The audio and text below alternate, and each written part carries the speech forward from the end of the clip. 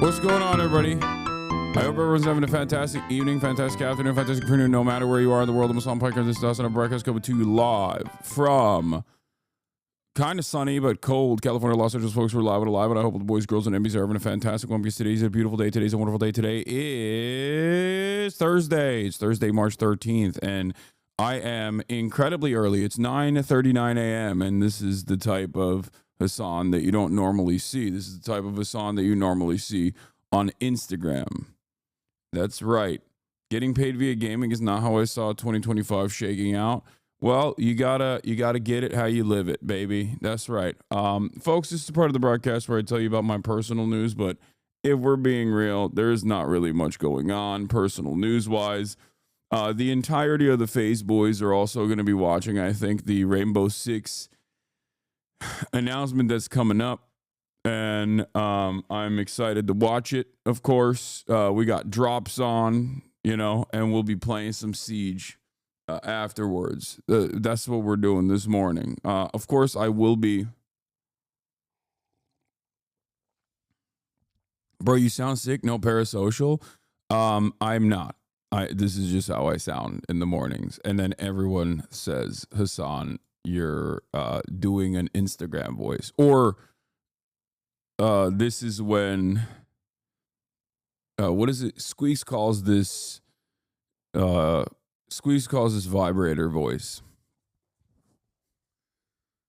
This is just how I sound for a couple hours in the morning, and then I don't sound like this anymore. As you can see, my eyes are also kind of still. I'll be honest with you. The reason why I sound like this is because I was bad last night. I was bad. What do I mean by this? Hasan, what do you mean by this? What do you mean you were bad last night? I was bad because I watched Mickey 17, and in the process of watching Mickey 17, I went to bed really late. I went to watch it in the theater, and it's good. It's not that good. I will admit, like, it's not my favorite. Okay. I think Robert Pattinson is great. I was kind of underwhelmed with the Mark Ruffalo performance that everyone thought was amazing. I really wish that, like, good actors wouldn't try to do, like, almost corny political references, because Mark Ruffalo's a great actor, and, like, it's obvious that he's trying to do an Elon Musk Trump like amalgamation, and I did not like it at all. And I know it's supposed to be a dark comedy and it's supposed to be goofy, but, like, I just did not like it. I mean, it was, I gave it a solid 6.5. And that's because I really like Bong Joon-ho. I don't want to say his name wrong. But that's it. That's, like, boring take. I think it was so well shot. It had so much, like, the concept is kind of cool. The concept is really cool, actually. The idea of, like a multi-billionaire trying to develop a racially pure space colony or whatever. Like, that's great. It's a dystopia, tech dystopia. It's like Snowpiercer, but in an airship, right? In a spaceship. Like, I like all of that. And I know it's based off of a book.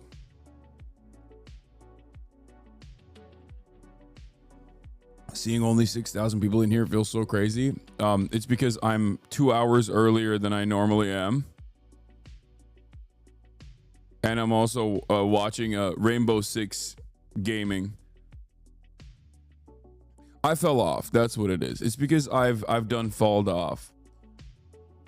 They're reposting your woke Bay era Because monologue? the only difference between ISIS and the Nazis is the color of their skin, Donald. As a matter of fact, white supremacists are responsible for the majority of domestic terror. But I guess that's the reason why the many memos that Oh my God. Oh no, that's so cringe. Came from the FBI and the Department of Homeland Donald, like I'm Justin Trudeau. Oh, Security, stop. warning your administration about the fact that white supremacist groups had carried out more attacks than any other extremist groups, and that number was going to increase, found itself in the trash. Said this once, I'm going to say it again. I'm not saying that white Christians are Nazis, but the fact that you're trying so hard to make it. Yeah, I nowadays I am saying that. You know what I mean? I'm saying that now. Gatsu crash out video. What is that? Like actual Nazis and their sympathizers should not be condemned is the exact reason why 60 years after the civil rights movement, these assholes don't feel the need to hide their faces under hoods. Anyone and everyone who does not condemn them outright is absolutely complicit in the violence that has already taken many lives and will only escalate from here. Bro, what is going on? Why are people saying Gatsu crash out vid? Do I have like a big Gatsu constituency now? Is that what's going on? Because I watch his videos and I support him because he loves China? Is that why? Like, or is there just like an inorganic movement in the chat of Zoomers who just get paid to sell me Gatsu videos? They're like, oh, please, you have to watch America's Downfall. I don't even know if I have time to watch this. This is gonna eat into the Rainbow Six showcase. I watched it. It was good. Yeah, I gotta watch the Rainbow Six Siege showcase today. Okay, voice change user. I'm not using a voice. I am using a voice changer. I am. Getting two guide log in, you got a sponsor? Yeah, it's sponsorship time, baby. I bet there's just crossover their audiences. Nah. Yeah, I'm locked in. I'm tapped in. Let's go. Let's get it. Unk is locked in, dude. Hold on. Let me see. I hit up. There's like hella people on here too. Oh, I have a call out. I have a call out to my manager. My manager double booked me. I don't know what the hell's going on lately. They double booked me. They booked this Rainbow Six thing, which is fine. It's cool. I said I was down to do it because I thought like, you know, a bunch of other content creators were doing it. Okay. Also, that's such a funny way to start the Rainbow Six sponsorship. Henry Kissinger in hell right now is a funny way to start the Rainbow Six. Tom Clancy Rainbow Six sponsorship. But yeah, he also booked me with Alana Hadid. I was supposed to do Alana Hadid's podcast as well, and he's not even here right now because he's overseas. I looked this up last night, late at night, and I freak out. I'm like, wait a minute, you double booked me.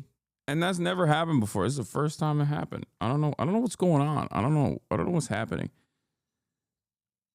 I mean, it's fortuitous considering that we have a lot of stuff going on, but it's just also not Bella Hadid, Alana Hadid. Alana is Bella and Gigi's sister, the third Hadid in the family. And yeah, the Hadids love me, apparently. I didn't know that, but initially. But yeah, they're fans. That's not even that's not on some Dua Lipa shit. That's not a joke. That's not like a meme or anything. That's actually real life. But in any case, yeah, we got the Rainbow Six sponsorship. We're gonna be watching the showcase that starts in 12 minutes. Did you reschedule, Alana? My manager was supposed to, and I think I will. Also, obviously, I'm gonna be talking about Russia because not because of Rainbow Six, but because Donald Trump is the brilliant tactician negotiator who really did the damn thing. He did it so good. He did that damn thing. It was a really good idea, sir. Congratulations. Thank you for using all of your time on the negotiation front, yelling at our proxy. It was sick. It was certainly a sick idea. I'm glad. Now you got Vladimir Putin in fatigues looking like Zell Disney and Kursk talking about how he's going to pummel everybody, you know?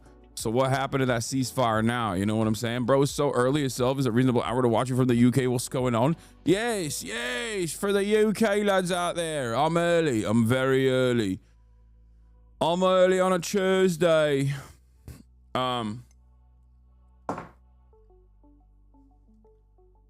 But yeah, Kendrick is now on the new Cardi album coming out tonight. Will you be tuning in? I know you're gaming right now, but this is important news. Yes, of course. Unk is opium. You already know this. So obviously I'll be a part of that. Don't you worry about that. All right, well. Wait, where is the... What the hell? What the hell? Yeah, Rainbow Six. Wait, bro, I'm not kidding. Oh my God. Where is my management, dude? What is happening? Oh my God. I have to find out. I have to find everything on my own. Oh, my voice is so awful. I'm sorry. Are you sick? No, I'm not. I'm not sick. I'm not.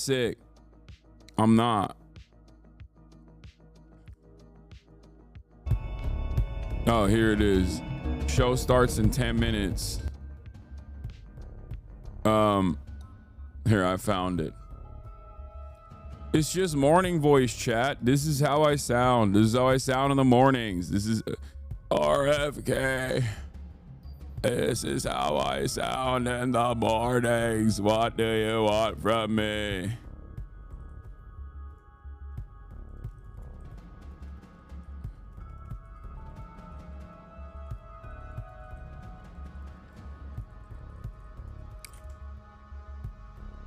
Have you done any Siege content before? Newish consistent viewer here. I've played it one time. So here, my experience with Rainbow Six Siege, it goes as follows. One time Rainbow Six was free for a weekend in like 2018. And I had heard about the lobbies. I do obviously have a lot of people in this community that love playing it. But I heard about the lobbies, so I entertained it for the free weekend. And let me tell you something, okay? Lots of interesting people on those lobbies. All right, that's all I'm gonna say. I'm gonna say lots of interesting people in the lobbies, and let's just say lots of podcast enjoyers. Do you know what I mean? Lots of people who enjoy very specific podcast, like lots of Twitter enjoyers. That's all I can say. I mean, I'm obviously sponsored. I'm a big time Ubisoft boy. You guys already know this. But we'll see. We'll see what the lobbies look like in a second. Because after the showcase is done, we're going to be reacting to the showcase. After the showcase is over, we're going to be putting the game in the bag. Unk is going to be putting the gaming in the bag early. Do you feel me? Unk is going to put the gaming in the bag early. It's official. Your morning voice sounds too fresh. I didn't know. Didn't get to the gym this morning. Don't let them gain slip, big dog. Okay, how about you calm down? I don't normally game or I don't normally gym in the morning. On this morning anyway, but the problem, shut up. I do normally work out though.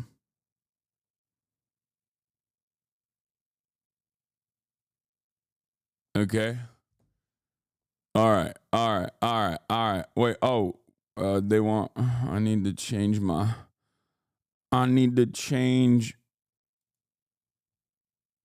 Wait. What?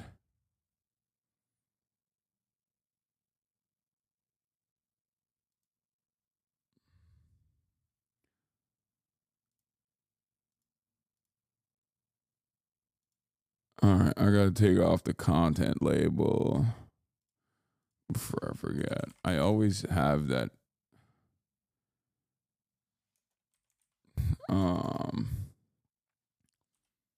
This feels like running into a coworker in the real world. Why? What do you mean? I'm genuinely surprised you get so many gaming sponsorships. I would assume that most studios would want to avoid political content creators, especially with leftists. Dog, what are you talking about? I think you guys forget something very important. Number one, a lot of devs are in here, okay? Like literally in this community around you, okay? A lot of people in the gaming side of the world, like the ones that work and make those games that you like, they're here. They actively like my politics. And even on the marketing side, for normies, you know, they're like, oh, this is a progressive guy, which is true. The only devs, ironically enough, the only devs that, and it hurts my heart a little bit, it breaks my heart a little bit. In my experience, the only devs that don't want to work, not devs, but like the only publishers that don't always work with me are Japanese publishers. They are the ones who are like, oh, if you are even in any way, shape, or form talking about politics, like that's unacceptable. Having said that, for most developers, like their politics resemble mine fairly closely.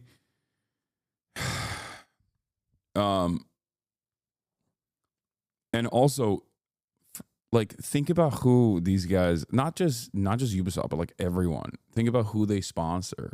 They sponsor everybody. They don't, like, most people don't care about what the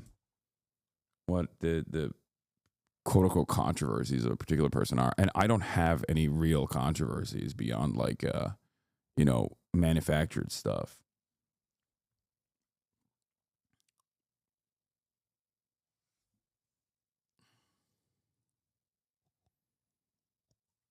But I've told you guys this before. I say no to sponsorships. Like a lot of sponsorships. It's so funny that people still it's funny that people don't realize that. They think that like it's funny that people think like that, you know, advertisers don't actively pursue this community. You're sounding like one of those podcast dudes. Your voice is super coarse. Yes, I know. It's because it's the morning. It's early. Why you talk with this bubble voice is kind of awkward. The one time, dude, you know what it is? You know what's funny? God, this community is so neurodivergent. It's hilarious. I mean, I guess I'm also like that as well, but it's pretty funny that even like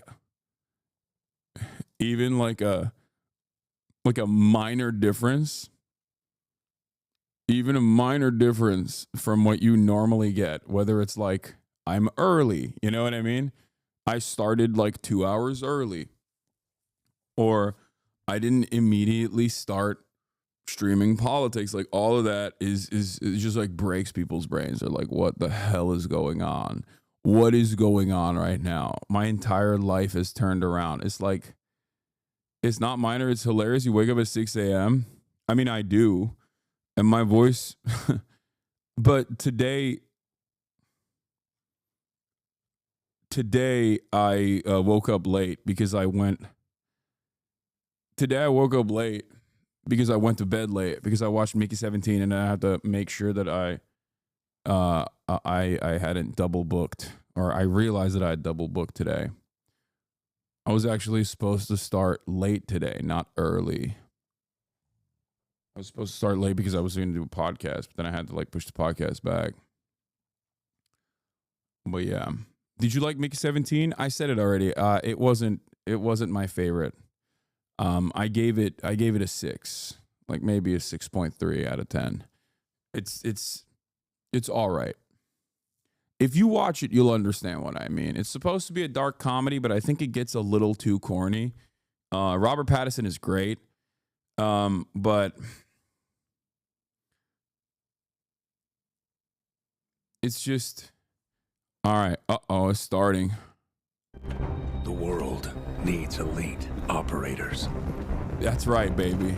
The world really does. The world really do be needing elite Heroes operators to protect the like innocent. me. Specialists to fight terror.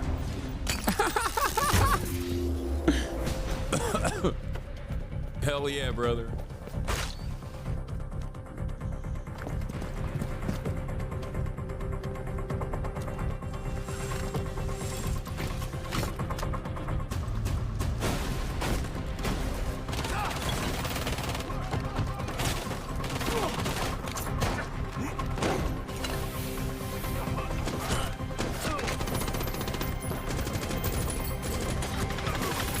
They need me, brother. They need me. I'm joining the call, baby.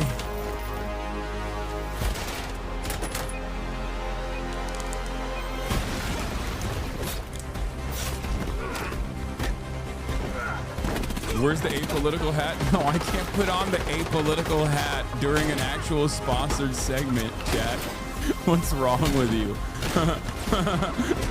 That's funny to think that you think I'm gonna put on a Trump hat during a sponsored segment.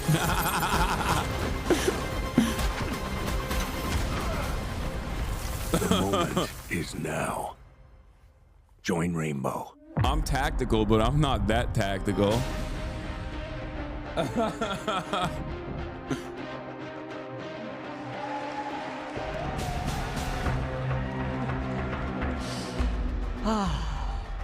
The day is finally here.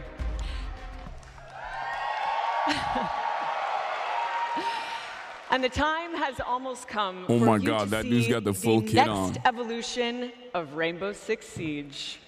Welcome to the Siege X Showcase. Awesome. That's an My name absolute is unit Patricia in the crowd. Somerset, and today I am here with a champion-tiered squad of developers, casters, and creators to show you what Siege X is all about. You can think of me as a squad leader. Shouldn't be too much of a stretch.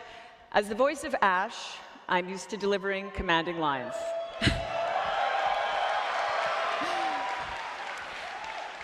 So how about this one? All right, operators, you've trained for this. You're ready for this. The mission starts now.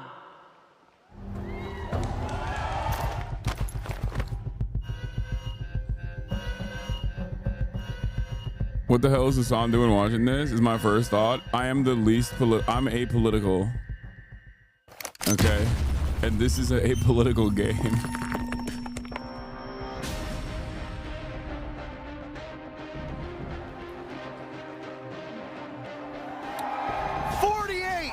Of your favorite content creators have assembled here in Atlanta to usher in an explosive new era of That's Siege. crazy that they didn't invite Folks, me to this. This is the Siege X Showcase. We'll be starting off showing those content creators. First up was Team Skittles. Team Meaty Marley will join next. Bro, And get that's loud crazy for that they your didn't invite me to favorite content this creators. part. You know what I mean? They were like, hey, we want you to watch because you're a very good watcher, but like, I feel a little undermined here. You know what I mean? Like, they're like, we need you. I think it was because if I had showed up, it'd be OP. You know what I mean? It'd be imbalanced. Got Team Brazil mixing with a little bit from all around. Yeah. They asked me at first, but then they were like, yo, we have to rescind your invite. Because honestly, if you played, you would kind of, you are the greatest of all time. Like, everybody knows this. Everybody knows you are the GOAT. Okay? Everybody knows you are the GOAT. So if you were actually at the showcase playing, like, everyone else would feel so bad because you would destroy them. Like, you're so good. You're like a drone operator. We can't risk you on the ground. Yeah. Basically, that's what happened. But you'll see. Team Stable Ronaldo, like, that's what it was actually. It was Ronaldo's team that it was Your Rage Gaming who was really scared of my prowess. And he said, please don't show up because I'm worried. Yeah.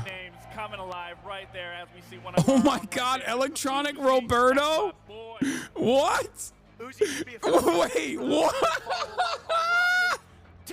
What are these teams, bro? Oh no. I think that's the controller players you were talking about. Yeah, I think you're right. They said Hassan. They said I Hassan, don't see your thank you. face. I used to Don't work with phase him. up. Your You bitch used to too play bad. against him. My Your name's aura Zintero. too I'm joined by powerful. Laxing. We've been long-standing members of That's this what they community. said. We are They happy said, to Hassan, you welcome can't in do it. to what might be the most exciting thing we've ever done in Siege. On the left side of your screen, this side, because we're mirrored, you're going to see what we're getting up to today. Wait, we're gonna be starting did off E-Rob with actually a get new picked before game me? That's mode. You heard crazy. it here. Not just Siege, but something brand new.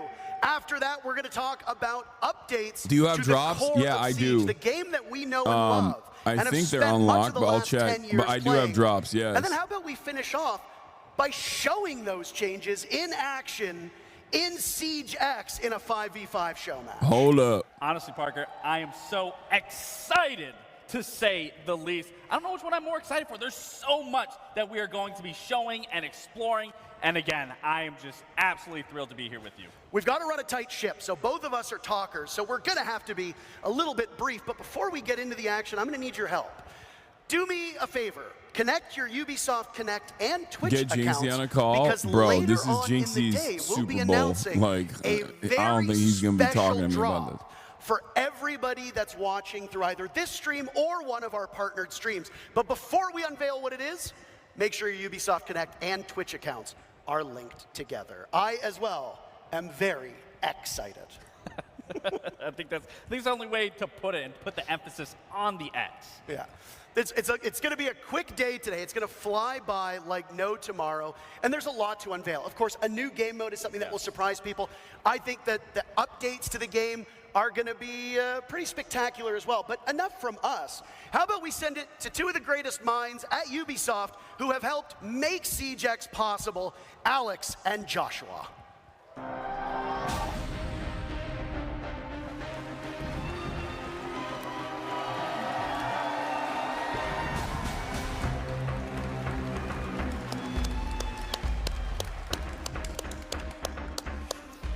First of all, let's hear for Ash.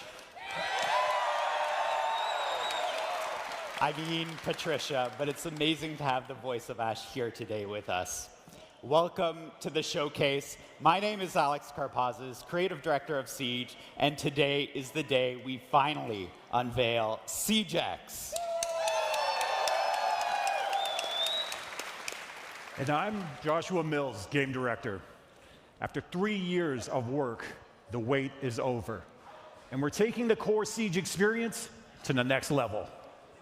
We have a ton of details to share with you about how Siege is evolving with exciting updates like modernized maps, an audio overhaul, advanced rappel, and much This feels mega more. churchy. Dog, it's a video game showcase. In a few minutes, you will see live gameplay. Chat of those will act changes. like they've never But seen a before video that, game being we have unveiled a very before. first Siege X trailer to share with you.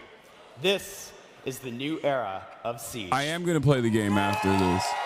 So we watched the showcase. Here's how it's going to happen. First, we're watching the showcase, and then I'm going to actually test it. I'm going to be a beta tester. You feel me? I actually should download it now because they wouldn't let me download it until this moment. Hold up. Once I get a green, we all on beast mode. Feeling lightheaded, come on, peak close. Trailing up a sleeve stuff. Catch me out of reach, fuck. Big time, stunner, putting pressure on the action. Big prime, stunner, till you're trying to Hold on. Let me... stay yellow, cause I stand on what I'm standing. Whole team coming up from all across the atlas. Visionary drip, missionary wrist. System to my kids, hereditary rich. Rocking with a legendary clip. What you know about it? We was too relentless for the mud. Stand on what I made for. Say I'm through they mind, bet that's what I aim for. We was splitting scraps, now we got a main course. How'd I go from soldier to commander in the same war? Yeah, I cannot go back, I'm too accomplished. So I'm running with the God said, give you my respect, I ain't give you my spot, kid. Say my best regards, but we done taking losses.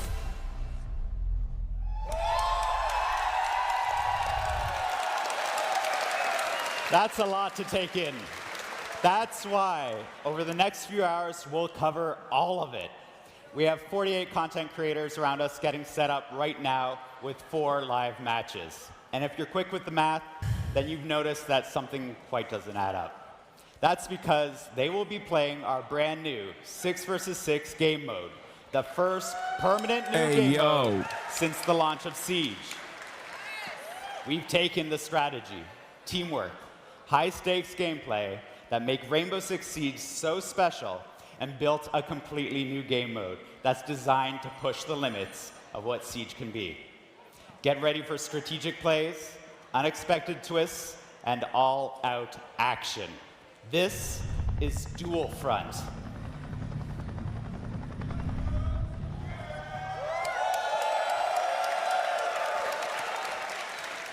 Dual Front is the culmination of years of hard work by our incredibly dedicated and talented team.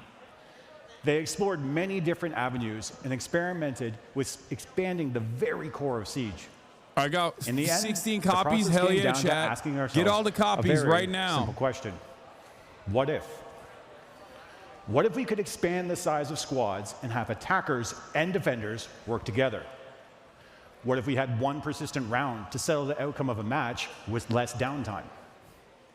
What if we could expand the narrative and universe in-game seasonally? What if? One of the answers to these questions was to design a brand new, ever-evolving map where the action takes place. Welcome to District.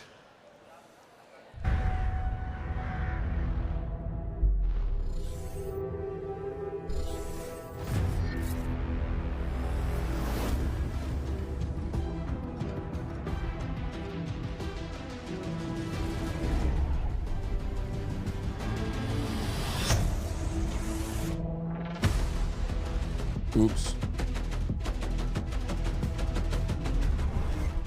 Drops are on. All you need to do is watch and have your account connected. I'm pretty sure. That's it. Why can't I download this? Oh, there it is. It's not light mode. I'm trying to download the game. They wouldn't let me download it before the game started. Like, they wouldn't let me redeem the beta until the showcase started because of the embargo.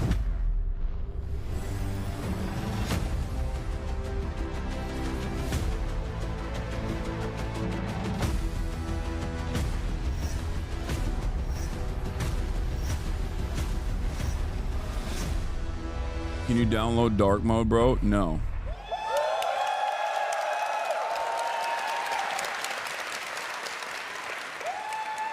District is a new map created exclusively for Dual Front and built to change with ongoing updates.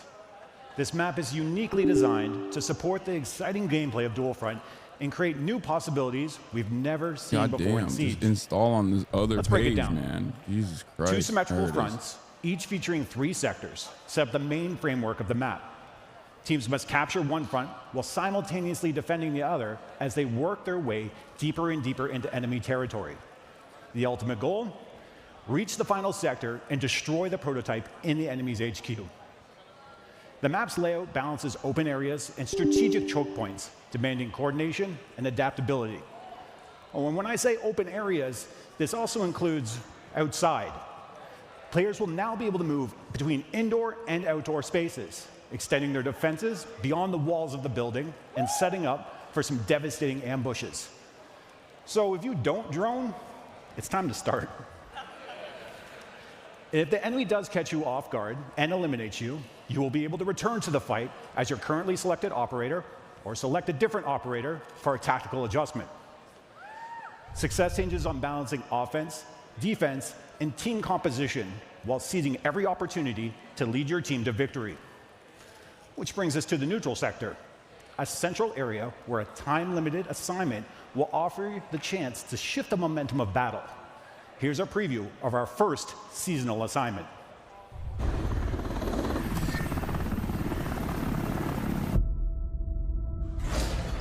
Intel has zeroed in on an available assignment in the neutral sector. The enemy has started the extraction. Move to intercept.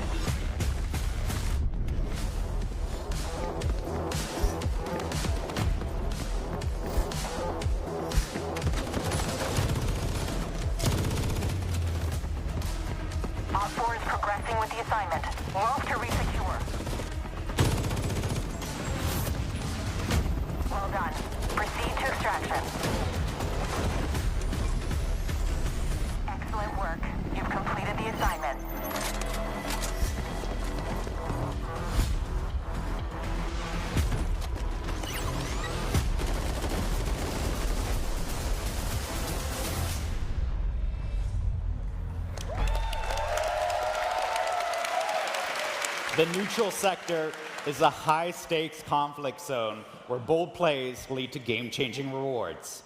Players can tackle the time-limited assignment that will grant valuable bonuses. It's important to keep in mind that taking this risk means leaving key positions open, as every operator participating in the assignment is one less operator in your attack or defense frontline.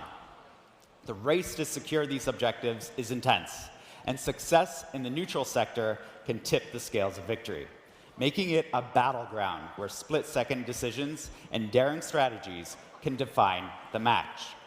With each new season, players can expect a new assignment in Dual Front.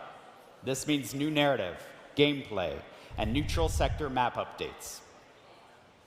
Dual Front was built from the ground up to use the strengths of Siege, while adding new twists.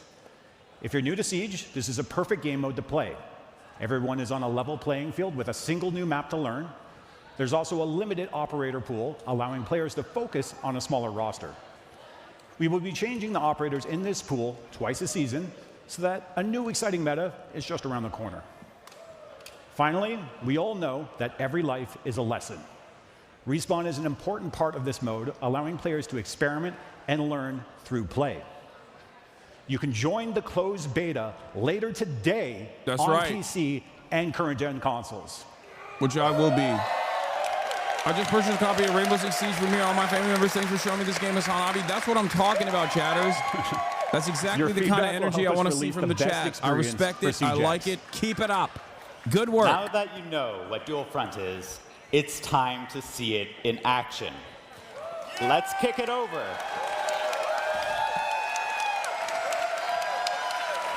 Let's kick it over to our legendary casters and see your favorite creators exploring and discovering all Dual Front has to offer right now.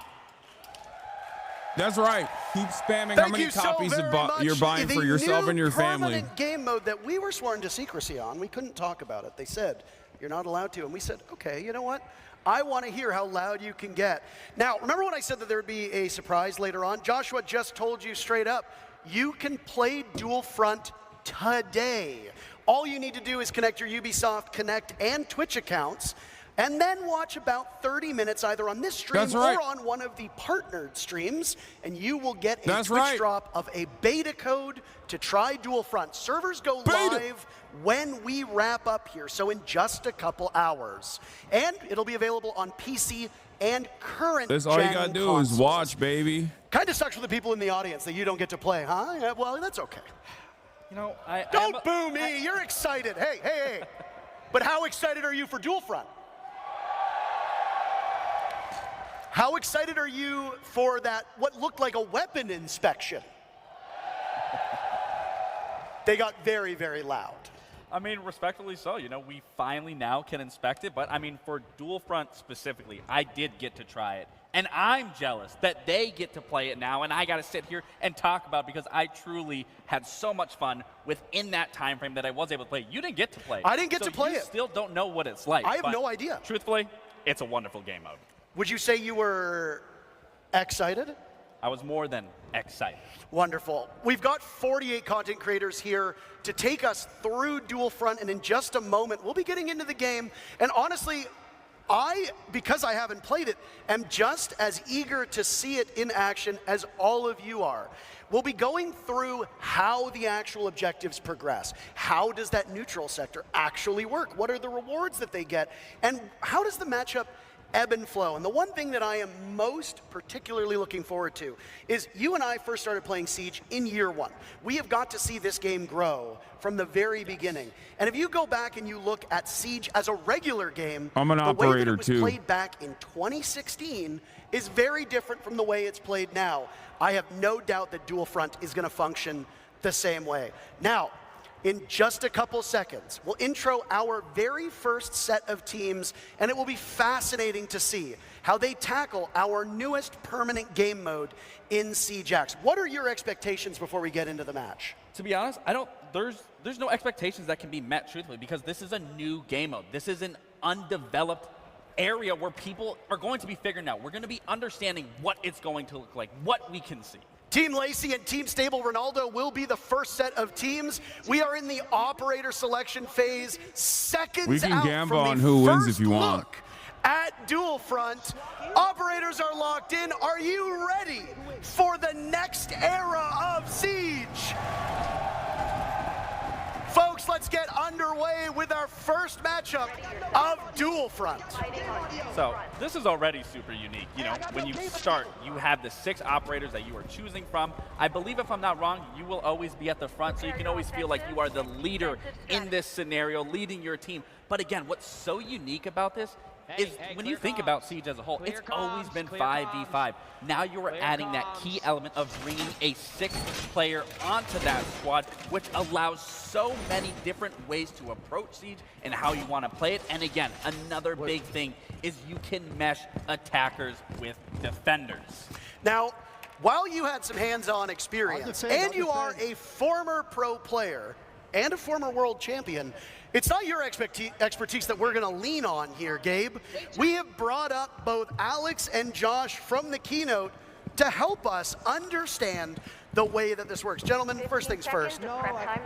What a day. What a day. I mean, I think you were prepared for the audience to get loud, but would you say you were a little caught off guard with the enthusiasm that we're seeing? I mean, we've been waiting for this moment for 3 years now, and we're still not prepared for it. This is really exciting.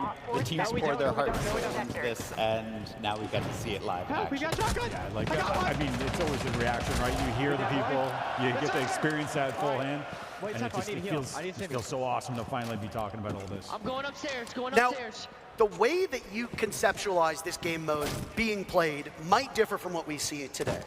But is it fair to say, Alex, that you're expecting players to literally problem solve as it goes along, and that there isn't really a defined correct way to play based on when you built the game? I mean, we've been playtesting this for over a year now, and we're still learning new things, new combinations of operators. This is the first time we're taking attackers and defenders together on the same team, but we're keeping that attack and defend philosophy alive, where you have one lane, one front to push, and one front to defend.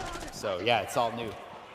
Well, and as I was saying, you know, the key element of adding a 6th player to that squad, I mean, Siege for the past 10 years has been 5. I mean, what was the decision to bring that extra element of surprise and putting a 6th member onto that roster? Well, one of the big goals we had with Dual Front is to actually make Siege more approachable. So, and one of the ways of doing that is to kind of lower that social pressure of having to, if you die in a 5v5, 4v5, that's a big detriment to your team. So in 6v6, you actually get to carry that weight a little bit more evenly.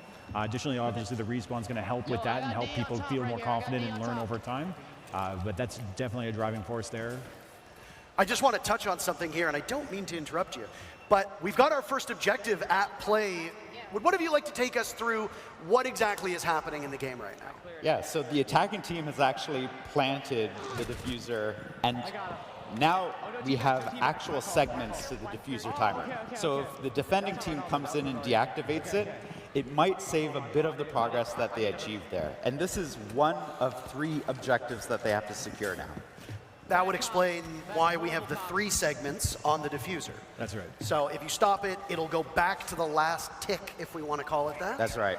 And then you basically paused it. So it functions very similarly to regular Siege in the sense that you have to control the objective, you have to get that diffuser planted. And I love specifically that you guys talk about, you know, regardless of this being a brand new game mode, you guys are still keeping that core value of what Siege has always been in terms of that tactical prowess and what you can do within Siege. And I think just being able to bring attackers with defenders can really set up that strategical stand even more in depth than what we've currently seen in Not well, but I mean, that's the you'll magic see. of it. I'll play it later, when you're too. playing this, you have to go on the attack. You get the attack, and then you got to go into the defense within the same lane. So it varies up what you're able to do there, like bringing a Nomad on attack. Obviously, we've done that 1,000 times, but putting her into the defense and making for the post plant, it's all drops are live. It's almost like they're fighting on dual fronts.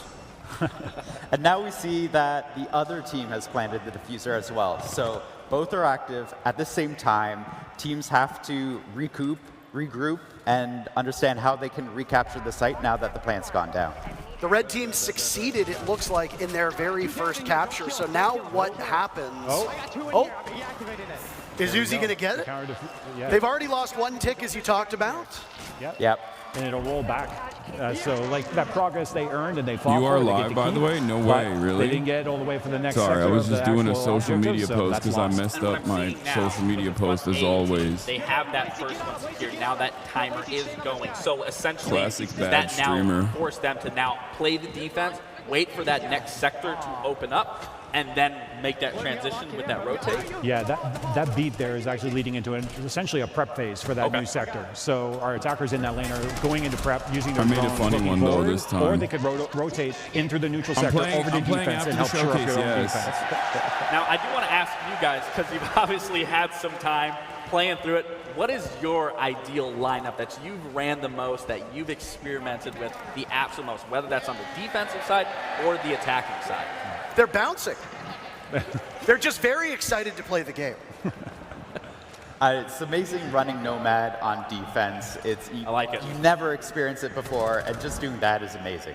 I'm about to say, you'll never hear anything coming from me in terms of Nomad with how much I love Nomad. I think Parker knows that as much as well. I played flank watch aggressively, so the fact that you can use those air jabs on defense to get those sound cues, to get that quick reaction, to net one of those eliminations, I mean, Nomad's massive on defense. I mean, Gabe, when you played professionally, if there was a spot on a map to be as far away from the action as possible, you were there.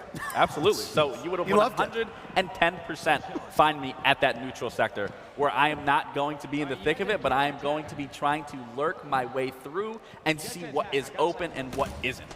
Now, one thing that you mentioned while talking about the game was that you're going to be swapping up the operators twice a season.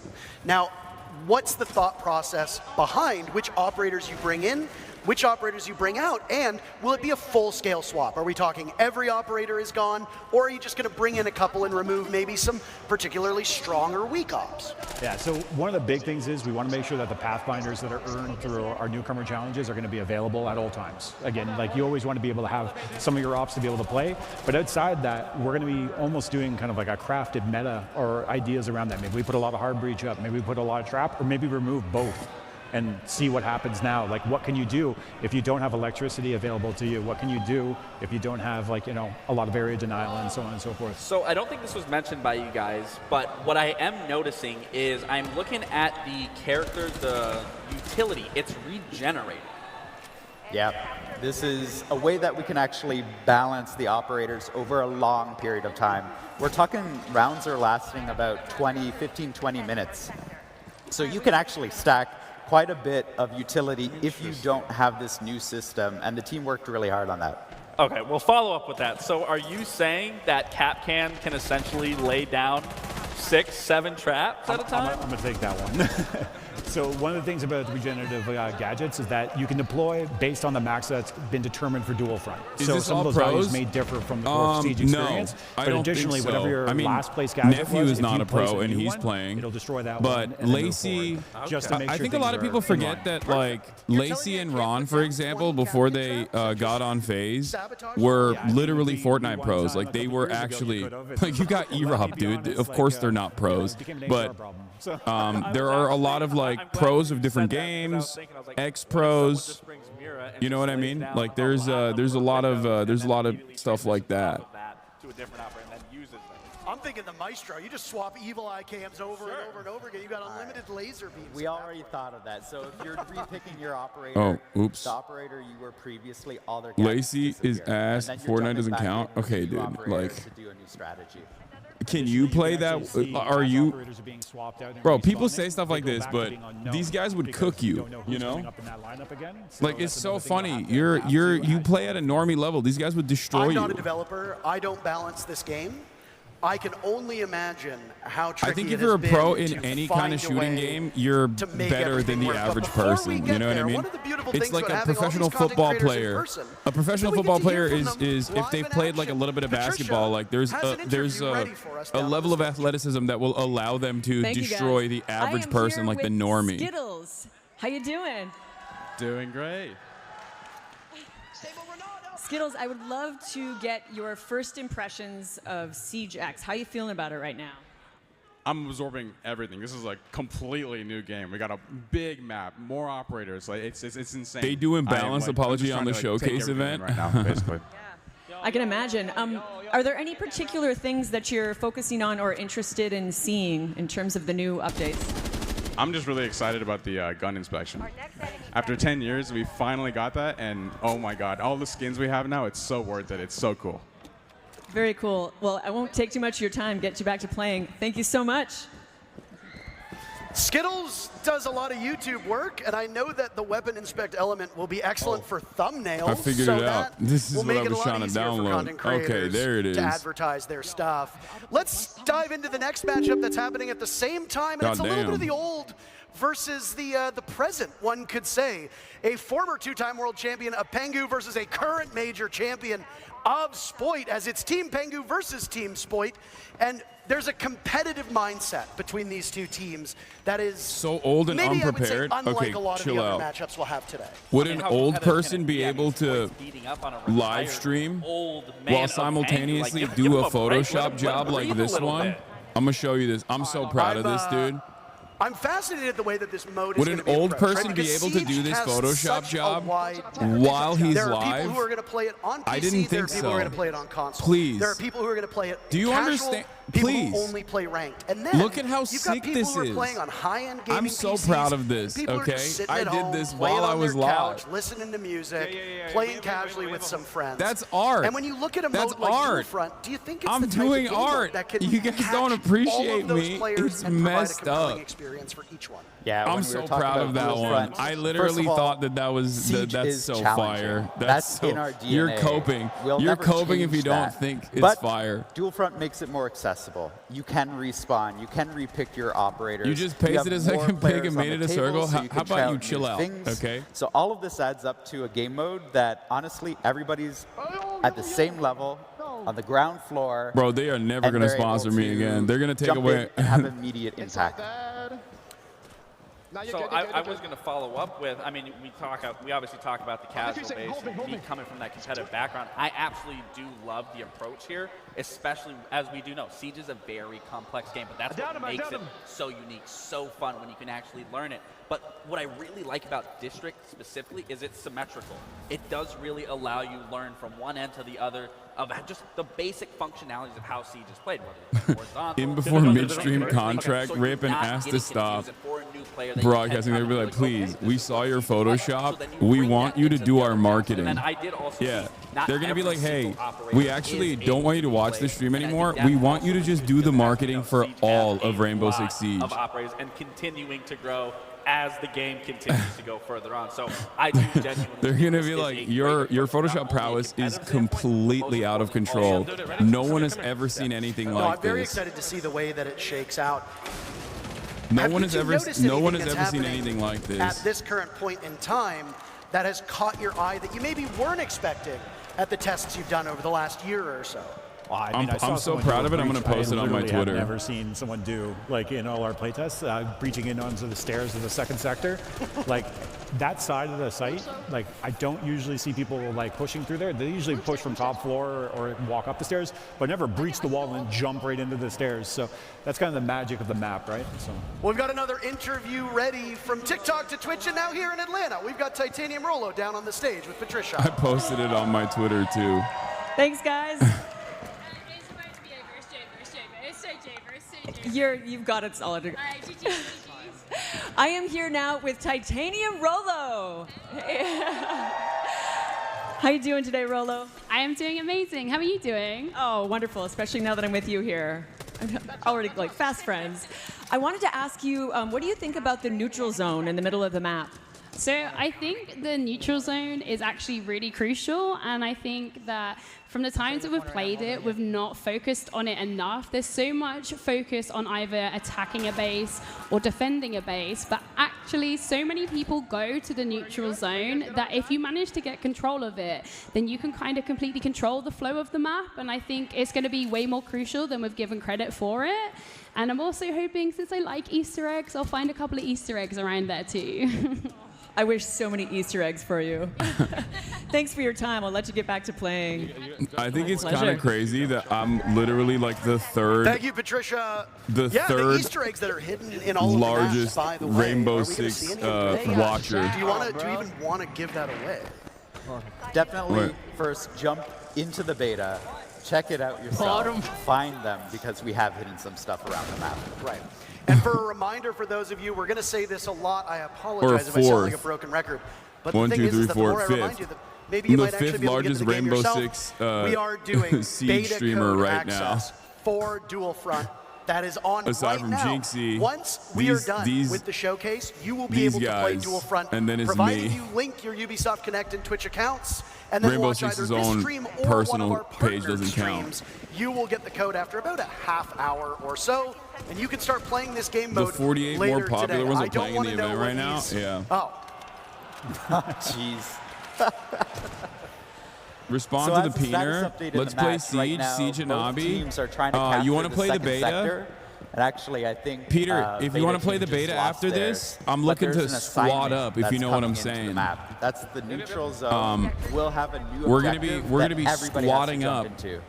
And we have to grab a hostage. So while up to this point, it's been like the typical quote-unquote siege where you have to get the case I got down. attorney today, now but we're I'm going down back to later. the old All right. ways of the hostage being involved. Yeah, and not only just that, but the hostage is Dokebi, because we lost her at the end of the Assault on Hereford event. So this is where that narrative starts coming in when we talk about seasonal update that way. I want to say, so when you grab the hostage here, if I'm not mistaken, you have to bring it to the other side, the enemy's side. So what Anne is already doing this wrong. She brought it to her, I believe, thinking that they are going to get that extraction, but they actually need to bring it to the opposite side and make it far more challenging than just as simple as, let's just bring it back down. Yeah, exactly. It used to, like, you can see as soon as it got the hostage got picked up there, the icon shows up that show you where the extraction point is for you, and the helicopters are coming in the next 30 seconds. And that, oh man, like again, we're talking about audio and everything. Can't wait for Hearing Hasan to helicopters ask come Chat in how during to a siege play match. Oh, get your heart pumping. when he Well, I wanna starts say, don't playing. board It's it, though. true. I will be We asking actually you. went through this moment together when Chat, we were pay testing attention, this out because the I other will be day. asking you And how to it play is- this in you're a talking little about the bit. heart stumping, and especially like let's acknowledge you can play outside now. Like that is a huge thing that needs to be acknowledged. You don't have a timer letting you know you're going to be shown. I mean, again, these operators, that is just evolving a meta right there. All the shields you're All right, seeing. the closed beta is now available. What am I watching? Exactly, but no, Finish like I was downloading, saying, it's back ready to play. that, it is very intense when you have to run to the enemy side with this, trying to get that extraction up while they're up and coming, spawning, holding those positions from outside, waiting for an ambush that you're potentially running. Tag me in, You boss. were I'm actually doing a Emerald very rank. good Oh job at no, leading I that. You're know. like, all right, Lax, I need you to get in Andrew, front if of you me. I want need to play to with clear me this. when I we need do you to the clear that. when we do And the did end beta, up doing it. pull up. Yeah, honestly, like It's gonna regardless be, if we talk about the match being like the game of being I approachable. know Ludwig we is get real playing as well. I hit him competitive. up, Oh, absolutely. but he didn't respond to me You because mentioned he's that fake. Dokkaebi He's is the fake. one He's to phony. grab here because of the actual lore of the game. Now, there are a lot of people here at this event dressed up in cosplay, and lore in Rainbow Six Siege, yeah, give them some applause. They work hard. The lore in Rainbow Six Siege has steadily increased to the point now where, you know, when I first started playing, and he first started playing, there was basically none. Will lore play a part in Dual Front, and will the events of future seasons find Carried their like way into Nick this game? Paulum and Apex. So that's actually what we're trying to do with Dual Front. Bring some of the story into the game proper so that you get to experience the story itself. And so every single season, we'll be no more weaving child in the lore of games Siege like into other the games I updates that can't you mention see in Dual because Front. I'm doing Now, this is when an a team ad does and you're not successfully supposed to say extract other the game hostage, names. What benefit does that give the team? Oh, they're at the wrong. Oh, Yes, no. they both just Yep. did the exact same thing. Do they throw Dokkaebi into the net? No more child games. Well, they gotta take it- Adult games You, only. I'm not. But whenever they do end up getting it to the right, getting hostage to the right extraction point, and then This game having is her too hard airlift and it out, toxic. you I'm actually hard and gain toxic. 2 sectors of the current objective or the next objective that you're going on. So if you have 1 sector left on, say, sector 2, it'll click forward on 2. Okay, and so that won't, so like for example, on Bravo's side, they already have 2 of those sectors, or not sectors captured, but they have, you know, halfway through. Actually, yeah, on either side of the match right now, whoever secures the assignment will win. Oh. But like, they just have to get them to the right extraction zone, and there's only 20 seconds left to get it done. And what happens if you don't complete this task? Then it just Oh. goes. They figured it Sorry, out. I'm too excited now. It's a reverse umbrella. And so this is actually All right. an air tap, and they win. So that's the thing. You can either play for the neutral sector, or you can keep on pushing in one of the fronts and end the game as well. Like Bro's literally all wearing things Siege, shorts, You man. have multiple ways to You pull can't. off. That's That's right. disrespectful. You guys know. You guys We've know got more. We got my more, we got more attitude games going about on, wearing right? shorts in combat. So I don't think this you one should be wearing is shorts finished, but outside of next the one up, outside we're of the going field worldwide. of Raza versus athleticism. Pestily. Now, Okay, Team I Raza think it's have disrespectful to the pretty art of formidable war. players on it. And I think it's wonder disrespectful how in they'll be able general to wear tackle shorts when you're dual like, front. We imagine saw killing a a dude more objective and you got focus shorts on. in that Pengu versus Spoit matchup. Than in the Imagine first. And again, you it's gonna come kill down a to the way dude the and you teams got cargo tackle shorts on. these Like, objectives. think You about go how for- ridiculous that you is. fight for each of the sections of It's the map, or disrespectful. you I would, battle, as we if just I'm saw, out in the field in of that battle neutral zone and somebody nonstop. murks me and they got shorts on, I am neutral going zone to was the way to go. They haunt ended up them winning because for But again, the that's the rest beauty of of the their game mode. life.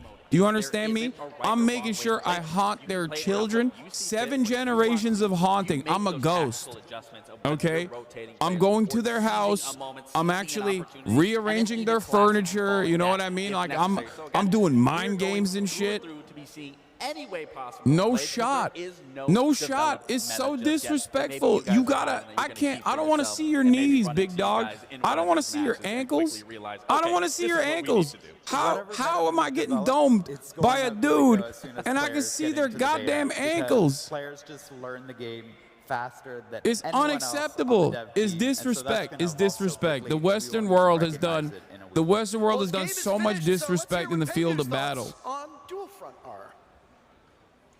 I am over here with the wonderful Pengu, everybody. You got to let the boys breathe Thanks in so much for combat. joining us Absolutely today. How not. you feeling? Absolutely excited. not. I'm not gonna lie, I was a Have bit some nervous. respect. And I came into it, I went 0-3, got no kills in the beginning. I was like, oh, chalk it. But then the teamwork started happening, and next to me started making some calls, and it clicked. We got the W. Lovely. I'm sort of curious, what do you think about mixing attackers and defenders? How's that feeling? I love it because it creates even more flexibility than before. Obviously, Siege has been about soft destruction, hard destruction. Now you have stuff like Capcan traps if you're defending, mute jammers. For example, Priest and I, we start defending the bomb site. He's playing castle, I'm playing mute. We're locking them out of the map, essentially. And then if we join them on the attack, we can play more aggressive operators like the Grim, for example. Amazing. Have you found any OP combos? I can't talk about that because, like, what if people they copy it and they beat us, you know? So no, can't leak stats right now. Oh, He perfect. thinks he's I'm gonna let you slick. get back I've to it. already, Thank you so much. I've already downloaded his combos, dude. He thinks he's Thank you, slick. Patricia. Oh, look You at can me. take I'm a Pengu pro. out of I the know what game, I'm. and his I former can't. team It's did, confidential. but Guess you what, can't dude? take the You didn't player. realize. You didn't realize, but I was watching. Okay, intently. And I've already downloaded his combos. The actual match. He's not even giving away Yeah, he's secrets a in two-time a champ. show Well, guess match. what? I'm Like, about to be a come on. 3-time champ. Yeah, exactly. He's saving strats for the next match. Team Raza versus Team Pestily is up next.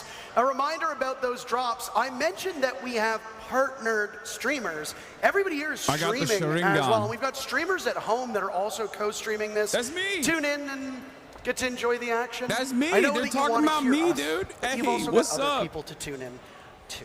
What's Now, up? That matchup between Hasanabi Spoit and mentioned. Pengu went by pretty quickly. How They're does talking that about us, chat. match up with your expectations of a typical game of dual front? So one of the interesting things about the neutral sector assignment is it randomly triggers in the middle of a match. They're talking about me, Between, the I think number it's like 5 10 largest Rainbow minutes and Six 15 streamer minutes. in the world. Is that right? It's like first 5 in. W, Yeah. So W after 5, it sponsorship. can happen at any time. So they already were pretty advanced in the match, and then it did end. So that's about the time that you can expect. 15 to 20 minutes is the average game length. The beta and then is you can out jump today, into the yes. next one right And I will away. be So you playing get it a after lot the in a little showcase is package. over. Hold on a second. The Gentlemen, I'm showcase seeing ends something here on your in screen. an hour, around an hour, and then Does I your will be. outfit show and then I'll up be on playing. the loading screen before you get into dual front? Absolutely. You got to flex whatever What you the got. fuck do they pay you to watch this? Excuse me. I think it's called Skinnergizing. Excuse me. It's because I'm Raza, a that's your goddamn own pro, dude. It's because they know potential. Have you heard of it? Have you heard of it? Mythological? It's because they were like, oh, you're the GOAT. You are currently the number 5 largest Rainbow Six streamer on the planet. And we really like that you're a gamer. You're a real gamer. They literally didn't. They told me not to show up to the event because I would dominate And too your hard. gun skin are shown off. So I also did notice when you first initially start out, you aren't just able to quickly run in to a different sector. You are blocked off said, right "Yo, there. Is that Hassan, essentially similar to a prep Your phase, women too or- bad. That's exactly Your the intent swag there, is too that tough. it gives time for those in the defending lane to actually do their setup Your and get ready. legal- It gives time for the intel to be gathered by the attackers. Your legal choice I'll of let this beverage be known is, that the is neutral too sector strong. is always neutral. So if you want to frag it out as Your soon as you smoke start, too you can loud, go and they said. do it Oh, there. That's interesting. Well, I'm sure there's a lot You of people that love phase to up hear you too say that. hard. I just want to get straight into the thick of it. And just like regular Siege, or core Siege, if I can call it that, destruction is a huge part of this. You talked about it as well. Hit me up we just on got Discord, to see it firsthand. Andrew. A lot of these teams are kind of treating this like Afterwards. team deathmatch. Beautiful is that? That's We're the gonna do it at rappel, by the way, 12. that was shown, that you can now swing around corners. Amazing. The very first time in our very first match that we just saw that, the crowd went wild. I don't know if you heard that, but no, destruction, it plays a huge part. I mean, a lot of these teams, again, are treating it like a team deathmatch, but here, you can reshape the map to your advantage. That's right. And even, we saw it before, you can reshape the neutral sector. In fact, one What of the graphic things card we've do been you playing use? with is Fifth you can try jump law? into the neutral sector 4090. before you attack, I have a reinforce 4090. where you need to, or open up where you need to, so that you actually lay the groundwork for the match to evolve. So I did notice within these sectors, there are still default cameras that are up. And we've already talked about regenerative utility. Is that the same thing with barricades? If a team just is absolutely not attacking, they're more focused on defending, where they just immediately fell off, will those barricades come back up? Or is that through and through, once that destructibility is there, it's permanent? Yeah, once the destructibility is going in place in the match, it's kind of the story of that match. So we allow that to be the permanent beats that had happened throughout it. So if Bro anything's tried to being figure out the broken GPU down, of a like political we talked about commentator the cheat 5 code times. where you get a Excuse soft me. wall, maybe not reinforcing it right away is a Bro good tried move. to figure out the GPU of the top number 4 top Rainbow Six Siege streamer in the world currently as it stands. His GPU. Okay, this is not. I'm an apolitical guy. I'm a centrist. I don't do politics. I do gaming. Okay, calm down.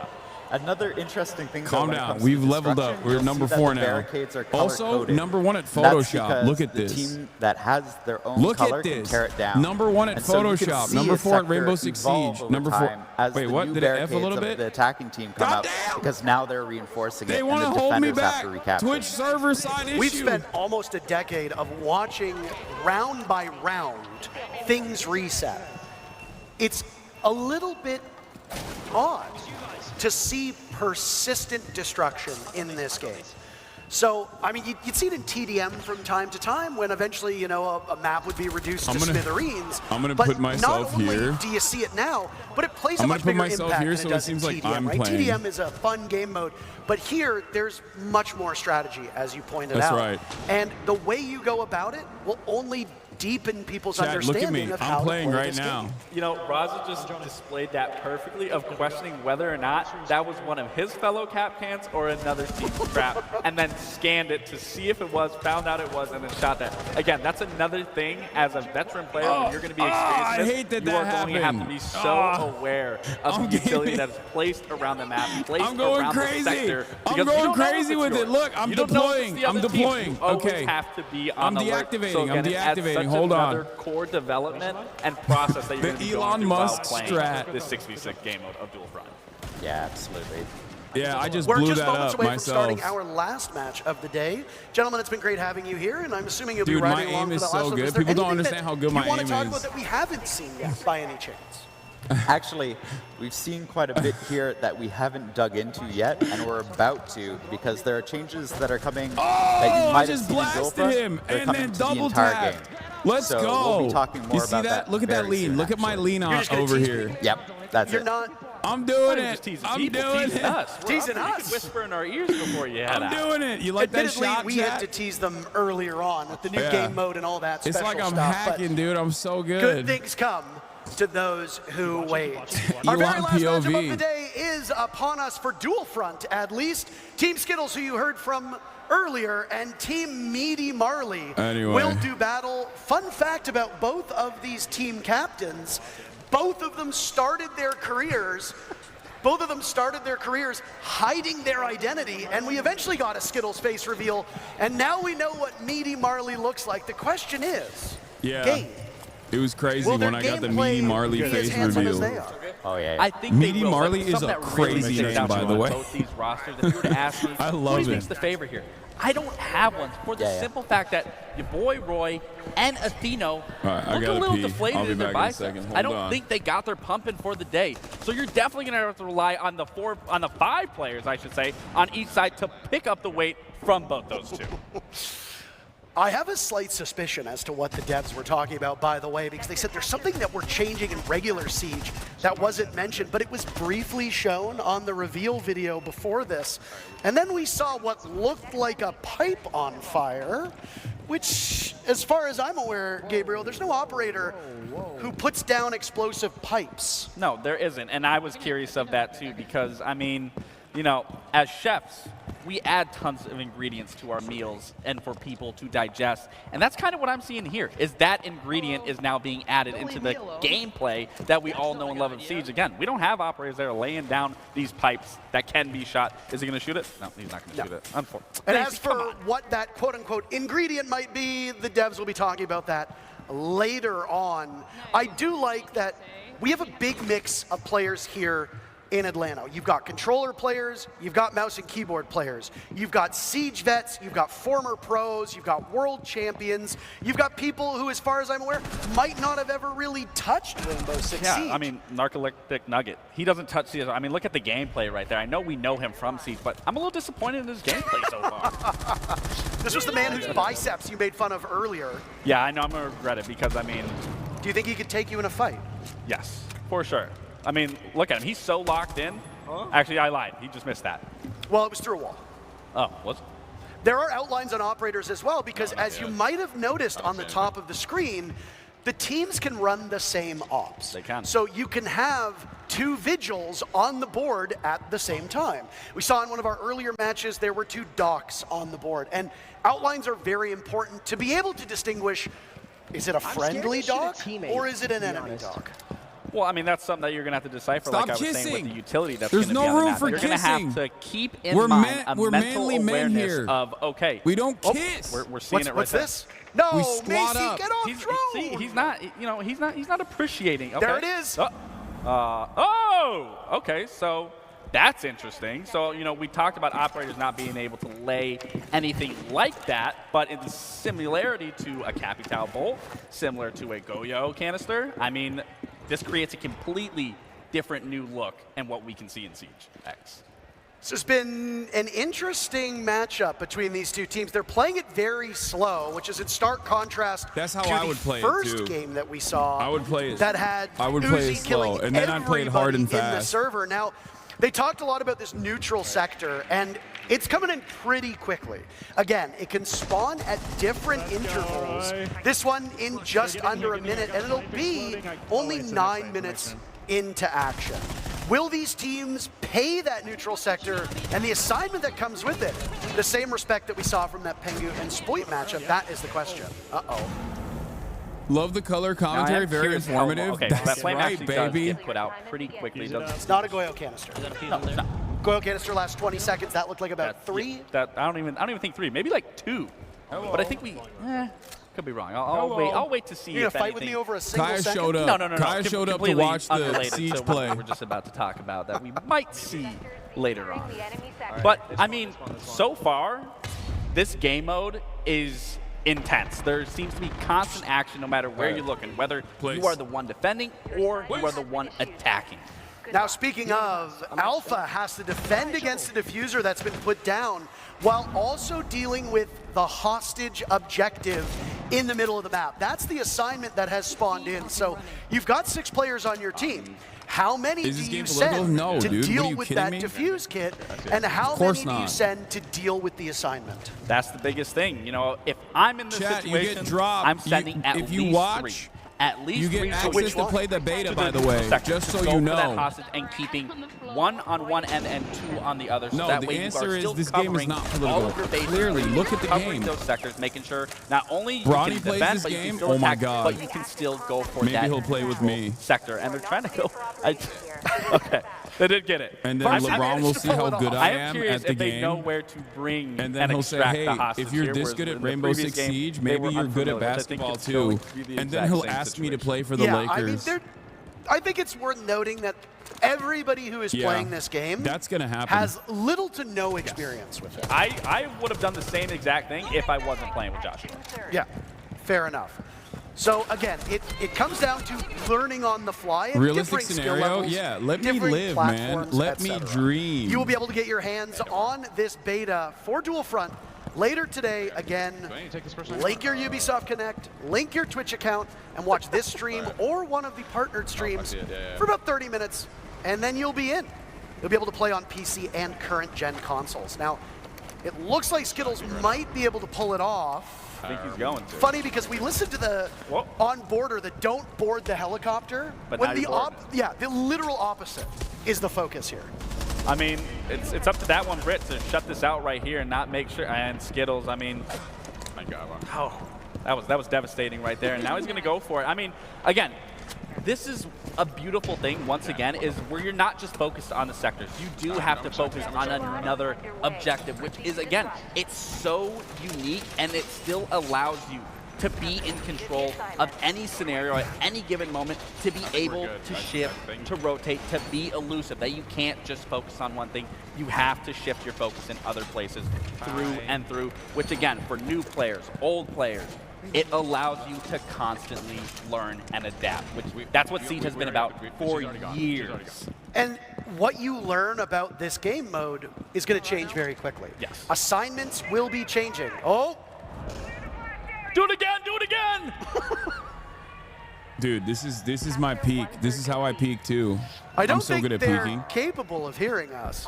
But again, just to kind of underscore how this game mode will be supported, a season in Rainbow Six Siege is about 3 months, give or take, because we have 4 a year, just like regular seasons. Twice a season, the operator lineup will change, which means that for a lot of players, as you're finding your footing, things will shift. And then at the start of each new season, the assignment will change. Right now, it's rescue Dokkaebi, pick up the hostage, get her to the helicopter, save her, but who knows what's next?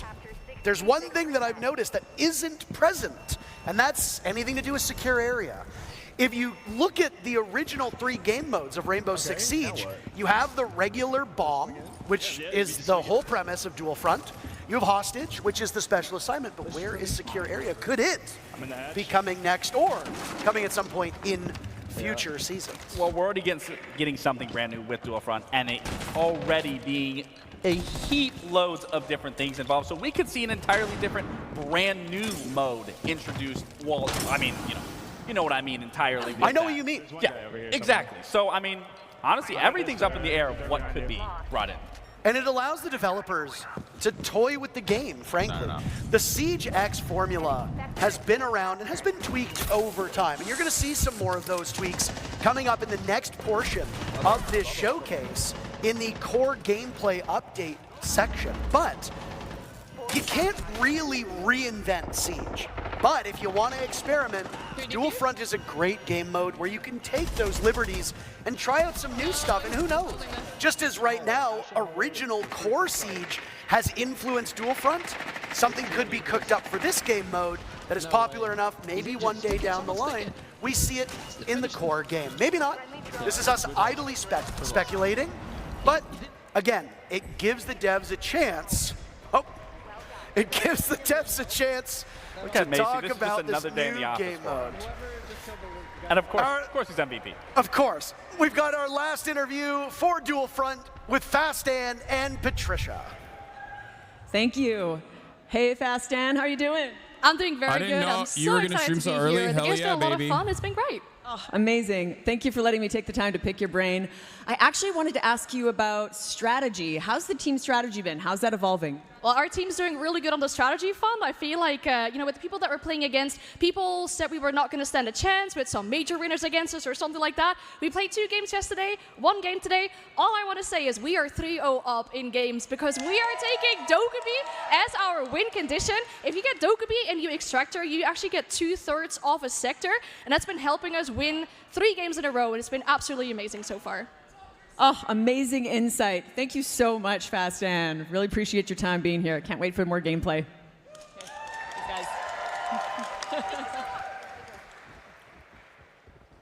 Well, thank you so very much. And again, it's great to have everybody here under one roof playing this game. I'm going on a mass purge right now, quietly. On what we're watching, because is it we against only your get to contract see to tell us their when it perspective, ends? but No. they get to play it, they get to experience it. From 10 a.m. And Pacific to almost every 12. single Dude, I match posted played about this on my... differently. Man, Well, it nobody goes into pays what I was saying. attention to This is a anything I brand new post. game mode. It's I posted in the Everyone is going in to the be Twitch approaching it entirely Twitter different, comms. whether it's going to be here or you guys later once this all wraps up. Okay. It is an unfamiliar 10 a.m. area to 12 for p.m. Pacific. everybody. I'm So watching again, the there Rainbow isn't Six going to be a announcement, then meta I'm playing just the new yet. Rainbow Six Who knows, for an there might not hour. even be a meta in general And because then, there is many and factors then to after take that, into we're here gonna do the that we news. just have not seen throughout Siege's history. And if you're new to this stream and just catching up to speed, the game mode we just watched, the new permanent 6v6 game mode coming to Siege X, is going to be playable later today. We'll be giving out beta keys to those who have their Ubisoft Connect and Twitch accounts linked together. So you can get the keys here. You can get it from the partnered streams as well. You just got to watch about 30 minutes. Then you'll get access to the beta code. It'll go live when the show wraps up later today. But we've got Patricia ready yet again. As I said, this show's going to go quick. I didn't lie. Patricia, take it away.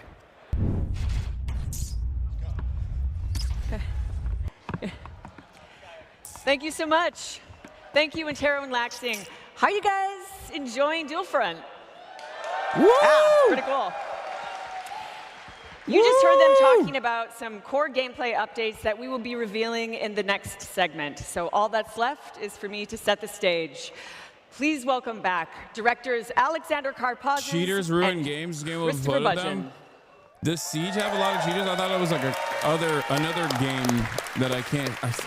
Am I allowed to see other games during an ad? I don't know, but I thought there was like a more of a COD thing. Launching June 10th at the start of Year 10 Season 2. This Parker on the evolution right of is the Siege reason I got builds into politics upon and found your everything that makes community. the Wait, game really? So special. People keep saying In the that first one of part the our casters showcase, is we a showed you big Dual Hasanabi Front, head. Our new 6v6 game mode. And there's a lot more to talk about.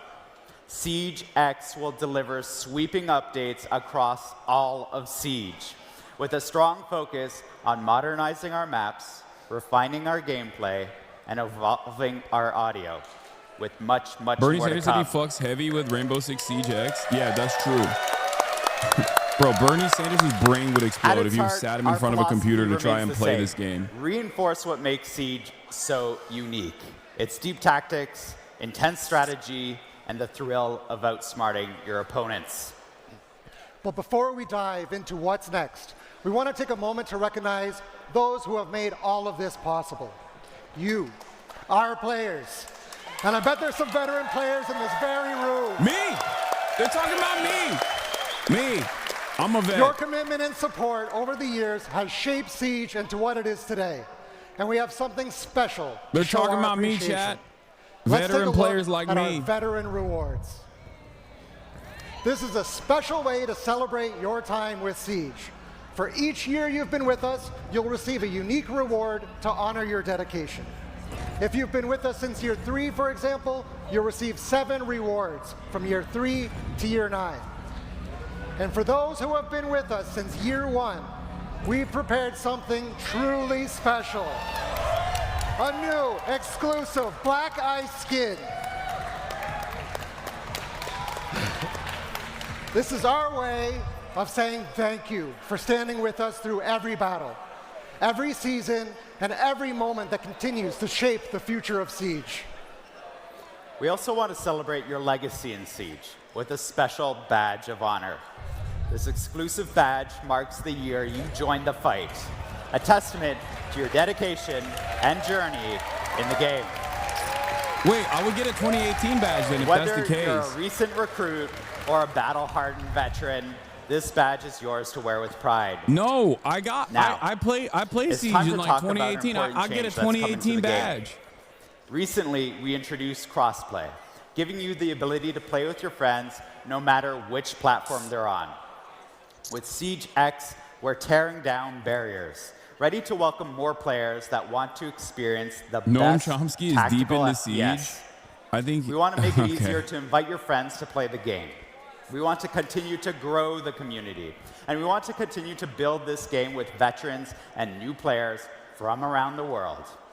Starting June 10th, with the launch of Siege X, new players will be able to download the game for Giannis free Varoufakis. and jump directly into the Siege experience. Free access will help grow the Siege community, but we want to ensure that Siege remains fair and protected, particularly for Ranked and Siege Cup. So, let's break it all down so you know what to expect as a new player and a veteran. With free access, players can dive into our brand new game mode, Dual Front. Learn the mechanics through our onboarding playlists, sharpen their skills in quick match, have fun in seasonal events, and we heard you.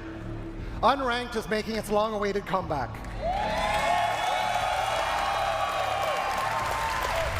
Unranked offers a competitive yet approachable experience for free access players to test their skills and explore the new pick and ban system, which you'll see in action in our show match later on.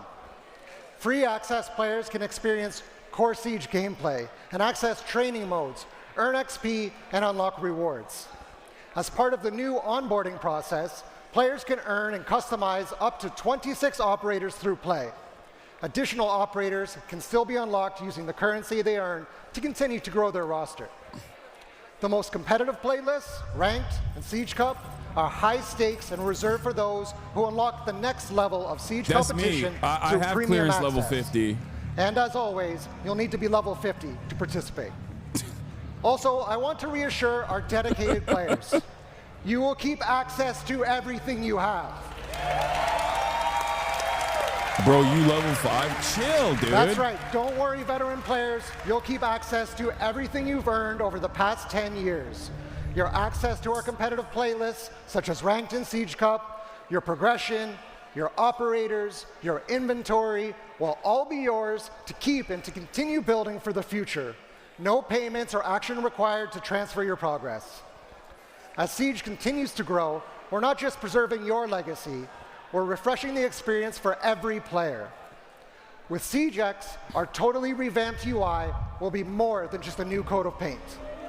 That dude How looks you like navigate Noah through Colwyn. game modes, browse your battle That operator pass, looks like Noah and Colwyn. interact with Siege is faster, it's more intuitive, and more immersive. The UI overhaul also streamlines your experience as you track your journey as This a whole Siege show player. has an E3, has So such whether an you're a E3 veteran vibe. bringing in new friends, Yeah, it's a or gaming fresh recruit, showcase. we've revamped Siege's global progression system. Clearance levels, reward unlocks, and challenges have been improved, making it easier to track your progress and navigate the early stages of the Lol, game. we celebrating not taking people's Our content? focus was What? to make getting into Siege as fun as possible, while giving you the tools you need to learn the deep and rewarding systems of the game. Are you okay? We're thrilled to welcome new players into Siege with free access. And we know that a growing community comes with responsibility. With Siege X, we're making sure the game is the most secure it's ever been. That means industry-leading player protection, fairer matchmaking, and continued efforts to encourage a positive game that welcomes everyone. First, let's talk about game security. Last month at the Six Invitational, Is this we an ad? introduced Is R6 this an ad? Shield Guard, Is this an our ad? latest Is this an anti-cheating ad? initiative. To Chatters catch up don't on know the how to current read, status man. of R6 Shield Guard, let's hear from programming team lead Adrian Fress. Dog, look at the title. Read the title. Read the title. Read the title. Read the title. Read the title. Read the title. Cheating Read and the toxicity title. has no place in Siege, and we won't rest until it's a thing of the past. At SI, we introduced our new initiative, Rainbow Six Shield Guard. Rainbow Six Our Shield Guard Shield takes a Guard. multifaceted approach to anti-cheat. Our QB system distributes different executables to our players, preventing tampering and issuing sanctions when detected. Binary hardening is the act of encrypting and hardening of There you game go. code Chatters were asking about to make cheaters. it Look even at that. more difficult to tamper with. our security measures have rendered cheat makers' capacity to come back online much harder, with some of them exiting the scene entirely. Gameplay violation, our in-game defense system that allows for Canadians detecting need players performing subtitles? impossible That's funny. behavior within the game, like sprinting while shooting. This system basically renders raid cheating a thing of the past, and we are working to keep it that way. Our next line of defense, Mousetrap, detects the use of mouse and keyboard in console pools. Our final line of defense is data. We use AI and analytics to detect irregular and exploitative behavior in the game. With SiegeX, our Siege Shield Guard updates live without the need of a scheduled maintenance. Cheats will be harder, more difficult, and costlier to make, and cheat makers won't be able to anticipate security updates before they come in. Our Siege Shield Guard is a long-term investment. We're here to stay, and we can't wait to share more.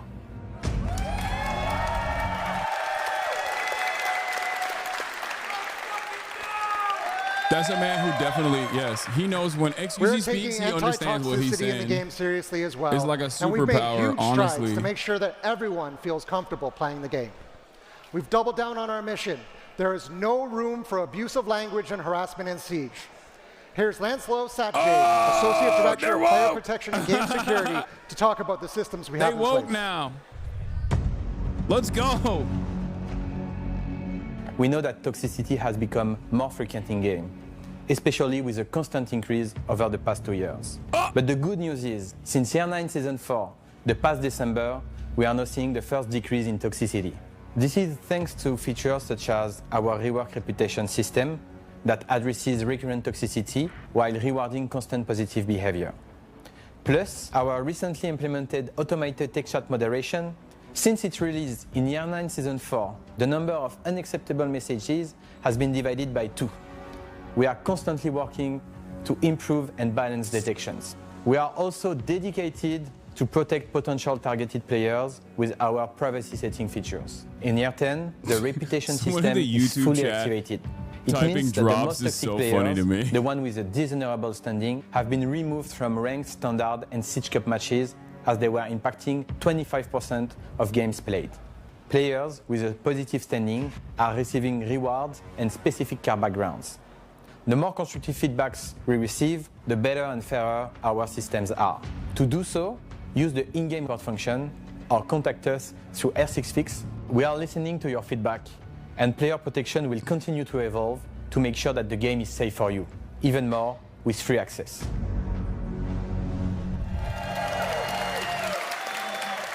Anti-cheat and anti-toxicity are top priorities for Let's us go. on Siege. And I want to thank Adrian and Lancelot and their teams for their work making the game the most competitive Anti-cheat and and fair anti-toxicity. it's ever That's been. that's my jam. Now, let's talk about the maps and visual updates we mentioned at the 6th Invitational. We've been listening, refining, and working behind the scenes to bring you game-changing updates to core Siege gameplay. SiegeX isn't just about the new experiences. It's about making the 5v5 Siege you love even better. From mechanics to quality of life improvements and everything in between, we're ushering in a new era for Siege. One of the biggest changes coming to Siege is our modernized map update. We know how important maps are in Siege, and we've been hard at work improving visuals, readability, and overall gameplay flow to make every engagement more tactical and immersive. These updates will enhance lighting and textures and be more in line with the dark, gritty tone that people picture when they think of Siege, all while maintaining the strategic depth players love. But words can only do so much, so let's take a look at how these changes come to life in action.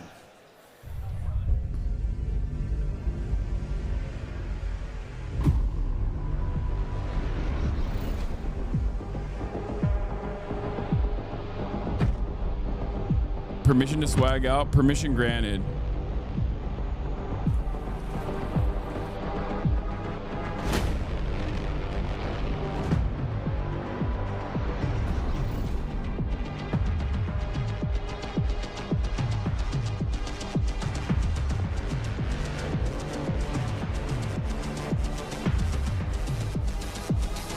Permission granted, operator.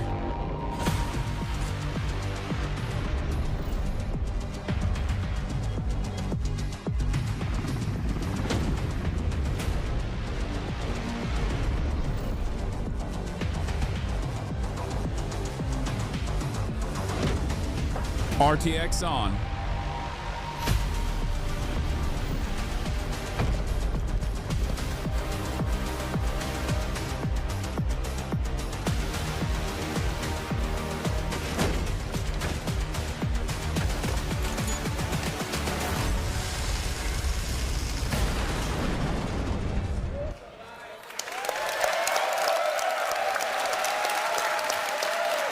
That's right.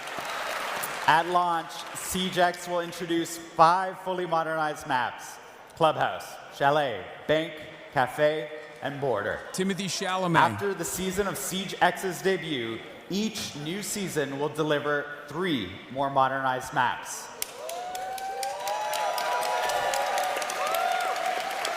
We've done significant work on these environments. We've rebuilt the lighting engine to bring more realistic atmosphere with richer contrast and colors. All major surfaces have been redone, with materials looking more real thanks to updated, physically based rendering standards, displacement mapping, exposure compensation, and increased resolution. For PC players, that means an optional true 4K texture pack for the sharpest, most detailed environments possible. For those watching the stream, we'll be sharing all of these videos today at full resolution so you can see the difference.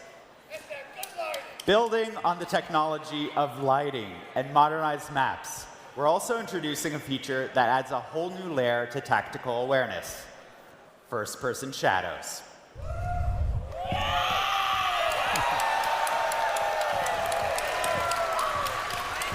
Now you'll have to think twice about your positioning. If you're entering a room or passing a hallway, you'll be able to see whether your shadow is revealing your location to waiting enemies. This small but crucial detail makes movement and positioning more important than ever. The reason we can make all these changes and still ensure a competitive experience is because of a major change we're doing in making our enemy outlines updated. When we talk about stealth in Siege, we want players to focus on how much noise they make, not how visible they are. We always want enemies to be clear and identifiable. The new outline system means, even with the more immersive lighting, enemies can't hide in the shadows. This is a big change, but one that over time feels natural and ensures a fun and fair game. As usual, we'll keep listening to your feedback and make adjustments as needed. Another the rising big anti-gaming change sentiment is the repel update in CJX, in the chat is bringing alarming. more options to the most unique movement mechanics in first-person shooters. Rappelling has always been a defining feature of Siege, but we knew it could be even better. With advanced rappel, you can now sprint along the wall, and you can pull off what we saw Callie do back in the playbook. You will no story longer be able trailer. to hide in the shadows, You can now anti-gamers. transition around corners while on rappel, including when sprinting. Here's those improvements in-game.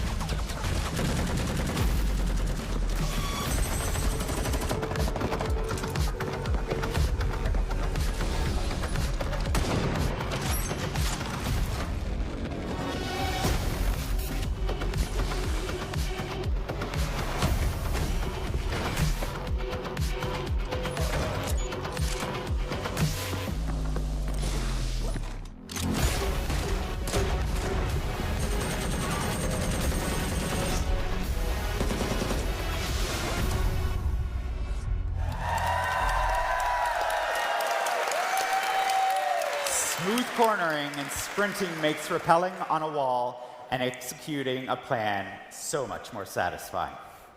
It's all about giving players more control, making movement feel natural, intuitive, and immersive. This is why we've also taken the time to update our basic movement in the game to include momentum as well.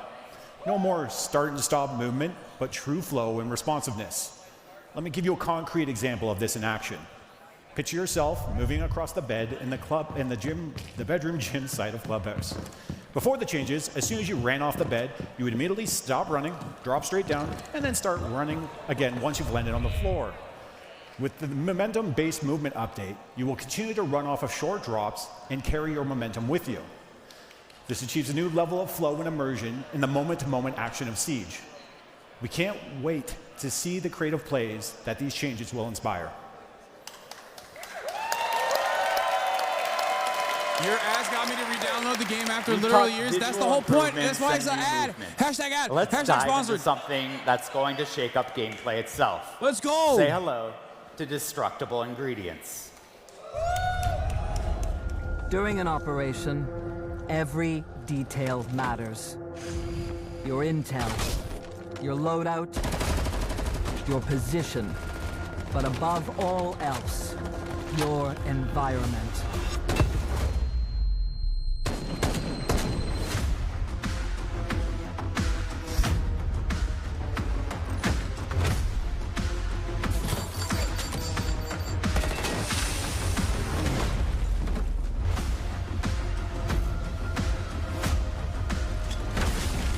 How will this affect LeBron's legacy? I don't know.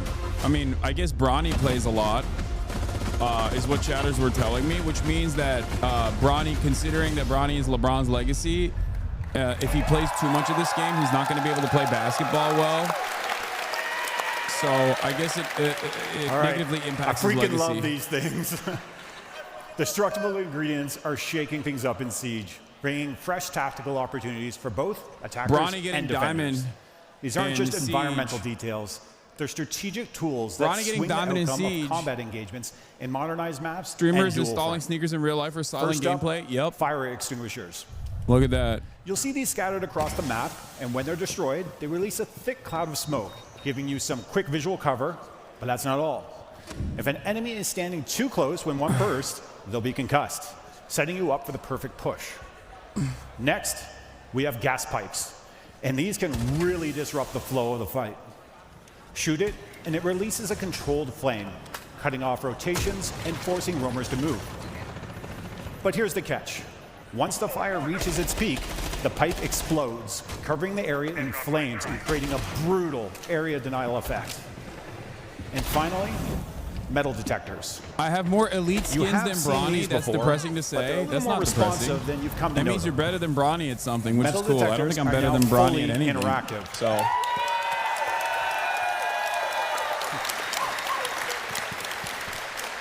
you can disable them temporarily or permanently, giving you the control over when movement is detected. Do you disable them to sneak through unnoticed, or leave them on to bait enemies into giving away their position? You can even destroy them outright with explosives.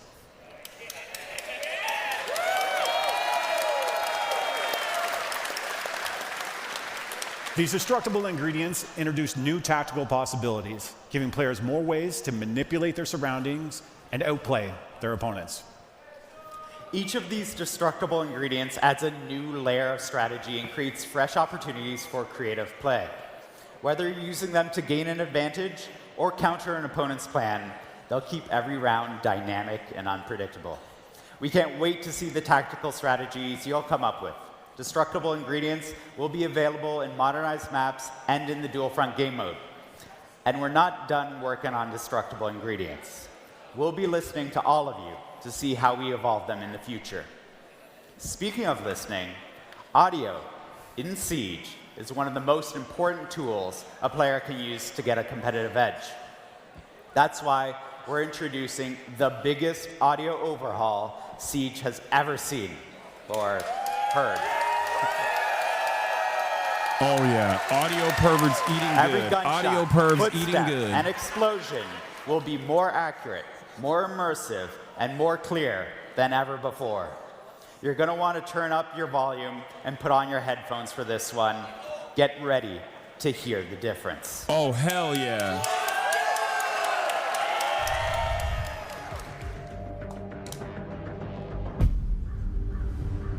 In Rainbow Six Siege, audio has been overhauled to convey a greater sense of accuracy in order to give players more cues to reliably detect enemy actions.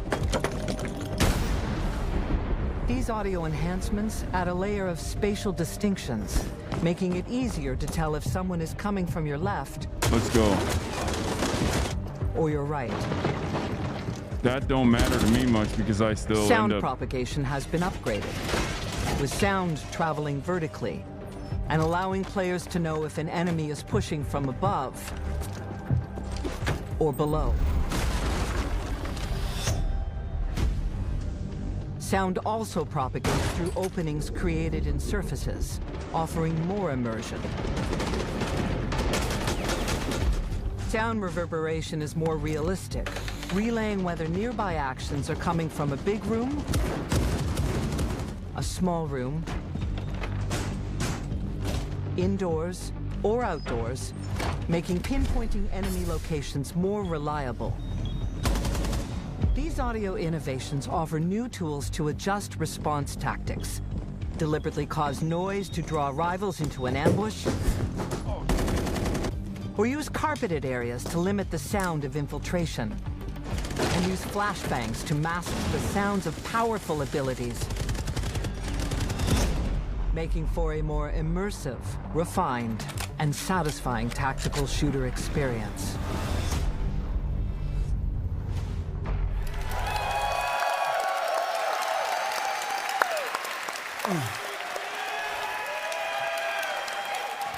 I get goosebumps every time I hear the new audio. With this audio overhaul, every sound in Siege is more precise and immersive than ever. You'll be able to pinpoint gunshots, footsteps, and explosions more accurately, whether they're coming from the left, the right, above, or below. Intel makes or breaks great plays in Siege. With these enhancements, audio has become an even greater Intel asset and is more reliable than ever. Audio will be able to provide the intel you need to succeed, but to truly dominate, teams need to be able to share that intel, coordinate attacks, and call out enemy positions. But we know that not everyone is comfortable using voice comms. That's why we're introducing the Communication Wheel, a new tool to design communication faster, clearer, and more accessible for everyone. In the heat of battle, communication is key. That's why the Communication Wheel is so important. It's your new way to call the shots and keep your squad in sync. Need help with a breach or a rotate? Call out the spot for your play. Is an area clear? Let your squad know it's safe to reposition. Ready to make a push? Tell your team you are moving in and lead the attack. And when a teammate makes the right move, confirm it with an okay or send them a quick thank you to keep the teamwork flowing. The Communication Wheel gives every player the tools to share their strategy regardless of their playstyle, keeping your team one step ahead.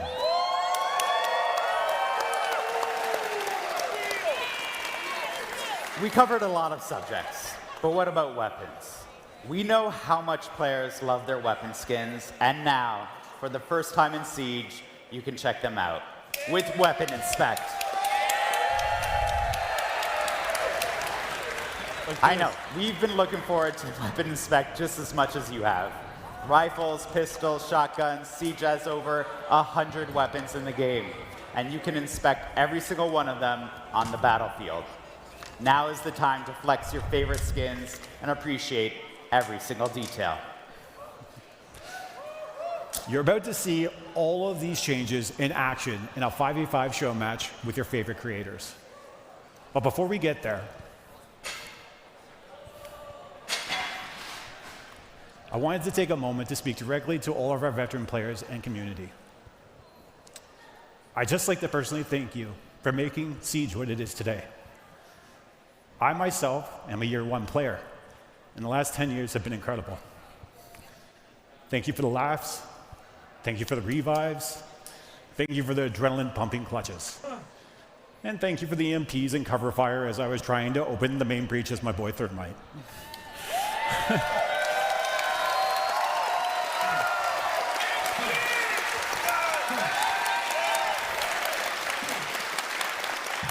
10 years of this game and the moments that have come with it are truly something to celebrate. And I can assure you that we still have plenty in store throughout the year to celebrate this momentous milestone with all of you.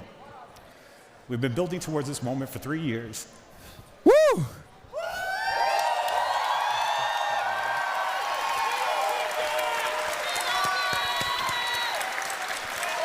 Shout out veterans.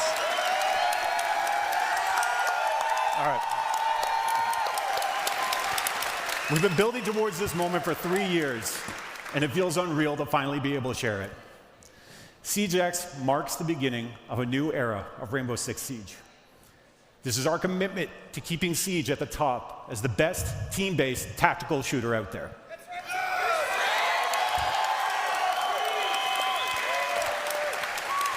Shake every corner, I did. This is our commitment to the next 10 years of Siege. I always do.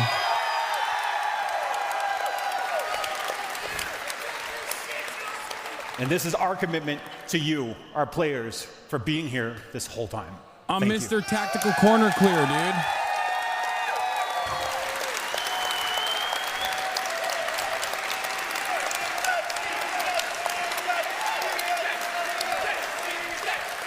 Okay, I'm not gonna lie, it is a lot of fun to LARP as a tactical guy. I totally Rainbow get Six why Siege people do it. Has changed my life. Like, And I I've feel had like many I'm in the players middle. from around the I world feel tell like me I'm the in a same Hideo thing. Kojima production. Siege X is the continuation of this life-changing game. And on behalf of the entire team, we're working so hard to build on the amazing legacy, we would like to thank you all.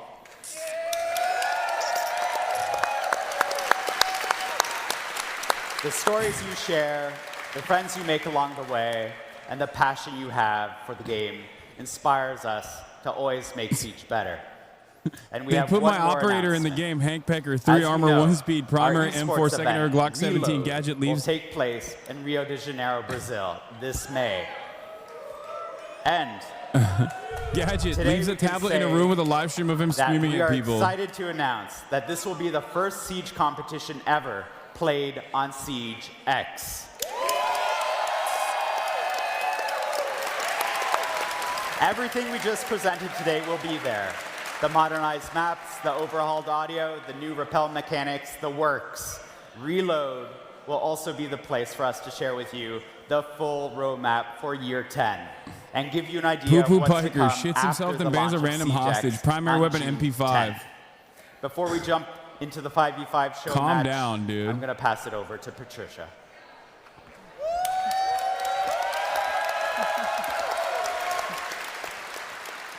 Wow. Thank you so much, Alex and Josh. Incredibly exciting updates. Wow. And now, a little surprise for all of you Ash fans out there. I looked like Batman or Let's take a Halo. look.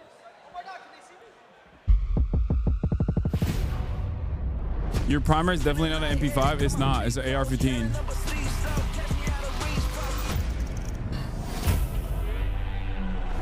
Wait, is this woke?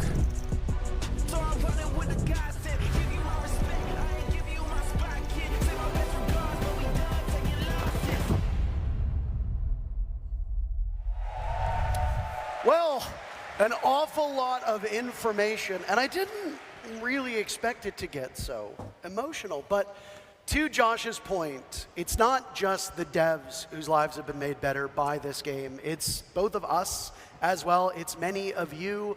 We're not just a community. In a lot of ways, it feels like a family. And for the last 10 years, so many people's lives have been made better by Siege. So from both of us, a very heartfelt thanks to the dev team, to the publishers, to the developers who've worked on this, to the people on the esports side of things, to the streamers and content creators, but most importantly, yes, us. to you watching. Because we And wouldn't chat, be that's here you. without you, the community. Yeah, I mean, it's a surreal moment to be in this historical moment, you know, a decade of Siege, and to think that we're now here with something brand new for each and every single person, whether from the beginning and to now. I mean, it is truly a heartfelt moment, not only for me, for you, and like you said, for everyone around to just be in this moment, to partake in this. And again, thank you to each and every single one of you. And why don't you give yourself here in Atlanta a round of applause, because you've been great so far today. I know that there was some onion cutting going on moments ago, but this is ultimately a celebration, and you've been spectacular so far. We are not done just yet. We do have a show match coming up. I'm excited. Are you excited? I'm excited. Oh, okay. I just complimented you. How are you booing me? I'm right. That's very hurtful. Maybe weapon inspect? Oh. I'm weapon inspecting my cue cards. They love it. That's a cheap pop.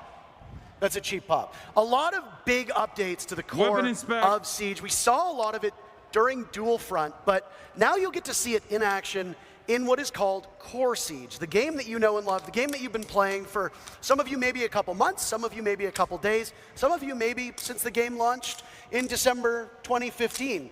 We've decided to adopt another dev though. We had both Alex and Josh on earlier, and now we're going to bring in our good friend Chris to talk about something else that is a little bit intriguing. I love LARPing. I love hasn't LARPing. been in the game since the beginning, but it has become a fundamental part of Siege. And I am going to put some blame on you. You're the reason why people's favorite operators aren't available. This is not in a real certain gun, games. guys. We're going to be It's not a talking real about gun. pick and ban. While we talk about the pick and ban, let's get ready for Skittles versus Meaty Marley in our 5v5 show match. Yeah, get loud. Come on, you can do better than that. I feel like that was like the same energy. I'm surprised it's not as loud. Chris, there's something very different going on the screen right now. Care to walk us through it? Yeah, we're now seeing our newly updated pick and ban system for ranked, Siege Cup, and the returning unranked. So each team will ban one operator before each round and up to 3 operators on each side. This new system is much faster to get into the action as both attack and defense ban in parallel. It also offers more strategic options when planning your next round, as you can ban with the knowledge of which site you want to defend or attack. I just got here very confused for a sec. If you want to defend basement on Yes, Chalet, we're watching the you can Rainbow ban Six rounds before the Siege next round. showcase. You can also Ad. act on I'm going to information be you gain playing throughout the Rainbow match. Six Siege So if you notice they beta have a good smoke, in a you can minute take after him this off is the table over. and force your And then opponents to after switch up that, their defense. I'm going to get to the news. We are excited to see how this shakes up the meta. You Number can 3 in ban the more Siege category ops, over it's Ubisoft. faster, and you have Hasanabi heads more are waking intel to up inform your closer to decision. normal start time. Yeah. We have a specific adaptation of this system for our esports competition. You'll see the esports version of this new pick and ban system in action for the first time at the Reload event in May in Rio, Brazil. Thank you very much, Chris. Is there anything you want to add just before we say goodbye? We've unadopted you now. You're free to go. While we watch the game, is there anything about the pick and ban that you want to touch on? I don't want to really touch on the pick and ban because we already went over that, but I will say, once again, thank you so much to our players. Thank you for today. Thank you for coming. The creators, the casters, our dev team, thank you so much. And we thank you as well. It's a joint effort. There are a lot of people who worked tirelessly for countless hours to make not just SiegeX happen, but this SiegeX showcase. Lots of people behind the scenes. You get to hear and see our faces, but we're not here without the other people who are operating the cameras, the mics, production, and all of that. So a heartfelt thank you to them as well. So there we go. You're supposed to clap. You're supposed to clap too. Cut on in the end.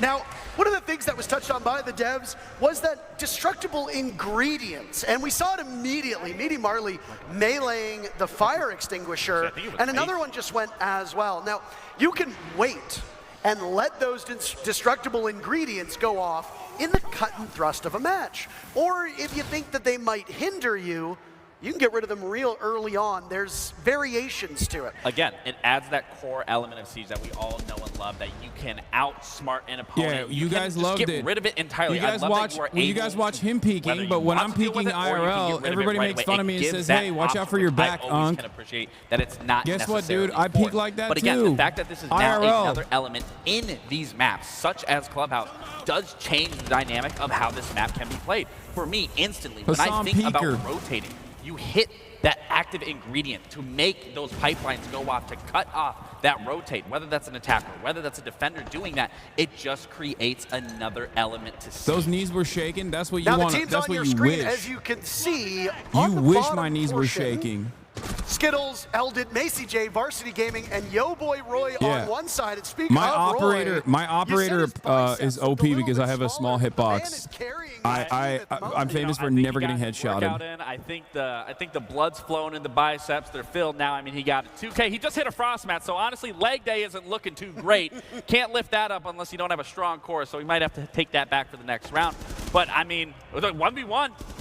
And Varsity clutches it out. They took him to the academy. They did. First round on the new look of Clubhouse. By the way, Clubhouse is one of the 5 maps that have received a visual update / visual overhaul. And as Chris mentioned, we don't just have the pick and ban at the start of the match anymore. You ban operators between rounds. So in round number 1, the attackers didn't want to deal with the Valkyrie, so they got rid of it. The defenders didn't want to deal with Amonte, and now they don't want to deal with the Blackbeard. Hey, let me say this. This isn't an esport event, but even the casual community says, we don't want to play with shields. Let's get rid of them. So a Blackbeard ban and a Bandit ban, and the one thing that you can lean upon from your experience playing is a Bandit ban by the attackers comes in because you are expecting your defending opponents to go to a certain bomb site. Now, it looks like Team Meaty Marley will go down to basement, where Bandit isn't necessarily as critical. Kaid tends to be a stronger operator here, but no Bandit means that church wall downstairs, it's gonna stay News, intact. please. When is the gaming channel now, some other buddy? type of Come denial, back at which, 1 by the way, p.m. Meaty Marley his team is not bringing at all. Yeah, and again, it creates a completely What is different... this? For those who are new to Rainbow Six Siege, don't do that. What is that? Hey, it's okay to do that. This could be used in a way that we've never seen before. Do you think that we're about to witness a new competitive esport meta? Absolutely. With a triple unreinforced panel and a lone mirror window? Yeah, absolutely. I've seen, you know, what haven't you seen in Siege? It's endless opportunities, abilities. I just saw 3 cap cans at the front of that door. I don't typically see that. So the fact that we're seeing a mirror on an unreinforced church wall, it makes sense. I'm going for a spawn kill here, but Ross can't get it done. But back to your point of just, you know, the getting rid of certain operators through and through without each round instead of it being at the very forefront of it, again, creates such a different level in how you want to approach Siege. And that's always been the beautiful thing about Siege, is you can't get too comfortable. The meta is constantly shifting. And I think we can all agree that you need to be on your toes when you're playing Siege. Thank you to Rolo for showing us how the weapon inspect plays in. I will say, with all the changes we've seen, the audience did seem the loudest at the weapon inspect. It has been rightfully so, but I gotta also very say, well received. The visual enhancements as well. Clubhouse looks absolutely beautiful. That drywall looks like it was put up yesterday. I think you could smell it if you were in the lobby. I can. Smells like a new build. Which, by the way, seems like CJX is. Now, we both come from esports, so we're going to take some time to actually cast this like a real esport match. We'll also take some time to be a bit more casual in the way we go about this. And all of these players currently competing know Clubhouse. It's one of the oldest maps. It came with the game in launch. I'm not gonna lie, it was chat. the first I am a map little to nervous about receive playing an Siege later. Tweaking it to make Because it I more don't, like, competitive I'm going to for be where so Siege was at. butt As the cheese. game evolved and we got more Everyone is going to clown on me. I don't want you guys to make fun of me. Please don't. I'm a little rusty. I'm a vet. I played in like 2018. I'm a veteran. I'm a veteran of the Rainbow Six Siege Wars. Farming clips, but it's talking about Varsity just got put down. Yeah. If we're going to be real for a second, Diffuser running away, and a counter disable as Macy you know, sweeps I am a in. little nervous. And he blows the doors off of the defense. Macy as well, one of the OGs, making content since the game basically first launched. There's a We lot will make of fun of Siege you. Don't make veterans fun of me. and Siege royalty, if you could say that, in this lobby. Without a doubt, and of course Macy's going to know how to play those post plants. I mean, you see his videos that he uploads. Macy does a very good job at capturing how Siege is played at a tactical I've played mindset. consistently He since has year a 2. I very, average 1 kill a very game. Don't good worry. Oh my understanding God. of Okay. the ability to outplay an opponent. And again, Anyone for you that know post among the plant, sponsored content easy, creators? he Yeah, gets it done. But Ludwig again, is the seeing these one bans I come know. out, now, the Dokkaebi makes sense. Vigil on the Clubhouse, little skeptical of that ban coming through. I think there are some operators on that list that you could get rid of that would help you on those defensive halves. But, oh wait, no, I believe that's the attacking half. That is my correction. I don't think for the attackers you really need to get rid of a Bro, Vigil play Capcan and on place here. your But ability again, on random the fact doors, that you are now trust. able to just get rid of these many operators throughout the game Yeah, Nephew is playing. Again, it's a I completely thought Nephew different was look. playing from We home are like running out me, of time for but you it to turns get out Nephew is access actually there. to the dual So front I can't play beta. with Nephew because So he's already if you are there. just tuning in, hurry. Link your Ubisoft account with Twitch and then watch either this stream or one of our partnered streamers, and you'll gain access to the beta code after That's about me. a half hour or so. All you need to do is hope watch for half an that hour Team and then you Meaty get Marley are able the to beta bring this code, one the back. drops. Because typically Clubhouse is a defender-sided map. The fact that Team Skittles are already off to the races with 2 rounds is a bit abnormal for what we see out of Clubhouse. But hey, it is a show match. This is not the epitome of competitive, and most importantly, it's not an esports competition. Well, I think it's just, when you look at Roy and you look at Varsity, he's kind of just taking him to school, and Roy's taking him to the gym. They're both educating Team Meaty Marley on some degree. Yeah. It's a cheeky little angle that we just saw from Rolo in a spot that was popularized in Majority esports called Report, the thank you for the Adam raid. spot, as there was a What player an named interesting, Adam, what who an at one interesting point in time stream hit to there raid as a into. vigil, went undetected, We are currently and then got watching an Rainbow ace Six as he came Siege, back. the showcase, hashtag ad. And later I'll be playing Rainbow Six Siege. You can watch, if you watch for 30 minutes, you can get the beta and enjoy playing the game yourself. Unkraid. I will be doing news coverage after at 1 p.m. Pacific. We're not even a minute. Show them the Weapon Inspect RP. Okay, hold on. Watch. Rainbow Six Siege Weapon Inspect roleplay.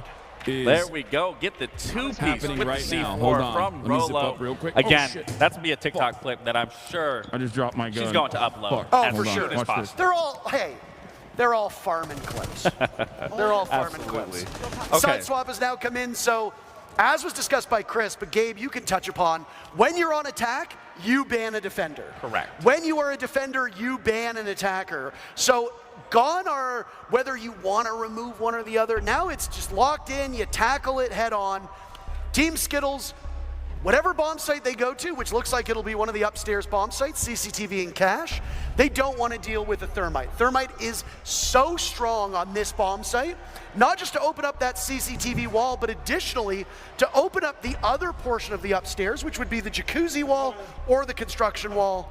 It's going to hinder the attackers. Which we are not only seeing a bandit brought successfully, but we are also seeing that mute just for that little extra bit of reinforcement to make sure that any bit of denial on those walls is going to be warded off. But that goes into, once again, the picks and bans. That the fact that it falls off on the half, that you are now seeing what the other team had to go against, what that defending side wasn't successful with, you can essentially get rid of once you get to that level and know exactly kind of the approach and how you want to play your defenses or how you want to play your attackers just based off that first half.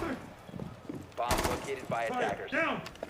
Looking like it's going to be a pretty default setup from the side of Team Skills. Nothing too crazy here. I am expecting Varsity to either bandit trick this wall, which I think that's what we're going to see here. He's going to bandit trick the circle wall.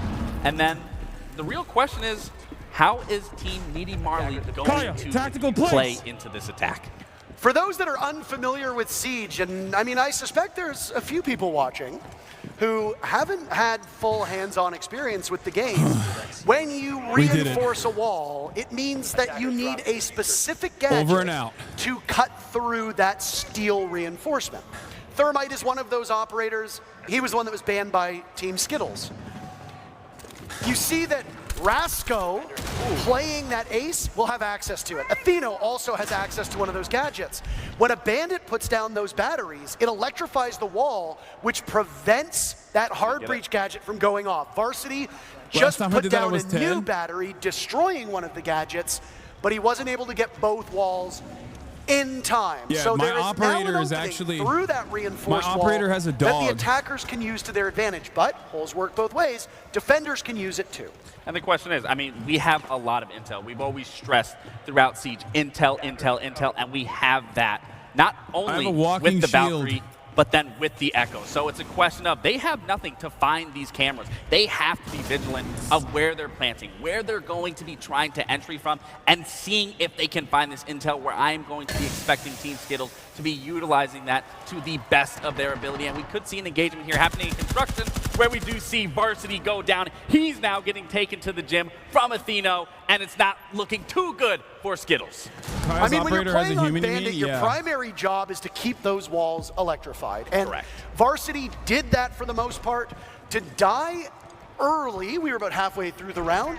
It's not terrible. I mean, you never want to be the team to give up the first kill. Skittles does trade it back a little bit later, and then Politics Roy Frogs will give the mauling so hard they advantage moved to to admin stream. Skittles. Yeah, They sacrificed they're right Varsity, now. and I guess the rest of the team was like, now we can play a little Politics bit better. enjoyers are now officially And they very reactionary. quickly turned this around. Now Skittles is on the board for this round I'll show as him. well. That's what they said. Every Like, single I'll show player in the him. lobby with a kill. The team's evenly balanced to this point.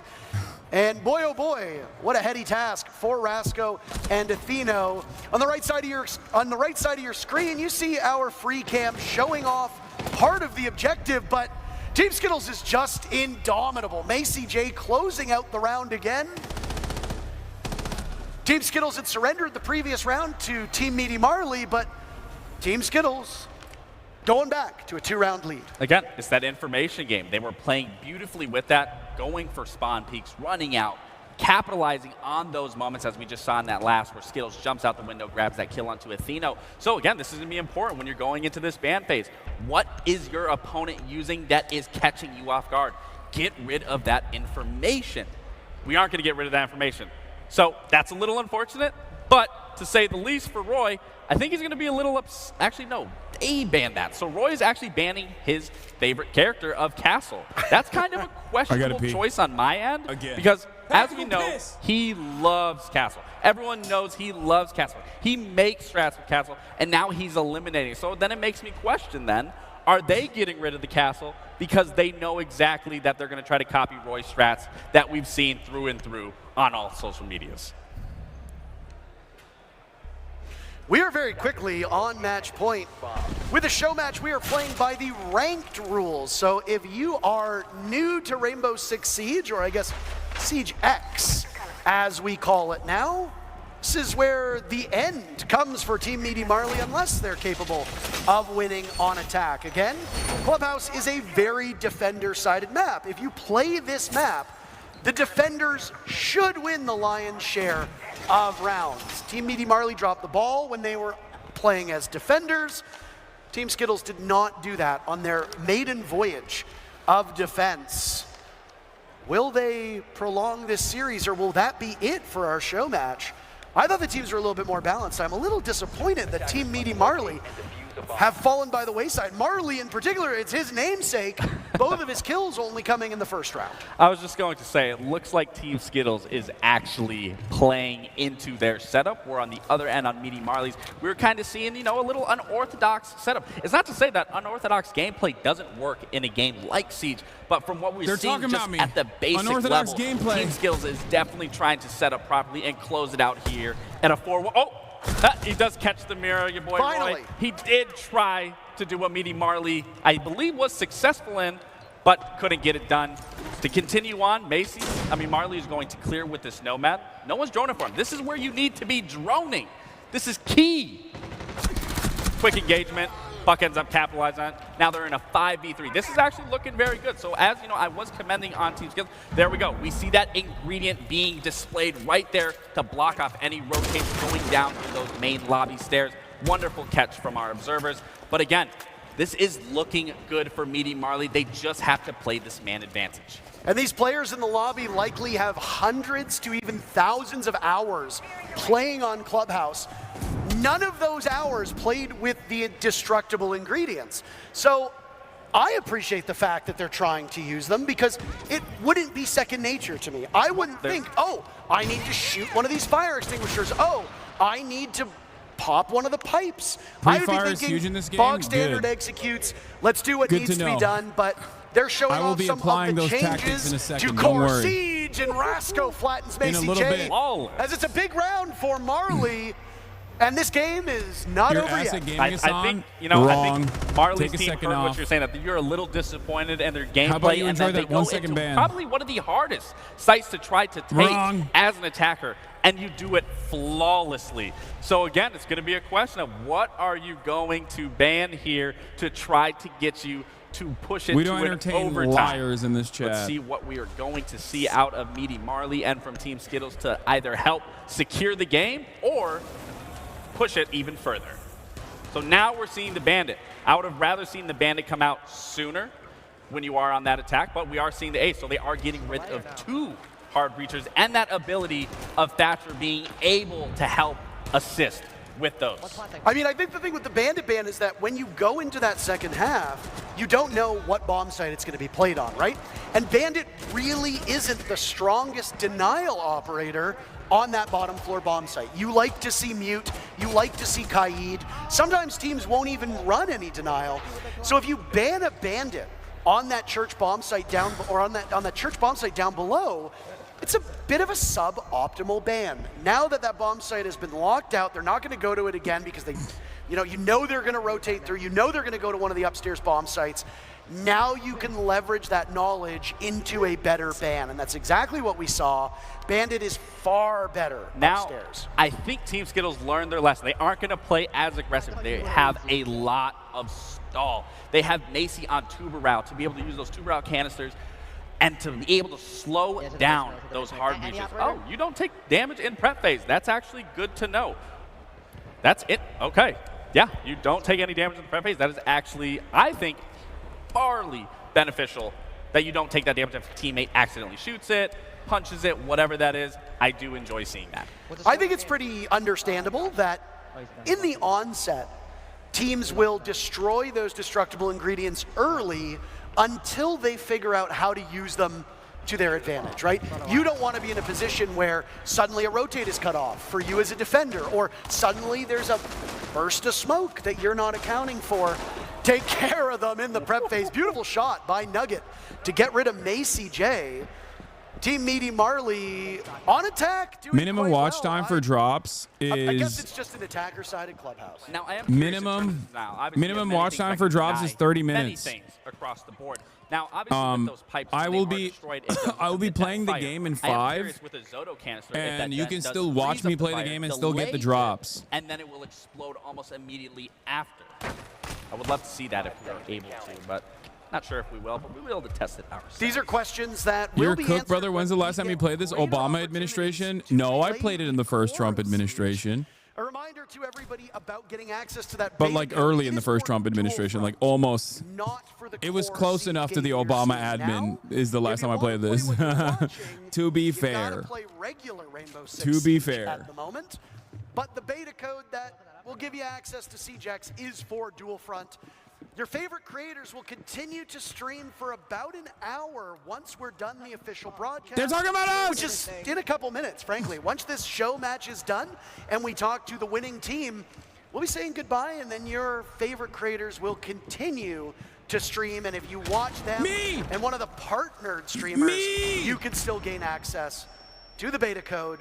All you got to do is link your Ubisoft Connect and Twitch account, and you'll gain access to the beta code for Dual Front. That's available on PC and current-gen consoles. Well, Parker, I am as excited as everyone else is to get my hands on it, but what I'm even more excited is to see this To be clear, schedule is R6 event, hour of gaming, news, Playboy Cardi listening party, yes, Slatty Matty. Yes, I will be doing a Playboy Cardi listening party to school. It is on after, Marley okay? for his team After, to keep later them in the day. alive. If Marley fails here, that's the ball game. This fool thinks Cardi's actually going to drop tonight, dude. He's not. Varsity Gaming. He's not. I know music. Will win the very first Siege X showdown. Look at how happy he is. You can just tell how much it meant to him. I mean, look at all of them. They're stretching. It's just another day in the office. Look at Macy. He's like, oh, look, this was easy. I mean, show matches are for fun. We're here to showcase the new goods, but these are ultimately for fun. Teams are going to play operators that you might not see all that frequently. They're going to play operators that might not be in the meta. They're going to play bomb sites that you might not see very frequently.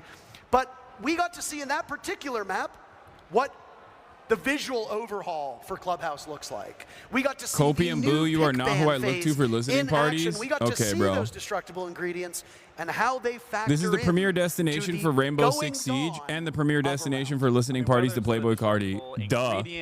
I'm a political big dog. Overhaul, whether it's the picks and bans across the board. If we you are lie about the entering a listening new party, era you are where just as metas bad are as going him. to be shaped No, and I'm defined worse. all over once again for this. Well, you heard from him earlier today, and he's the winner. So why not hear from Skittles again? We've got Patricia down on the stage. She's having a preliminary chat with him. Hi there. I am here with with Skittles and Team Skibbles. Please give it up one more time. How you feeling with this win? Easy. I mean, you know your way around Siege so well. 10 years, right? Yeah. Do you have any advice for people who are yet to get their hands on Siege X? Take everything in. It's a completely different game. There's so much to learn.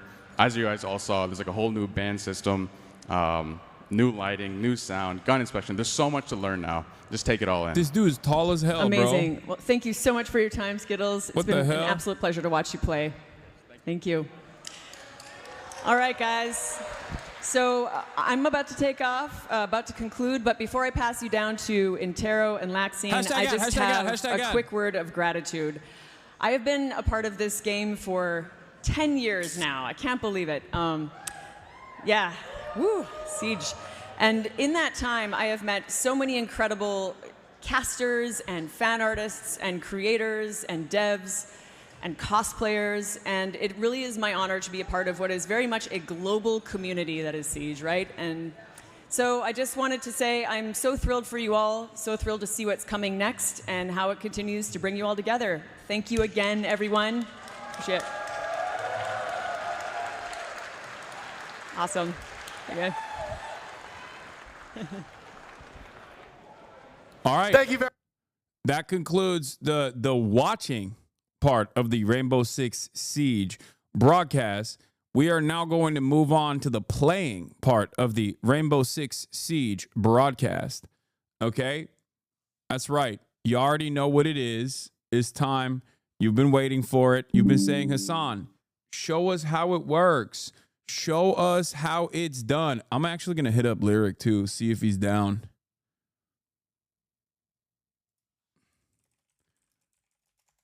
I just hit him up. Let's see if it works, but hold up. I got Andrew from episode 1 in the building as well. He's going to be guiding me. He's Emerald.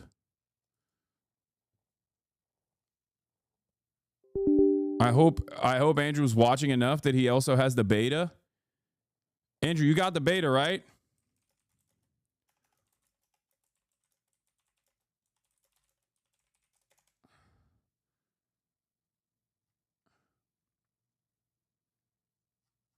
Okay.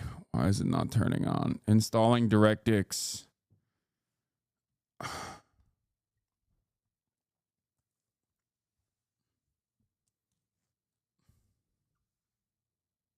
I don't think the keys from the stream have been sent out yet. No, it should be fine. I think. If he started watching early, he would have gotten it and he could have downloaded it.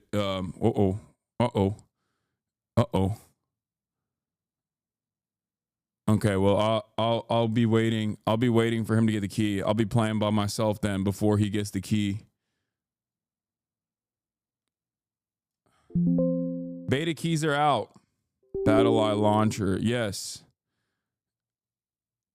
Yeah, frames are dropping because it's like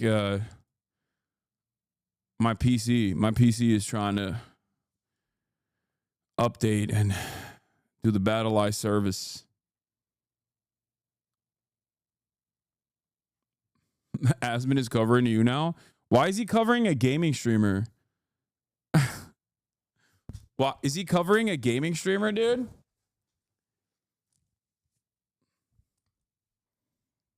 Is Max your music stylist? Who put you on Osama-san, Unk? I like the idea of thinking that you know, I one, listen to music that much, and two, there's a concept such as music stylist. Zoomers are so funny because they think that like there's like a secret conspiracy for everything. Like a person can't. Nobody personally will encounter music in the wild on their own, and then like there must be someone who's like styling their music. Not everything deserves a style guide, okay? You don't have to have like a person who puts you on new shit. You can have. There's a concept that maybe this next generation is unfamiliar with. It's called having friends. Okay.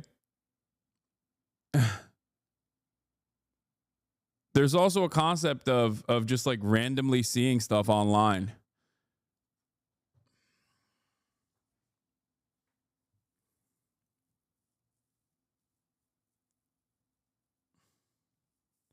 Kai has a music stylist? What? I doubt that he has a music stylist. What? Listen to Netspend, please. I want to see your reaction. I have listened to Netspend before. Dude, I'm tapped in. Listen, is literally tapped in. A lot of you don't know. Just because I don't listen to music frequently doesn't mean I don't know about music, okay? I know about music. All right, it's okay, it's working. It's finally turning on, but it's not full screen. So I'm going to have to fix that stuff real quick. But you know, we're waiting. We're waiting to launch it. Creating squad. Thank you for joining the closed beta. Okay, how do I full screen this, bro? What the heck is going on here? Graphics. Overall quality at ultra. Display. Resolution, display mode, full screen, windowed, borderless. Okay, this should work. All right, I think it worked.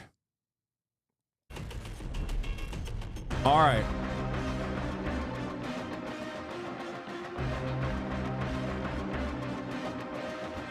All right, so we're going to do dual front.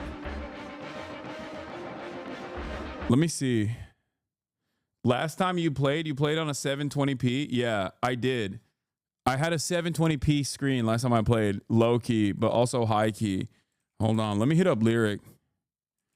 You want to play big dog?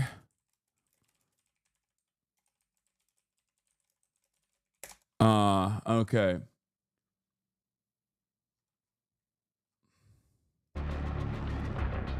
Okay.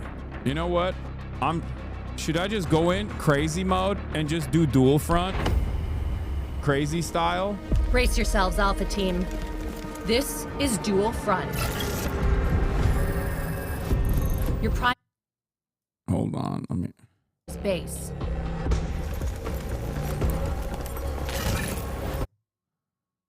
Let me turn on the chat too. Hold up.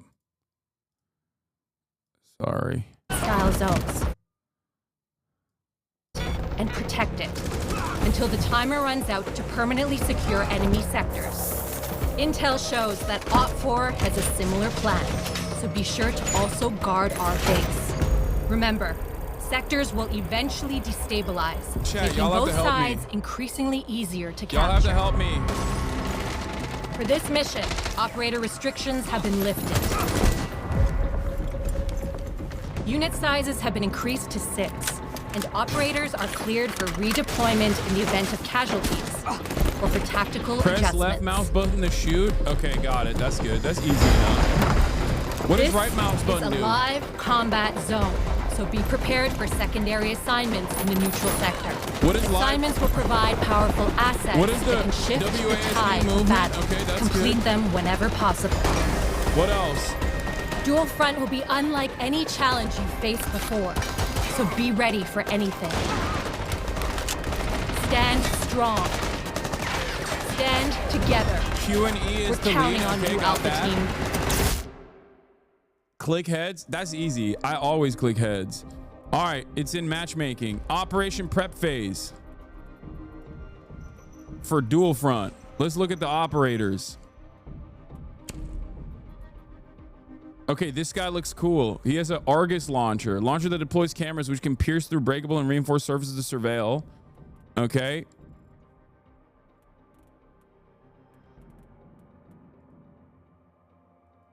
No, I don't want to showcase this operator. Hold on. Okay. On the attackers front, we got Striker. Slow, don't use it. Which one should I go with? Which one should I go with? Which one should I go with? Which one should I go with? Chat. Was that Sam Fisher actually? Because that's crazy. Kawan Hive Launcher launches a fire canister, releasing a swarm of bots that reveals opponents passing through it for a limited time. Nomad Air Jab Launcher, rifle attachment shooting at adhesive repulsion. Lion play Yana. Bro, everyone's got. Okay, this guy looks cool. He uses EMP grenades. Sam Fisher's the third in line. Okay, this guy literally looks like Noah Colwyn. This is the most American. This is the most. You guys can't see his face because I'm covering it, but he looks ridiculous. He looks like Noah Colwyn. Okay, what is the difficulty 1? Let's go with the difficulty 1 character. 40mm grenade launcher firing explosive pellets. Okay, I think I'm gonna go with Hibana. Wait, why are all the girl characters difficulty 1? Fuse, charge that's deployed on soft and reinforced surfaces to operators and devices on the other side. I want someone that has like good speed, decent health. Like I want an operator that has good speed, decent health, minimal difficulty. Just play Ash. No, this is her difficulty is 2. Sledge. IQ. Finka. That sounds like a Swedish. Dokkebi. Zofia. Double barrel launcher.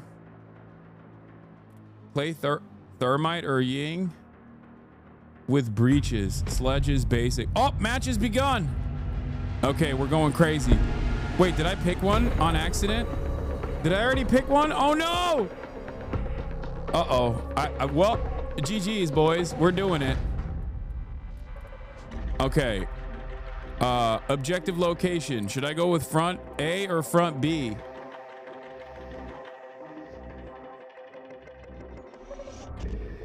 B? Okay, we're doing B.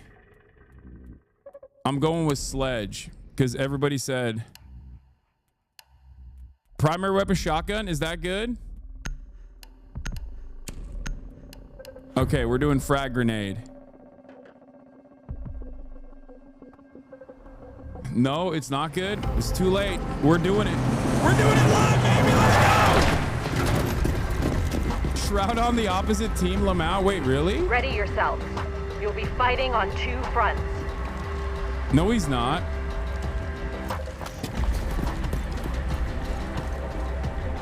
Prepare your offense strategy and defenses. Uh-oh. I have no idea what to do here.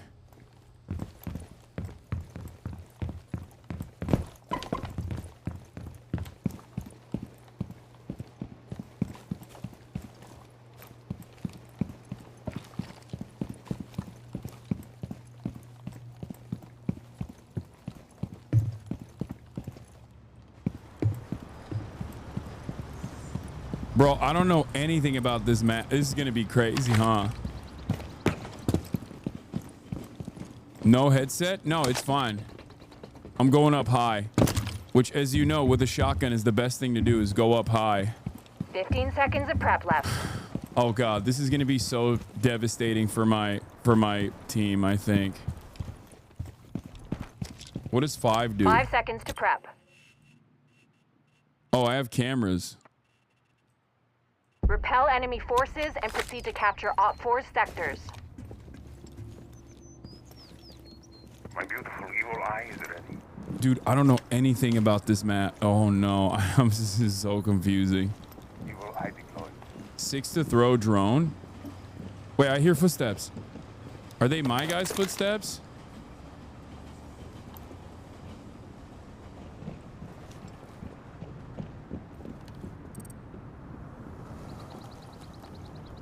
Is 5v4?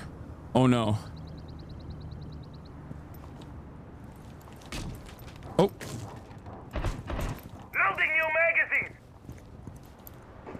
You just camp in this game, right? That's what you're supposed to do, right?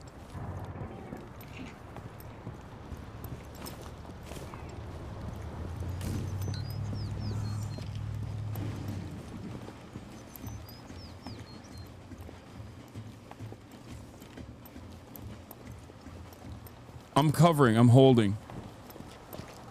I'm holding this area. It's a good area to hold, I think. Just vibe. I'm so scared. Oh! Oh! Wait. I saw a guy right there. How do I tell him?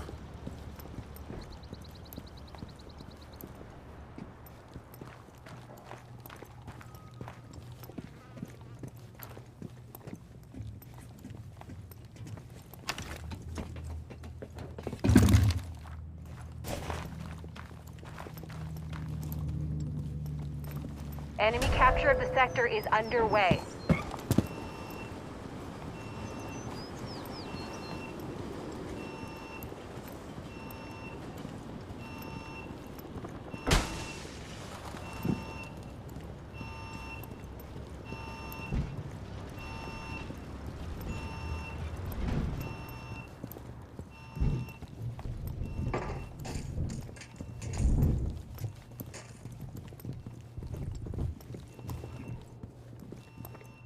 How do I go up? No comms is kind of insane. Dude, I'm insane. I'm so nervous. Sector loss underway. 33% has been taken. How do I go up? Oh, I found it.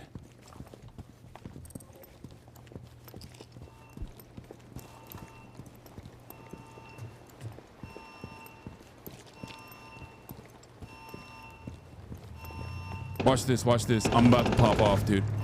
Oh, what did you do here? Oh, I'm dead! I'm hit! I'm hit! I'm hit! I'm hit! Oh, that sensitivity is wild. I was about to pop off, dude. It's crazy that I didn't. It's crazy that I didn't pop off right there. You know what I mean? I was about to. I was so close to popping. What were you aiming at, bro? Dude, I don't know.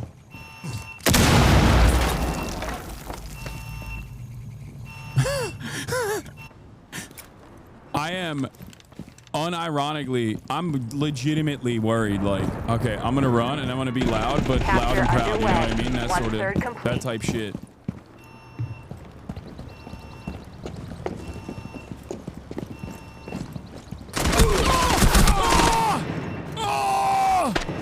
I got eliminated by Doc again! Sector 1 has fallen into enemy hands. This guy is too good. He's cheating. He must be cheating.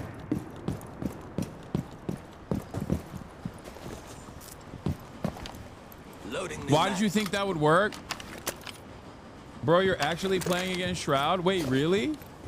First sectors are being destabilized. Capture 66% complete.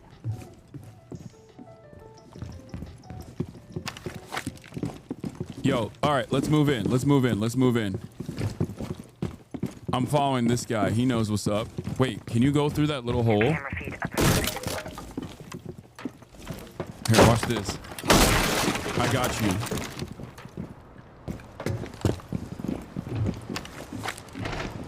Whoa. Our sabotage kit has been destroyed. Move, operators. Our next friendly sector is vulnerable.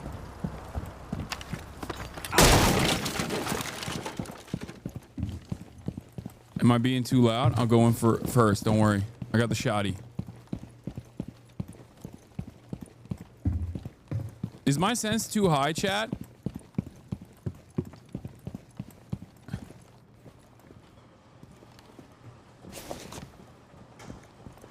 Destroys his own defenses and proceeds to make noise. Turn it down your DPI, not sense. Oh shit, he just broke.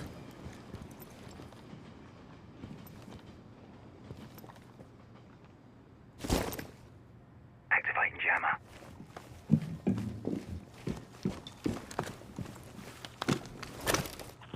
Deploying jammer.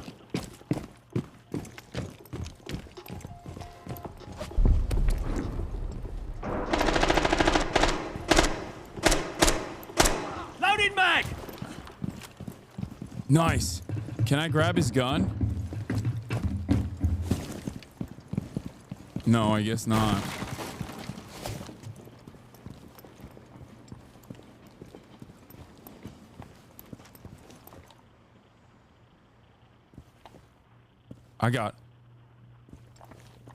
I'm wide open here, buddy. Oh, wait. Wait, what is that? How do I kill that?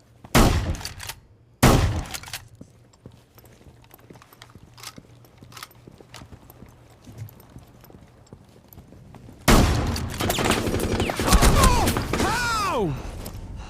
Oh, I almost got him. At least I killed something. Right? Always ADS before shooting. Wait, oh, you got an ADS? Can I change my operator or at least like change my loadout, dude? What the heck is going on here? I'm gonna autofill. I'm gonna go with Sledge. I'm gonna go with this gun and respawn. Okay, I think I need to not do a shotgun. Slow me max.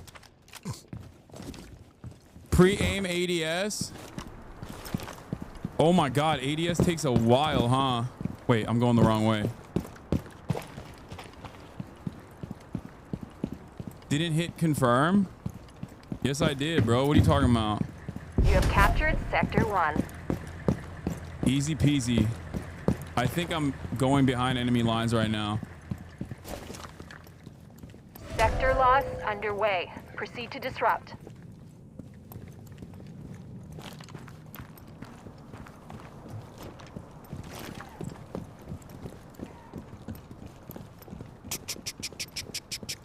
Wait, why is she running?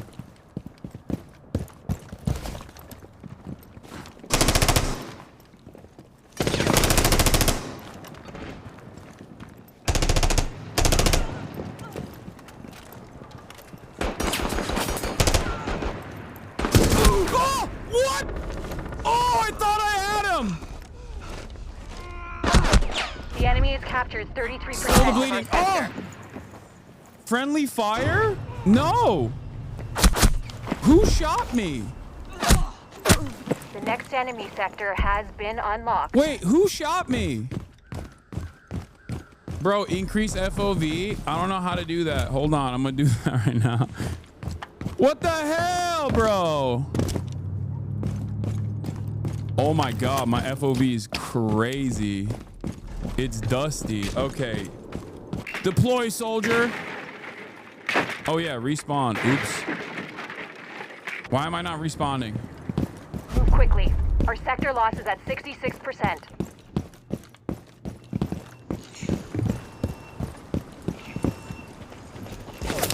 Oh! Oh! Slow the bleeding! I'm hit! I'm hit! I'm hit!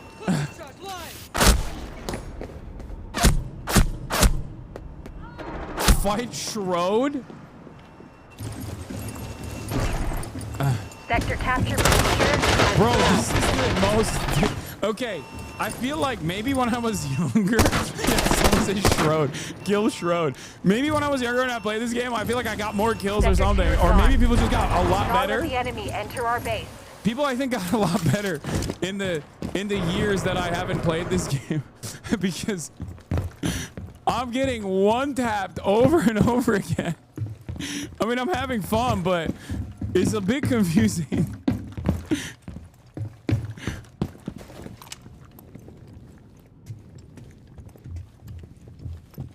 People are so they're so sweaty.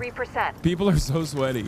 People are so sweaty. I know you're gonna say like, oh dude, well, you know, you're exposing yourself too much. You're not like walking slow enough or whatever, but like honestly, it is low key because like the game is kind of difficult, dude.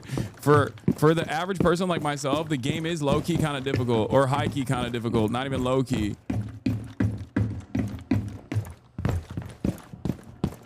How do I get upstairs? Op 4 now has access to our next sector. Bro, they have eaten up all of our sectors. Like, it's crazy. We got no sectors. Capture oh, shit. 66% complete.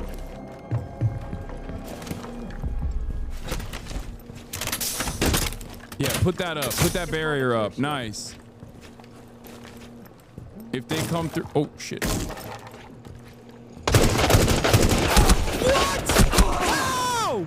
What is that? What do you mean? I shot him. Is this like a no movement shooting? Bruh! I shot him. Dude, that was my moment of glory. That was my moment of glory. Yo, hey, yo. Woo! That was some Schroed gameplay right there. Almost. I got robbed, I think. I got robbed. Chat, I got robbed, and you saw it. Don't even deny it. You know I got robbed. I got robed.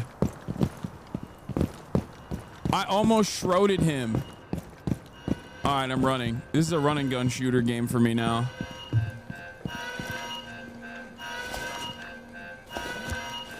I'm vaulting.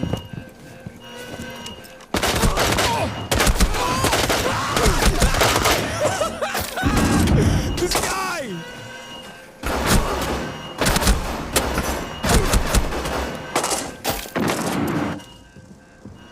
We're at 33%. Why is it so scary?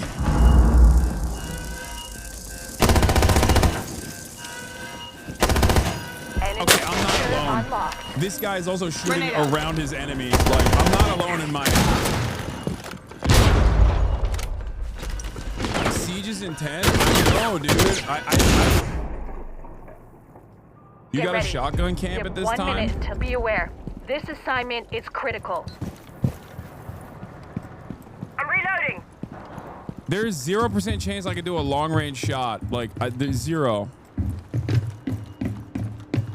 My rank is wood 1. Yeah, no, I'm not even iron, bro. I'm not even, bro. I'm wood. Enemy sabotage kit destroyed. Well done, team. 30 seconds until assignment is underway. All right, we took it. Swapping mag! Where? Oh shit! They're above me. He's above me, isn't he? Assignment begins in 10 seconds. Wait, hold on. This is me. This is my moment. This is my moment. This is my moment. This is my moment in the spotlight. Assignment has been issued.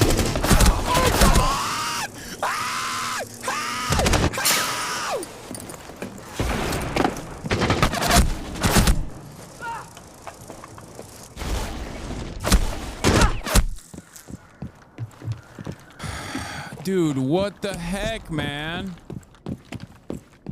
I'm gonna go with this guy. We're losing the sector. 15 minutes to go. Second sectors are undergoing destabilization. Why is that happening to me? You have to hold an angle? Changing the scope helps. I'm holding!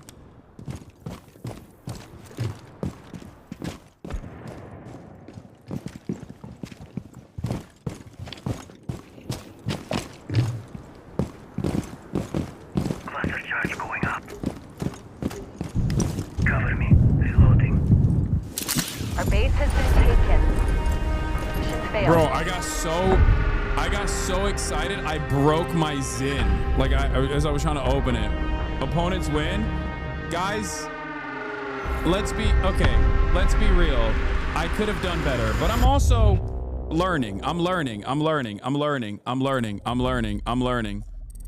Okay, find another match. This team was not that good. That's what the problem is. Skill-based matchmaking put me at like a really high rank, I think. That's what happened.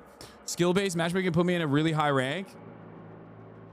And that's what the problem is. Like, skill-based matchmaking was the problem for me. Because, like, the game thought, oh, you're, like, one of the best players we've ever seen. Like, let's put you against Schroed.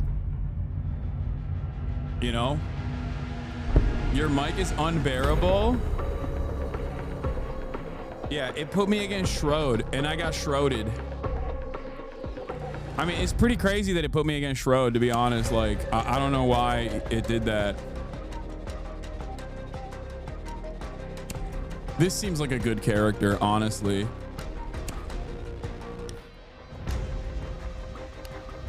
Whoa.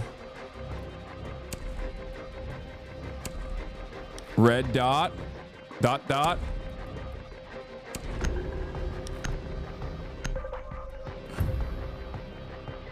Put ACOG on the MP6. I think I'm gonna go with this guy. I'm gonna go with this guy. I'm not playing as Schroed now, so we're good. Wait, is that Schroed again? Am I playing as Schroed again? Which one is Schroed? Be advised. Yes, there'll be politics in a half an hour. Is incoming. Dude, I look so cool. Oh! Prepare your offense strategy. I'm and defenses. MI6, yeah? Let's go, lads! Let's go, lads! I'm attacking!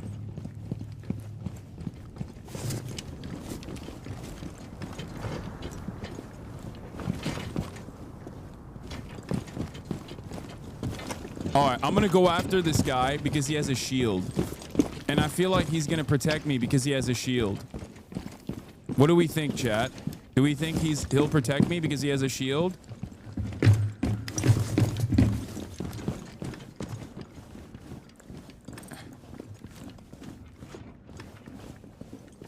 15 seconds of prep left. What prep? Dude, my prep is just chasing the guy with a shield. Wait, why is he looking the opposite direction? Am I looking at the wrong direction? Oh my god. Op 4 is on the move. Oh my god, am I Position to out? intercept and capture the enemy sectors. Am I exposed? Use your mutes. Oh my god, how do I do that? Is it G? Yeah, okay. He's giving me the signal. All right, I'm with you. Go, go, go. Over and out. What is this? What does this do? Deploy? They cleared the blast! Initiating jammer. I put a jammer down, but I don't know what that does.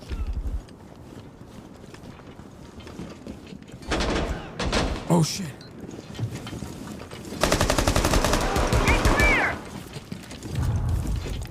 Is there team kill on this? Oh shit, right side, right side, right side. I heard noise.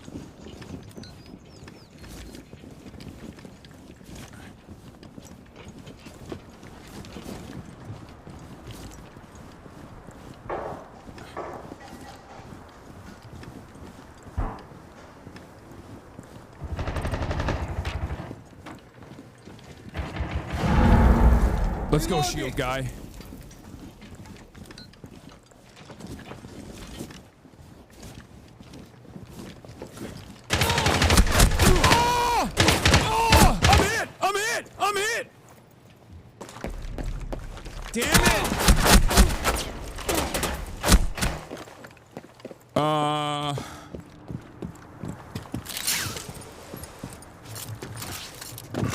Let's lower the sends a little bit.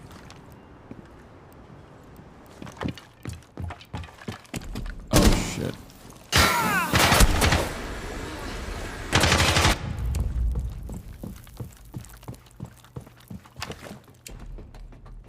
Tyler run Shroud and Justin getting team diffed.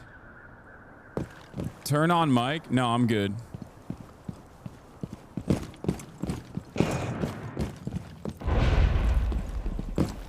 This is like Elon playing Path of Exile. Yeah, the difference is I haven't cheated my way. Why is this guy breaking our barricade? Don't break our barricade. I've learned not to do that. That's a bad thing to do, right? Oh wait, I'm going the wrong way. Oh. Oh damn, you can just jump off that distance and nothing happens? It's crazy.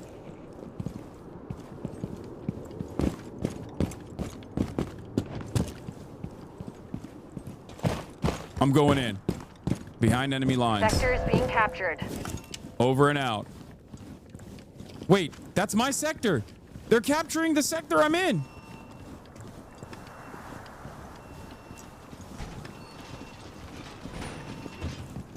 I hear him.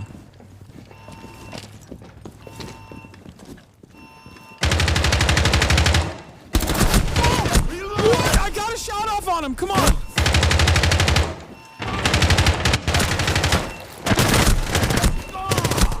The clips are gonna be brutal. Stop! This is crazy. They cheating. Oh, come on now. I got a shot off on him, I The enemy think. has captured 33% of our sector. Didn't I get a shot off on him? Is that an assist? Do I get an assist for that?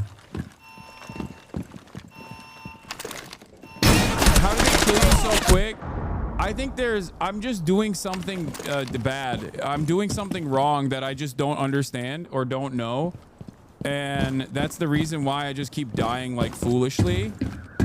I mean, I don't know the map. I don't know the movement. I don't know the I don't know the tactics.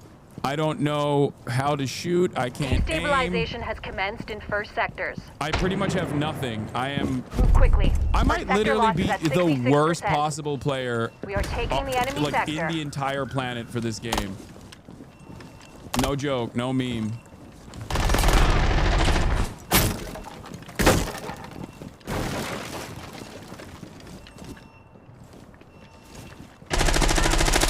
Like I'll be holding a line.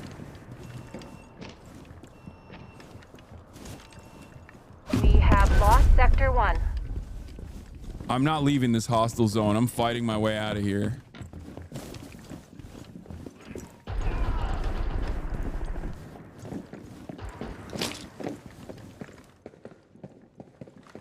Oh, almost had him! Don't do that! Disrespectful!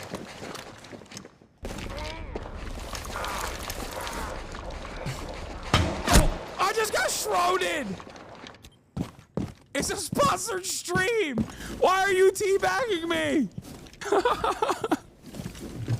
Stream sniper. That's a stream sniper. He's looking at my... He knew. He knew where I was. That's how he got me. Shrouded and scroted. Oh no. You captured 66%. Okay, we're gonna capture Another 60. friendly sector is accessible by the enemy. I'll defend this sector with my life. Don't worry. Chad. My goal is to get one kill. Just one. Stream snipers, if you're watching, please die once to me for the clip. Please. Please. Give me one clip, stream snipers. Just one.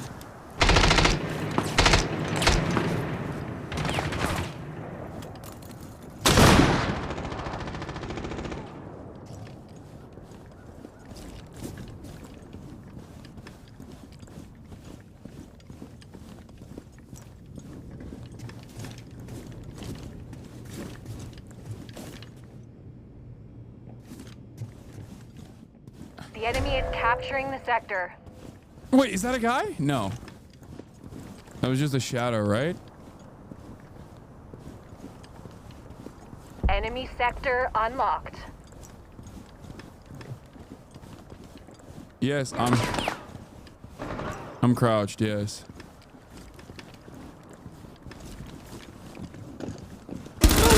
No! Fuck.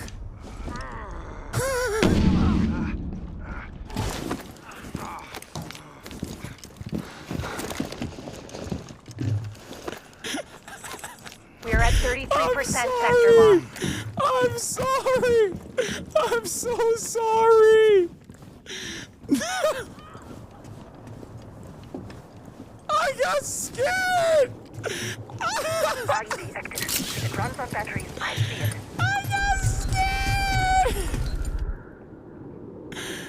scared. Wait, how do I get up here? Your ally has deployed a drone at your location. How do I get off this thing?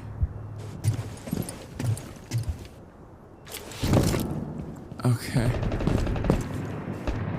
Sector loss is at 2/3.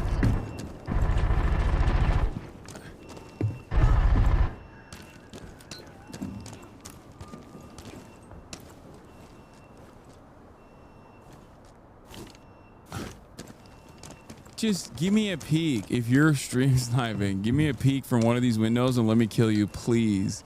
Please. The only kill I've gotten is a team kill, and I didn't even get it.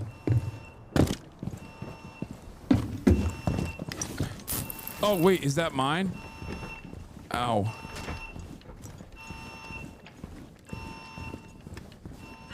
Sector 2 has been taken by the enemy.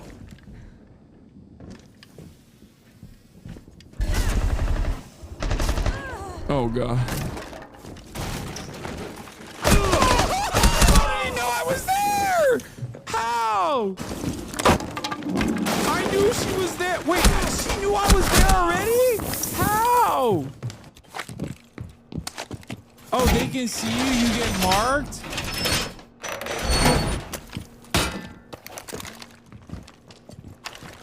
My anti-war moral compass is guy. That's what it is. Oh my god, that's copium, but that's really good copium chatter. Yeah, no, here's the problem. It's because I'm a humanist. It's because I'm a humanitarian, a humanist. That's the problem. Wait, this seems scary. Harmful fumes. It's printing a bomb. Keep door closed until print finished. Optimal. The enemy Heat has temperature access to our room next 10 sector. degrees. Turn off chamber fan when not in use. Okay, I'll do that. I'm a conscientious objector and a pacifist. I'm doing the pacifist run.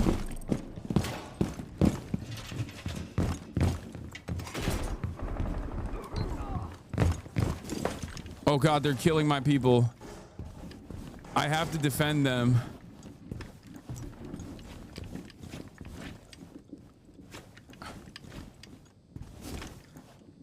I really want one kill, please.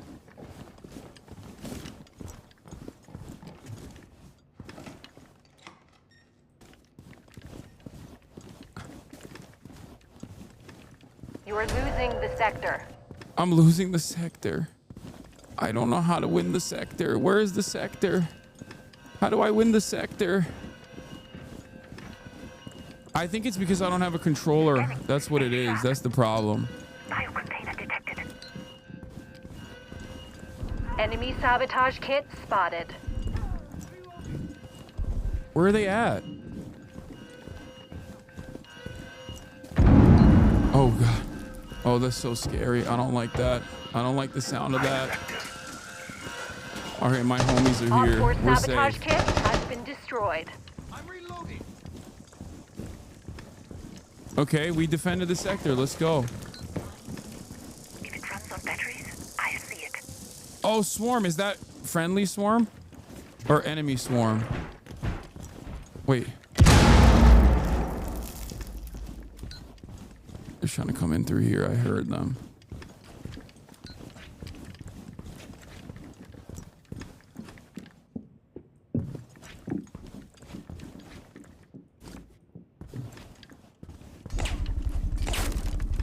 Oh.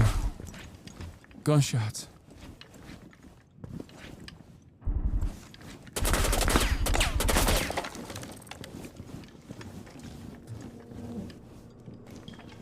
Oh! Scary. My ears are ringing. Oh! Wait! Oh god! I think I got him! Did it work? He's in there.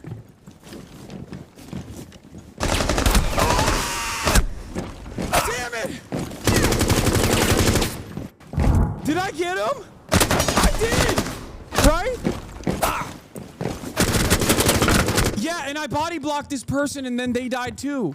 That's... Enemy sector is being captured. You need headphones? No, I don't. I have a surround sound audio system. Yeah, I got two. I got 2 assists. I got 2 assists. Check scoreboard. I got 2 assists.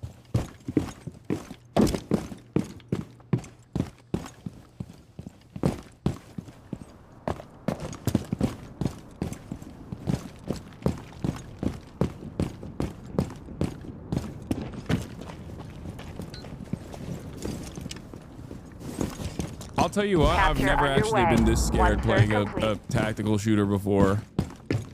It definitely puts the fear of God in you. Assignment begins in 1 minute. Enemy capture of the sector is underway.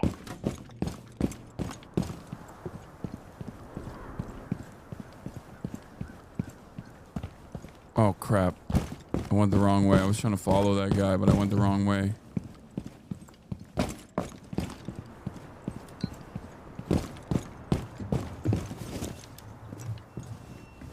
30 seconds remaining until your assignment begins. Quiet like a mouse. Quiet like a mouse. Quiet like a mouse. He played Tarkov 2. That was an even bigger disaster. That's not true. I actually was objectively better at Tarkov. I could get kills in Tarkov every now and then, even by accident. 15 minutes to go. Second sectors are undergoing destabilization.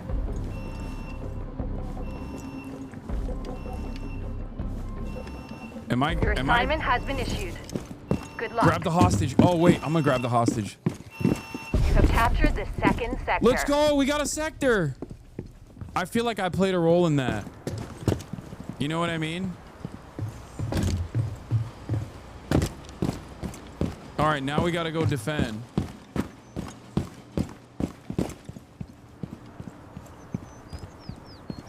Friendly sector loss is at 66%. Wait, am I going the right way? I think I am, right? Okay. I'm running to defend. I'm running to defend.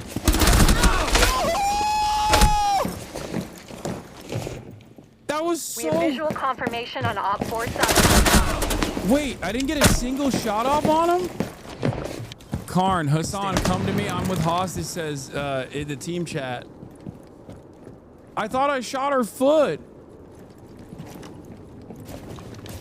Logged in just to be target practice. Bro, y'all are ruthless, okay? I lit that person up, actually. I did. I surely. Wait, what is Andrew saying? You're defending like NATO, bro? Chill. No, we almost won. That was close. When you're running, switch to secondary. Okay, I'm gonna find a different match. Best advice I've ever heard on Siege is just to click their heads. Makes the game super easy. I don't know if you're right about that, because I've been clicking on their heads. It just hasn't been working a lot for me. I've been focusing on their heads quite a bit, as a matter of fact.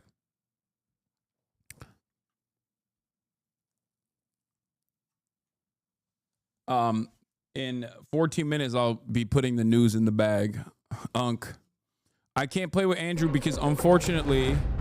they didn't give out any of the the beta keys yet, I don't think.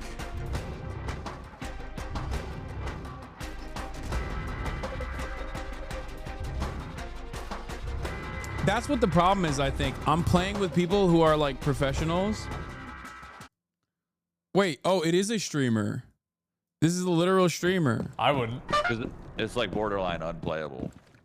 Trust me, I would not.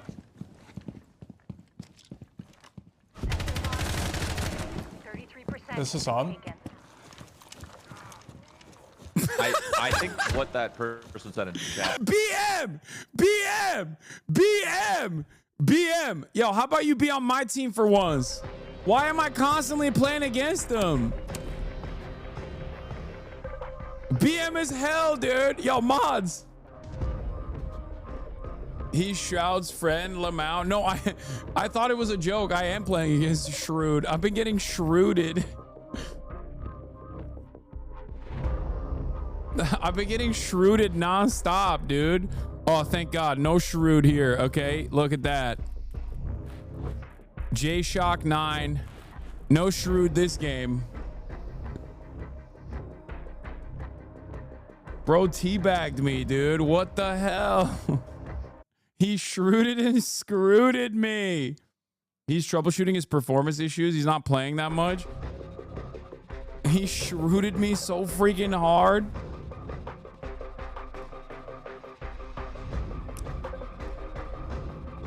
One kill.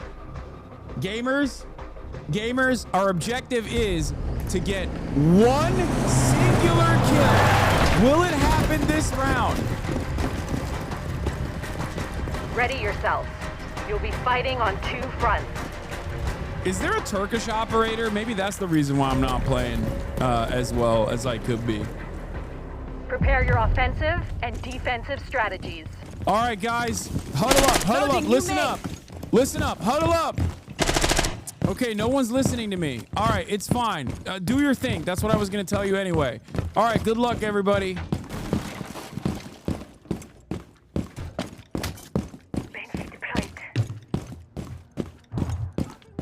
Will I get 1 kill?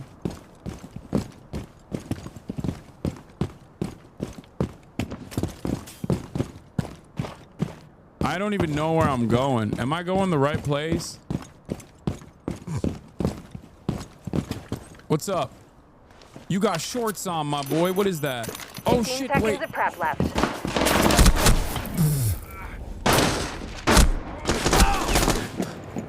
Was that an enemy? 5 seconds to prep.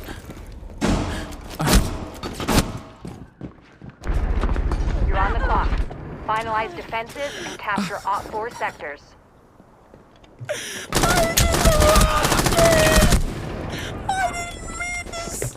I didn't mean to throw a C4 at my teammate.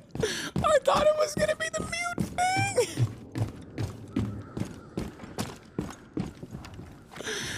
No, bro. If I tried to be this bad, I wouldn't be. If I deliberately did this, I wouldn't be able to do it. Okay, if I deliberately tried. You're losing the sector.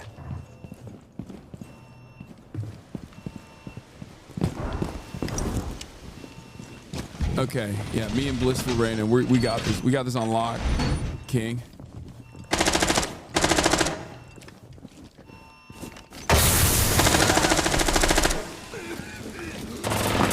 I got you with the gas. I got you.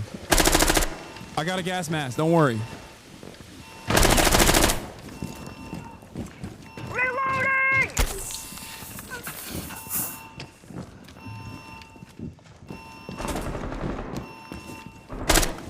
We're at 33% sector loss. Oh, I got spotted. Oh, I'm shooting at everything! Oh, no! Slow the bleeding, slow the bleeding. Help me, help me, help me, help me. I'm down, help me, I'm bleeding.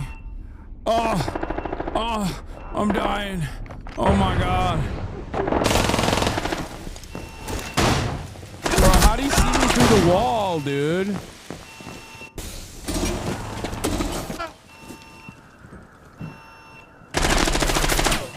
Sector loss at 2/3.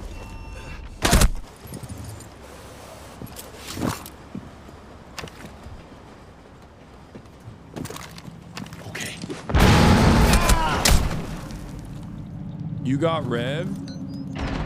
You got rezzed? You were literally rezzed, dude? Wait, I was? I didn't even realize. I wasn't looking. Hold on, I'm gonna defend this. I'm gonna defend our honor here. Oh shit. You're taking the enemy sector.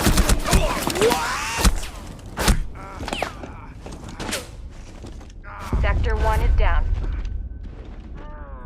Oh, I'm in a hostile zone. I'm so cooked. No one's coming to save me in a hostile zone.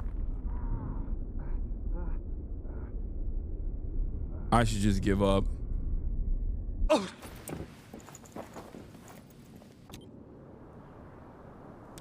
So, I thought I almost got that guy. Pick 7 and pick 0. Which one is 0? Capture 33% complete.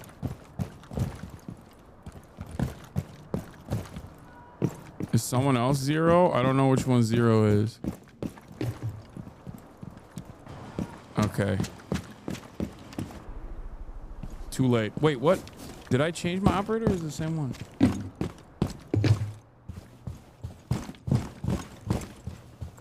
I'm so loud. They're right above me, aren't Move, they? operators.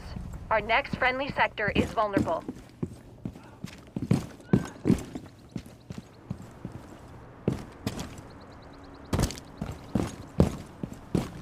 Capture 66% complete.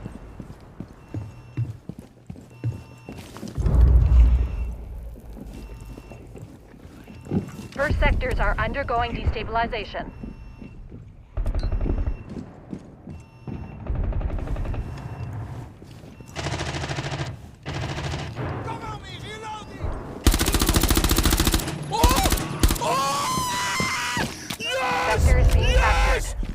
fucking go! You have captured Sector 1. Let's fucking go! You just got dunked on by a 33-year-old geriatric! Get wrecked!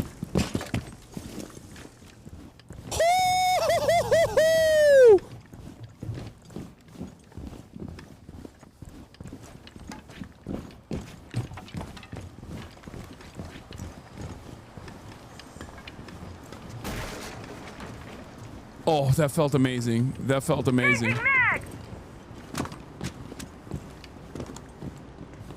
The enemy has captured 33% of our sector.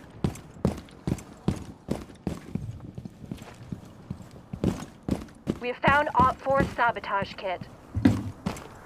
Can I get over this? No.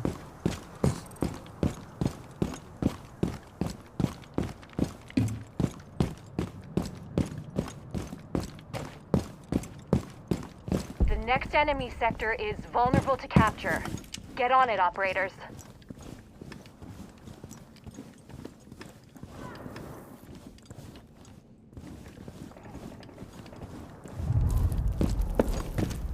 Sector loss at 66%. Everyone was talking shit saying I need a headphone. I need headphones. I need headphones. Where are they at now? I got that kill without headphones. I lasered him. Ratatat. Hostile sabotage kit rendered inactive. Well done. Oh, they're right next to me.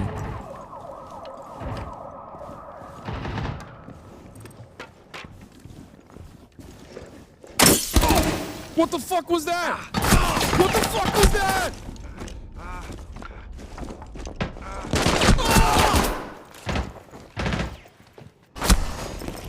Look at that. 1 kill, 1 assist, baby. Let's go. We're popping off big time. There's people worse than me on this map. There's people with 0 kills. There's 2 people with 0 kills. I'm officially better than 3 other people on this map.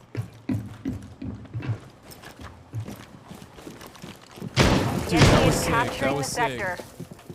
I'm still riding that high of that 1 kill.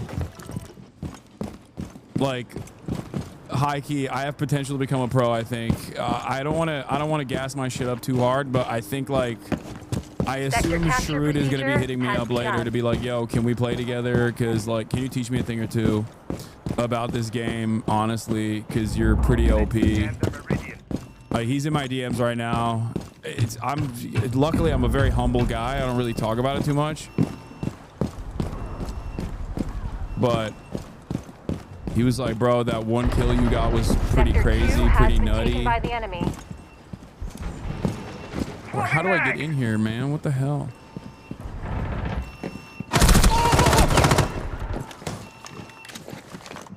Oh, come on, 2nd kill. We gotta get a second. We gotta get a second one. We gotta get a second one. We gotta get a second one. We gotta get a second kill. We gotta get a second kill. We gotta get a second kill. We're gonna do that. We're gonna do that.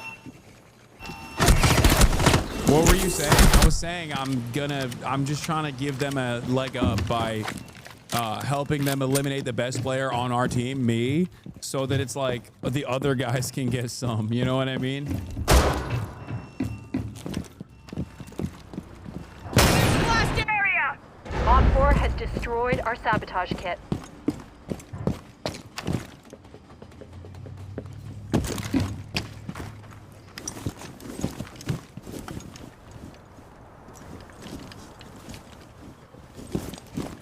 Our next sector is now vulnerable. Defend it. Oh shit, he's right there. Let's fucking go! 2nd kill unlocked!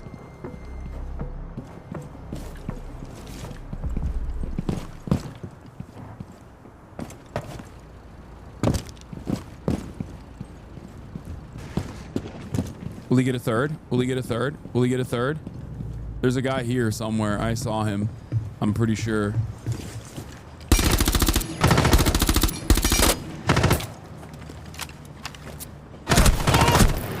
Did I throw it? Oh, shit. Almost a 3rd, dude. Oh, damn. She lasered my brain. Oh, my God. Okay, that's not too bad, though. That's not too bad. Enemy capture of the sector is underway. Almost got a 3rd kill. I'll take it. You stood no chance against them. That's what you want me to think. You want me to think that, but that's not the case. This is the last game, by the way. After this, I'm going back to putting the news in the bag. Unk is putting the news in the bag after this game, so don't worry.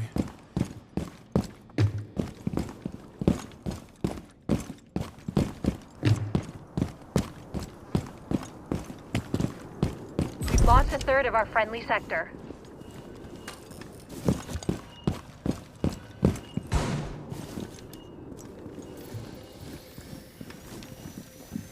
Enemy sabotage kit spotted.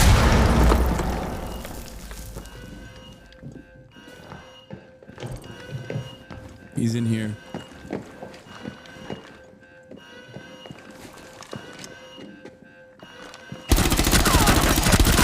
Let's go! Third kill, baby! Oh, almost a fourth, too! That was almost a double! That's close. The kid's popping off! The kid's popping off! Who is this guy? He's a god gamer!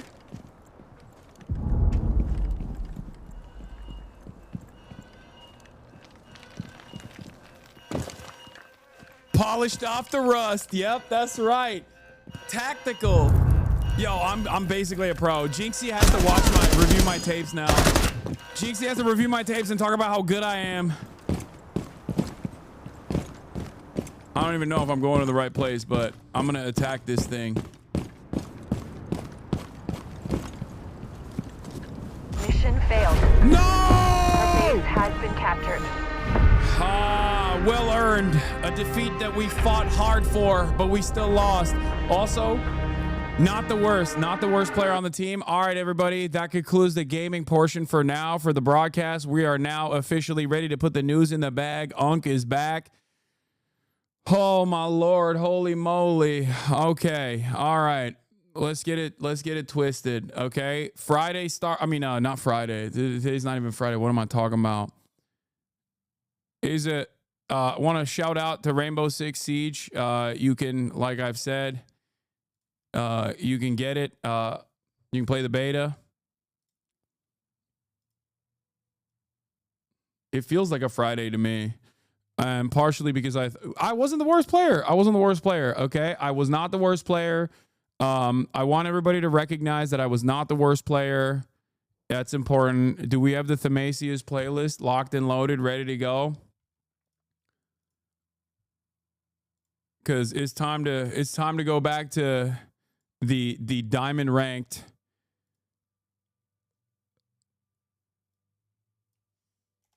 We're going to talk about Ukraine, Russia.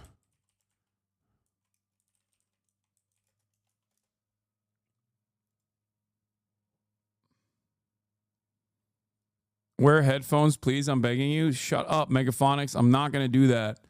All right. Breaking news. Trump meets with NATO General Secretary Mark Rutte in the Oval Office. We'll get started. I'll blast off again as well. And we'll put the news in the bag.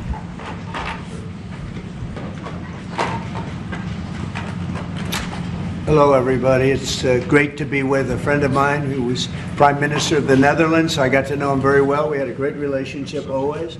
Mark Rutte. Now he's Secretary General of NATO and doing a fantastic job. Everybody, every report I've gotten is what a great job he did, and I'm not at all surprised when I hear it. We had to support him, and we supported him as soon as I heard the name. But he was a fantastic prime minister, and he's doing a fantastic job. An even tougher job. Which is tougher, being the prime minister of Netherlands or? This job is quite tough. I would think this is a little but Dutch politics is also brutal. So. Yeah, but this is pretty tough. But you're doing. All right, ladies and gentlemen, it's news time. We're going to be discussing I got 3 kills. Things, that's the news. We'll be discussing what's happening with respect to Ukraine and Russia. At this moment, we have people talking in Russia. We have representatives over there, Steve Witkoff and others. Goatkov is in Russia. In very serious discussions. As you know, Ukraine I'll put the content tag back on as well. Don't worry. What's happening the politics today to tag. a complete ceasefire, and we hope Russia will do the same. Thousands of people are being killed, young people usually, mostly.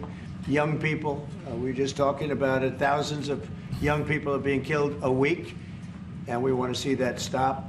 And they're not Americans, and they're not from the Netherlands for the most part. No.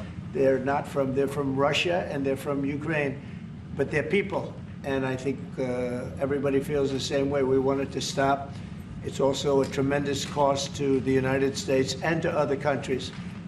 And it's something that would have never happened if I were president, and it makes me very angry to see that it did happen. But it happened, and we have to stop it. And Mark has done some really good work over the last week. We've been working together, and he's done some really good work, so I'm very happy about that. We'll also be talking about trade and various other things, and I think we'll have a very, very strong day. We're going to have lunch afterwards. That'll go, and then we'll see you all later. But Mark, would you like to say something? Yeah, but first of all, thank you so much, Mr. President, dear Donald, again for hosting me, and but also for taking time in Florida a couple of weeks after you were re-elected. That's right. And of course, our phone call a couple of weeks ago, and I must say, Trump 45, you originated the fact that in Europe we are now spending, when you take it to aggregate, 700 billion more on defense than when you came in office in 2016, 2017. But that was Trump 45. But when you look at Trump 47, It'll be hard to tell. what happened the last couple of weeks is really staggering. The Europeans committing to a package of 800 billion defense spending. The Germans now, potentially up to $500 billion extra in defense spending. And then of course you had Keir Starmer here, the British Prime Minister, and others, all committing to much higher defense spending. We're not there, we need to do more, but I really want to work together with you in a run-up to the The Hague Summit to make sure that we will have a NATO which is really reinvigorated under your leadership, and we are getting there. We also discuss defense production because we need to produce more weaponry. We are not doing enough. Not in the US, not in Europe, and we are lacking behind when you compare to the Russians and the Chinese. And you have a huge defense industrial base. Europeans buying 4 times more here than the other way around, which is good because you have a strong defense industry, but we need to do more there to make sure that we ramp up the production and kill the red tape. So I would love to work with you on that. And finally, Ukraine, you broke the deadlock. As you said, all the killing, the young people dying, cities getting destroyed. The fact that you did that you started the dialogue with the Russians and the successful talks in Saudi Arabia now with the Ukrainians. I really want to commend you for this. So, The Hague is my hometown. I love to host you there in the summer and work together to make sure that will be a splash, a real success, projecting American power on the world stage. What Mark is saying is when I first went to NATO, my first meeting, I noticed that very few people were paying. And if they were, they weren't paying their fair share. There were only 7 countries that were paying what they were supposed to be paying, which was... 3. Yeah, it's even worse. Could be even worse. But there were just very few countries that were paying, and even the paying, it was at 2%, which is too low. It should be higher. It should be quite a bit higher. But you had Poland, and I remember Poland was actually paying a little bit more than they were supposed to, which I was very impressed with. And they've been actually terrific, and some of the others. But most of them weren't paying, or they were paying very little. And I didn't think it was appropriate to bring it up there, but I said it's going to be brought up at my next meeting. And my next meeting, the first meeting, I want to give them a little break. The second meeting, it began, and I was able to raise hundreds of billions of dollars. I just said, we're not going to be involved with you if you're not going to pay. And the money started pouring in, and NATO became much stronger because of my actions and working along with a lot of people, including Mark. But they would not pay for other presidents, and I don't think other presidents even knew that they weren't paid. I asked first question, has everybody paid up? And literally, I mean, they told me 7. You could be right, it could be 3, but that makes it even worse. But they just weren't paying. And I said, no, I won't protect if you're not paying. If you're delinquent or if the money isn't paid, why would we do that? And as soon as I said that, got a little hit from the press because they said, oh, gee, that's not very nice. But if you said the other, nobody would have paid. And the money started coming in by the billions. And, hundreds of billions of dollars flowed into NATO, and NATO became strong. And you remember that your predecessor, who I thought was a very good man. Absolutely, actually. yes, Stoltenberg. He sends his best greetings. He was terrific. Stoltenberg, Secretary General, Great and man. he made the statement that when Trump came in, the money started coming in like we never saw before. Hundreds of billions, actually probably close to $600 billion came in, and NATO became strong from that standpoint. And now we have to use it wisely, and we have to get this war over with, and you'll be back to a normal, much more normal life. And maybe we're close. We're getting words that things are going okay in Russia, and it doesn't mean anything until we hear what the final outcome is. But they have very serious discussions going on right now with President Putin and others, and hopefully they all want to end this nightmare. It's a nightmare. It's a horrible thing when you look. I get pictures every week. They give me the pictures of the battlefield, which I almost don't want to see. It's so horrible to see young people laying arms and legs and heads laying all over the field. It's the most terrible thing that you'll ever see. And it's got to stop. These are young people with mothers and fathers and sisters and brothers and friends. And it's got to stop. So we hopefully are going to be in a good position sometime today to have a good idea. We'll have, we know where we are with Ukraine, and we are getting good signals outside of Russia as to where we are with Russia. And hopefully they'll do the right thing. It's really humanity. We're talking about humanity. We're not talking about the money. But then you add the money to it, and hundreds of billions of dollars is being spent and really wasted so unnecessarily. It should have never happened. So it's an honor to have you here. They picked a great gentleman. I'll tell you, I was so happy to hear, because you had somebody, Stoltenberg was really good, and you have somebody that's going to do an incredible job. And I was so much in favor of you. You have no idea. They had another person that I did not like. I was not happy. And I think I kept him from, you know what I'm talking about. I said, this is the right man to do it. And he really did. He was a great prime minister of the Netherlands. He did a great job. And that's what he's doing right now. So thank you, everybody, for being here. And it's a very great honor to have you. And we even have some of our great energy people here today, right? We have the governor, and we have Chris, Chris, right? Supposed to be the most talented man in the world of energy, according to the governor. So I don't know if he's right. And we have General, you've been fantastic. Thank you very much. And we have a lot of good people that won't be so much involved with this, but they wanted to see what was happening.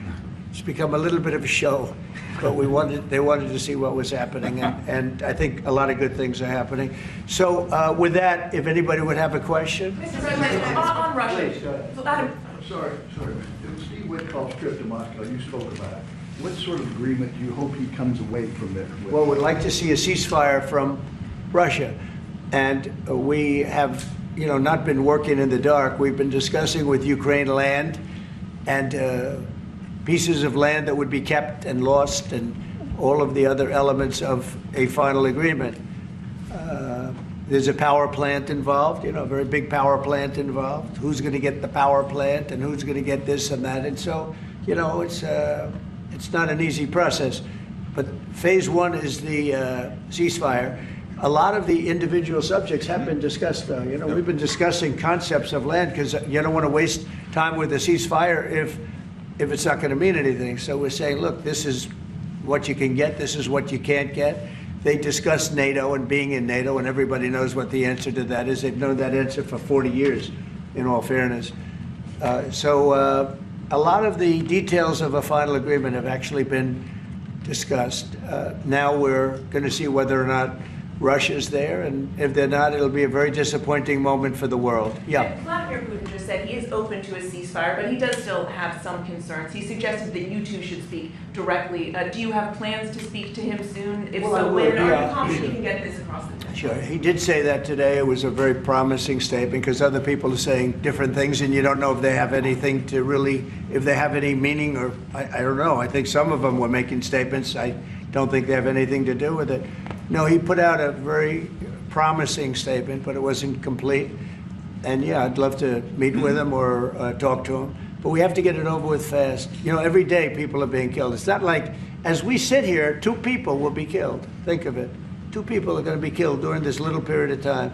Thousands of people a week are dying. So We really don't have very much time. We have to make this fast. It shouldn't be very complicated. Thank you, Mr. President. A representative of Canada, the finance minister, are in town and will meet members of your administration during the day. Any chances that you will ban on the tariffs on aluminum and the ones that are planned for April 2nd? No. You are not going to change your mind? No, not. Look, we've been ripped off for years, and we're not going to be ripped off anymore. No, I'm not going to bend at all. Aluminum or steel or cars. We're not going to bend. We've been ripped off as a country for many, many years. We've been subjected to costs that we shouldn't be subjected to. In the case of Canada, we're spending $200 billion a year to subsidize Canada. I love Canada. I love the people of Canada. I have many friends in Canada. The great one, Wayne Gretzky, the great. Hey, how good is Wayne Gretzky? He's the great one. But we have, I know many people from Canada that are good friends of mine. But, classic. You know, the United States can't subsidize a country Wayne Gretzky, to $200 billion he's a good guy. a year. We don't need Love him. their cars. We don't need their energy. We don't need their lumber. We don't need anything that they give. We do it because we want to be helpful, but it comes a point when you just can't do that. You have to run your own country. And to be honest with you, Canada only works as a state. It doesn't. We don't need anything they have. As a state, it would be one of the great states anyway. This would be the most incredible country visually. If you look at a map, they drew an artificial line right through it between Canada and the U.S. Just a straight artificial line. Somebody did it a long time ago, many, many decades ago, and makes no sense. It's so perfect as a great and cherished state. Keeping "O Canada," the national anthem. I love it. I think it's great. Keep it. But it'll be for the state, one of our greatest states. Maybe our greatest state. But why should we subsidize another country for $200 billion? It costs us $200 billion a year. And again, we don't need their lumber. We don't need their energy. We have more than they do. We don't need anything. We don't need their cars. I'd much rather make the cars here. And there's not a thing that we need. Now, there'll be a little disruption, but it won't be very long. But they need us. We really don't need them. And we have to do this. I'm sorry. We have to do this. Yes. Mr. President, Yeah. you have made it very clear that NATO needs to step up. Although great progress has been made in your first mandate, how do you envision this new transatlantic? Are you talking about NATO stepping up? Well, NATO is stepping up through this man. This man is a man that only knows how to step up. And we have the same goal in mind. We want the war ended. And he's doing his job. He only knows how to. I like that this Yeet account, by the way, has become so goddamn unimaginably horny with its true purpose that it's basically just like revealing its hand. I saw this like Asmongold says Hasan seems schizo when he blames everything on Destiny and admits something crazy in the process. I go on Destiny subreddit too, part of the Illuminati for him. This motherfucker is only posting about Ethan Klein, myself, and people in Ethan Klein's crosshairs, okay? Literally look at this. Like, with the one exception, Hasan has been farming that sponsorship money this week, with 2 being in the last 5 days. That's such a, like, how is this, what is this man doing?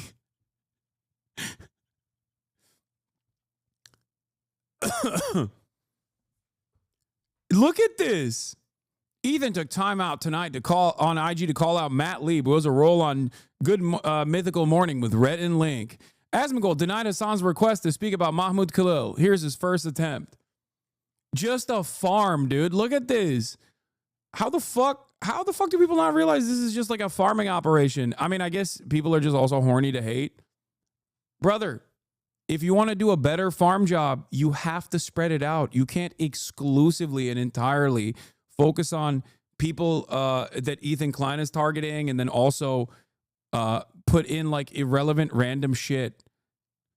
You got to, every now and then you got to pepper in some, real fails or whatever. You know what I mean? You can't just be posting about like every random shit that happens, every random thing that happens on my broadcast. Amazing. Why are you giving tips? Let the motherfucker fuck it up. It doesn't matter. There's no stopping these accounts. This is like one of those like this account operates in a similar capacity to one of those like stake promoted accounts. He will clip this, get hard because you notice him. I know. I mean, it doesn't really matter. He gets like 2K likes per max, but like imagine, hey, watching my gaming streams. My audience doesn't even watch my gaming streams, and this guy's in here. You can't give this guy any attention at all. You looked at him once and he's having a mental breakdown. Isn't this the stalker guy? Yeah, he's one of the stalker guys. He's in all the stalker discords. And he literally communicates with the other stalker guys as well. And the other stalker guys give him tips on what to get me banned on. Like he once revealed his DMs with another one of those fucking stalker accounts who was like, "Yeah, you should use this clip. You should use this clip. This will get him banned." Deranged. One day, I hope that you will be mentally well. Okay?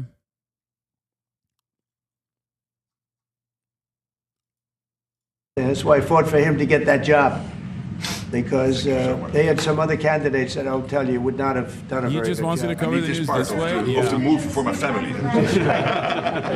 Yeah. Based. Yeah. I think this guy's got some pretty good ideas. Yeah. We'll get you a clip. We're going to get him a clip of that little last statement. The rest of the statements, he doesn't care. Sir, how does this new transatlantic cooperation, how do you envision it? Well, we have, that's one thing. I mean, we're on the other side of the ocean. And they're right there. And yet, we're in for $350 billion because of Biden.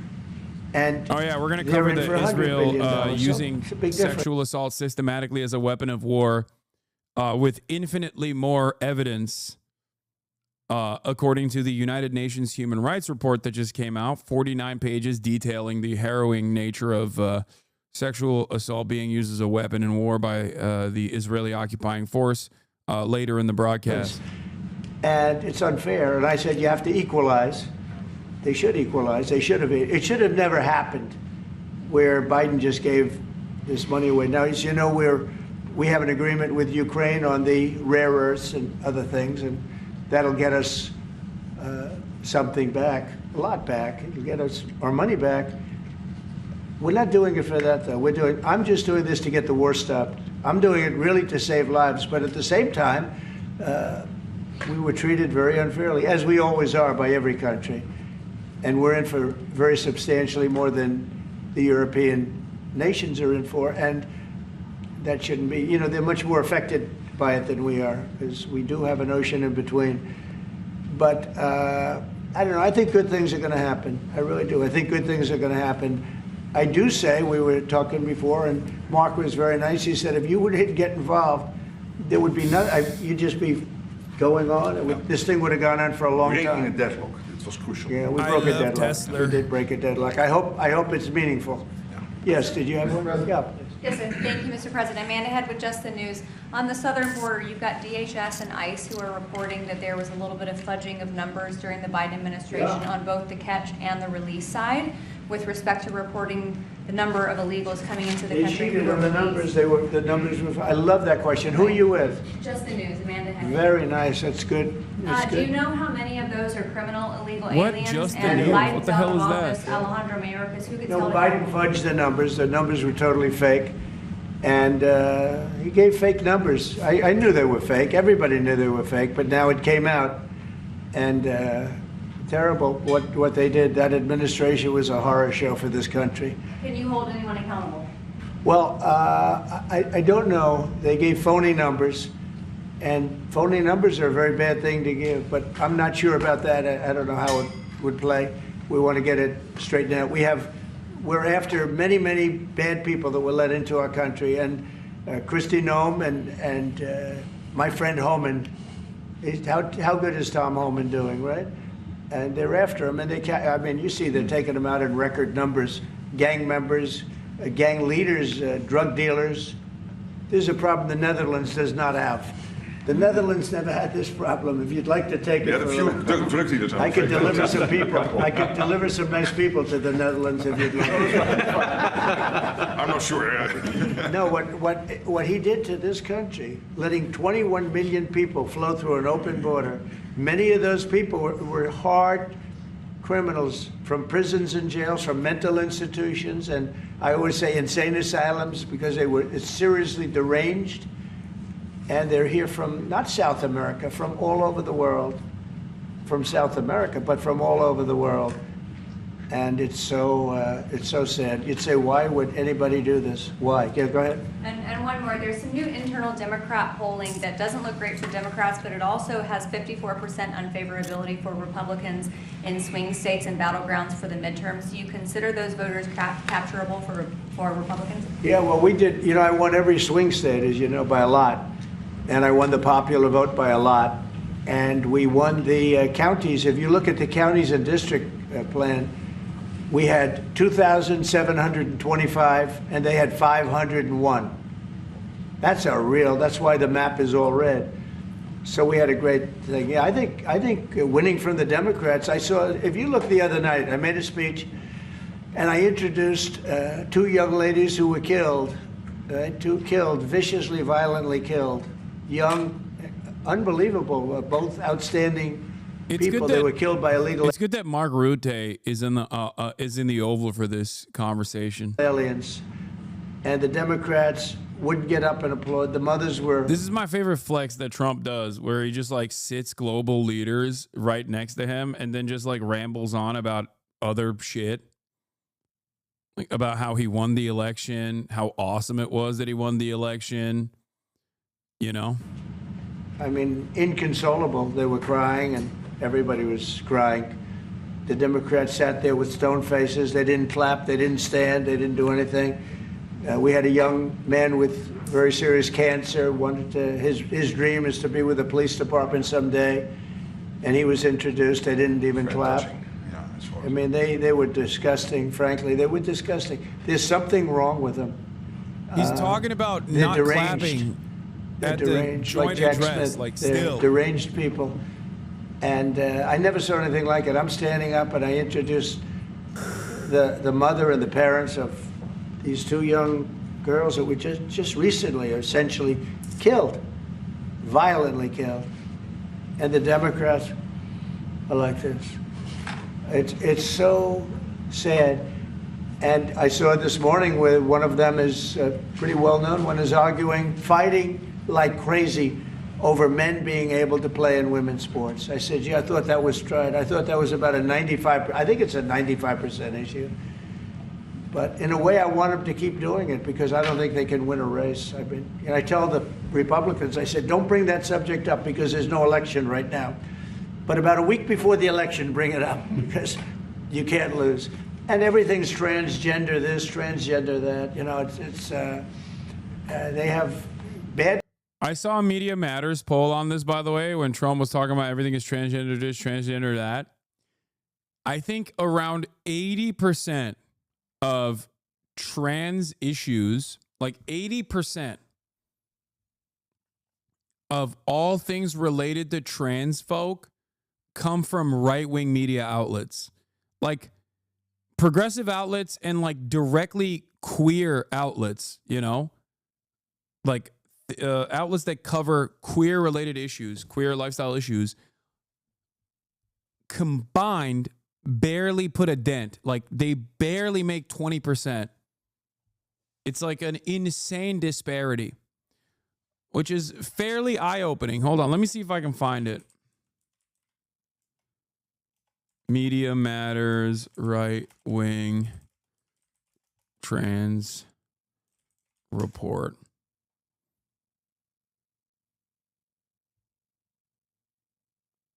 Is this it? Hold on.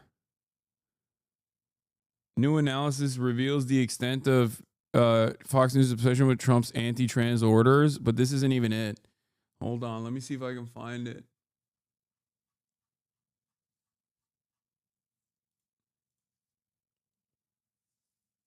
It's wild. Like, the content the content about trans people are almost entirely coming from right-wing outlets. Those are the only outlets that talk about trans people. Like, they dominate the pipeline, and it's crazy because it's like, oh, here it is. Thank you. Fox News outstripped CNN, MSNBC in first month covering Trump's anti-trans executive orders, but this is not even it. No, this isn't even what I'm looking for. There's another one. Right-leaning Facebook pages earn nearly 2/3 of interaction. Yep, there it is. Right-leaning pages made 77% of the top-performing trans-related posts. Facebook interactions on all trans-related posts by page ideology from 2020 to 2021. This is an older post.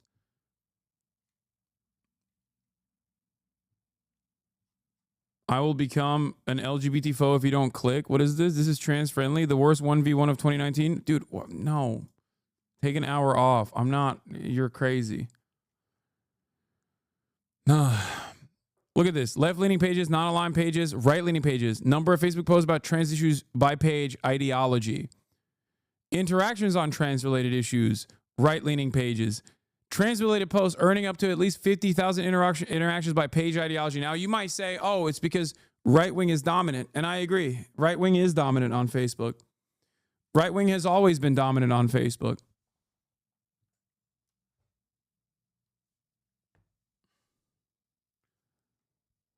But even the number of total posts is like insane.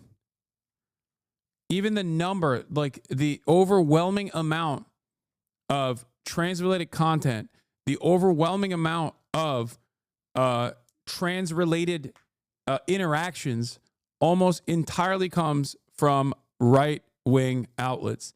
They talk about trans people in an obsessed manner. They talk about trans people more than anybody else. This is something that I've mentioned before. It's like they have this like almost this psychopathic obsession with trans people. They think about trans people more than trans people do. It's insane. Politics, but one thing, they stick together. You know, I wish, and the Republicans stick together mostly, but we have a couple that are grandstanders. It's a You wild always have fixation, grandstanders dude. in life. But the Democrats, they have grandstanders, but when it comes to a vote, they do stick together, right? Yes, sir. No doubt it's majority right, but it doesn't say 77-23 overall, just top performing. Yes, I apologize. It is 77% of all interactions come from right-leaning posts. Okay? All interactions overall on trans-related issues. They'll stick together on the shutdown. Will that hurt Democrats going into midterms? Well, if they do a shutdown, and ultimately that might lead to very, very high taxes, because we're talking about a shutdown, we're talking about getting to work immediately on the greatest tax bill ever passed. That was the one we did. It was a renewal, and it's an addition to it. And we're going to cut people's taxes. And if we don't open, the Democrats are stopping all of these good things that we're providing. We're providing the greatest package of benefits that this country's ever provided. The biggest part of that's going to be tax cuts for the middle class and for businesses, small businesses, employers, people that hire people in jobs. And if it's shut down, it's only going to be, if there's a shutdown, it's only because of the Democrats. And they would really be taking away a lot from our country. It takes two to tango. The irony, of course, is that if it doesn't shut down, if the Democrats concede, if they cave, if they capitulate, okay, against the Republicans on this issue, then they're basically handing the Republican Party an opportunity to defund a lot of these federal agencies, which unironically will commit the federal government to a permanent shutdown, at least on numerous agencies. So it's a very weird predicament where you shut down the government if you don't shut down the government. And from the people of our country. Mr. President, on tariffs, you made clear you're not backing down from this, but many American small business owners say they are concerned that these tariffs are going to hurt them. What's your message to them? They're going to be so much richer than they are right now. And we have many. Yesterday, General Motors was in. They want to invest $60 billion. The people from Facebook were in yesterday. They're going to invest $60 billion by the end of the year. Other people are talking about numbers. Apple, as you know, a few days ago announced $500 billion investment. They're going to build their plants in the United States, which, as you know, almost all of their plants are in China. Now they're building in the United States. Look, the reason is two things. Number one, the election, November 5th, and the other thing is tariffs. I think probably in that order. But Tim Cook came in and he announced 500, think of it, 500 billion, not million. 500 million's a lot when you think about it, right? But, well, I would have been happy with 500 million, but it's $500 billion investment by Apple in the United States. And that's because of the election result, and it's because of the tariffs and the tax incentives too, you know, tariffs and tax incentives. And I've never seen anything like it. We have plants going up now in Indiana. We have plants going up in Michigan. A lot of plants going to be planned from. I'm trying to steer them to Michigan because Michigan got so badly beaten by, you know, what happened with Europe. You know, if you look at Europe, take a look at the EU. We're not allowed to sell cars there. It's prohibitive because of their policies and also their non-monetary tariffs. They put obstacles in your way that you can do nothing about. But if you take a look at what happens, so we sell no cars to Europe. I mean, virtually no cars. And they sell millions of cars to us. They don't take our agriculture, we take their agriculture. It's like a one-way street with them. The European Union is very, very nasty.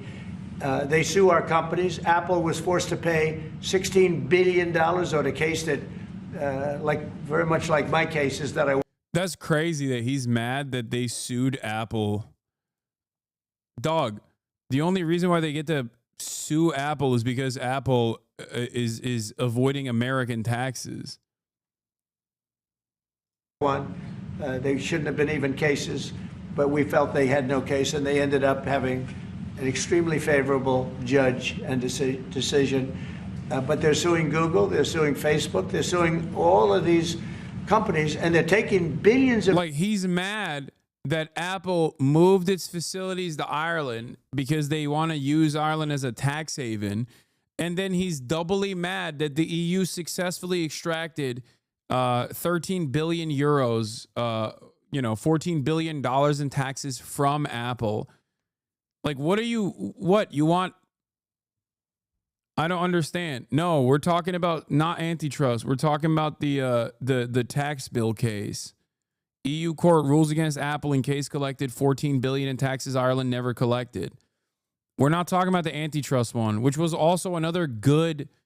That was also, unironically, another instance where European regulators actually made consumer-friendly protections that actually will help all of us in the long run. No, they sued him over a bunch of stuff. Yeah, they sued him over Universal Ports. They sued him over, I think they sued him over right to repair. Oh, God, I drank way too much coffee in the morning. But yeah, he's complaining that the EU courts sued Apple for taxes that they didn't pay to the EU. The reason why Apple's even paying taxes to Ireland is literally because they use Ireland as a tax haven. Dollars out of American companies, many more than the ones I just mentioned. And I guess they're using it to run Europe or something. I don't know what they're using it for, but they treat us very badly. China obviously treats us very badly. Almost everybody does. And I blame past presidents, to be honest.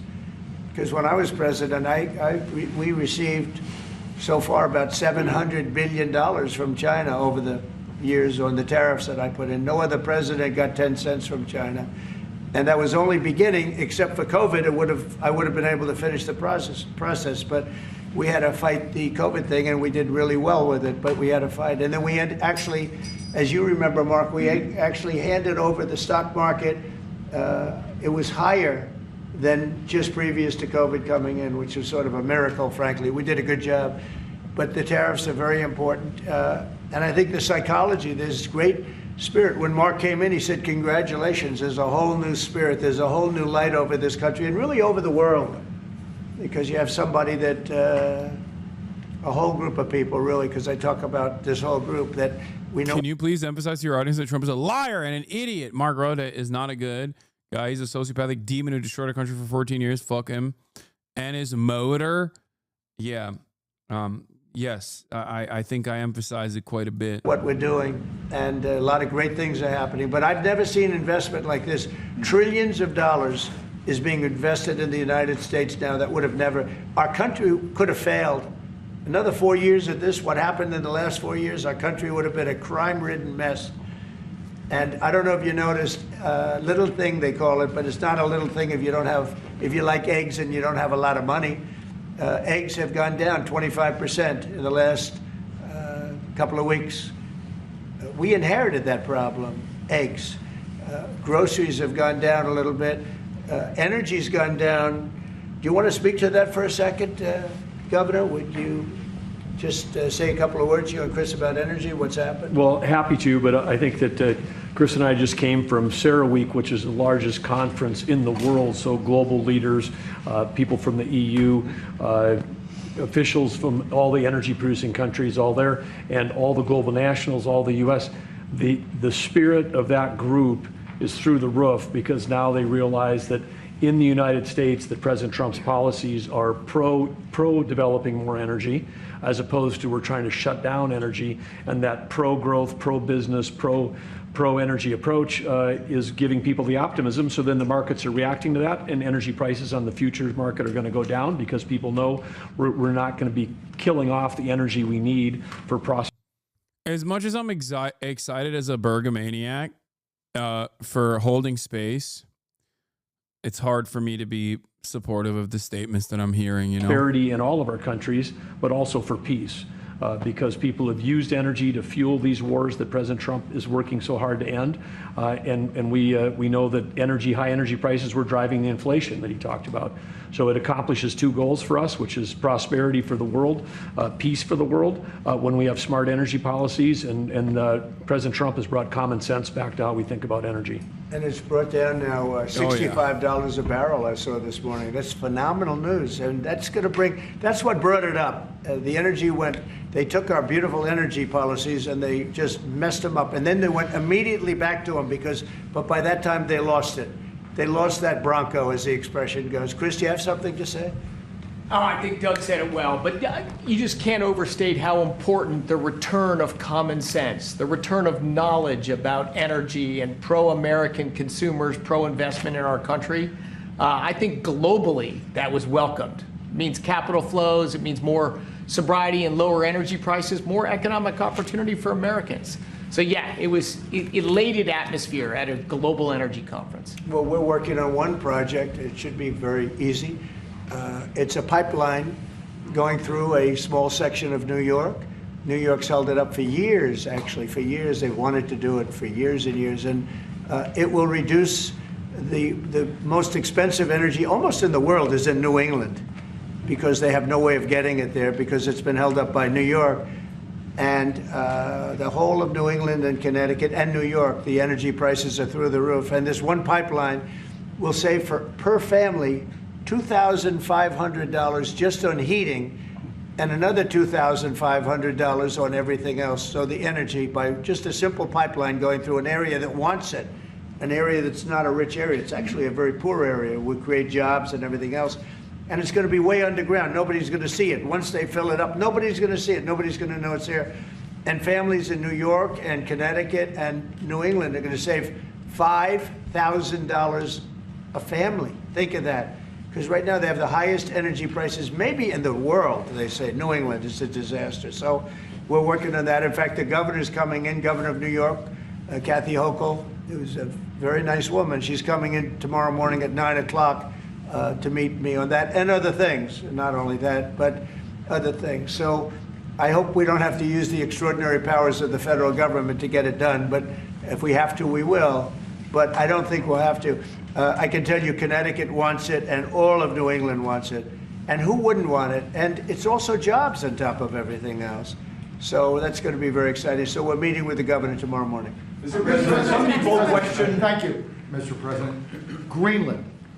What is your vision for the potential annexation of Greenland and getting them potentially to Well, I think it'll happen. And I'm just thinking, I didn't give it much thought before, but I'm sitting with a man that could be very instrumental. You know, Mark, we need that for international security, not just security, international. We have a lot of our favorite players, cruising around the coast, and we have to be careful. And we'll be talking to you. It's a very appropriate, really a very appropriate question. There's an Thank issue you in the very high much. north, so the Arctic. So what you did, so when it comes to Greenland, yes or not joining the US, I would leave that outside for me, this discussion, because I don't want to drag NATO in that. But when it comes to the high north and the Arctic, you are totally right. The Chinese are now using these routes. We know that the Russians are rearming. We know we have a lack of icebreakers. So the fact that the outside Russia, there are 7 Arctic countries working together on this under US leadership is very important to make. NATO Secretary Labs as Trump threatens to annex Greenland, Denmark, NATO country. Yeah, he's been getting he's always hot and cold when it comes to this sort of stuff, but this interview provided a lot of interesting takes, to say the least, whether it be agitating with troop presence in the Panama Canal, or agitating or promoting a troop presence in Greenland. It's just like there's not really much you can do if you are a NATO country or a NATO leader, because NATO itself is basically designed for the United States of America. It's built entirely for American empire, American imperialism. Anyone who doesn't recognize that is being a little silly. I think at this stage, perhaps it's a little bit more revealing, considering how Donald Trump is actively talking like NATO is his own personal fleshlight, and these leaders have to sit around and laugh as though he's just memeing, ha ha ha. And I know you say diplomacy, but like, if America wasn't as powerful and didn't have this much presence over NATO and this much command over NATO, I don't think European leaders would allow anyone to talk like this. Viktor Orban is a great example. Viktor Orban talks like this sometimes as a European leader, and we all know how the rest of the European leaders behave around Viktor Orban, or how they treat Viktor Orban. Viktor Orban! Make sure that that region, that part of the world stays safe. And we know things are changing there, and we have to be there. Well, we just had an election there the other day. Do you see a referendum, a plebiscite, where the people of Greenland would be in a position to decide if they want to become part of the United States? Yeah, it was a good election for us, as you know. It was not a referendum. It wouldn't be called that. It was an individual election. But the person that did the best is a very good person, as far as we're concerned. And so we'll be talking about it, and it's very important. Mark mentioned the word icebreakers. Greenlanders want independence, but they overwhelmingly do not want America to be to come in and take over Greenland. So it seems like even if the majority wants independence, they just mean independence from Denmark, and not necessarily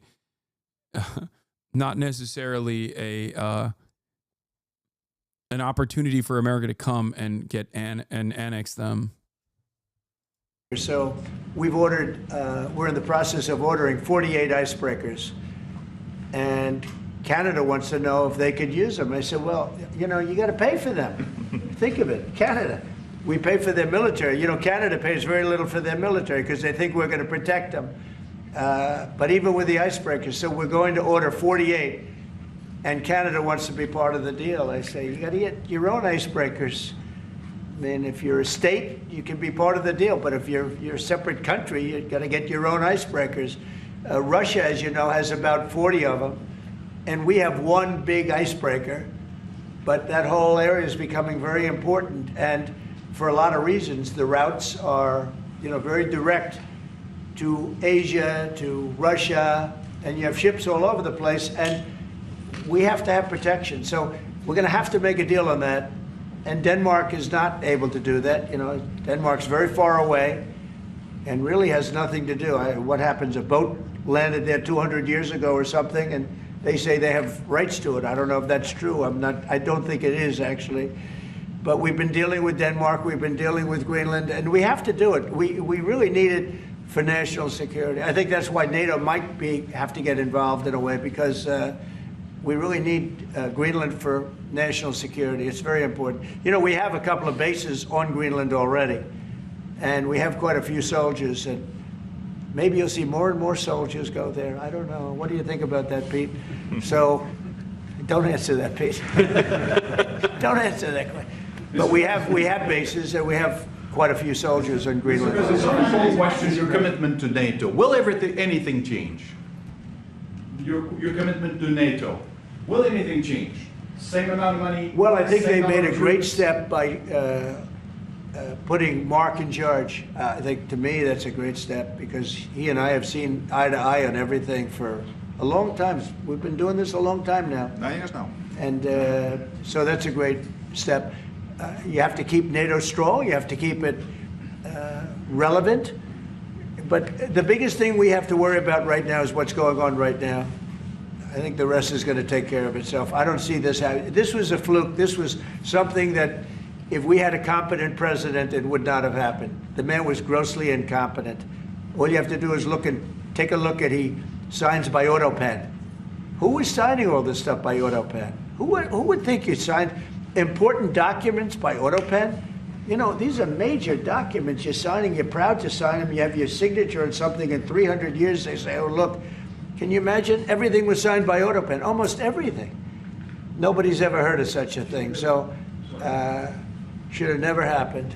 Tomorrow with the Justice Department about law and order. Could you tell us a little bit about that? Yeah, we're going to be with the Justice Department. We have a great Justice Department. Pam Bondi is so fantastic, and Todd Blanche, and Emil, you got to know him a little bit. He was acting for a little while.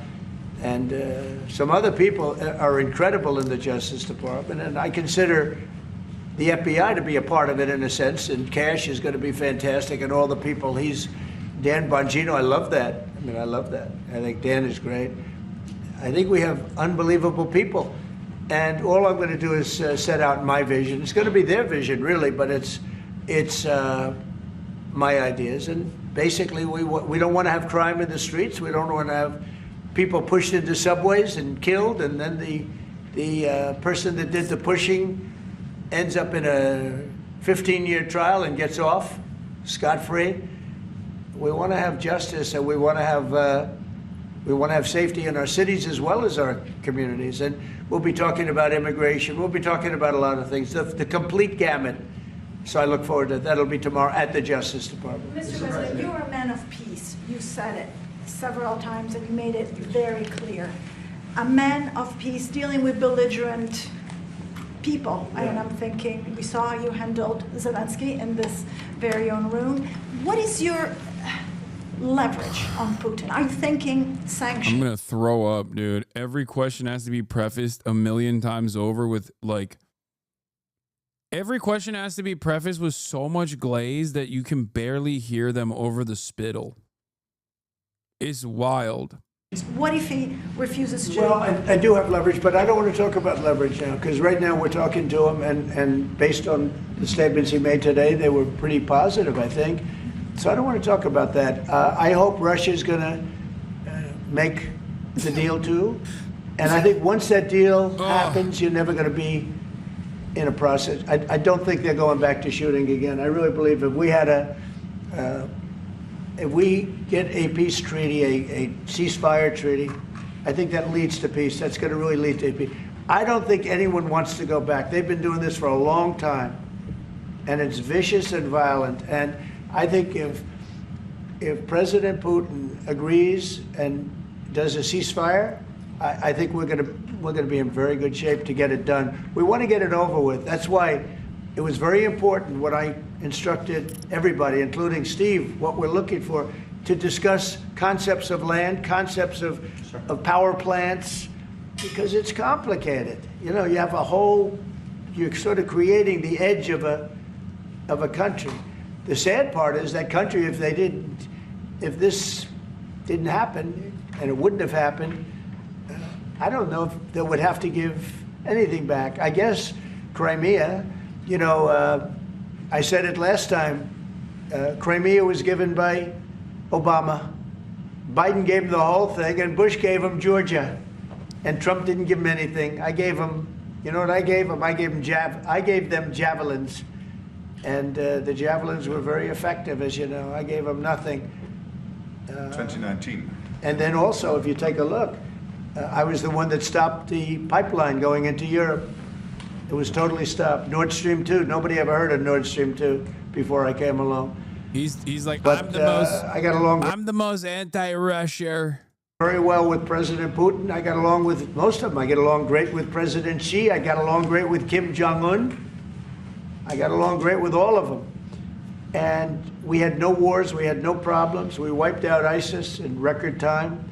General Raisin Kane, and he wiped them out. And he was going to be our new chief, right? He's going to be the head of Joint Chiefs of Staff.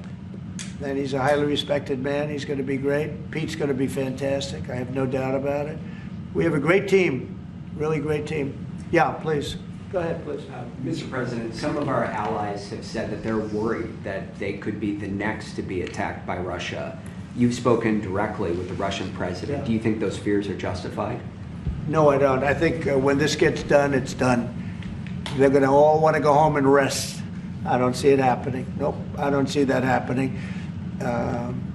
And we'll make sure it doesn't happen. Not going to happen, but we'll make sure it doesn't happen. Yeah, go ahead, please. Leaders from Russia and Iran are heading to Beijing tomorrow to discuss nuclear programs. What do you hope to get out of that? Well, maybe they're going to talk about non-nuclear programs. Maybe they're going to be talking about the de-escalation of nuclear weapons, because, you know, I was talking about that with President Putin very strongly. And we could have done something had that election not been rigged. We would have had something. I think I would have made a deal with Putin on de-escalation, denuclearization, as they say. But we would have de-escalated nuclear weapons, because the power of nuclear weapons is so great and so devastating. And right now, Russia and us have by far the most, but China will catch us within 5 years. China doesn't have, but they're in the process of building, and they build. And within 4 or 5 years, they'll probably have the same. And by the way, this is a Republican tradition. Ronald Reagan, when he negotiated with Gorbachev in the 1980s about bringing down the number of nuclear weapons, it's what you have been doing your first term, and it is important.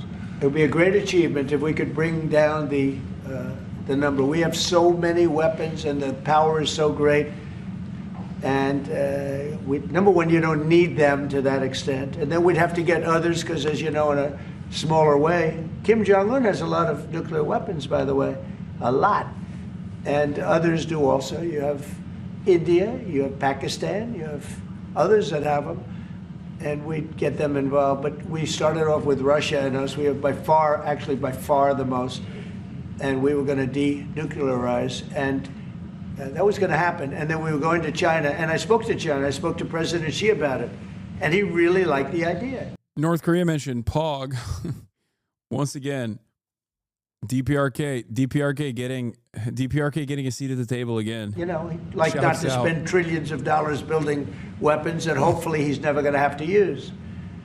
And because they are very expensive also. So that would have been great. Okay, one or two more. There's been tension in the... Thank you.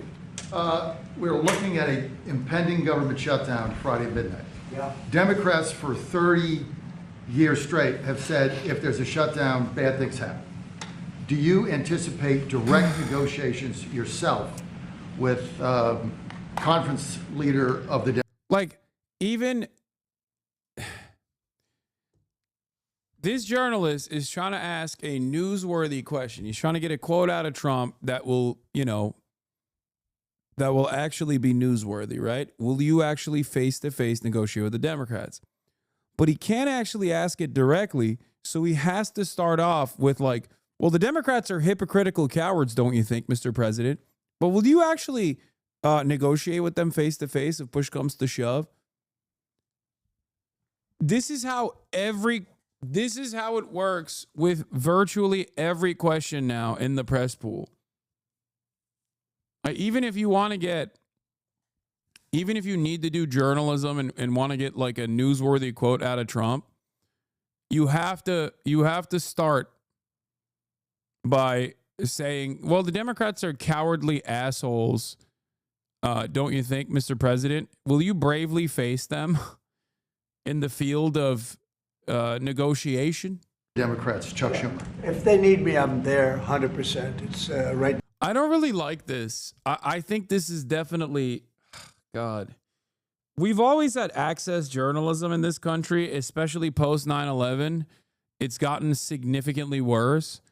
But I will say it's moving in a direction that it wasn't in before. Like people are totally normalizing just glazing Trump, and everyone just says, well, you know how he is. You just got to entertain it. And it's not good.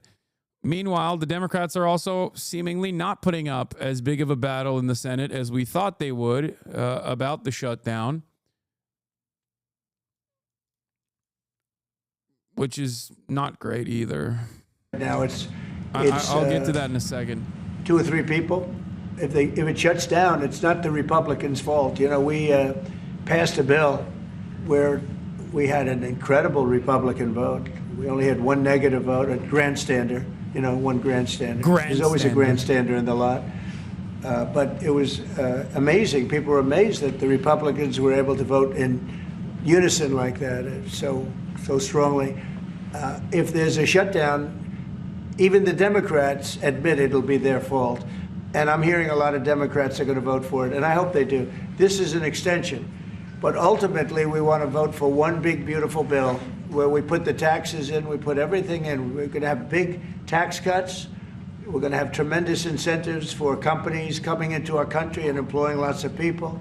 It'll be, I called it, in a rare moment, one big, beautiful bill. That's what I like, and it seems to be that's where they're heading.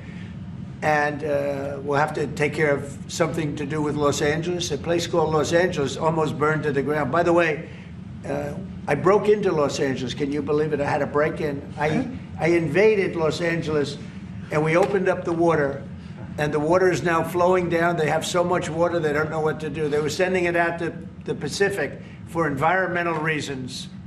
Okay, can you believe it? And in the meantime, they lost 25,000 houses. They lost, and nobody's ever seen anything like it. But we have the water. I'd love to show you a picture. You've seen the picture. The water is flowing through the half pipes. You know, we have the big half pipes that go down.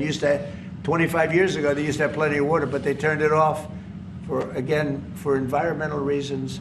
Well, I turned it on for environmental reasons and also fire reasons. But and I've been asking them to do that during my first term. I said, do it. I didn't think anything could happen like this, but they didn't have enough water.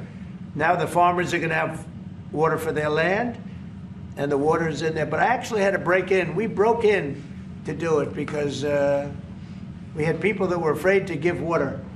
They were, in particular, they were trying to protect a certain little fish. And I said, how do you protect the fish if you don't have water? Fuck the fish. They didn't have any water, so they're protecting a fish. And that didn't work out too well, by the way. So they have a lot of water going down throughout California, all coming out from the Pacific Northwest, even some from Canada. Thank you, Canada, very much. I appreciate it. Next thing you know, they'll want to turn the water off. They want to charge us for the water. But it comes up from the Pacific Northwest, and it's a beautiful thing to see. I mean, it is brimming with water. Now, if they would have had that done, you wouldn't have had the damage because the fire would have been put out. The fire hydrants would have been loaded. The sprinklers in people's living rooms and bedrooms would have been loaded up with water. They had no water. The government makes them put sprinklers, and they had no water in the sprinklers because they had no water. So the water is flowing, and we're going to have to give a lot of money to Los Angeles to help them. And the Democrats are going to want to do that. So that's the one thing different. And frankly, I think that makes it a lot easier. But one of the big thing is we have the big, beautiful bill. We got to get that done. And that will put our country in a position like it's never been. It's a reduction of taxes. It's tremendous incentives for companies to come from all over the world into our country. It's great environmentally, but it's not this environmental scam that we went through, that we all went through. It provides for everything. It's a big, beautiful bill, and I hope we can get it approved, and that'll be next. But in the meantime, we have the continuing resolution, and the Republicans have approved it, and now the Democrats have to approve it, and I hope they will. And I think a lot of them, I can tell you, they want to. I've spoken to some of them. They really want to. Their leadership may not want them to. And if it closes, it's purely on the Democrats. One more? On Korea, sir, we've seen tension increasing in the peninsula. You've talked about Kim Jong-un. Do you have any plans of re-establishing the relationship you had during the first mandate? Well, I would. I had a great relationship with Kim Jong-un, North Korea. If I wasn't elected, if Hillary got in, you would have had a nuclear war with North Korea. He expected it. He expected it. And they said, oh, thousands of people. No, millions of people would have been killed. But I got in. We went to Singapore, we met. We went to Vietnam, we met. We got along really good. We had a very good relationship, and we still do. We still do. You don't have that threat that you had. I mean, look, when I was running the first time, it looked like there was going to be a war with North Korea. You know that better than Tensions were high. Yeah. And everybody it started was startled that you invited him for talks, right. But you did. It started off very rough, and he wouldn't meet with Obama, wouldn't take his calls. I said, how many times did you call? They called a lot. He wouldn't take their call. He told me I wouldn't take his call. But with me, it did start off rough, if you remember. Very rough, actually, very nasty. There was a Singapore. And yeah, but then, no, before that, then it stopped. The rhetoric was extremely tough. It was. You had it was a little speech bit in UN, I remember. Yeah, that's right. It was a little bit dangerous. And then we met. They asked for a meeting, and we met. And the meeting caused the Olympics, which was in South Korea, to become a tremendous success. Nobody was buying tickets for the Olympics because they didn't want to be nuked. And I met, and not only did the Olympics become successful, but North Korea participated in the Olympics. His sister visited. It was an amazing thing. And that was something that was an achievement of the Trump administration, great achievement. And so I have a great relationship with Kim Jong-un, and we'll see what happens, but certainly he's a nuclear power. Okay? Thank you very much, everybody. Thank you. Thank you very much. Thank you, guys. Thank you very much. It is now the official law that you spend more time with the blessed your predecessor. So how?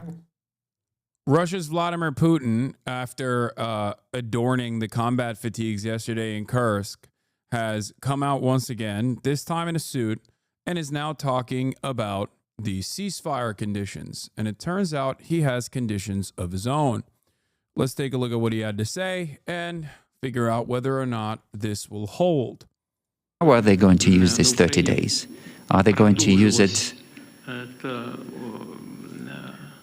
in order to continue the forced mobilization in Ukraine, in order to supply weapons to those areas, in order to newly mobilized units to undergo training?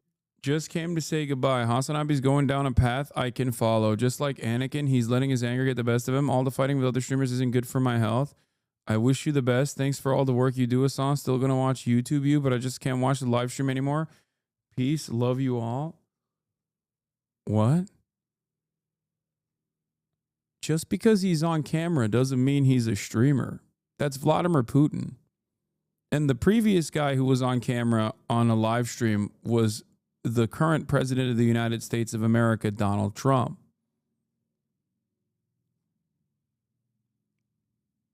Just letting you know, these guys aren't streamers. They're world leaders.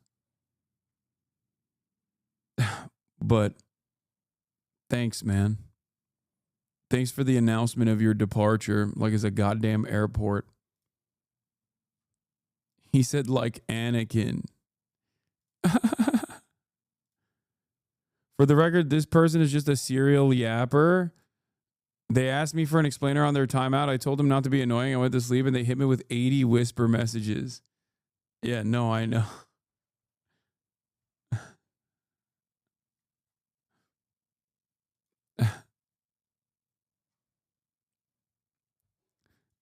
like there are moments where I do talk about other content creators, especially in terms of like how much propaganda that they're doing for a genocidal apartheid regime or whatever.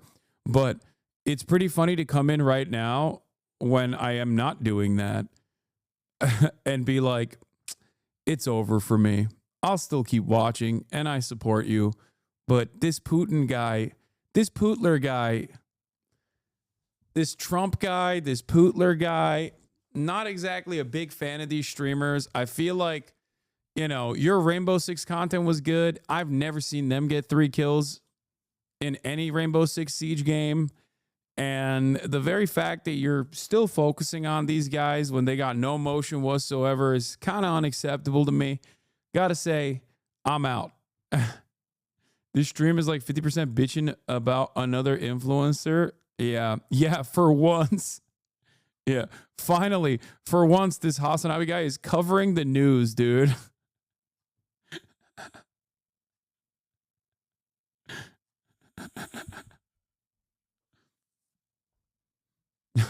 Finally, for once. Or none of this is going to happen. Then we have a question. How are we going to resolve the issues of control or verification? Twitch streaming is awesome because it's one of the few places where you can both be eating all the time and away from your desk all the time when you just let videos run, but also simultaneously pause entirely too much and offer entirely too much commentary because you're a real yapper. Platform world leaders, not play enough video games, play too much video games at the same time is awesome. It's basically make your own adventure. I'm Schrodinger's streamer always. Depending on what you like or what you don't like, I fill both of those roles at the same time. For example, because I speak for 8 hours a day on hot button topics, someone can come in and say, I'm a liberal Zionist. And then another person can come in and say, I'm actually a Hamas terrorist. Many of them just say I'm a Hamas terrorist. But there are some who also say, I engage in, liberal Zionist propaganda. It's just awesome. There's no winning. And at a certain point, I think people realize, like, okay, I will make up my own mind. Maybe this guy isn't what I think he is. And the only way that you can do that is if you come in here and you listen for an extended period of time. How can we be guaranteed that none of this is going to happen in the future? How are we going to control this? I think on the level of common sense, everyone understands this. This is a very serious question. Who is going to give orders to cease fire? And what is the value of these orders? Can you imagine about 2,000 kilometers? Who is going to determine who and where violated this agreement? That's an area of 2,000 kilometers. And then who is going to blame who? The violations of this agreement. All of these are questions that need to be thoroughly studied on both sides. So the idea in itself is correct and we support it, but there are questions that need to be discussed. And I think we need to discuss this with our American partners. Maybe we need to have a call with President Trump and discuss this. But the idea in itself to stop this conflict in a peaceful way, that's something that we support. President Trump's special envoy, Steve Witkoff, has now arrived in Moscow to brief Kremlin officials on the Ukraine ceasefire proposal. Earlier today...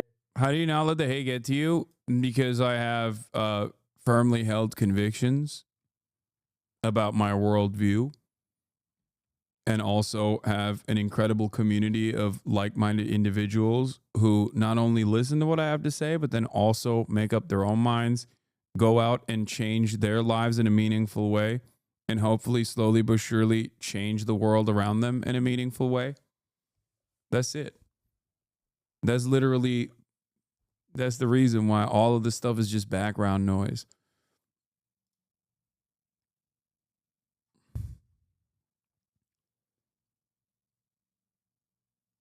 You know? He also has a ton of money. I mean, that definitely doesn't hurt. Yes. That certainly doesn't hurt, you know? C-Star, thank you for the 25 get the subs. Right after a chatter said I have a ton of money. And I also have good friends and family around me.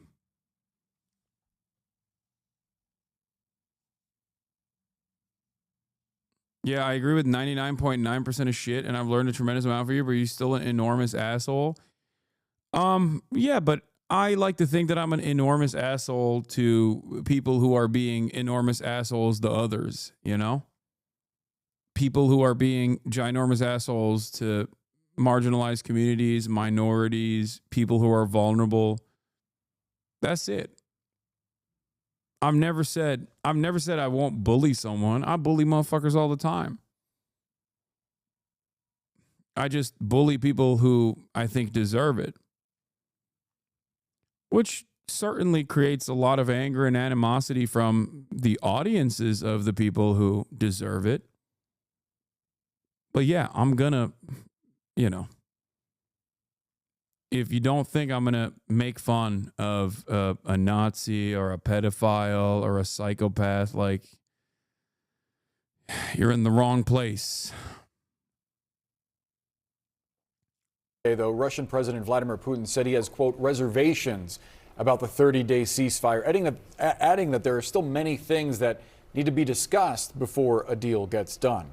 We agree with the proposals to end hostilities, but we proceed from the fact that this end should be such that it would lead to long-term peace and eliminate the root causes of the crisis. But I think that we need to talk about this with our American colleagues, partners, maybe call President Trump and discuss it with him. But the idea itself, to end this conflict by peaceful means, is supported by us. CNN Chief International Correspondent Clarissa Ward is live in Kyiv. Clarissa, taking a look at the reaction from Russia, which is so essential, right? You heard White House officials saying if Russia does not accept this, then they'll know who the impediment to peace is. How are you? That's so funny. Yeah. I mean, come on, dude. I think, yeah, they are an impediment to peace. They are the ones who invaded. Like, this is also partially the reason why I categorize like Crimea's annexation entirely in a separate category than like what Russia has been doing since invading the rest of Ukraine. Okay. There is a difference there. Like, you are an aggressor, a very violent aggressor. You're an aggressor in both instances, but at least on one you had like a lease agreement and more sympathies from the people that lived there, as opposed to what you've done since then. The reality of the matter is, Russia is an impediment to peace. Like, it's fucking ridiculous to make it seem as though they're not. They're literally in Ukraine. They've annexed Ukraine. Now they want to take 4 of the territories permanently from Ukraine. Are you reading what we're hearing out of the Kremlin?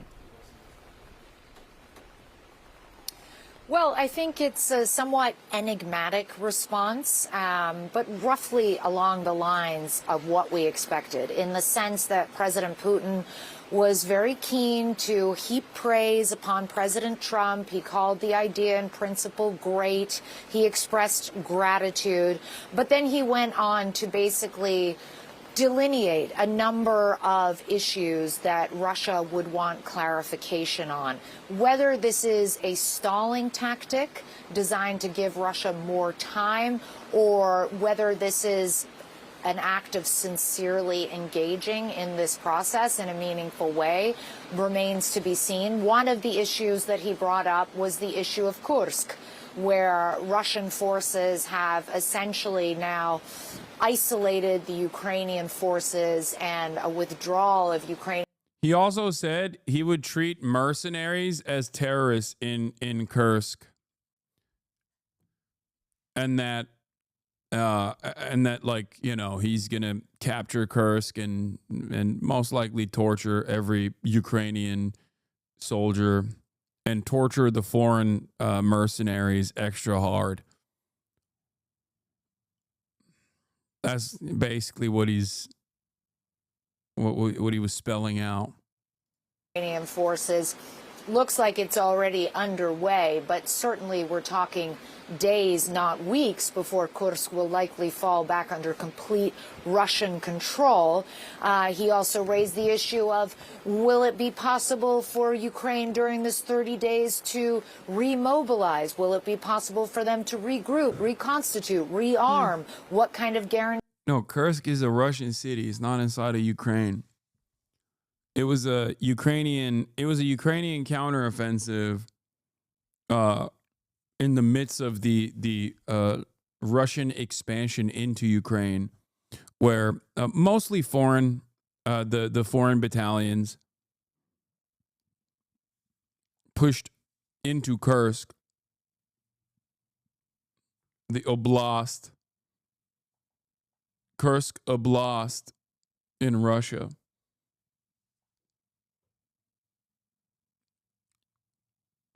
Guarantees could we be given that that wouldn't happen? What kind of guarantees can we be given in terms of how the ceasefire will be monitored or how it will be enforced, and who gets to say when hostility? Kossak Gundi was a Brit who joined the Ukrainian Marines, not Foreign Legion, but was captured and obviously tortured by Russians. Jesus Christ. I do think it's kind of ironic that for the past couple of years, a lot of NATO Andes have been saying, oh, if there's any ceasefire whatsoever, Russia will be able to use that as an opportunity to recoup their losses and regroup and rearm and attack even harder. And to them, I said this was a bullshit excuse because both sides have that opportunity. And in the process, if they were to go back to fighting, then you're back to square one anyway. Now, it's interesting because now Russia is saying that because they also don't want to fucking stop pummeling Ukraine right now when they're in the process of retaking Kursk. Now Putin is using that same excuse. It's fucking ridiculous. Okay? It's ridiculous. It's idiotic. It's bullshit. Anyone that says that is a direct impediment to peace. But of course, Vladimir Putin was an impediment to peace.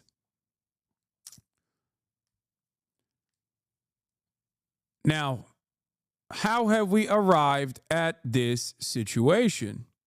Perhaps it would have been better if the fucking American leader, our glorious president, Donald J. Trump, didn't spend the past month and a half shitting on our proxy that we have used and abused in this fucking process, that have a very valid claim to, you know, want to rid their borders of a Russian invasion. Perhaps you wouldn't look like such a fucking asshole if you didn't actively, seemingly defend Adolf Hitler. Okay? They are so goddamn bad at diplomacy, it pisses me off. Because on the one hand, I do agree that you have to bring Russia to the table to set the stage for a ceasefire and permanent negotiations and a permanent cessation to hostilities. You have to do that. There's no other way to do that. You can't defeat them militarily, so there's nothing you can do in that process. But also at the same time, you probably shouldn't undermine your side of the bargain so aggressively at the behest of the dudes who you are supposed to be negotiating against.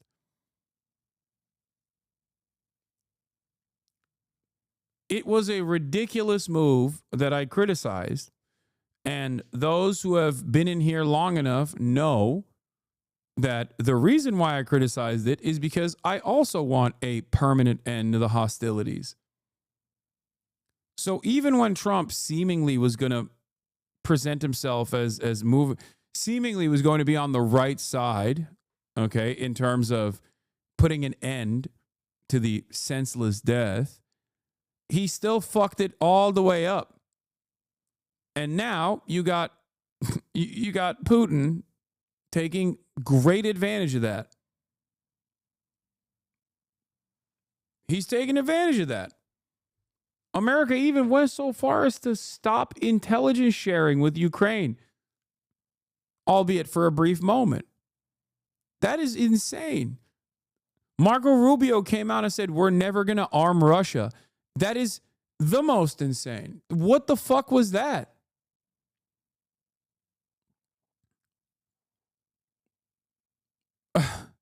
Like, why did he say that? What is happening? My "we're never going to help Russia invade Ukraine" shirt is bringing up more questions than the shirt itself answers. A real "I'm not a pedophile" t-shirt wearing moment here, you know? It's ridiculous.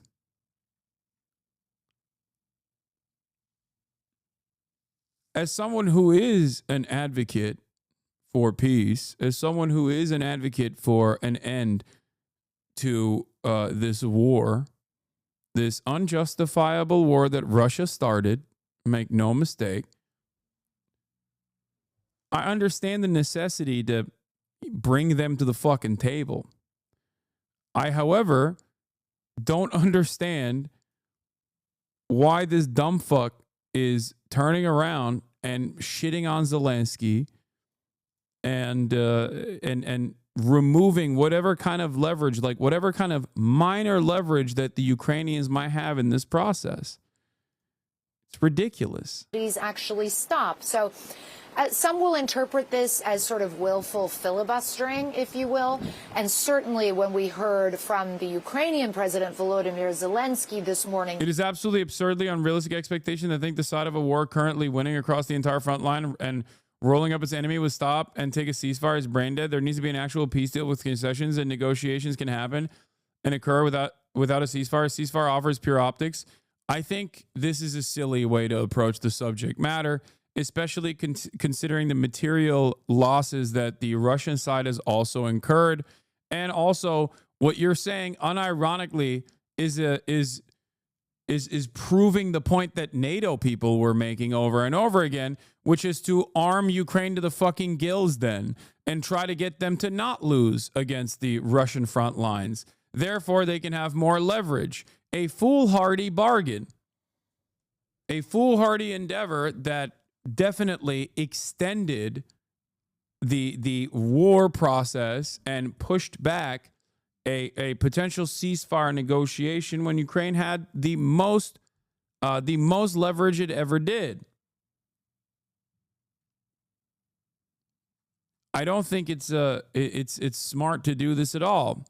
You got to do one or the other. Either you bring Russia to the table and actually implement some ceasefire negotiations, or while not, disarming your side of the process, or you arm the fuck out of Ukraine and even send in mercenaries so that they have manpower, because that's what they're lacking the most. Re-up and rearm Ukraine and, I don't know, extend this battle for as long as it takes. Ukraine will suffer in the process. Ukraine will incur all of the losses in this process, of course.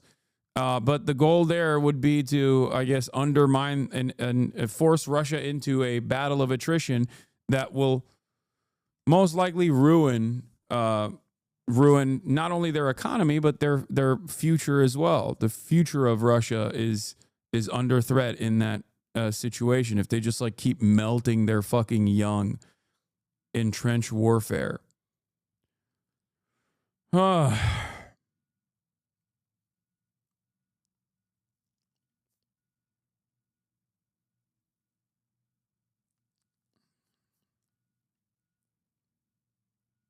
It's a really shitty situation, especially for Ukraine.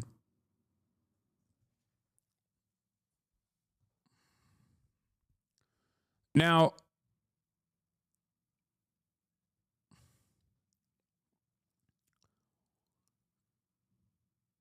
they're young. You sound like you're talking about aliens. Like they're youth. An entire generation lost in the flatlands of Ukraine. No one is saying don't make a peace deal. What we're saying is Russia won't take a ceasefire until that happens because Russia is winning universally at this current point in time and only strengthening their bargaining position. I mean, what matters in that process for Russia is also, is it worth? I don't think it's worth. Yeah, the Russian lady didn't hold back when asked about the war. This channel also, this was filmed in Moscow in May 2023. Question, are we losing? I wish we had lost because I don't like it at all. They're killing civilians in Ukraine.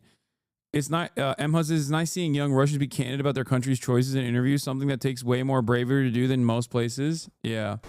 Убивает мирное население Украины, украинцев. Хотя, по сути, мы все славяне, мы. Ukrainians, we're all Slavs, brotherly people. Although now, they don't like it when we say that. They destroy homes. Bakhmut was completely destroyed. Mariupol. Everything is destroyed in Melitopol. People have nowhere to live. My friend lives in Donetsk. They're bombing there, and he can't apply to university. They're in total shambles over there. You know who thought something about NATO attacking us? No one would attack us. We're a huge country. It would just be unprofitable for them to attack us. This is complete nonsense. The war was started over nothing. It's true. That part is also true. That's why I said, when Russia decided, when the Russian government decided, no, the only way to stop NATO from further advancing along the Russian border is to invade Ukraine. That was the most idiotic fucking thing you could do. Why was it the most idiotic thing you could do? Because you already had decent trade relations by way of energy with Europe, and no one actually wanted. If I know that no one was going to allow Ukraine into NATO, you think Vladimir Putin didn't know that? That's an insane fucking short-sighted and otherwise idiotic thing to do. And guess, you know what else is going to happen in this process? Here, I'll give you my fucking speculation. Let's say there is a permanent ceasefire. There is a permanent end to the hostilities. And in the process, Russia forces America and Ukraine's hand to permanently annex, with recognition, the 4 Ukrainian territories that it currently occupies. Okay? 20% of Ukrainian territory. Let's say that happens. Do you think, honestly, that, and this is why I also separate Crimea from the rest of this process, and you'll understand exactly why I'm separating Crimea. Do you fucking think that those guys whose homes have been blown up, who might have even had sympathies with Russia, who have immediate family members who live in Russia, who speak Russian, that now hate Russia because their fucking homes have been exploded by Russia, do you think that those guys are not going to do insurgency? How long can a country like Russia, especially when it is now inside of its own territorial boundaries, maintain a counterinsurgency initiative in an otherwise hostile nation, in an otherwise hostile terrain? How long? You are going to have a real major crisis of Ukrainian terrorism. Okay? That's it. That's it. There's no way to deal with this permanently. There's no way to deal with this permanently. You cannot, it is not like Crimea at all for this reason. Because if you take over an area with its own military that already had existing sympathies or had people that were closely aligned and identified ethnically as your people or whatever, and you already had a fucking lease agreement for a military base regardless in Sevastopol, but you took it over without firing a fucking shot,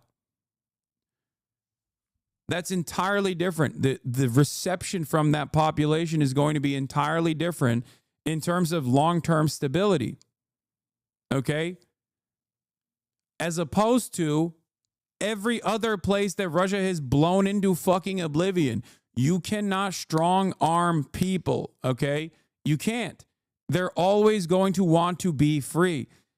Even if you give them citizenship, you're always going to have to be paranoid about whether or not they will want revenge. And they will definitely want revenge. Do you understand what I mean? This is a major difference. This is the major difference as to why I categorize Crimea very differently than the rest of eastern Ukraine that Russia has annexed. They will never be able to permanently fucking maintain annexation in eastern Ukraine. Okay, Russia has won counterinsurgent wars, though, dude. There's a very big difference between Chechnya and even Dagestan, if you want to consider that, and Ukraine. Okay, there's a big difference. First of all, Chechnya didn't have fucking NATO weapons, NATO training, and also an entire national identity that revolved around being rid of the USSR or anything like that. There's a difference between Ukraine and Chechnya in this regard. Ukraine is a fully established, Ukraine is a fully established nation state. Sure, it was very poor even before the Russian invasion, but it doesn't matter. Like, these are people with a sense of national identity and comfort and security that they got from being not a part of Russia, but also being a part of a sovereign nation.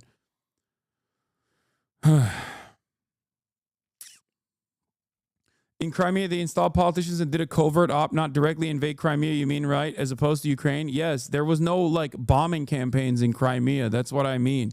There's a very big difference between annexation of that sort versus annexation that is impossible to manage. Permanent annexation of that sort is impossible to manage. Unless you literally bring in settlers, unless you literally bring in ethnic Russians. But the problem with Ukraine is that how do you distinguish between someone being of Ukrainian heritage or someone being of Russian heritage but now fucking hates Russia because Russia bombed their house and bombed and killed their fucking neighbors and bombed their school and is going to want revenge against the people that perpetrated those acts? Yes, I know Russia brought settlers into Crimea, but they also brought settlers into Crimea by ethnically Russifying Crimea years prior to the Crimean invasion under the USSR. So there's a long history there in terms of changing the demographics of Crimea far before the USSR dissolved. Yeah.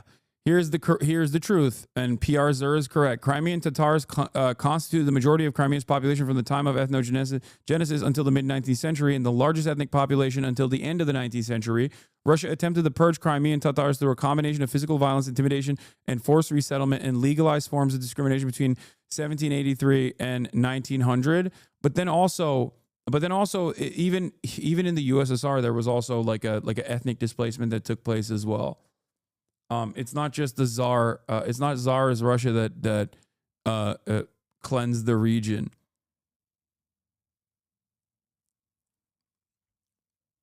Like, there was also there wasn't a significant attempt to, like, Russia did. USSR did a lot of Russification. This is true. Like, let's not act like that wasn't the case. So. I don't know. I mean, this is part of the reason why I often will talk about Crimea versus Eastern Ukraine, and why it is a major issue why it is an unimaginable issue for Russia to invade Ukraine and then try to permanently annex these territories inside of Eastern Ukraine. It's not something that's going to make. It's not something that's sustainable. That's just the way I see it. I don't think that Russia will be able to permanently have a sustainable permanent annexed land in Eastern Ukraine. It'll open up so many so many opportunities of espionage. It will create. It is basically a weapon to wield against Russia permanently.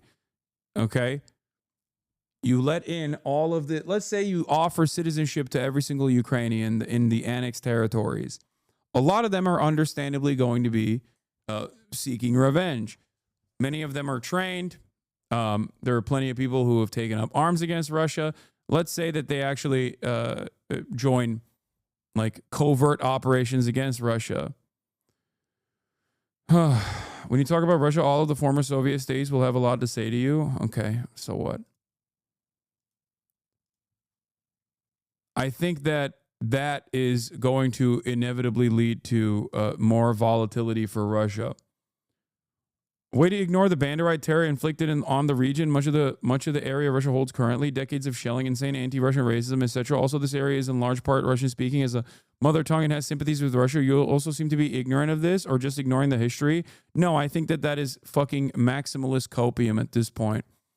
Kharkiv is a great example of an area that had a lot of sympathies for Russia. Fairly sympathetic to Russia. Everything that you're describing would fit the bill for Kharkiv. Look at Kharkiv now. Look at Kharkiv now. And their attitudes towards Russian annexation now. Why the fuck would anybody go, oh, thank God we got liberated by being bombed? What are you, a fucking George W. Bush supporter? You think that they brought democracy to Iraq? Is that what you're going to say? This is the nuance that I try to bring to the table when talking about, critical support or no critical support in terms of like countries that are outside of the boundaries and the influence of Western empire. A lot of people, when they're talking about China, a lot of leftists, when they're talking about China or when they're talking about Russia, sometimes come across like they're fucking, come across like they're hogs for these countries. You know what I mean? Critical support doesn't mean uncritical support. Like when talking about Xinjiang with China, like there are definitely people that basically will justify the Chinese government's attitude and say it was the right thing to do. I don't think it was the right thing to do. And I don't spend a good deal of time on this stuff because I think the way, like the place I have in this media landscape is to obviously try to get people to understand that like a lot of these nations are comprised of individuals. They're not monolithic, that have decent reasons to hate America and that we shouldn't hate them and we shouldn't wage war. But the reality of the matter is, yes, of course, every fucking nation state engages in brutal acts of conquest. This is just what nation states do. I'm not an anarchist. I think that there is reason for nation states to exist, at least in this time frame. But it's it is ridiculous to make it seem as though the incredibly inherently violent action that the Russian government has taken in terms of like blowing up every fucking territory that they conquered, okay, that they're trying to physically, militarily annex, was actually done in an act of liberation. That's not how that works. That's not how that works. That's ridiculous. Like, oh yeah, they're doing it for liberation. Vladimir Putin said he's going to save Donbass. That's why he killed more people than since 2014, Green Men or like the Azov battalion blowing up and using artillery in LPR and DPR against like their own citizens. Like that's ridiculous. That's not a liberatory act in that situation. Okay? You're not liberating LPR and DPR. Yeah, it's giving free Palestine from Hamas. Exactly.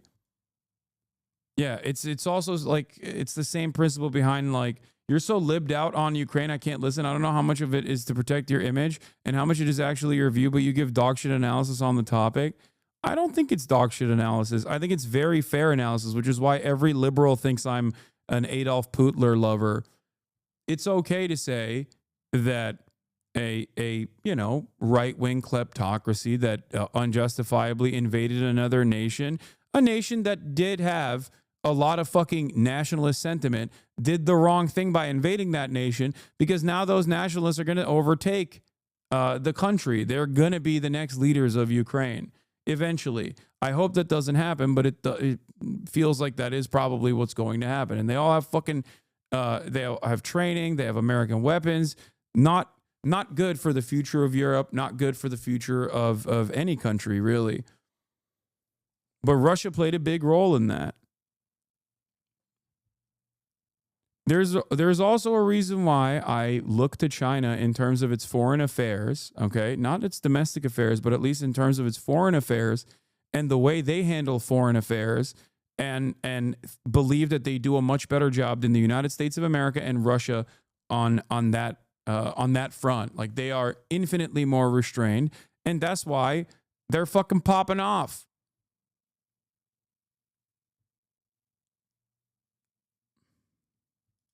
Начнется, Россия будет выплачивать кредиты Украине, всем, пострадавшим каким-то городам, Украине.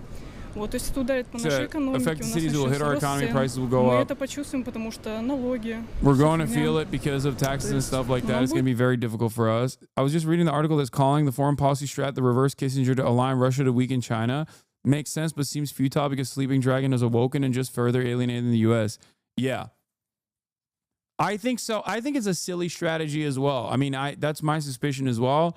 It's ironic because it seemed like a 4chan thing initially when Vivek Ramaswamy was talking about it, and now and Tucker Carlson was talking about it, and now it seems like it's like government policy to basically turn around and try to do a Sino-Soviet split, but reverse. I just don't know if that's even remotely possible. The USSR did not have global trade was not where it's at in the time of USSR. The USSR did not have a network of trade that directly tied its existence to the existence of empire in the way that China has. China's economy is on an upwards trajectory and slated to beat out the United States economy by probably the end of this decade, if not earlier. And America's trajectory has obviously stagnated, or maybe even on a downward shift. Like, this is a very, very different. This is a very different circumstance. So I don't know if I'm Russia, okay, the one thing Russia did, even if I were to remove myself from the morality of what Russia's actions were and try to figure out why Russia did what it did. It wanted to penetrate and show the rest of the world, specifically the global South and every other global leader, that America had a dent in its armor and that Russia would poke through it militarily, saying like, no, the international rule-based order is gone. Gone are the days where America is the world police. We have nukes. They have nukes too. Guess what? We can do whatever the fuck we want to whichever country we want to. And it's one of the only countries that is one of the only great powers, if you want to call it that is like willing to combat America, even by way of proxies, right?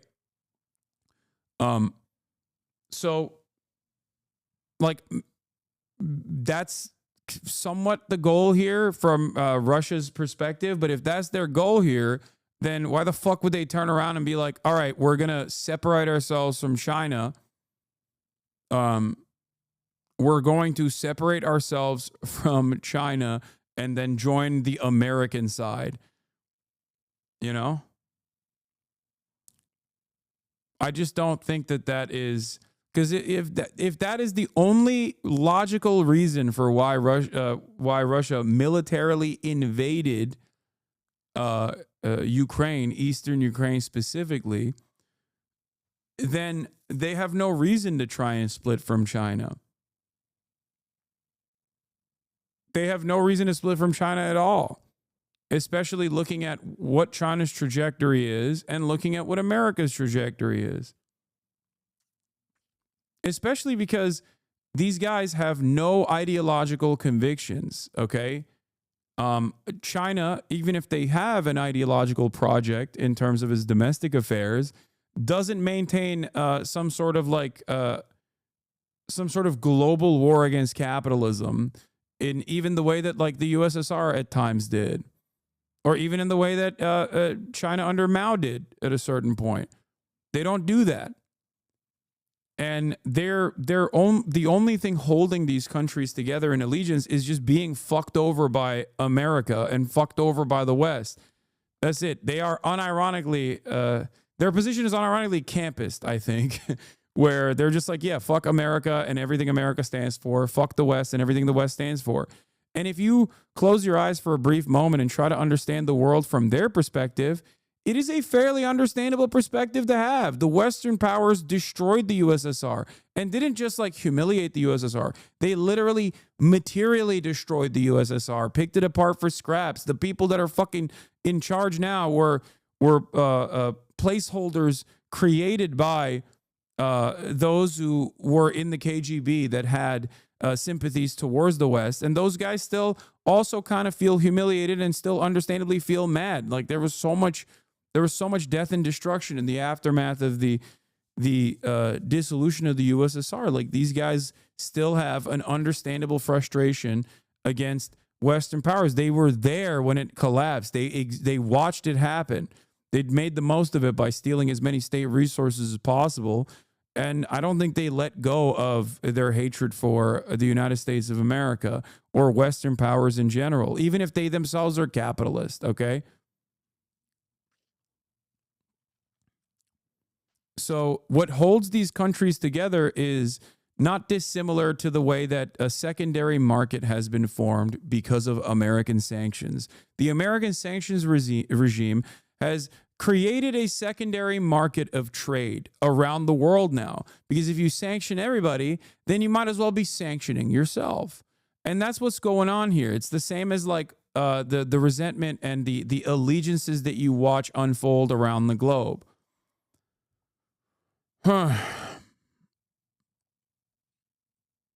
Let's get back to this now. This was before Putin spoke, I should add. He said, look, it's pretty much clear from the silence that we're hearing from Russia that they're not interested in meaningfully engaging with peace, that they want this war to continue grinding on. I don't think that we can make that conclusion deductively from what President Putin said during his meeting, during his press conference with the Belarusian President Lukashenko. But it will be very interesting, I would say, Brianna and Boris, to hear later on, after all those meetings and conversations with Trump's envoy Witkoff come to an end, whether there is a sort of plan of action for moving forward. Because, again, Putin had left that pretty ambiguous. He said maybe he would talk to President Trump in the coming days. None of that giving any sense of urgency that this is an issue that is going to be addressed and clarified and put into practice in the near future as the U.S. had hoped. David, I wonder what you make of the timing here. The NATO Secretary General meeting with Donald Trump. We're set to hear from them directly in just moments. As we're hearing Vladimir Putin say sort of yes to this deal, but also no. So the timing of Secretary General Rutte showing up is a little bit coincidental. I don't think anybody knew when they scheduled that this would also be the day that you'd be sending Steve Witkoff into Moscow and so forth. I think yes, but is exactly the right answer, and Clarissa had this just right. Putin's in a tough spot here. He can't be seen as the one party who's saying, I won't do a ceasefire. And yet, a ceasefire is not in his interest right now while they're taking back Russian territory that the Ukrainians had seized and while he thinks he's on the march. The second problem he's got is that he's concerned that the ceasefire will be something he can't get out of, and what he really wants is, if there is a long-term ceasefire, to have a number of different issues, that Ukraine can't enter NATO, that along the way Russia will be able to resolve what they call their long historic issues, which is essentially that Ukraine is a part of Russia. So he's a little afraid of being jammed, and I think you're seeing him wiggle his way through. Yeah, and I wonder what you think about what you're hearing of that, especially considering this idea, the Kursk piece of this, where he says it's not clear how the situation would develop in Kursk and elsewhere if a ceasefire was implemented. That development in Kursk of Russia taking back that territory is something that happened since the U.S. suspended, it's now been reinstated, but suspended military aid to the Ukrainians. So in a way, there's almost this cycle. The U.S. takes an action, we see Russia taking back Kursk, and now that seems to be dissuading them in at least one of these elements from wanting to get on board. Well, they haven't completely taken Kursk back, but they've almost got all the territory That's right. They're back. saying it's the vast majority of it, Yeah. right? But what I'm watching for is how will Trump react to not the no, but the explanations beyond, where Trump said, he accepts the concept of a ceasefire, but it was translated from the Russian as with nuances.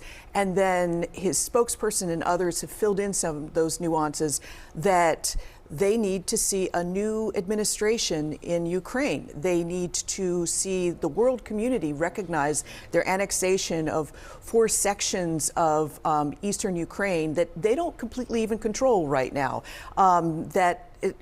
The list goes on and on. So my question will be, how is Trump going to respond to that? Will he be convinced by Putin's arguments as he has in the past? And I suspect Putin doesn't want to have those full-throated arguments or until he's face-to-face with Trump so he can explain in a reasonable manner, you can't expect us to do a ceasefire and still have a standing Ukrainian army that could attack Kursk at any time.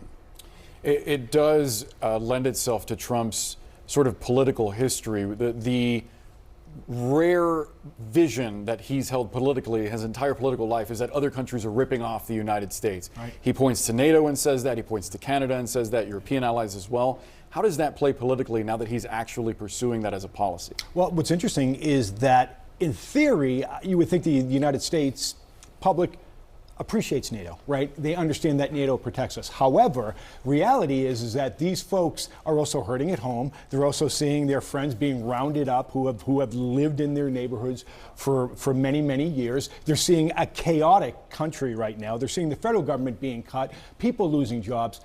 Then they look over at NATO and say, why isn't NATO paying their 2% of GDP? Why are we doing that? Look at my family right now that is hurting. So politically, it plays well for Donald Trump. The reality is way down the road, I mean, talk to Kim or David, and they will tell you if we don't have the United States and NATO together, then we are in big trouble. And Clarissa, I wonder, especially as we hear Putin saying that they have to look at the root causes of the crisis, which of course we've heard before, one of those being the current Ukrainian government, we should say. My theory on this is very clear. In order for capitalism to continue, well, this is not my theory, this is Lenin, but in order for capitalism to exist, you have to constantly seek out new vectors of profit. And in order to continue doing that, you have to dominate the global south, imperialism. Imperialism is a necessity for capitalism to continue. Okay? My theory, beyond plagiarizing Lenin, is that in order for American capitalism and American imperialism to continue, the American media has to sometimes manufacture consent for wars, but more significantly than that, pull back on doing any sort of propaganda or any sort of talk about wars at all. And because imperialism happens out there, Americans don't necessarily think about that. They don't think about the bounties of empire. They don't think about the benefits that they get as being a part of the labor aristocracy, right? Because for those of you who don't know, labor aristocracy just simply means that like there's hyper exploitation happening in the global south, and that is the reason why you can get a fucking t-shirt for $5. Okay? Now, that is the reason why America as a nation, is an incredibly violent one, but Americans themselves, without recognizing the empire that keeps this country materially wealthy in the ways that it does, is always on the background. It's never in the forefront. We never think about the consequences of these actions. So Americans themselves can feel like they are a peaceful nation. That's why I think a lot of liberals, a lot of people on Globe Twitter, a lot of people who are pro-NATO are actually more honest about their selfish desires to continue wars around the world and to maintain NATO, because they recognize that it plays a major role in their comfortable existence.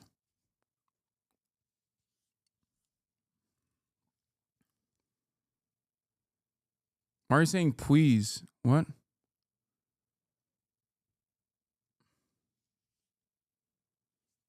Oh, is there a new emote?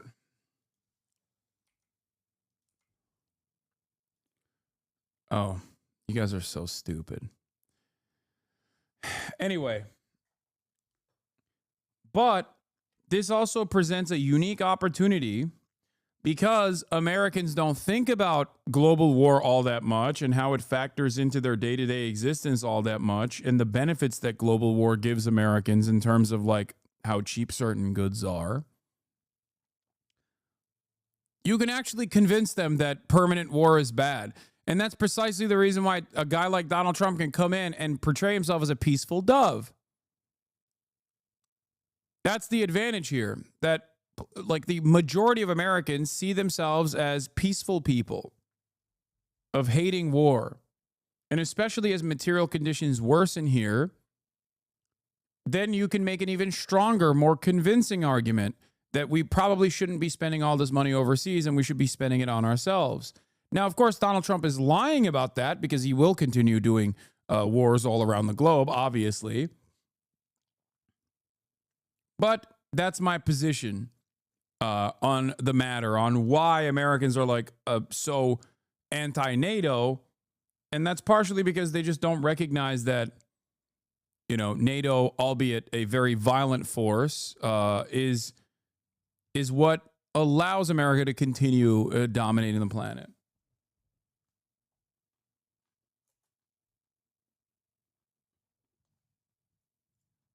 That is something that he's looking at as the root cause of the crisis. He wants Zelensky to go. How will it be received in Ukraine if what we hear from Trump is oh, but look, Russia didn't say no? I think that it is no exaggeration to say that the Ukrainians have been through an emotional roller coaster over the past few weeks with everything that happened between Zelensky and Trump in the Oval Office. I think that there was a huge amount of relief and even triumph, honestly, coming out of those meetings in Jeddah, that it seemed like the relationship was back on track, that it seemed like Ukraine could take control of the narrative again and essentially say, listen, we are not the obstacle to peace here. We are ready for it. The onus is now on Russia. And I think there will be some serious disappointment and even some eye rolling if President Trump takes Putin completely at his word and doesn't apply some rigorous skepticism to what is going on here. And I think also, frankly, if we're being honest, the Ukrainians would like to see a wedge driven between this sort of kinship that we have seen between President Putin and President Trump. They would like to see President Trump get exasperated with President Putin and lose his patience even with President Putin. And it remains to be seen what the response will be. I mean, I just heard some tidbits from earlier where it said that President Trump had interpreted Putin's comments as being promising. So unlikely that we're necessarily going to see that wedge anytime soon. But the Ukrainians understand in principle that the most important thing here going forward through trials and tribulations is to keep that relationship on track. I spoke to one former minister. He said we need this relationship to be less about emotion and more about common sense. Не что иное, как временная передышка для украинских военных, больше ничего. И мы считаем, что наша цель все-таки это долгосрочное мирное урегулирование. Мы к этому стремимся. Мирное урегулирование, которое учитывает законные интересы нашей страны, наша озабоченность известна. Вот какие-то такие шаги, которые имитируют мирные действия, мне кажется, никому не нужны в данной ситуации. Yeah, they did the NATO Andy retort. The UN says Israel has They did the NATO Andy retort by saying, oh, this will offer Ukraine temporary respite. And we can't have that. Ceasefire is bullshit. God, they are so fucking Israel coded. It's not even funny. Jesus Christ. It's just like, it is just straight up Israel shit, okay?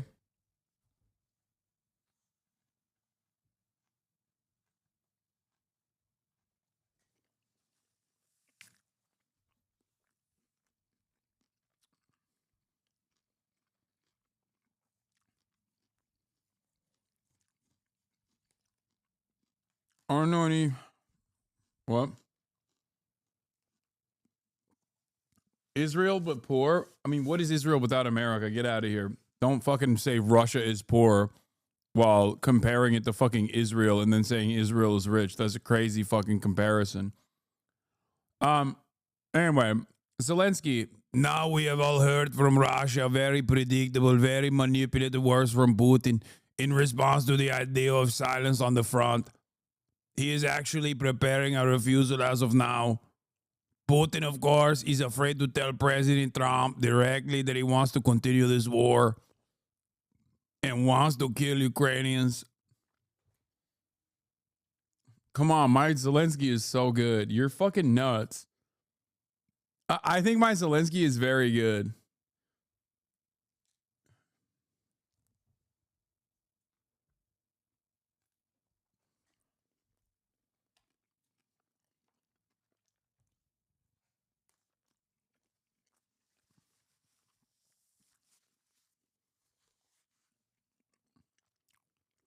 Anyway,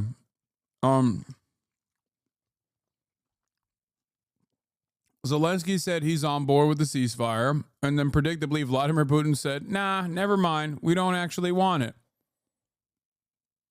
And that's precisely where we're at. I don't know how Donald Trump is going to fucking claw himself out of this situation. But we're going to move on to domestic affairs right now. Officials have arrested. We're going to be talking about the Jewish protesters arrested after storming Trump Tower. Nearly 100 people after Let's take a crowd of protesters stormed the lobby of Trump Tower in New York City. And then we'll talk about how the Democrats caved. I know. Spoiler alert, I know. I fucking hate them. They're demanding the release of Mahmoud Khalil, a Palestinian activist, a graduate student at NYU, or rather at Columbia University. He is at risk of being deported after he helped lead protests against the war in Gaza at the university last year. Homeland Security officials have accused Khalil of being a Hamas sympathizer. Let's go right now outside live at Trump Tower with CNN's Omar Jimenez, who is on the scene. Omar, give us the latest.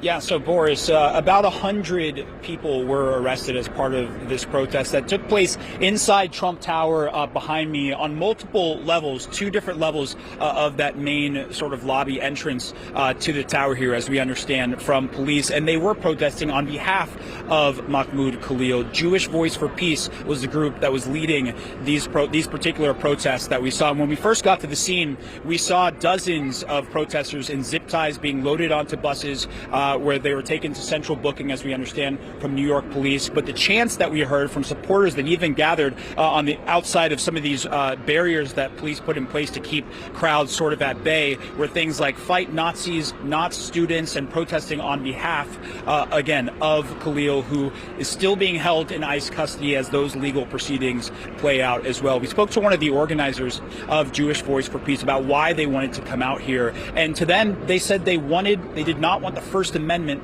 entrenched on, which is what they believe Khalil was doing over the course of leading some of the protests we saw out of Columbia University. But also they wanted to show solidarity from the Jewish people as well. As those were the words that one of the organizers told me as we spoke to her, as some of her protesters were being loaded onto these buses. There were no violent incidents in regards to the arrest themselves. Once they were taken into police custody, there did not seem to be any resistance. We did not hear of any resistance.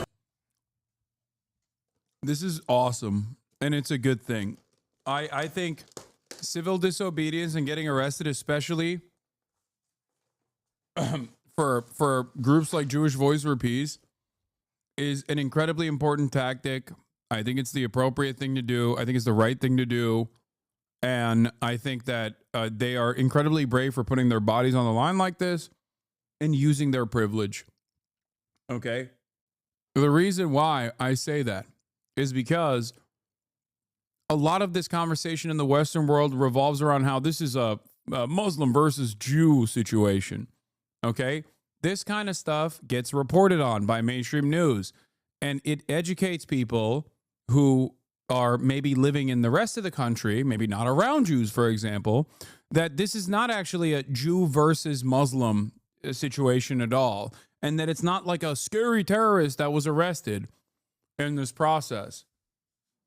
It reinforces that reality that this is about people's collective conscience and has nothing to do with like their ethnic background.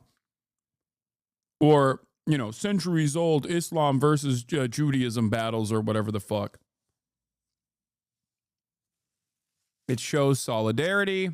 It reframes the conversation away from the ridiculous propaganda that you see from mainstream media. It plays a very important role that forces people to address the root cause of the issue and the lies that right-wingers tell about this issue, or the lies that Zionists tell about this issue.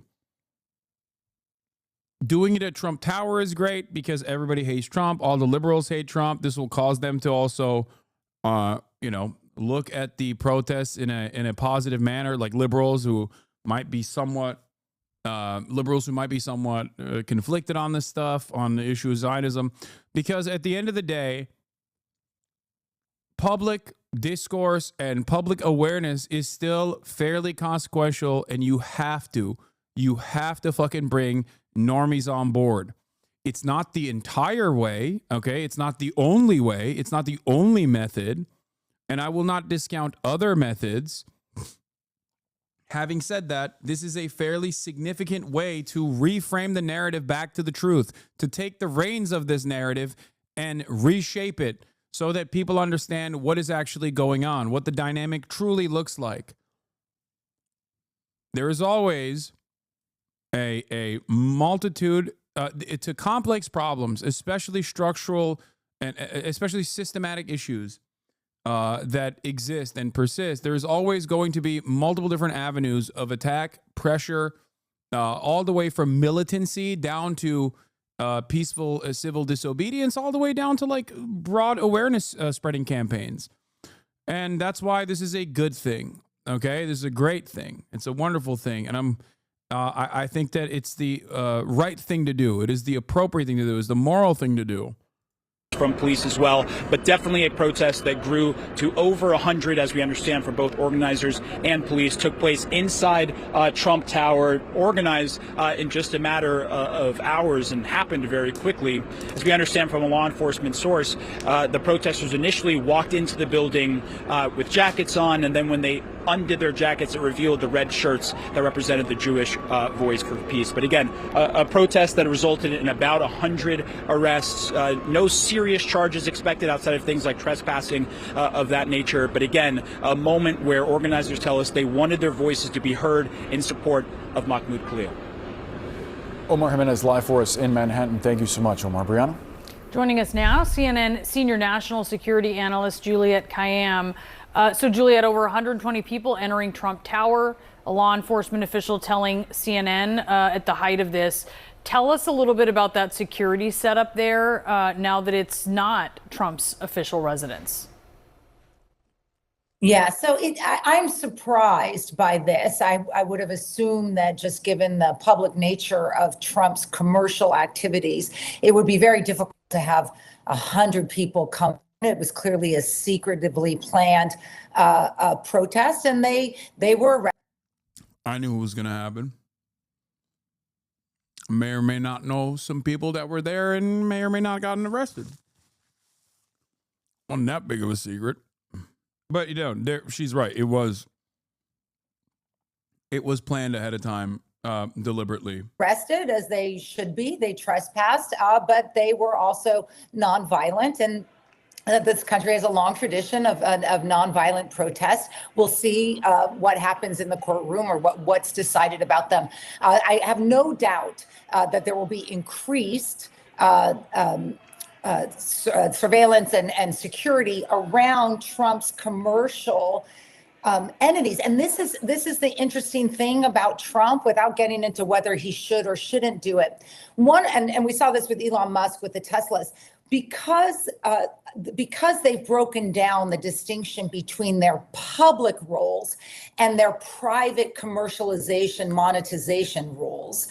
You are seeing these protests touch them in their commercial space. We saw this with Elon Musk and attacks on Tesla, as well as now this protest. Donald Trump cannot close down Trump Tower. It's a commercial space. It's a residential space. And so they are sort of dealing with, I think, in some ways, the consequences of that merger of monetization and policy and the First Amendment. So these arrests, charging people with obstructing government administration. By the way, these people are very openly, unapologetically, and deliberately showcasing that they are Jewish. Very little distinctions are being made, very little commentary is being made about that fact. And I have to assume that a certain point is got to be deliberate. They barely mention it in the beginning, where they were like, oh yeah, Jewish Voice for Peace is the group. And then that's it. Like, them being Jewish is a part of this process, is a part of this protest. It is like an important part of the protest. That's why it's called Jewish Voice for Peace. You know what I mean? That's why they put it on their fucking signage. And it's not because of Jewish exceptionalism or whatever. It's because in order to break through the pre-established narratives surrounding Islamophobia, surrounding the way to normalize or obfuscate the truth about Israel by claiming that it's directly tied and associated with Judaism around the world, and certainly in America, is by doing shit like this. Okay? For failing to move when the dispersal order came because the location is private property, and in certain cases resisting arrest. Tell us about those charges. So those charges will, I mean, it's going to depend on each individual and what they did at the moment. So there's recordings, there's going to be police reports. Do they have past criminal activity? For some of these people, it may be a fine, community service, a guilty plea, and nothing much happens. I have no doubt Donald Trump will ratchet it up, at least publicly, in terms of his criticism of this kind of activity. The interesting thing about this is this was organized by a Jewish group. So the narrative of, sort of pro-Hamas, pro-Palestinian equals pro-Hamas Arabs that is often used, and it was used in Mahmoud's case, Khalil's. Why did you say the quiet part out loud, bro? What the fuck? She's like, yeah, normally we would be like, if they're Arabs, they love Al-Qaeda, but they're Jews, so we can't say that. That's insane. Normally we'd be like, hey, they love Hamas. Look at these fucking dirty Arabs. They love Hamas. But when they're Jews, we can't say that. It makes it harder to say that.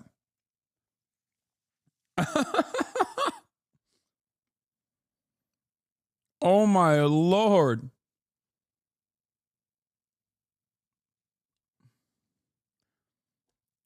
Ay, ay, ay. What a fucking insane moment of honesty right there. Case is harder to make against Jewish organizations. I have no doubt that that's why they did it, because there's great diversity within the Jewish American population about what's going on, divisions amongst them, and I think that's a very important part of this narrative of who it was organized by and why. All right, Juliette Kayyem, thank you so much for taking us through that. And actually, what do you expect moving forward? As we heard, obviously the security folks who were there had called for additional units. Do you think that's probably something they're going to have in place temporarily for a while?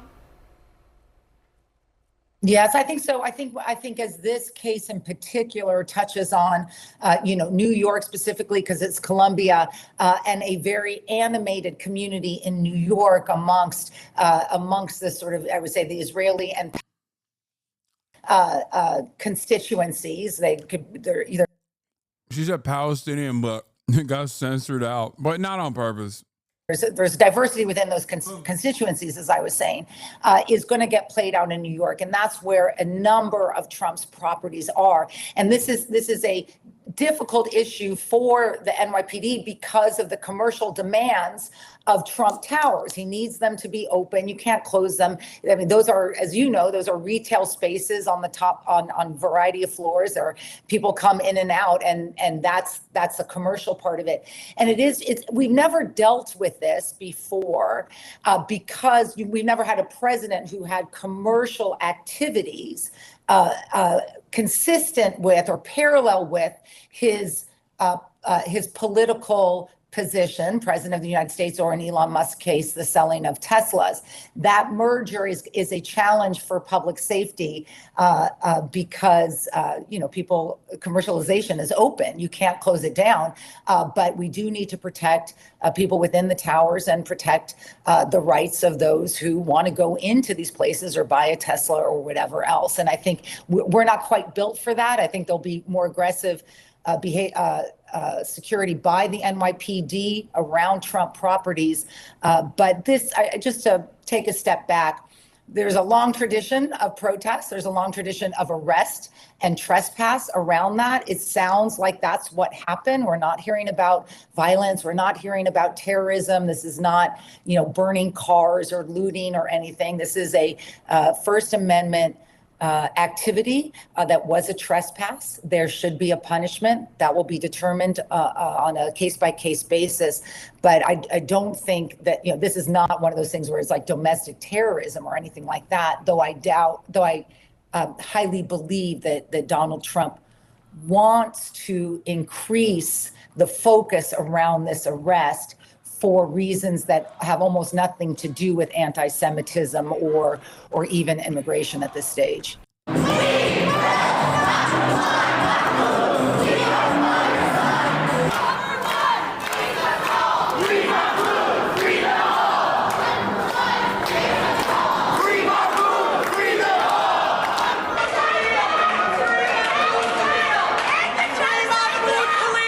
We are here. If they mention that these people are Jewish at all on Fox News, they will do my favorite thing that I love seeing, which is, I call it Gentile confidence, where a bunch of the most Christian looking motherfuckers will sit there and be like, yeah, these Jews are bad. They're not real Jews, actually. We should put them in concentration camps, actually.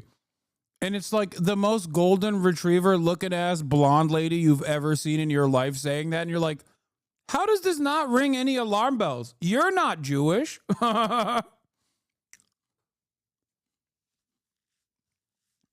Just like a shocking display of overt anti-Semitism.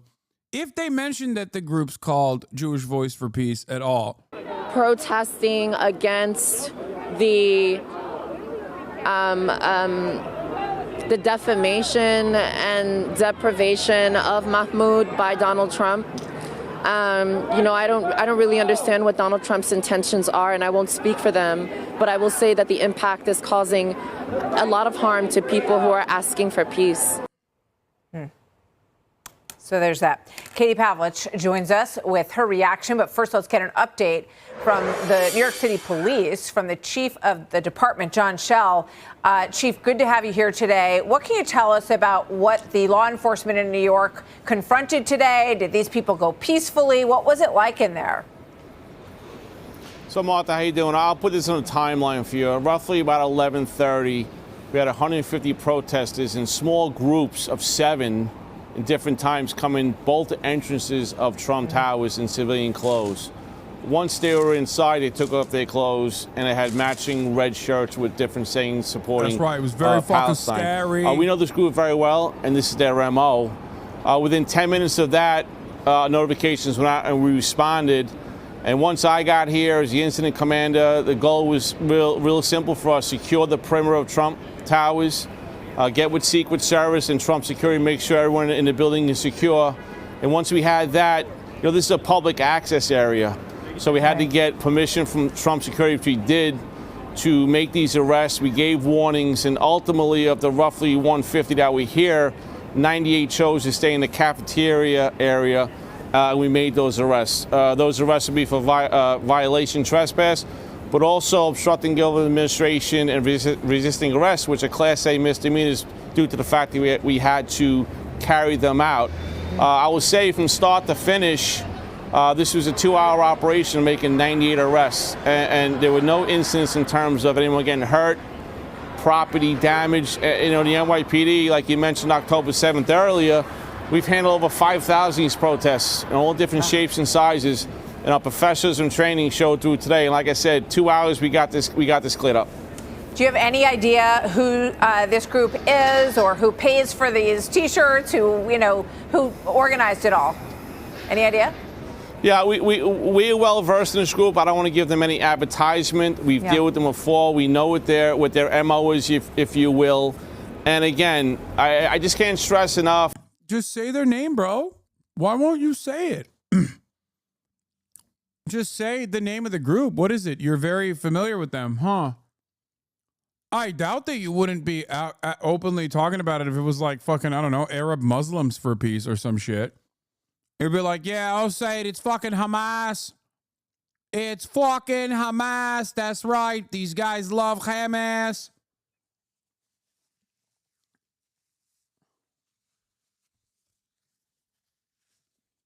Yeah. Roach Man suggesting that they were paid. Yeah, Jews controlled this protest. Is that what he said? Yeah. Seems like Jews are paying for this protest.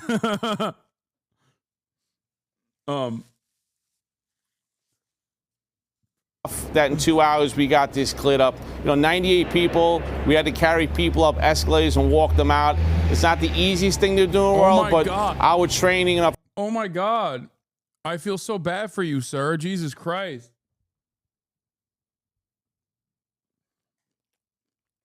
Professionalism through our cops. We do this very well in New York City. Indeed you do. Thank you so much, Chief Shell. Always good to see you. Thank you for what you do to keep the people of New York City safe. And as you say, 5,000 protests of this kind in the past year or so since October 7th is extraordinary. Thank you so much, Chief. Good to see you. Have a great day, Martha. You too. Thank you, sir. Hey, Sean Hannity here. Hey, click here to subscribe to Fox News. Begin with.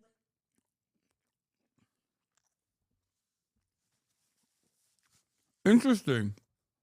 Not one mention of the name of the organization.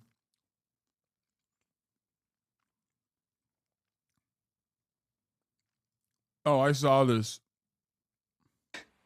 I saw this insane shit. So, but why did you vote for Trump?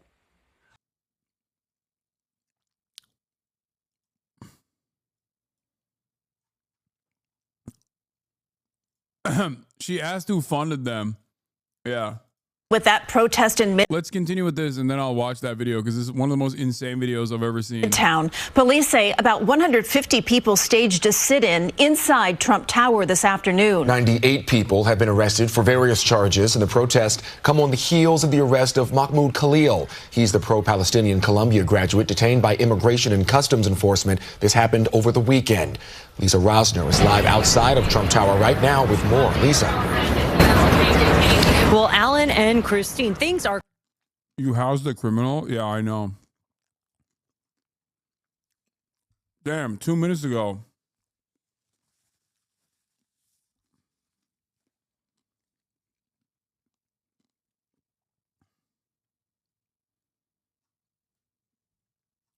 That's crazy. Also, Columbia University says it expelled or suspended some students who took over a campus building during protest last spring and had temporarily revoked the diplomas of some students who have since graduated. Yeah. In the United States of America, if you offend the apartheid state that we have unconditional loyalty and support to, you can't graduate from a college you paid fucking $300,000 to. We won't let you.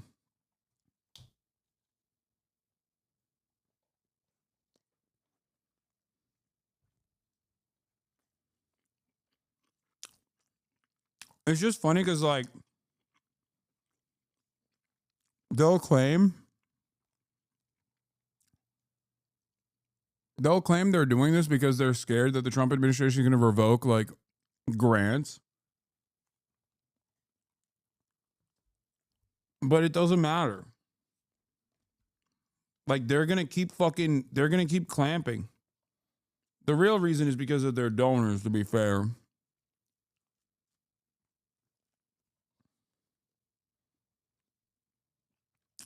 Their top priority is the alumni.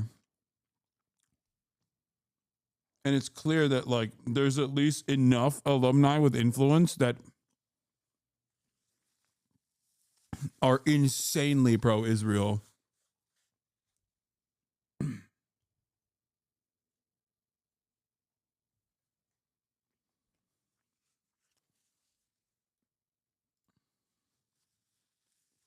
Refuse to believe they're all students. They're coming from, wherever they're coming from with pre-printed T-shirts. There's some money behind this, Lisa, and there's no doubt about that because we've lived through this before.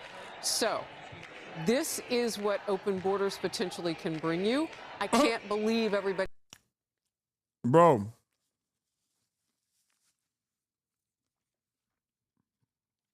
Come on, say it. Say who funds the protest. Say the Jews funded the protest. Come on.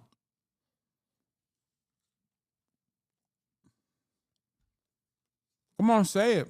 Oh, shit, look at Noah. He's right there.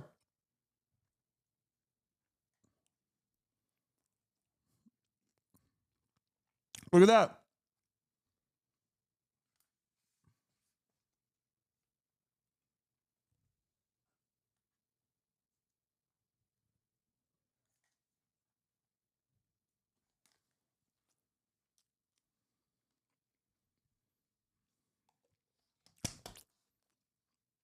They should have never let this criminal back out in the streets.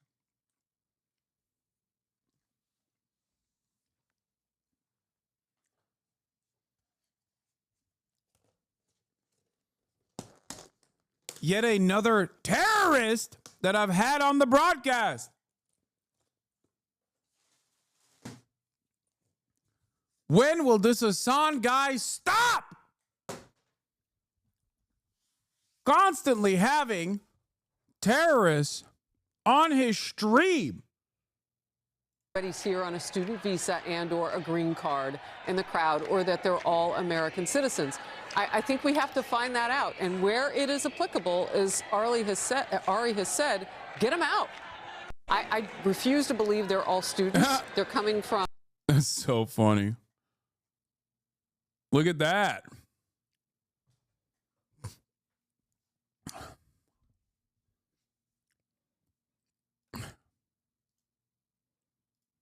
I'm gonna screenshot this.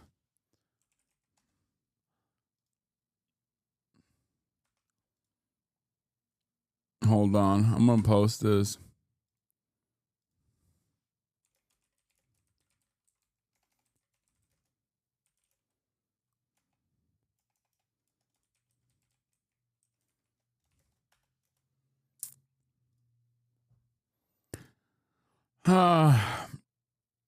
That's funny. That's a good photo. I'll give photo credit to William Turton. Oh shit, I can't tag him in it.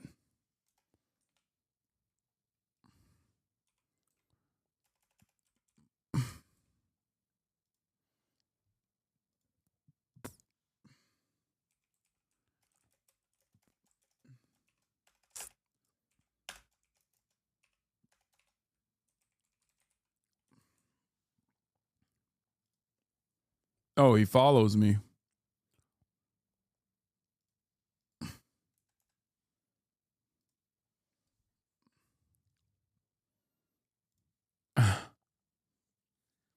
I can't believe Noah tricked you by hiding his radical beliefs. Dude, not every Jewish guy you see on TV is your friend. Come on, that's racist. That's what you think.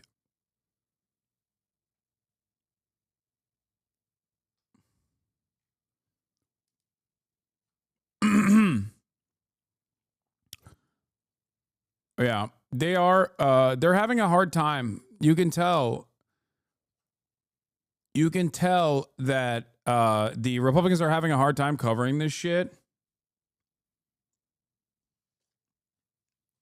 You know, because like the shirts very clearly say "Jewish Voice for Peace," not in our name. You know, and the people that are being arrested are Jewish. Like, it's difficult. It plays a role in this, in the narrative that you want to craft as like, this is a entirely Arab Muslim thing. Okay. And this isn't to say that like, I mean, Islamophobia is very real. Okay. Trust me. I know personally. Okay. But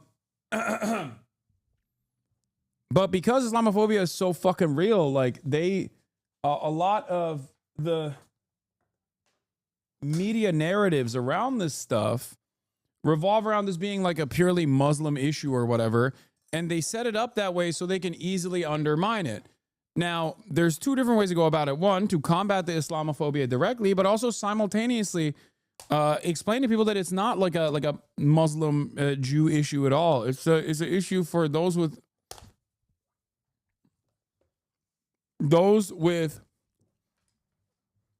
a conscience versus those who are inhumane barbarians.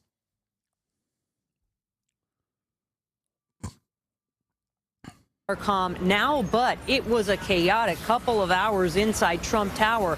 The NYPD says among the charges in these arrests is trespassing and obstructing governmental administration. The NYPD says around 150 people entered Trump Tower in plain clothes, but once inside, they revealed protest shirts and signs and staged a sit-in. Within 10 minutes, we started responding here from the police department. Within 40 minutes, 50 minutes, we started making arrests. Police carried out demonstrators like Josh Dubnow. We have a right to express our opinions, but I refuse to allow my fear to stop me from expressing my First Amendment rights. The demonstration organized by the group Jewish Voice for Peace, which is an anti-Zionist Jewish group. We're seeing the Trump regime weaponize anti-Semitism to attack freedom of speech. The Anti-Defamation League says it does not represent the mainstream Jewish community. Attorney Gerard Falitti is an activist with the group End Jew Hatred. The issue is not students saying that they support Palestine, but it's rather students taking action, blocking Jewish students from accessing parts. Oh, God. They're not blocking Jewish students from accessing certain parts of the campus. Shut the fuck up. Suck my dick. Why are these people still oh, my God. Oh! I mean, it's like, look at this. I mean, obviously, look. This motherfucker's got a CIA mug behind him. No shit. God damn, dude. God, I hate. Lying is OP. Lying is so OP. Lying is so OP. It's just like, there's no interest in the truth. The Democrats, liberal media, everyone in fucking positions of power have unironically gone along with this like lie over and over and over and over and over and over again. That it has basically become the established truth. It doesn't fucking matter. Everyone imagine the barricades law, okay? They never blocked fucking Jewish students from entering their classrooms. You are out of your fucking mind, okay? The protests were led in many parts by Jewish students. What are you talking about? How do you not understand that this is a very delicate and very deliberate way to frame the issue as like the protests are anti-Semitic when it's not? It's anti-genocide. Stop being a fucking baboon. Stop being a moron. Stop being a sucker. Stop being a rube. The hell is wrong with you?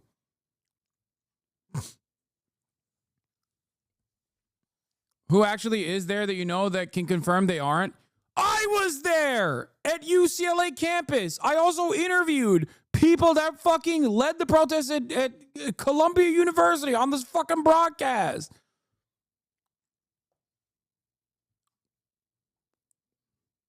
I know many of these people. Many of them are in this community. What the fuck are you saying?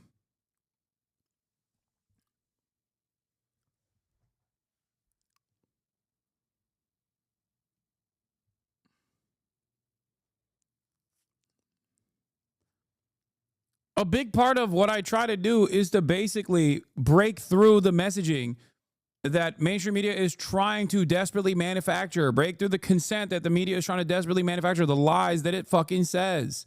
Careful to say it's a community of terrorists. It is a community of terrorists. Yes, it is. We are. What do you mean? Trump thinks being anti-Israel is terrorism. So yeah, I guess I'm a fucking terrorist then. Get the fuck out of here. It doesn't mean anything. The word is meaningless. You understand?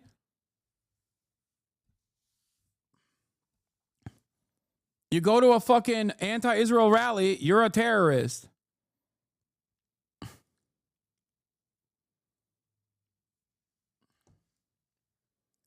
Yeah, you draw a dick on a Tesla, you're a terrorist. Just wait. Just wait until all of these other wonderful, fun things are considered terrorism and acts of terrorism.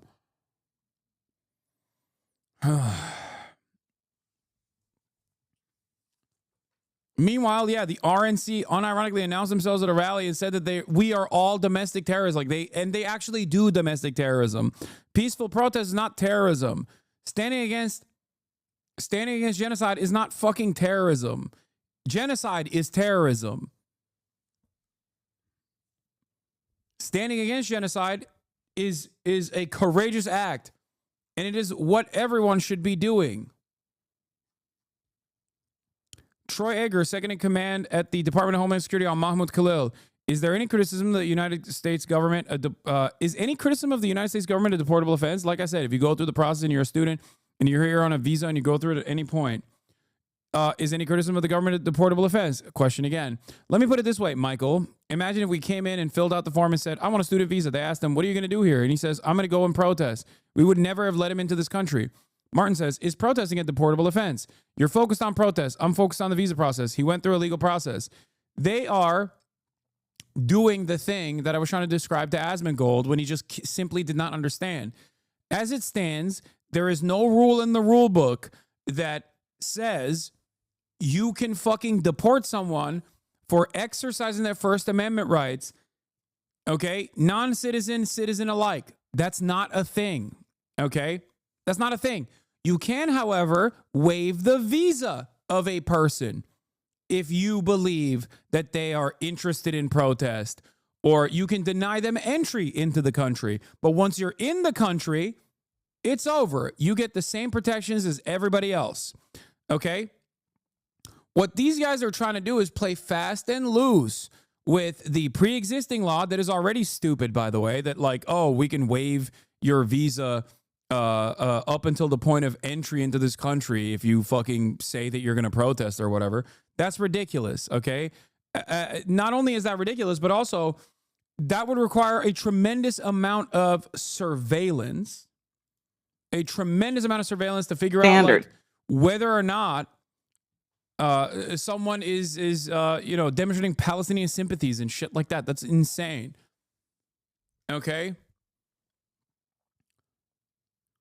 The very fact that we are discussing this as though it is just simply a back and forth, okay, is terrifying.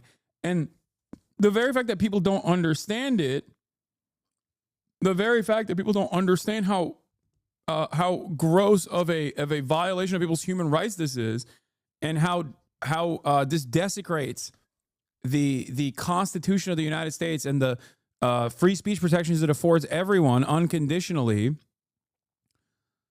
is shocking, genuinely shocking. We are officially directly in the throes of fascism. We're not one step removed from fascism. We're not bouldering towards fascism. This is fascism. If they can retroactively apply visa waiver denials to people that have already become legal permanent residents, they can denaturalize people too. This sets an insane precedent.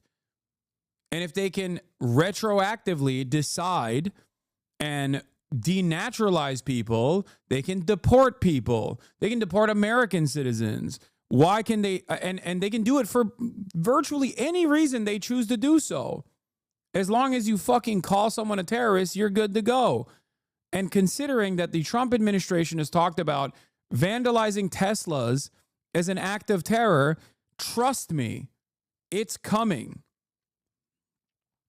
You are a fucking moron if you don't recognize this. I am not saying, I'm not like I'm not exaggerating. I'm not freaking out for no fucking reason, okay? This is truly unique new levels of depravity for the American government. They are moving towards denaturalization. If they can revoke someone's green card over, I felt like it because I didn't like what he was saying, then they can do that by denaturalizing people as well. Yes, I'm not fear-mongering. Thank you. I was forgetting the word. I am not fear-mongering when I say this. I am looking at the logical conclusion by making assessments off of what the administration is saying and also their proclivity to follow through on some of these promises that they've made on the campaign trail, whether it be Project 2025 and its implementation or whether it be directly denaturalizing people. Oh, this is Nazi shit. This is straightforward Nazi shit. Okay? Here's the audio of this back and forth. The transcript has been posted here, but if you're going to listen to this exchange, unwilling to answer, did Deputy Secretary Troy Edgar unwilling to answer a simple question? Is any criticism of the Israeli government a deportable offense? Like I said, I think that at this point, when he was entered into the country on a student visa, at any point we can go through and evaluate what his status is, and the Secretary of State is any criticism of the United States government a deportable offense? Yeah, this is not hyperbole. I am telling you exactly what is going on, and I'm telling you where this is going to go. Understand the danger in front of us right now, okay? Understand the danger in front of us right now. And our institutions that are supposed to be, at least to a certain degree, interested in upholding, peaceful education for its students and and maintain some semblance of normalcy, are completely fucking caving. They are caving to the right-wing reactionary neo-Nazi fucking administration and its Nazi-ass policies. That's where we're at. We are there. We're there. Donald Trump also earlier today talked about how he wants the Supreme Court to allow him to end birthright citizenship. Again, directly a violation of the Constitution. This is constitutionally protected. Okay? He wants to reverse the 14th Amendment. That's where we're at.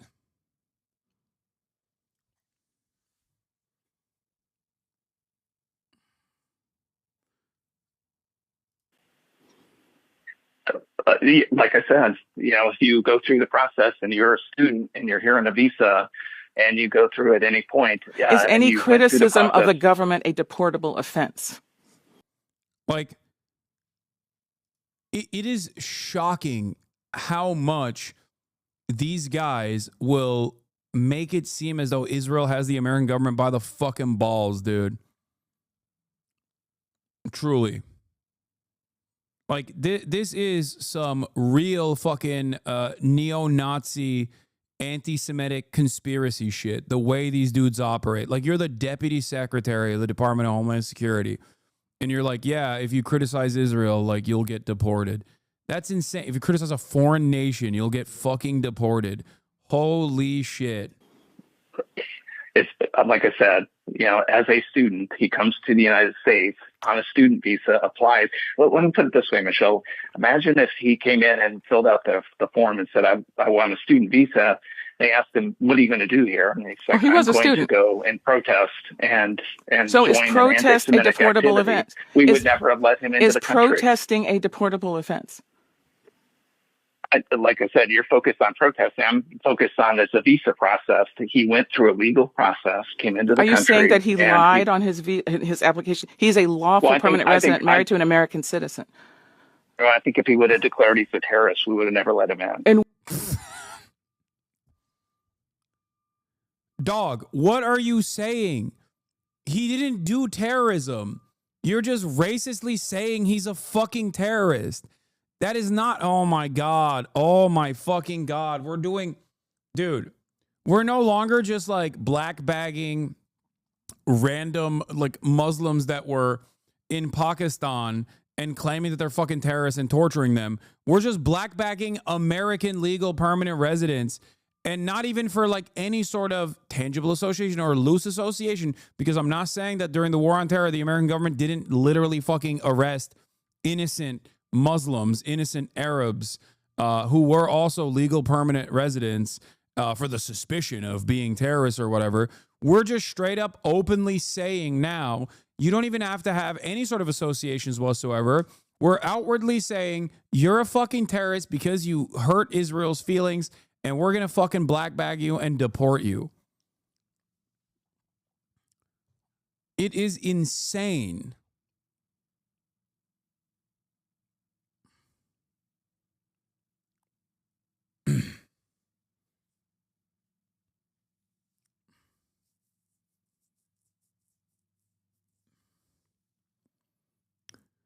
Oh my God. The third wave of Red Scare is upon us.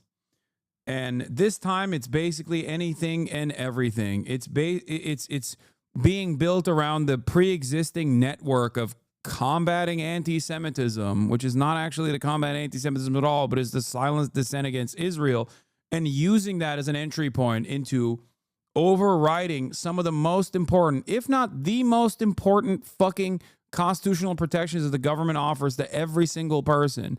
This is terrifying. It's happening in front of our eyes. It's unfolding in front of our eyes. And there's still a bunch of dumb motherfuckers who don't recognize it and, dare I say, entertain it and celebrate it. What did he engage in that constitutes terrorist activity? I mean, Michelle, have you watched it on TV? It's pretty clear. No, it isn't. Well, explain it to those of us who have not, or perhaps others have not. What exactly did he do? Well, I think it's clear, or we shouldn't be talking about it. I mean, the reality is that if you watch and see what he's done on the university. Do you not know? Are you telling us that you're not aware? You don't know what he did? No, it's reportable. No, I find it interesting that you're not aware. I think you could explain it to us. I think others would like to know exactly what the offenses are, what the propaganda was that you allege, what the activity was that you allege. Well, perhaps we can talk again and you can give us more details about this. And that's Department of Homeland Security. It's alarming that they're this incompetent, by the way. It is alarming that they are this fucking incompetent. What did he engage in that constitutes terrorist activity? I mean, Michael, if you watch it on TV, it's pretty clear. No, it isn't. Well, explain it to those of us who are perhaps others have not. What exactly did you do? Well, I think it's clear, or we wouldn't be talking about it. I mean, the reality is that you watch and see what he's done on the university. Do you not know? Are you telling us that you're not aware? I find it interesting that you're not aware.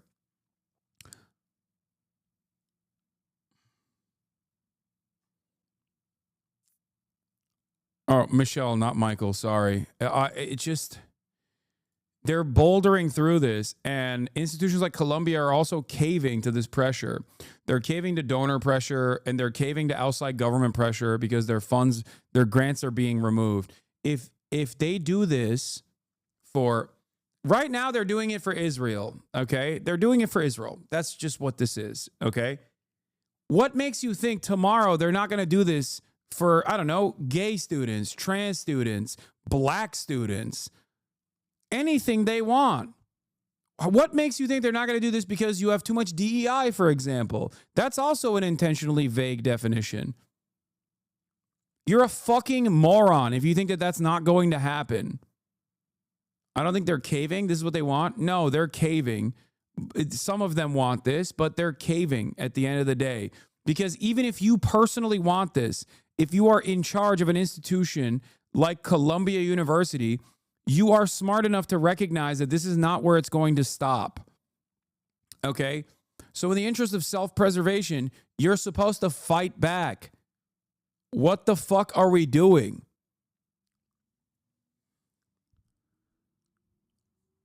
They are unironically too stupid to recognize that this administration eventually is going to come after them too in ways that they do care about. So you have to put a fucking stop to this right at the tippy top, right at the moment where a new precedent is at the precipice of being created. The U.S. government is adopting the point of view of the Israeli government wholesale here, wherein supporting Palestine is automatically support for Hamas and everything that could possibly be legally and criminally downwind of that. That's it. So what? How did he support Hamas? What exactly did he do? For the record, even if he fucking supported Hamas, that's not a deportable offense, for the record. If he ran around saying, oh, I love Hamas, Hamas is the greatest fucking thing that has ever happened, that is not a deportable offense, okay? What the fuck are we doing here? What are we doing here? He didn't do that, but even if he did, that's not a deportable offense. The fact that they went after a guy who didn't even do that, by the way, instead of a person that they could have found that did do that, or the fact that they went after someone who's a green card holder thinking initially that he had a student visa, shows me that they're also genuinely incompetent. So what's up? I thought there was a war against woke and war against cancel culture, a war that Donald Trump ended and won against free speech, that he was going to be the protector of free speech. This is the most severe restriction on free speech that the American government has done in the past couple of decades. And let me tell you something, okay? The liberals absolutely set the stage for it. They arrested and oversaw the arrest of 3,500 student protesters under the Brandon administration. They kept saying, yeah, these guys are bad. They're anti-Semitic. They're terrorists over and over. And they smeared all these fucking student protesters. And look at where we're at now. You set the stage for it, and these guys fucking pounce. It's disgusting. It is disgusting. Oh. This is why I kept repeating to both Jank and everyone else that would listen that Kamala Harris's statements on these fucking protests were idiotic. You took ownership over the shit instead of just waving it away like a dummy. And look where we're at now. Look where we're at now. You have to fight. Okay? And even if there are protesters that say shit that like comes across as unhinged to the average person, why the fuck would you ever take ownership over it? What's wrong with you? Republicans never take ownership over it.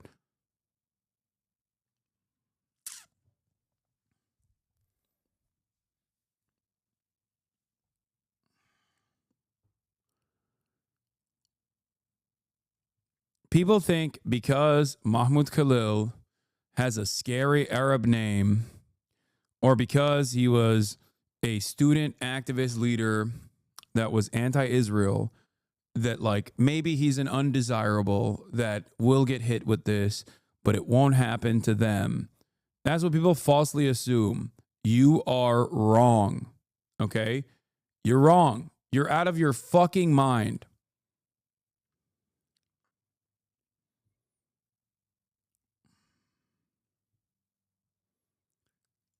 The bit Hasan isn't mentioning is that since 9/11 and before, Muslim political activity has always been viewed as a security threat since Muslims are viewed as terrorist sleeper agents. That's not new.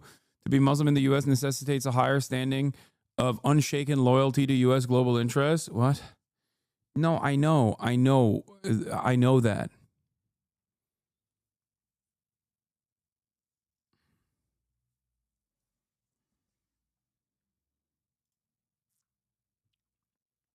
I know that.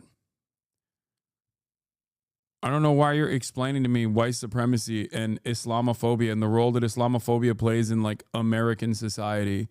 I know that, as you also recognize. I know that from personal experience. I know that over the past year of relentless attacks against me, being of a Muslim background, constantly fucking saying that I'm an Islamist fundamentalist who wants to throw gay people off roofs, who wants to destroy America, a terrorist. We have to deplatform this terrorist. I know that from the very little pushback that people who say shit like that receive from communities that are ostensibly progressive. I'm talking about fucking Ethan Klein, by the way. Okay? It is insane that YouTube will never punish Ethan Klein for saying any and every fucking Muslim content creator that's pro-Palestine is actually a rabid terrorist. He gets to do that. He gets to do that every fucking day of the week.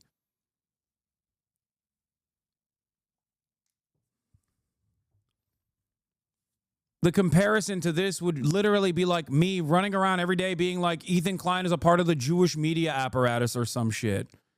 Okay? Can you imagine? That would be unimaginably anti-Semitic. How fast would I get fucking banned if I said that? Understandably, I would deserve that ban.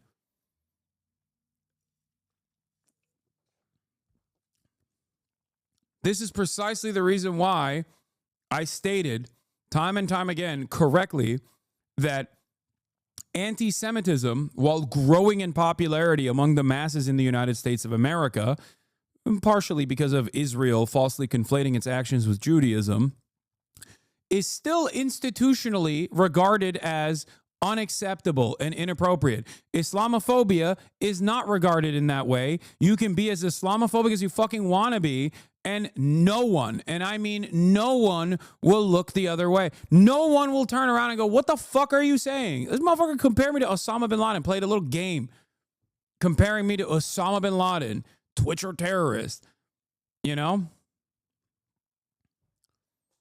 Ridiculous. Completely ridiculous.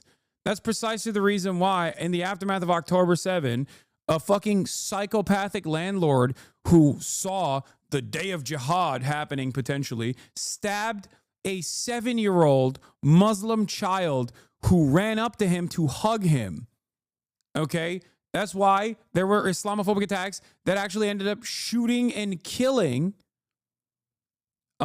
shooting and severely crippling, paralyzing a bunch of students in Vermont for the crime of wearing a keffiyeh.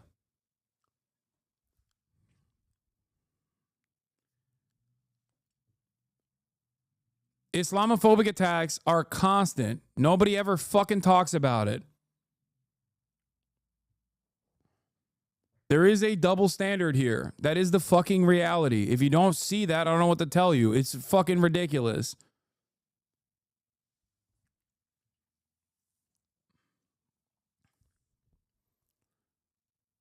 Meanwhile, the anti-Semitic incident that took place recently was a Jewish dude in fucking Florida assuming that Israeli tourists of Arab descent, Arab Jews, were actually pro-Palestinian. And the Arab Jews from Israel themselves thought the guy shooting at them was Palestinian. What a fucking insane situation.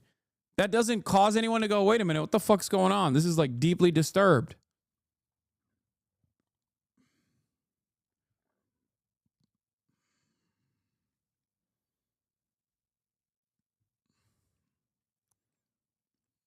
Paranoid delusions are being entertained. Yeah. Meanwhile, people fucking turn around and they're like, I'm unsafe. You're blackbagging pro-Palestinian protesters with a crime of fucking saying things that hurt Israel's feelings. And you still have motherfuckers being like, in the Upper East Side, as a Jew, I feel so unsafe. Like, what the fuck are you talking about, dude? What do you mean? What are you unsafe by? Pollen? Like, are allergies fucking acting out? Like, what do you mean you're unsafe in Manhattan? Ridiculous.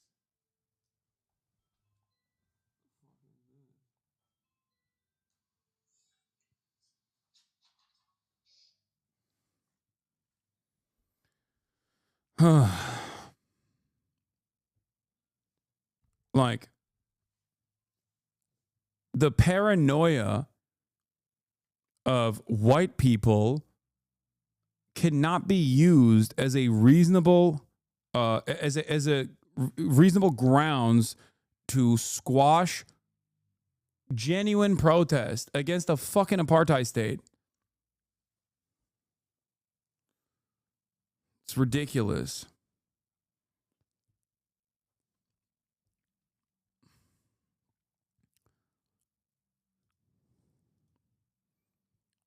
Parts of campus. When you're talking about globalizing the Intifada is known as specifically violence targeting Jews in Israel. So you are selectively discriminating against an identifiable group of people, which is, in this case, anti-Semitic. This comes on the same day the Council on American Islam. Please, it's not just white people. No, man. I'm talking about, when I say white people, I mean Jews as well, okay? I'm talking about, like, the most common thing that has existed in perpetuity in American history is white supremacy.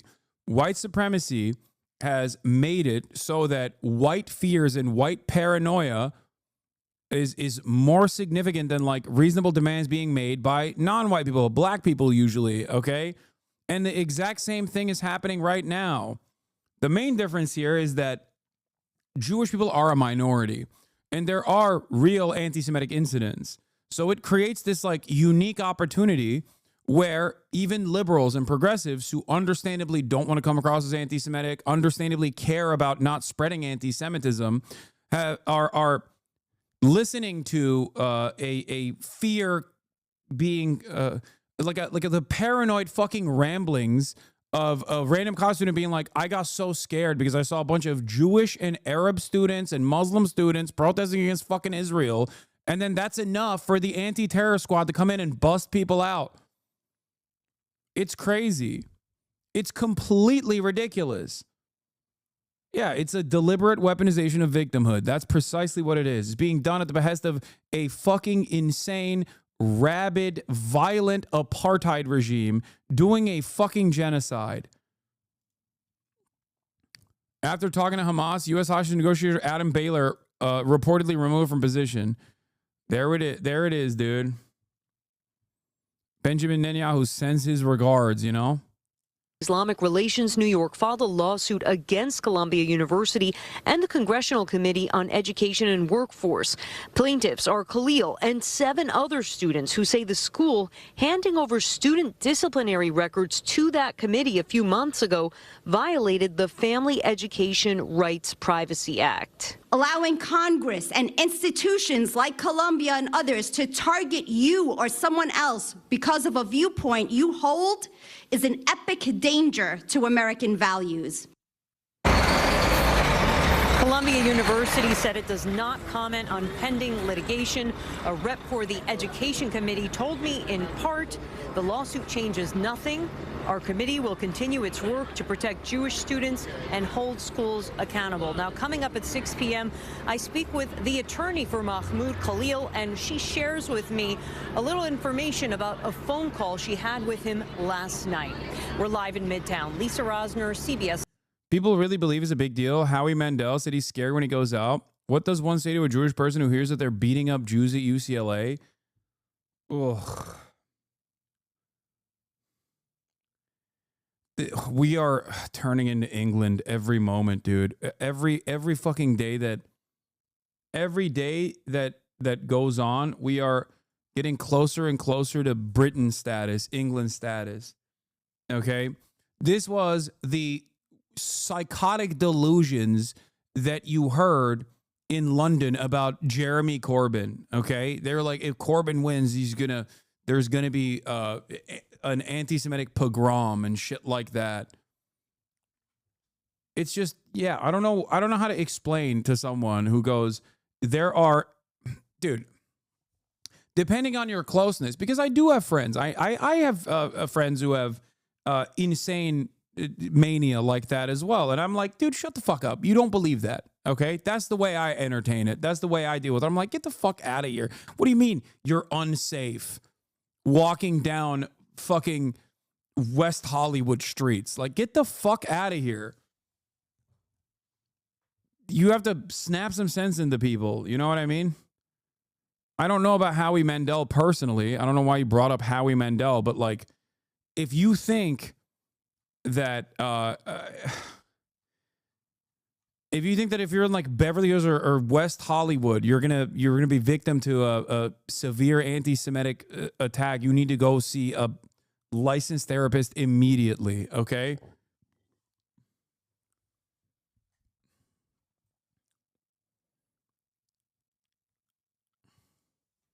It's like Austin. Yeah, it's like Austin coming here and feeling unsafe. Many women are unsafe walking the streets. You think that's the same? There's a valid reason for women to feel unsafe. That's not paranoia. That's not like born out of no real reason. There's a difference between black people feeling unsafe in a fucking sundown town or feeling unsafe when they get pulled over by cops versus someone saying like, oh, there's going to be an immediate anti-Semitic attack against me on Columbia campus or on UCLA campus. Like, get the fuck out of here. You know?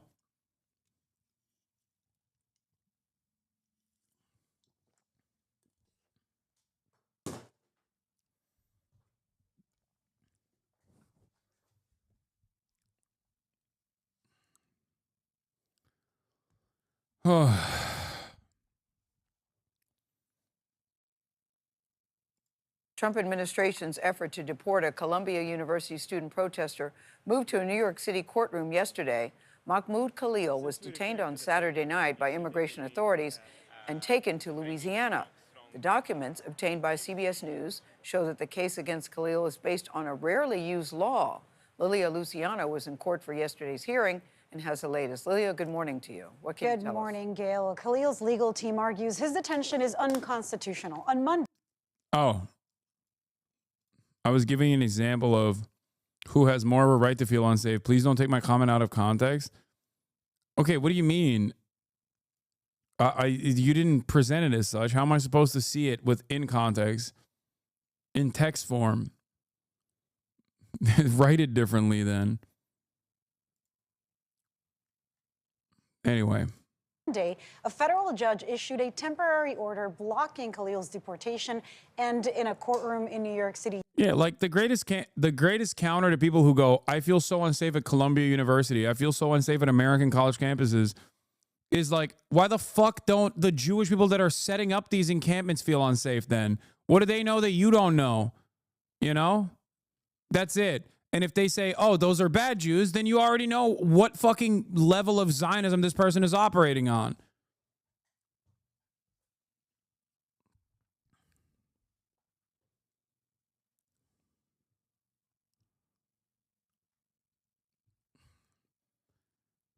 The other side, the other thing that, like, especially post October 7, that people have forgotten about, weirdly enough, is that, yeah, Jews feeling unsafe is an understandable position in American society, especially right now.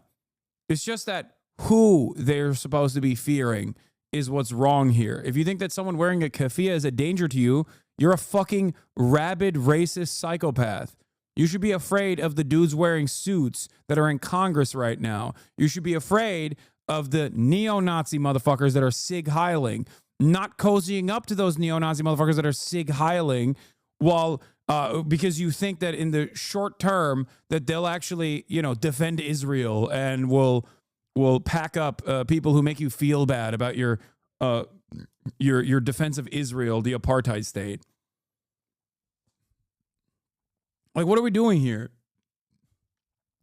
There has never been a moment in any Western nation where Jews have been under attack by fucking Muslims. Okay? There has never been a moment in the Western world where Jews have ever been under attack by fucking Muslim perpetrators of anti-Semitic hate crimes. It is always Nazis. Always and forever. That's it. It's so strange.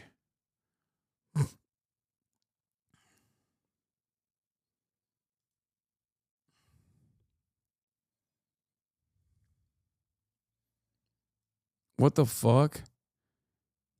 Stalin, Mao, and Hitler didn't murder millions of people. Their public sector workers did. Elon Musk reposted. I don't know about that as a blanket statement, considering there might be isolated incidents, but as a broader sentiment, yes, agreed.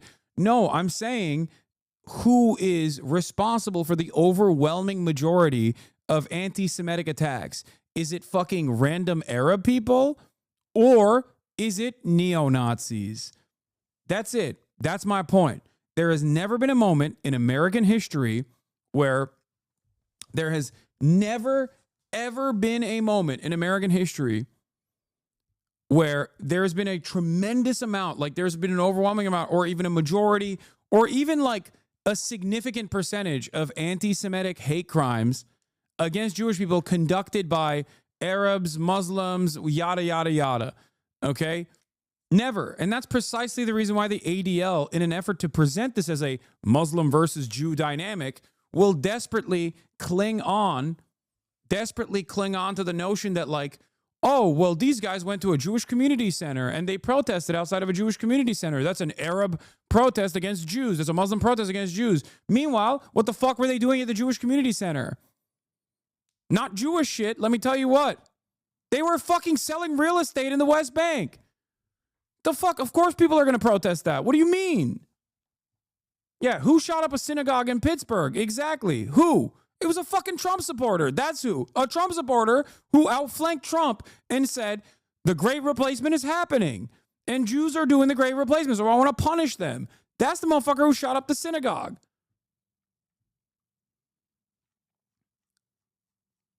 It's ridiculous.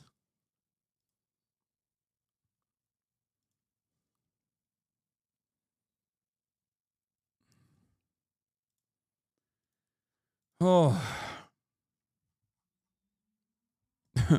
Cry more, please. Nice, man. Thanks.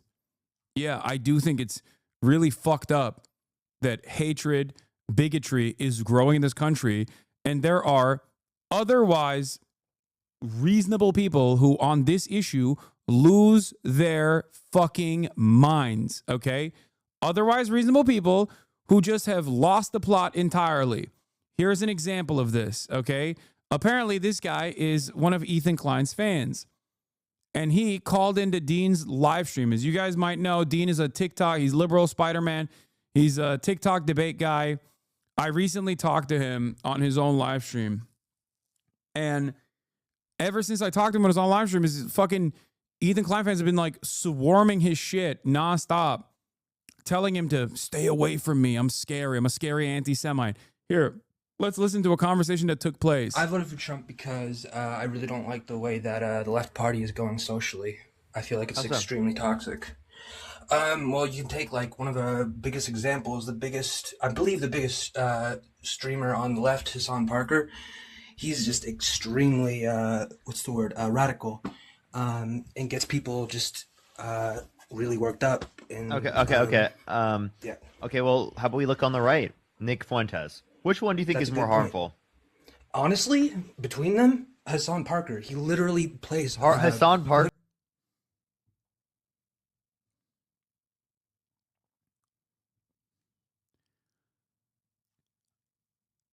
Previously, I never thought I would hear this from a fan of H3H3 podcast.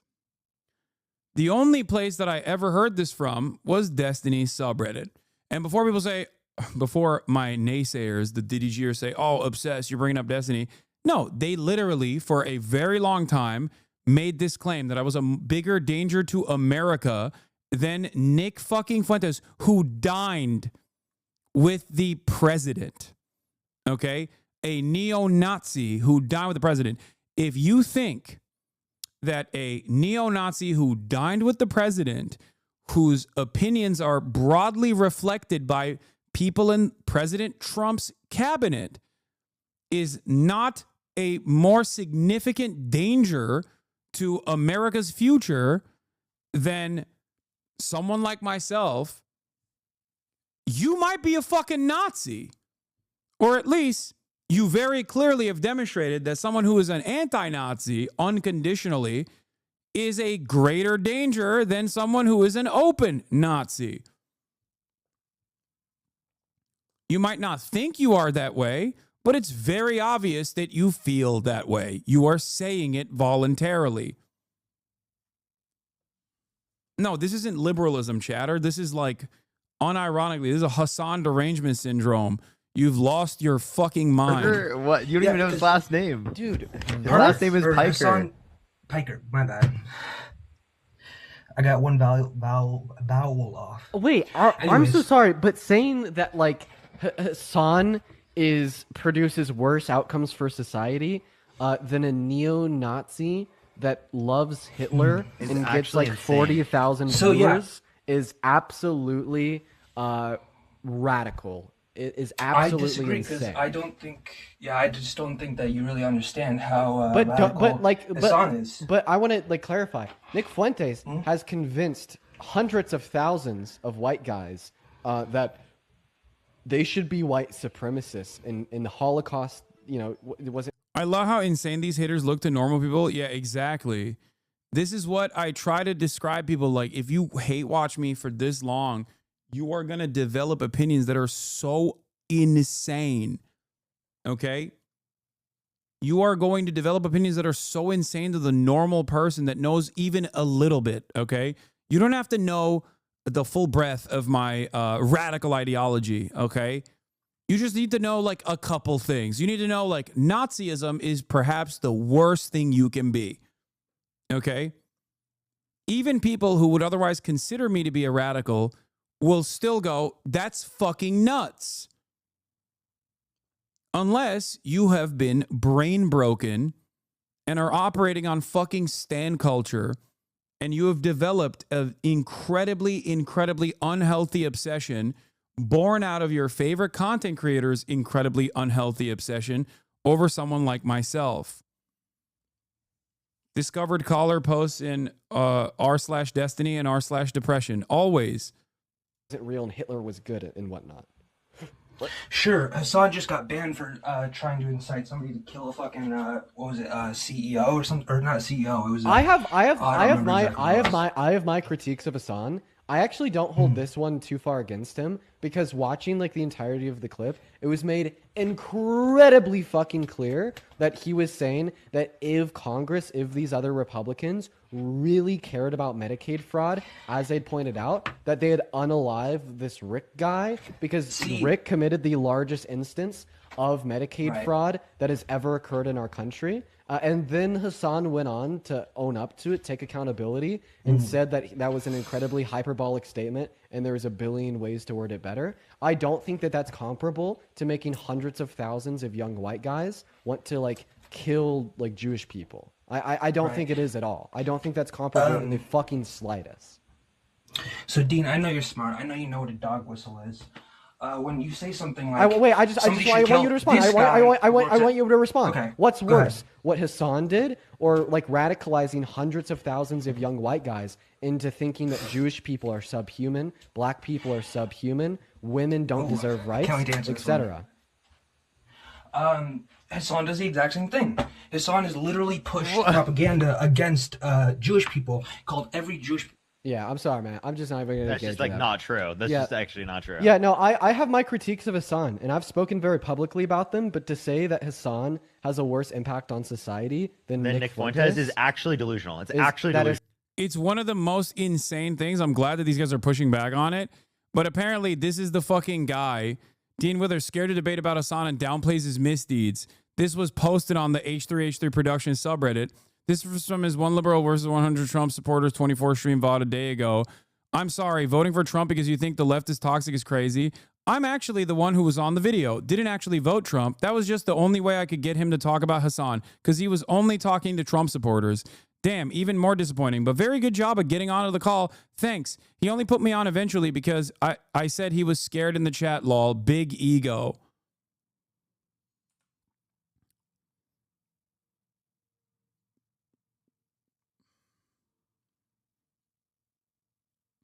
It's just so freakish to behave like this. Like he's like, oh, I'm not actually a Trump supporter.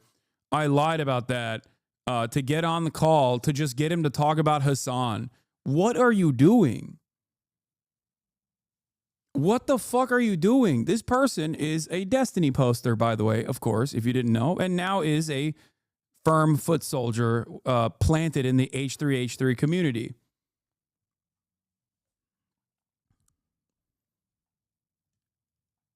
Like, I genuinely think Destiny's unhealthy obsession over the course of the past 5-6 years now has caused these people to not even be Destiny fans. They're just like, I'll go anywhere that says fuck Hasan.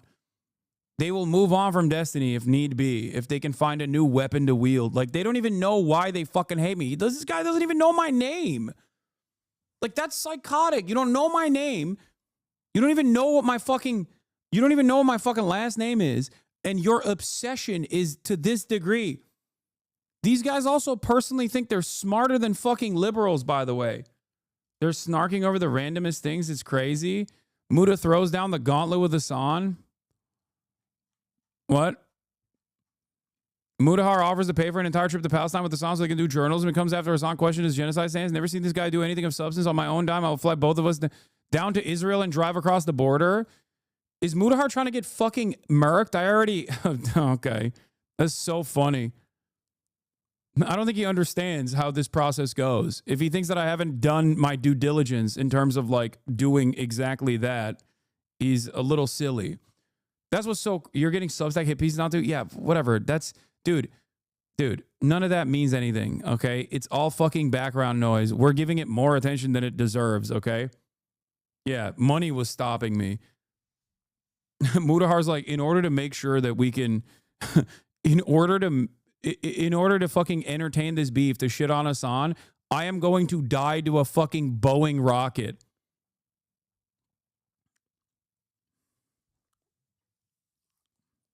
Yeah. I like to think that the only thing stopping me from going to fucking Gaza is money. That's what it is. You're right. And not like valid security concerns. And not from Hamas, by the way, from fucking Israel. You'd think a certain content creator for over a decade would sense a sudden schism and shift in their audience and perhaps question whether there are new long-term dedicated followers or just people using you as a vehicle and cudgel against their ideological enemy. But what do I know? No. I think when you're that desperate to find allegiances, you don't give a shit.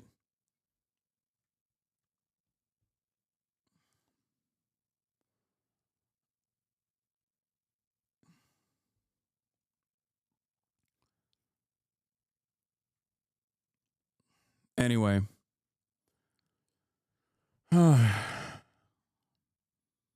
Bro's about it. He's willing to get drone strike for drama. Yeah, I know. It's so fun, dude. Dude, the other part of this is, once again, the other part of this also is the fact that people who are going to hype up that fucking delusion,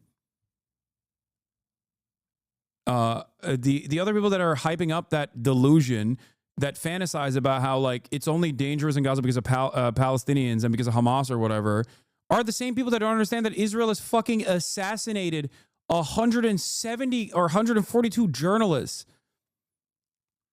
in like historic numbers, okay? Historic numbers of assassinated journalists. More journalists were killed in this past year than fucking World War II.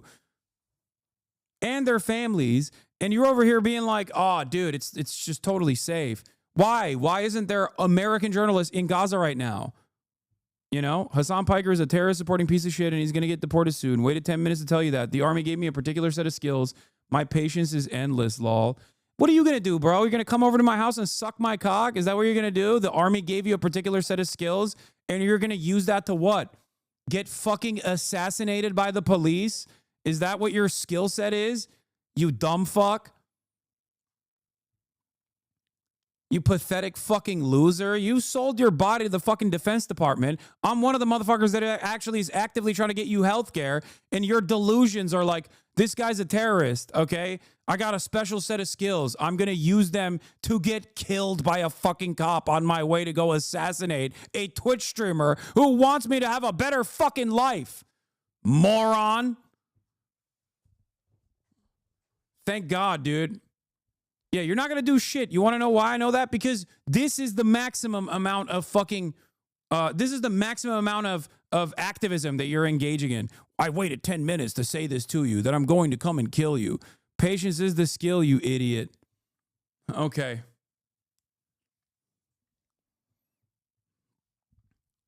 Fucking Harry Potter head talking about how he's going to kill me.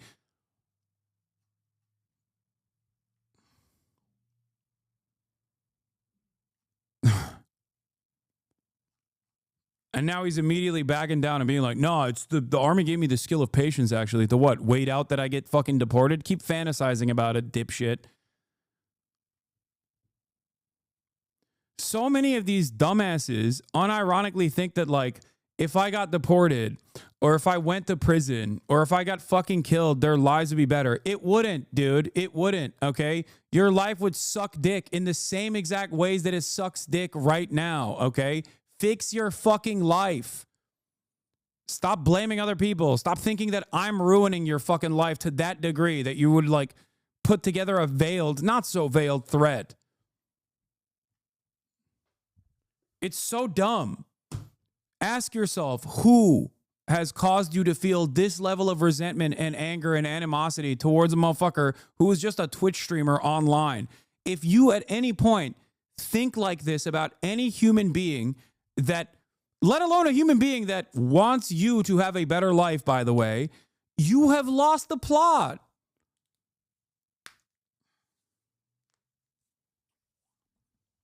It's so goddamn pathetic.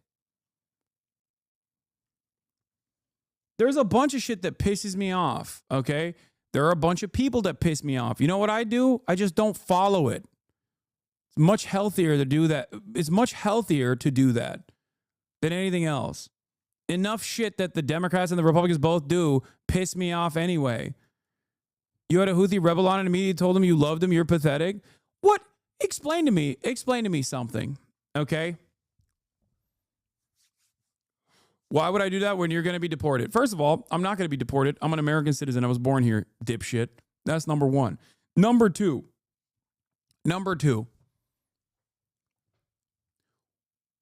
That person was not a fucking Houthi rebel. You've been told that he was. It's fine. He's not.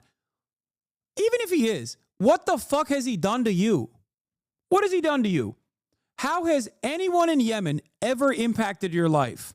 Aside from being the recipient of a metric ton of munition that cost $1 billion under Operation Prosperity Guardian for the crime of trying to stop a fucking genocide that Israel was conducting that was causing $30 billion of American taxpayer funds to go to Israel so they could kill fucking babies. And then we spent another billion on Yemen.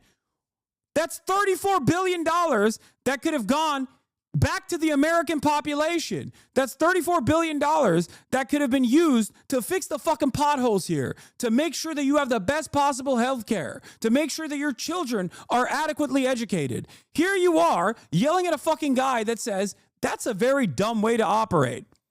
Think. Please open your fucking minds. Israel never conducted a genocide. That's what you and your friends want for Israel.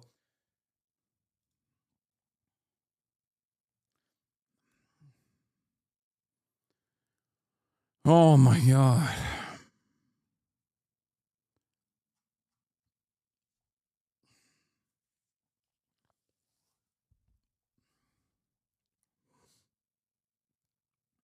Brother, stop falling for clickbait. This guy's baiting you. I don't think that this guy is that. No one is this stupid, right? Yeah.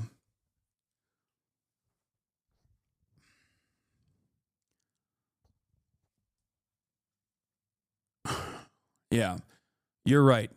Every international organ of justice, virtually every single human rights organization, they're all lying about Israel doing a genocide.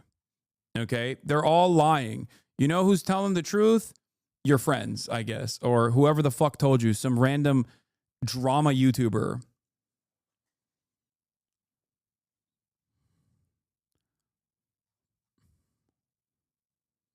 Read a different book other than fucking, Harry Potter.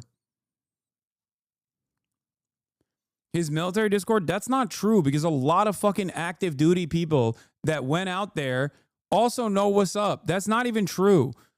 There's a lot of fucking military people that are not exactly fond of Israel either. Both people who are conflicted by their service and people who are not conflicted by their service. Okay, You know, this is not this position right here is no longer a popular position. This is an unpopular position. It is objectively untrue, but it's also an unpopular position. You have Republicans who think Israel is doing a genocide. It's over. It's done. That's why those who still want to do propaganda at this stage are becoming increasingly more vicious, increasingly more overt, no longer doing it in a covert way, but actively doing it in a way that undermines, like, the First Amendment, for example. That's why you have it with, like, the Miami mayor. You have the likes of the Miami mayor, for example, threatening to release the lease of a movie theater because they dared to show an Oscar-winning documentary, No Other Land. You only do that when you're desperate, okay? It can't go on forever. My fear always is that if people are not steered away from anti-Semitic thought and recognize that Israel is a separate thing from Judaism, okay, most people, it's going to go in that direction regardless. Like, people, Israel's already a pariah. People are already growing in their distaste towards Israelis and Israel in general, okay?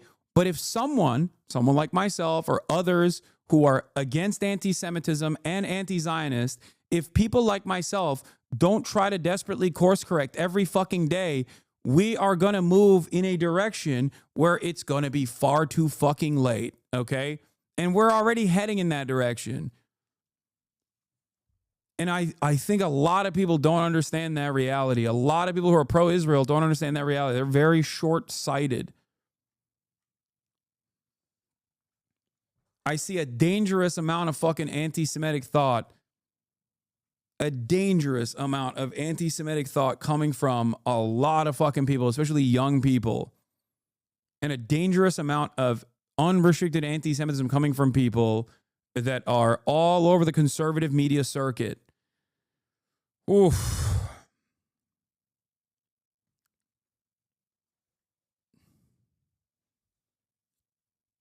Motherfuckers talking about the Talmud and shit.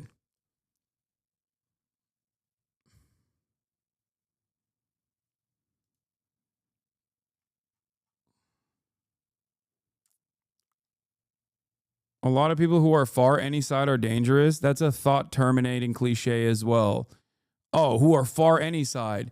Brother, what do you mean far any side? Okay, I'm far leftist. Let's say I'm far leftist. There is no position that I have that I think if you and I were to have a charitable conversation, you would disagree with. And that's not because I'm propagandizing to you. That's because deep down inside, you would come to the recognition that I'm not actually this scary person that you've been taught was actually engaging in dangerous ideas.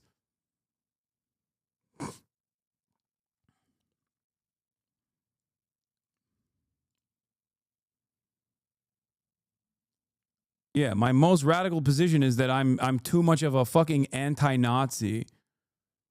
Too much of an anti-fascist. Fascism of any sort, whether it's Israeli fascism in the form of Zionism or Nazi fascism.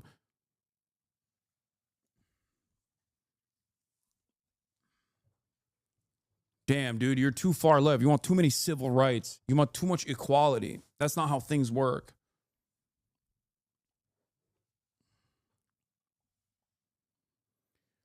Can you explain to me a bit more about what happens if we don't course correct? There's already a fucking insane amount of anti-Semitism, like actual anti-Semitism, not like anti-Israeli sentiment, anti-Israel sentiment, but genuine anti-Semitism growing on fucking TikTok amongst the youth who literally listen to what people are saying when they say, you know, Israel's doing this for Judaism, and if you criticize Israel, then you know you're anti-Semitic, and people go, okay, I don't like what Israel is doing. And maybe there's a deep, dark secret here that that it is actually Jews that control American government and American media or whatever. And every time you got the fucking dumbass Trump White House going, Shalom, Mahmoud, we're deporting you for fucking criticizing Israel. What do you think happens to a dude in Arkansas who's never met a Jew in his life? What do you think that guy thinks? He goes, I really like Donald Trump, but goddamn, these Jews do have him by the balls. Okay, that's what he thinks. And it starts right there, and it fucking gets completely out of hand.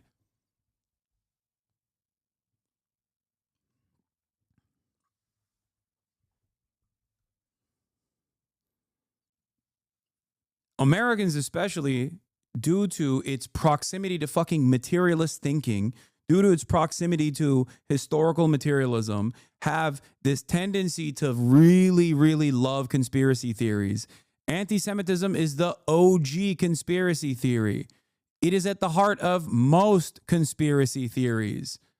It is such an easy fucking perfectly wrapped bow to tie around the good-bad dynamic that liberals operate on, the boundaries of good and the boundaries of bad.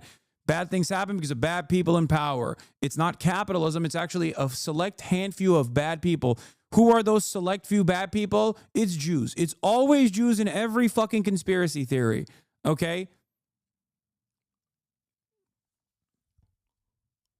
It's super easy for people to fall into this trap. And it's already happening. I see so much of people being like, well, every country that wanted to kick out the Jews, they probably had a point. That's what I hear so fucking frequently on TikTok. That's what I see in the TikTok comment section. That's what I see on Twitter, on social media. Do you not understand how dangerous that is? Do you not understand how fucking dangerous that narrative it is?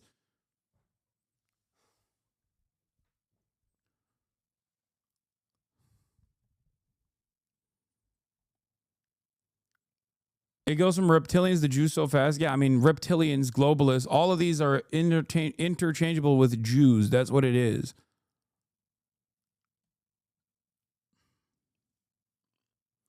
To be fair, your own algorithm is the reason you see it. No, dumbass. I don't just, first of all, what makes you think that this is just on TikTok? And secondly, of course, my own algorithm shows me this because I fucking track anti-Semites and Nazis. Yes, I do political commentary.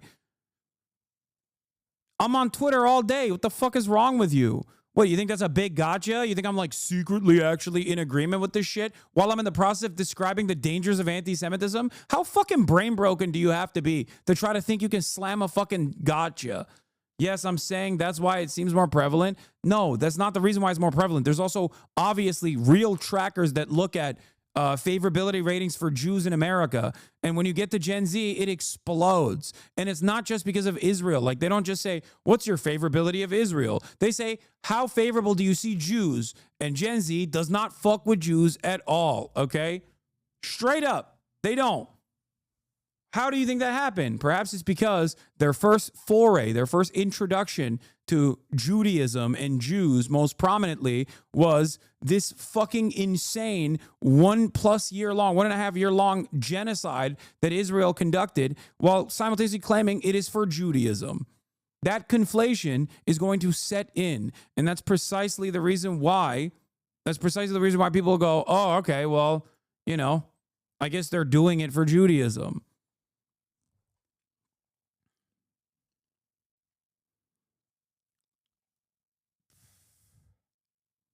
And yeah, it's not just my algorithm. Been a Minute did a video. Obviously, you guys saw that where the algorithm almost always lands you on far-right politics. It starts off with like center-right politics from the field of podcasting and podcasters, and it goes firmly into far-right politics very quickly. They've also started doing this thing with normal-looking meme pages. They do 1 second of a Hitler speech at the very end of the video that gets thousands of clicks because the rest is unrelated, which makes it look like popular content, and mixing literal Hitler and funny videos. Jesus Christ.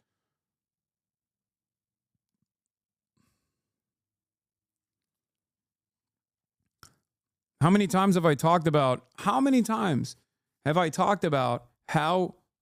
insanely pervasive right-wing commentary is, especially online? I mean, look at Twitch. Over the course of a year, over the course of a singular year, the largest political commentator on this platform became a right-wing guy, okay? That he was already a very large content creator on this platform, one of the largest, but now he's even larger and doing political commentary and growing as a consequence of political commentary. He's also the largest right-wing commentator in general, larger than fucking Daily Wire and Ben Shapiro ever could dream of. Right-wing sentiment is very popular everywhere online. It gets algorithmically boosted, and then that feeds another cycle of like more people seeing it and more people normalizing it and more people thinking this is awesome, this is good.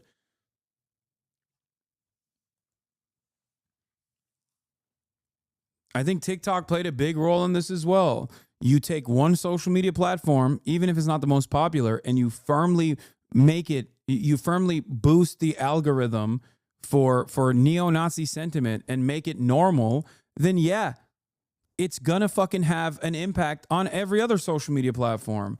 This is something that I've been talking about for years. And it's everywhere, and it's seemingly impossible to avoid. You've been making the same point for 2 years. I've been making the same point for not just 2 years, Chatter. I've been making this point for the past decade.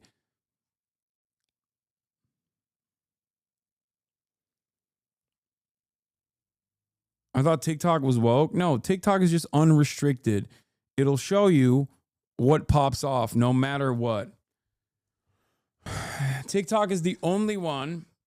TikTok is out of all the social media platforms, the only one that has like some semblance of parity between leftist content and right-wing content. That's it.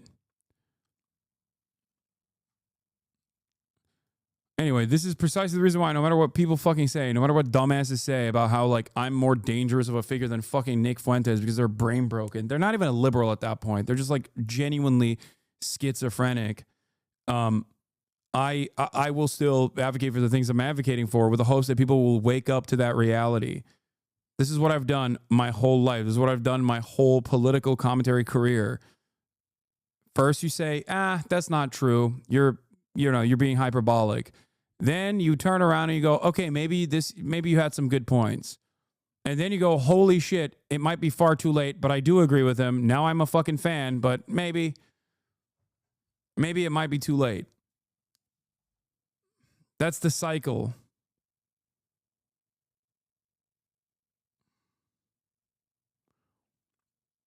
Yeah, I saw this post. Ex-Asman fan jumping ship over here. I'm officially jumping ship over here. I can't stand Asman and his brain rot community any longer. He should have stuck to gaming instead of the dumb shit he's spewing on this politics arc of his. He has zero education and doesn't do any actual research, but is influencing millions of people every day on misinformation and lies. His audience is becoming radical. This is why Asmongold won't actually have a conversation with me. This is the type of shit. This is the reason why he doesn't want to have a conversation. This is the real reason why he doesn't want to have a conversation. Because he's worried that it's going to make him look bad, like he's not knowledgeable on the issues that he speaks on. It's going to frustrate a lot of these people. He spent an hour talking about you today. Yes, of course. And he's going to continue talking about me. He's going to probably talk about me even more. But this is it. Even other streamers are making fun of him now. Holy dump. Italy for sure. There's no way. Who just got rid of all their belongings?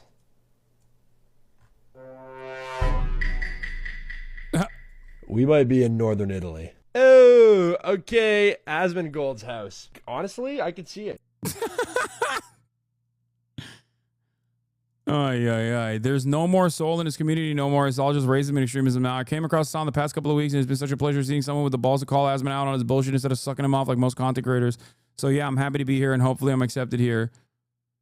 Edit. I'm surprised there are so many other ex-Asman fans in here as well. I feel right at home.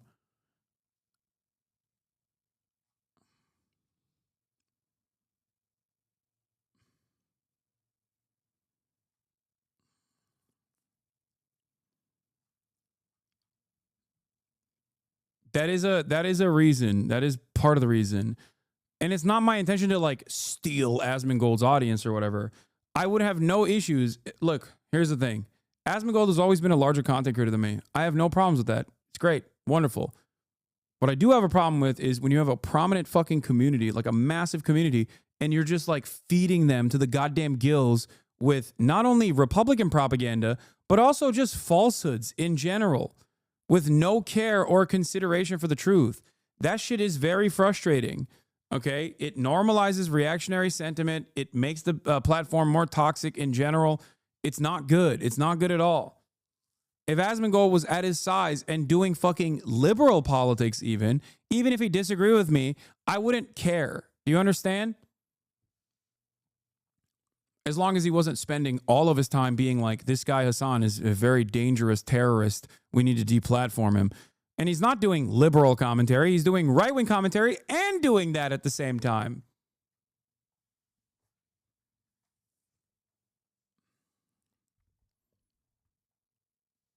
He just goes, Hasan isn't an expert in this either. It's an opinion. Yeah, except my opinion is grounded by facts and research. His opinion is not grounded by anything. It's just whatever fucking his chat said last. He knows it too. If he thought that we just had simple disagreements of opinion, he would have a conversation with me every day of the week. He could undermine my position. He could show his audience how wrong I was. He doesn't want to do it because he knows he will look like he's not knowledgeable on this issue and he's just talking out of his fucking ass, because that's precisely what it is. But when you're right wing, you can do that because your audience doesn't know too much either. So yeah, I am. The reality is I'm not the smartest person, but I'm certainly educated on the subject matter that I discuss.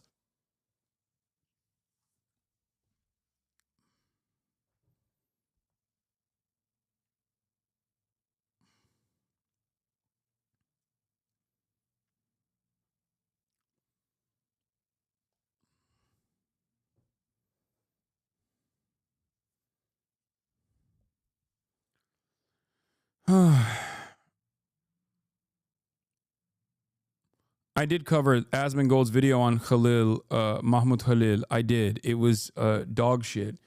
And then I tried to get him to. I tried to get him to basically turn around and reconsider his position.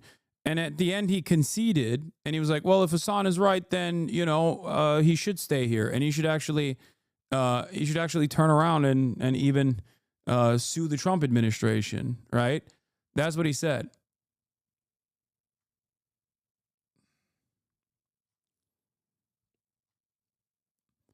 Yeah, I said Asmongold thinks it's a violation of free speech when devs make video game boobs smaller, but when the DHS openly kidnaps a green card holder for being pro-Palestine, he thinks it's awesome and not a violation of the First Amendment. Classic free speech defender stuff right here. This went viral on Gaming Circle Jerk in a locked post. You're literally invited by Oxford and Cambridge to speak on topics like this. I know. No amount of institutional legitimacy will cause these people to turn around and be like, maybe he does know what the fuck he's talking about.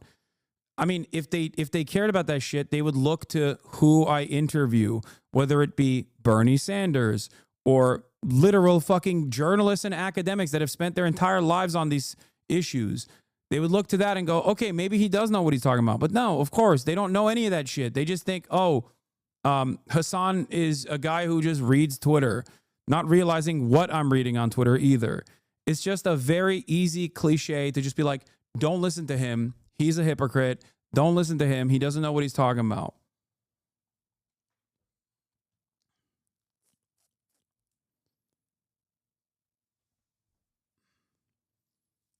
They will either say that, all these institutions that rely on my commentary to a certain degree, or at least consider what I have to say to be worthwhile, are woke and gay, or they won't even know about any of that shit.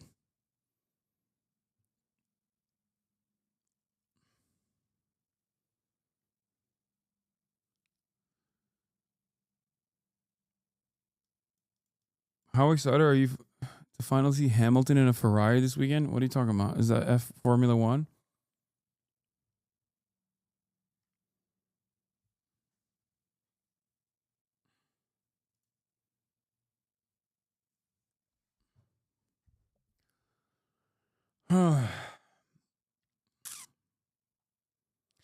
The worst part about all this is that it's kind of turning me back into a fucking debate lord, and I despise that. It's like so many of these slop tubers have decided that the easiest meta here is to just never actually talk.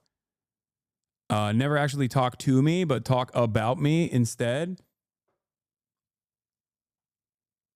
And therefore, it's just the only way for me to shake away their audience from these idiotic positions is to actively, directly talk to them. And also, Mudahar hasn't made a new YouTube video about me. I don't know why you said that. I looked.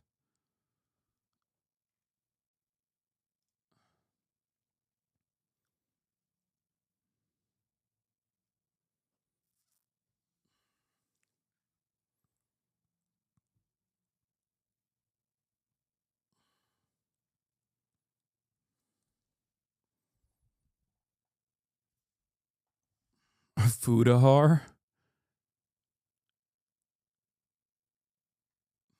Anyway. Literally saw people on Twitter urging others to not watch or engage with the Noah video because he's the last person who's qualified to be talking about this. Is literally just stop, look over here, please. Yeah, I know.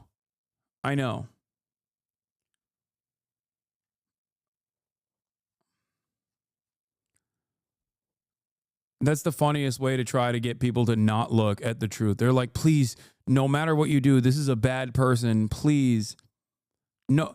Isn't it weird? Isn't it strange how every single content creator who talks about fucking Palestine is just not knowledgeable on the issue?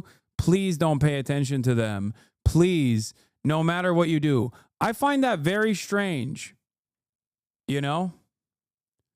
I find that very odd that all these people are constantly going, hey, no matter what, don't talk. Don't talk about this stuff. Don't look at this stuff. Don't look in that direction. It's scary. It's terrifying. It's cult-like thinking. Be fucking open-minded. Maybe you will be convinced. What's the worst thing? Maybe you'll learn the truth.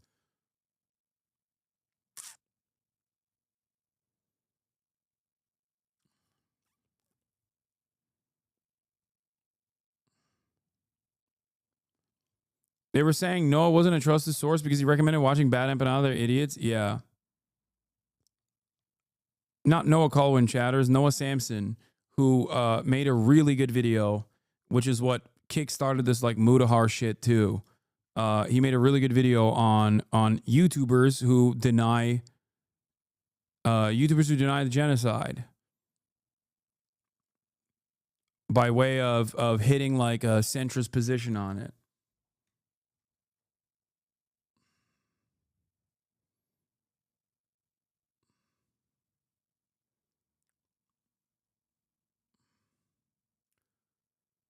Did you see that they went after FD Signifier because he commented on the Noah video? Yeah, I know. I did. A war criminal. Yeah, this is the new Gatsu video on America's downfall. Have you ever had Noah on? Noah Samson? I don't know if I've ever had him on the broadcast, but yeah, I mean, I've hung out with him. He's great. I like him a lot. I think he's also very intelligent, very thoughtful, and puts a lot of effort into his videos, especially when the ones that I've seen. I can't speak for all of his videos, but certainly the ones that I've seen. Anyway, yeah, Democrats are not going to save us. Once again, Democratic leader Chuck Schumer has announced that he will vote to keep the government open, signaling a path to averting a shutdown. These goddamn fucking cowards, dude. We also got Columbia University, as I was saying, expelling, suspending, and temporarily revoking the diplomas of dozens of students who occupied Hins Hall during the pro-Palestinian protest last spring. Everything sucks. We have the UN report. We have the UN report on sexual assaults. I have to pee real quick. I'm gonna be back in a second. This is still Mahmoud Khalid. U.S. green card holder be granted at least 2 private calls with his attorneys.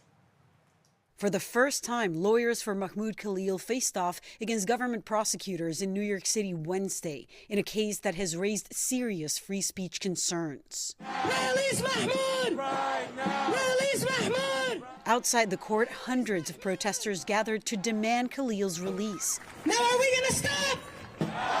The Syrian-born activist of Palestinian descent had been a prominent voice in the student-led demonstrations at Columbia University last year. This is a movement, an anti-war movement.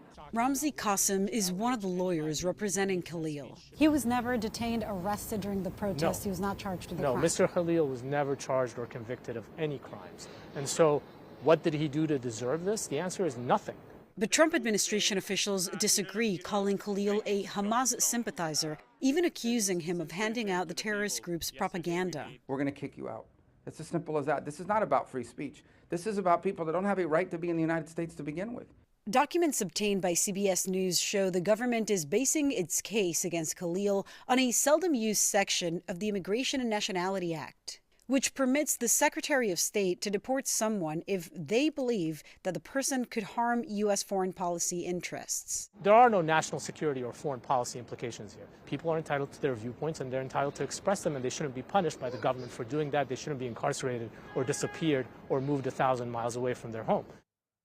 The judge has not yet ruled on his lawyer's request to have Khalil moved back from Louisiana to New York. Khalil's attorneys questioned the administration's claims that he ever distributed any Hamas propaganda, urging them to show any evidence if they have it. All right, Lilia, thank you very much. Laura, a green card holder, even if I might like that green card holder, doesn't have an indefinite right to be in the United States of America, right? American citizens have different rights from people who have green cards, from people who have student visas. And so my attitude on this is, this is not fundamentally about free speech. And to me, yes, it's about national security, but it's also more importantly about who do we, as an American public, decide gets to join our national community. That's a lie. It is fundamentally about free speech.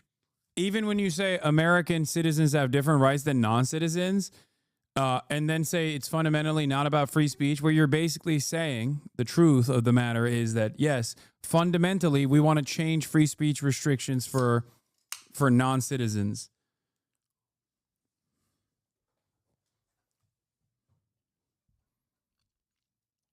That's it. That's the entire purpose of this.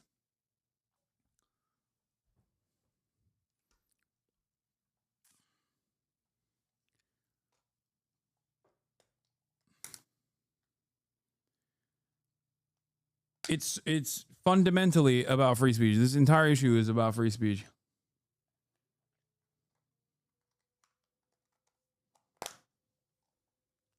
And if the Secretary of State and the President decide this person shouldn't be in America and they have no legal right to stay here, it's as simple as that. Do you see more such deportations happening? I think we'll certainly see some people who get deported on student visas if we determine that it's not in the best interest of the United States to have them in our country. So yeah, I don't know how high that number is going to be, but you're going to see more people. Ridiculous. Unless Congress... Here it is. Senator Schumer is not forcing the Republicans to concede on anything and not using the remaining power, the marginal power that the minority party has at its disposal to get Republicans to concede in order to avert a government shutdown. Insane stuff. Acts, the federal government will shut down tomorrow at midnight. I have said many times there are no winners in a government shutdown, but there are certainly victims. Holy shit. That's a good take. So your prediction was wrong? Wait, what? What was my prediction?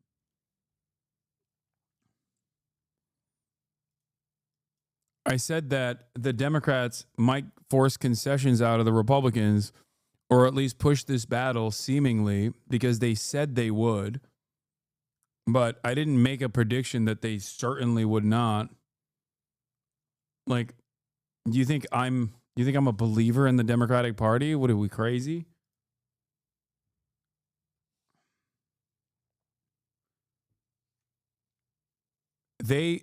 At most, I reported on yesterday, I reported on how the Democrats said that they would not let this go through. I mean, maybe I did. Maybe I was like, definitely they'll fight back against this. Maybe I said that. I don't remember. Yeah, I was wrong, if that's the case. It is shockingly bad. It is yet another instance where the Democrats have, I guess, gone beyond. Dude, look at this. Look at this chat. Hold on. Where the fuck is it? You didn't. Yes, you did.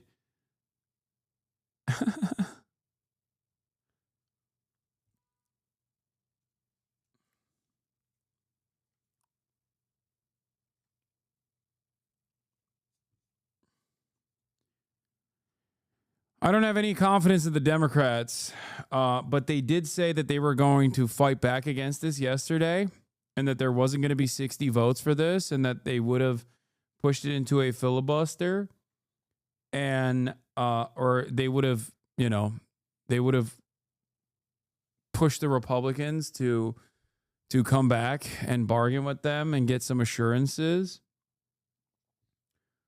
I wanted them to do that. I urged people to do that. I thought the Democrats, at least judging by their response initially, would do that potentially, but I have no real firmly held convictions about the Democrats doing the right thing ever. So there's 0%. I don't think I fucking was actively talking about how they definitely are going to do they're definitely going to do a push here.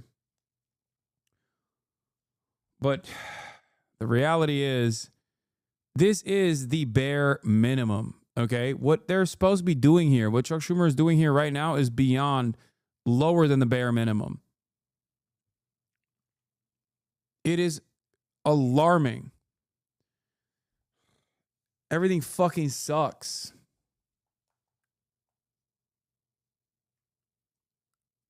It is truly, we're so done, dude. We are so fucked. We are so done. Every day that goes by, I'm like, I don't know what the alternative is, but god damn, it's like, it hasn't always been this way. It's never been this bad. It's never been this bad. This is a new level of depravity from and a new level of cowardice from the Democrats. Why are you so doomer? We're going to get a fire-ass Dem TikTok dance over this? I'm going to Brian Kill Me. I'm going to become Brian Kill Me. Oh my God. The most vulnerable Americans who rely on federal programs to feed their families. While the CR bill is very bad, the potential for a shutdown has consequences for America. So, Republicans have basically trapped the Democrats in this situation where if they force a government shutdown, the government shuts down. If they don't force a government shutdown, they permanently shut down federal agencies. That is where we're at. All of this will win. We will win. Oh, God, stop. It was bad during the Reagan years. Trump is a modern Reagan, but even worse, God help us. We are so fucking cooked. I don't see any way out of this other than Trump triggering the second Great Depression at this point. Like, straightforward, business plot succeeds style, American fascist governance during a Great Depression style economic collapse. And there is no, the Democrats are not going to help us. That are much, much worse. A shutdown would give Donald Trump and Elon Musk carte blanche to destroy vital government services at a significantly faster rate than they can right now. Under a shutdown, the Trump administration would have full authority to deem whole agencies, programs, and personnel non-essential, furloughing staff with no promise. They've lost the stencil? Oh Democrats, you are being betrayed. It just came out that Chuck Schumer, the minority leader in the Senate, is pushing the caucus to vote. That's crazy. Will fucking Stancil is shitting on the Democrats. Holy fuck. That's like Matt Iglesias is the one person left out there. Like, once Matt Iglesias is like, God damn, Democrats, I didn't think you'd cave this hard. Is done. They got no one left. It's... Vote yes for cloture to close debate on Trump's funding bill. This would allow Democrats to lie and pretend they oppose the bill while taking a vote that would ensure the bill passes. This is their only leverage over Trump, and for months they've been saying they're going to use this bill to force negotiations with Trump to cut Trump's power and Elon Musk's rampage through the government. But now, with the opportunity to do so, they're giving up their leverage without a fight because they're scared to use it. They're not even trying. They are betraying you.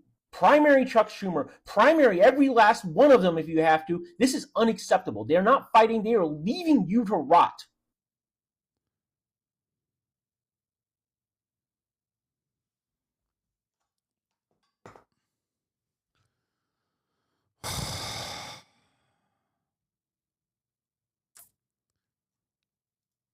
Promise they would ever be rehired. I believe it is my Yeah, someone said I saw this before you repeated it in the chat. Republicans are school shooters and Democrats are the cops. Unfortunately, Democrats are the cops from Uvalde.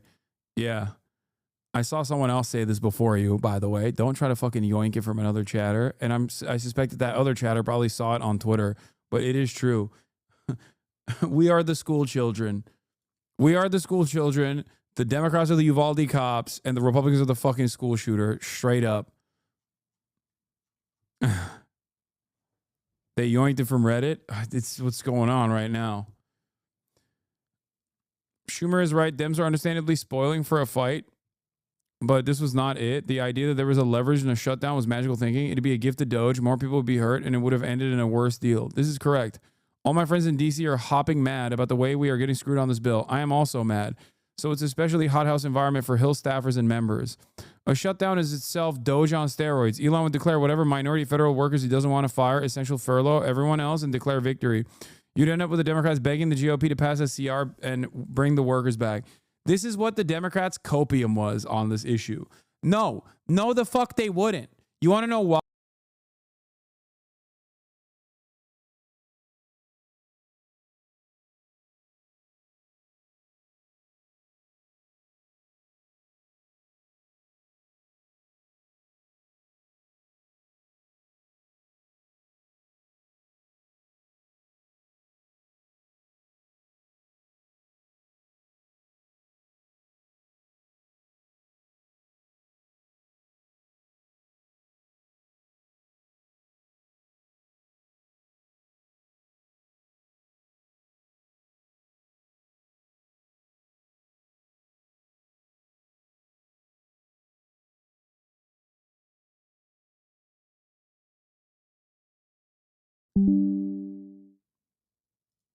What the fuck was that? I'm back. Hello. I'm here. That was crazy. I just got CIA lasered.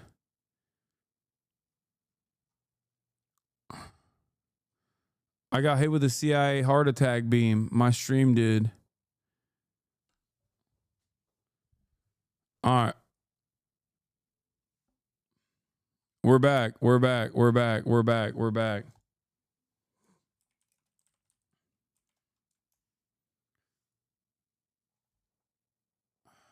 It wasn't long enough. The stream didn't cut out long enough, I don't think.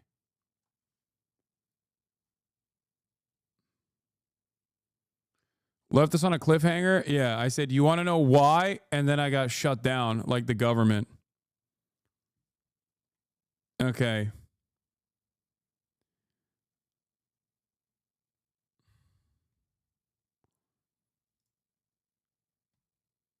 Where was I? Oh.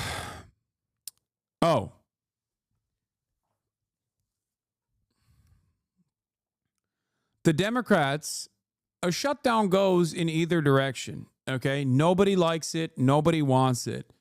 It's not beneficial to the Republican Party. People are coping when they claim that, like, oh, it would be Doge on steroids. It's a lie.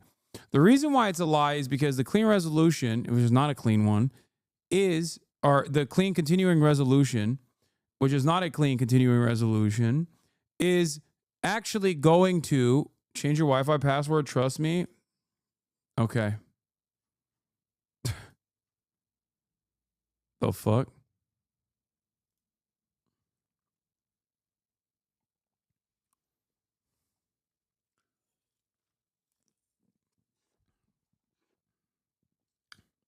What do you know, chatter?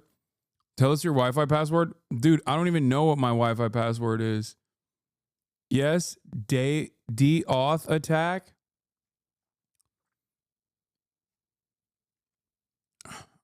What is a de-auth attack? I can explain. I do it to my neighbors. I do it to my neighbors to get free Wi-Fi. Okay. So you think there's someone in my neighborhood that is doing a 1 second deauthorization attack?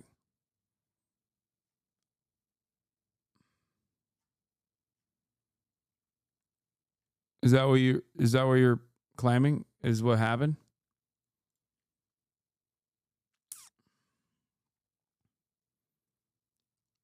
I'm not on Wi-Fi, but you know,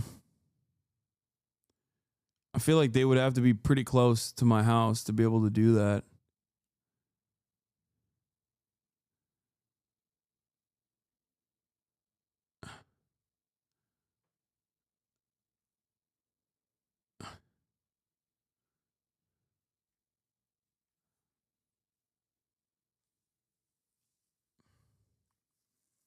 But I'm not on Wi-Fi.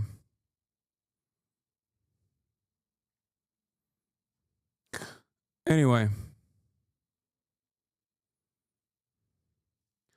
Where was I?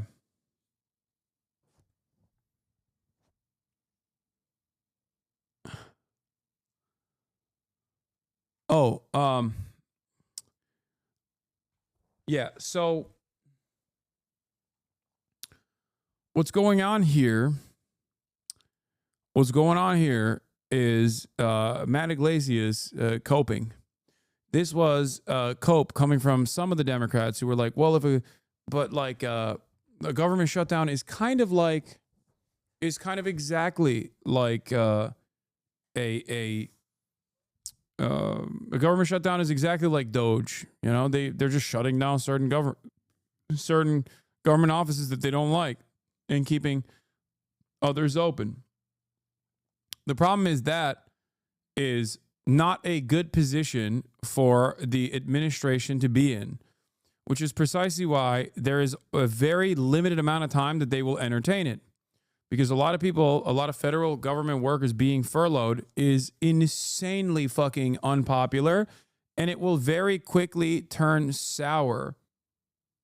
It'll very quickly turn sour for the administration in charge. Having said that, however,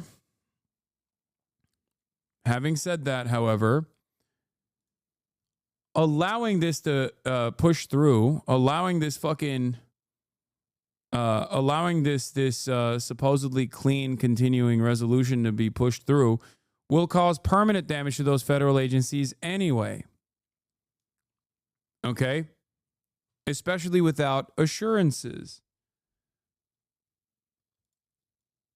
This is unacceptable. And their meta here is going to be that they're going to vote no on the clean resolution, but they're not going to. They're going to vote for they're going to vote for closure, so that there's no necessity for a filibuster-proof majority, and therefore they're basically saying, yeah, we're not going to fight back. We're not going to actually. We're going to let this pass. It is the cowardly way of letting it pass while simultaneously making it seem like you voted against it. That's it. It's no different than voting yes for it. Okay? DemCR Watch, Michigan U.S. Senator Elisa Slotkin affirms that she will vote no, said during evening town hall she wants assurances that Elon Musk and Doge won't stray away from Congress. What Congress appropriates has not gotten assurance. There's no language you could add to any bill that would avoid the looming Supreme Court showdown about the constitutionality of the Impoundment Control Act. If SCOTUS says that's good law, then it's good law. If they say it's unconstitutional, no writer changes that. Here is AOC on this issue. Republican extreme spending bill removes all of the guardrails and all of the accountability measures to ensure that money is being spent in the way that Congress has directed for it to be spent. This turns the federal government into a slush fund for Donald Trump and Elon Musk. It sacrifices congressional authority, and it is deeply partisan. And so to me, it is almost unthinkable why Senate Democrats would vote to hand the few pieces of leverage that we have away for free when we've been sent here to protect Social Security, protect Medicaid, and protect Medicare. Yep. There's also this part from AOC. AOC later sidesteps questions from Jake Tapper on if she challenged Schumer for a Senate seat. I think that what we need right now is a unified Senate Democratic caucus that can stand up for this country and not vote for cloture and not vote for this bill. And I think that the strength that we have is in this moment, reconciliation. Republicans do not need Democratic votes for that. They need it for this. And so the strength of our leadership in this moment is going to demonstrate the strength of our caucus. And I cannot urge enough how bad of an idea it is to empower and enable Donald Trump and Elon Musk in this moment. It is dangerous. It is reckless. Asked if she thinks Schumer is a weak Senate leader considering his reported support for cloture, AOC responds, I think that that would be a mistake. We have time between now and tomorrow, and I hope that individuals are considering that. Reconsider it. Yeah, I saw this already.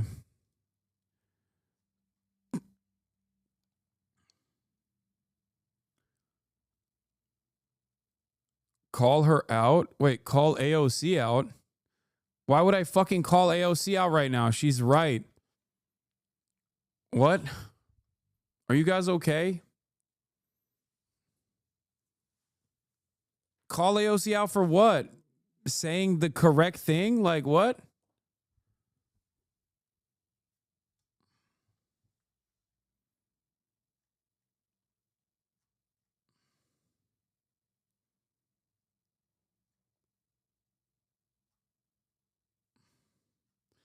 Yeah, I mean, this is not cowardly. This is a collaboration.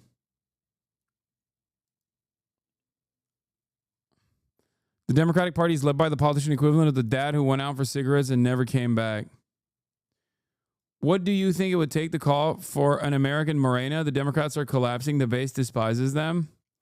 I think the Democrats have a fucking war chest that they would not even... I've thought about this a lot. And I know where your opinion is. You want a third party, and I totally understand that, especially now more than ever. I think that the Democrats will spend every waking moment absolutely destroying any kind of third party initiative. Like any kind of third party initiative. I don't know if this is the right time. I think that there will be a right time, though. I do. I think it's gonna have to happen eventually. People hate them. Fuck the money. It doesn't work that way, Mike. Come on. Fuck the money. Fuck the money and the power. I mean, every fucking media outlet will. You'll have MSNBC calling whichever third party candidate is out there a fucking pedophile. Like, just like every media outlet, the New York Times, anyone who goes on a third party run will be branded like a child fucker by New York Times. They'll just be like, yeah, these people are radical, dangerous terrorists and pedophiles.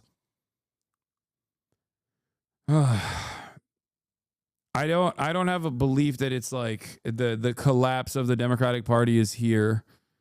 I do think that there is a time for potentially third party pushes. You have more viewers than anyone on MSNBC. Bad take. I think you guys are. I don't have confidence yet.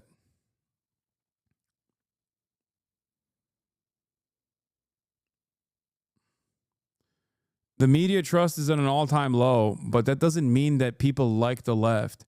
Make no mistake.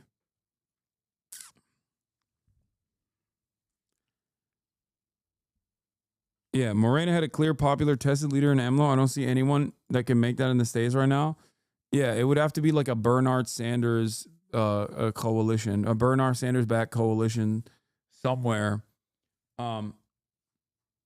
But I don't disagree with you on the long game. I just don't know if this is the... I don't see the environment being habitable for that, even though this is the least popular the Dems have been for very good reasons. I think a lot of Americans are losing confidence in them. Let's see what Chuck Schumer is saying on Chris Hayes.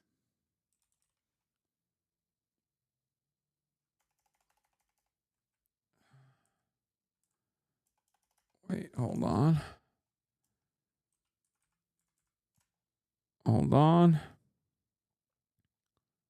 The executive branch.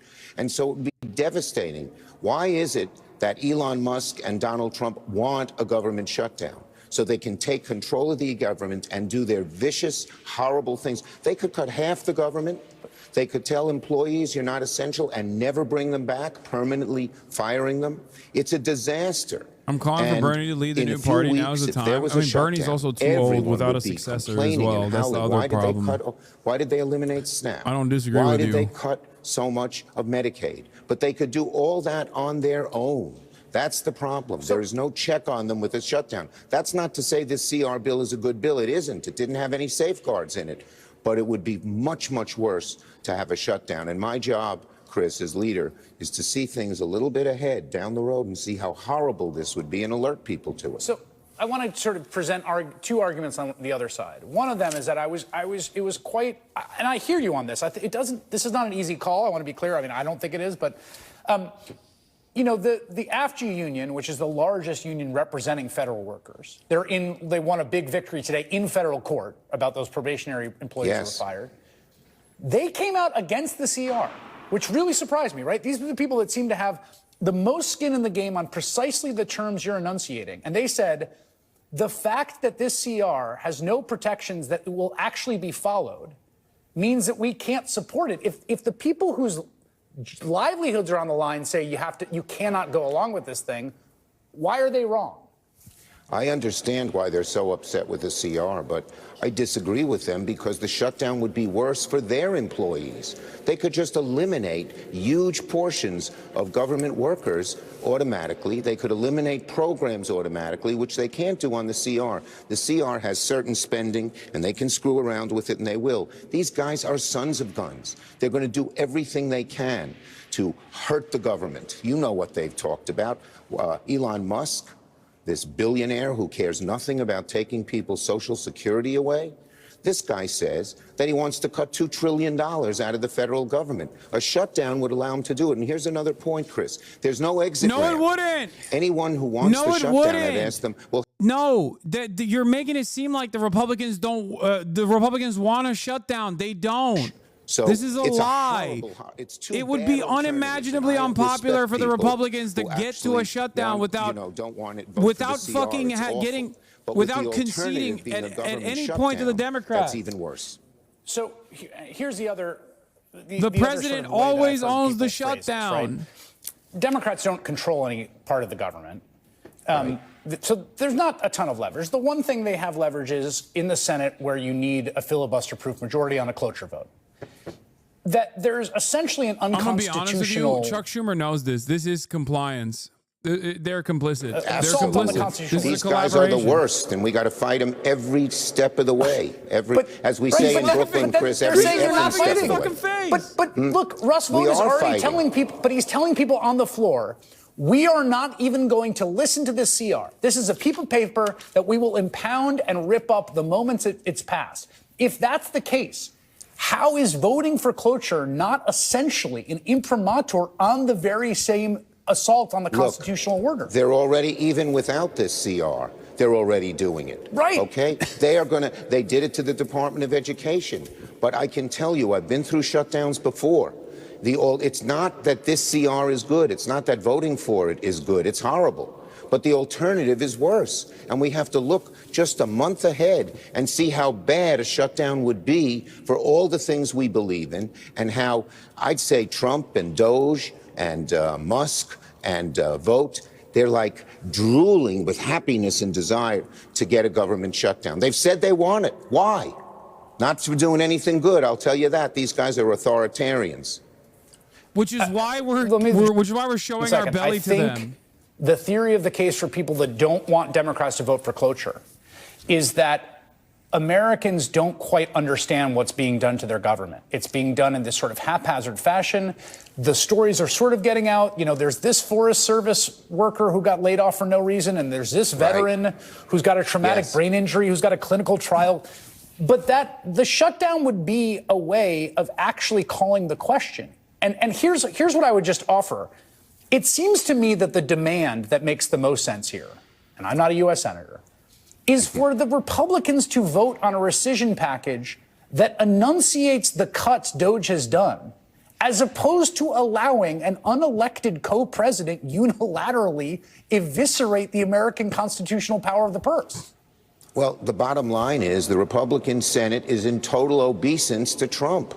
They're not going to oppose him in any way.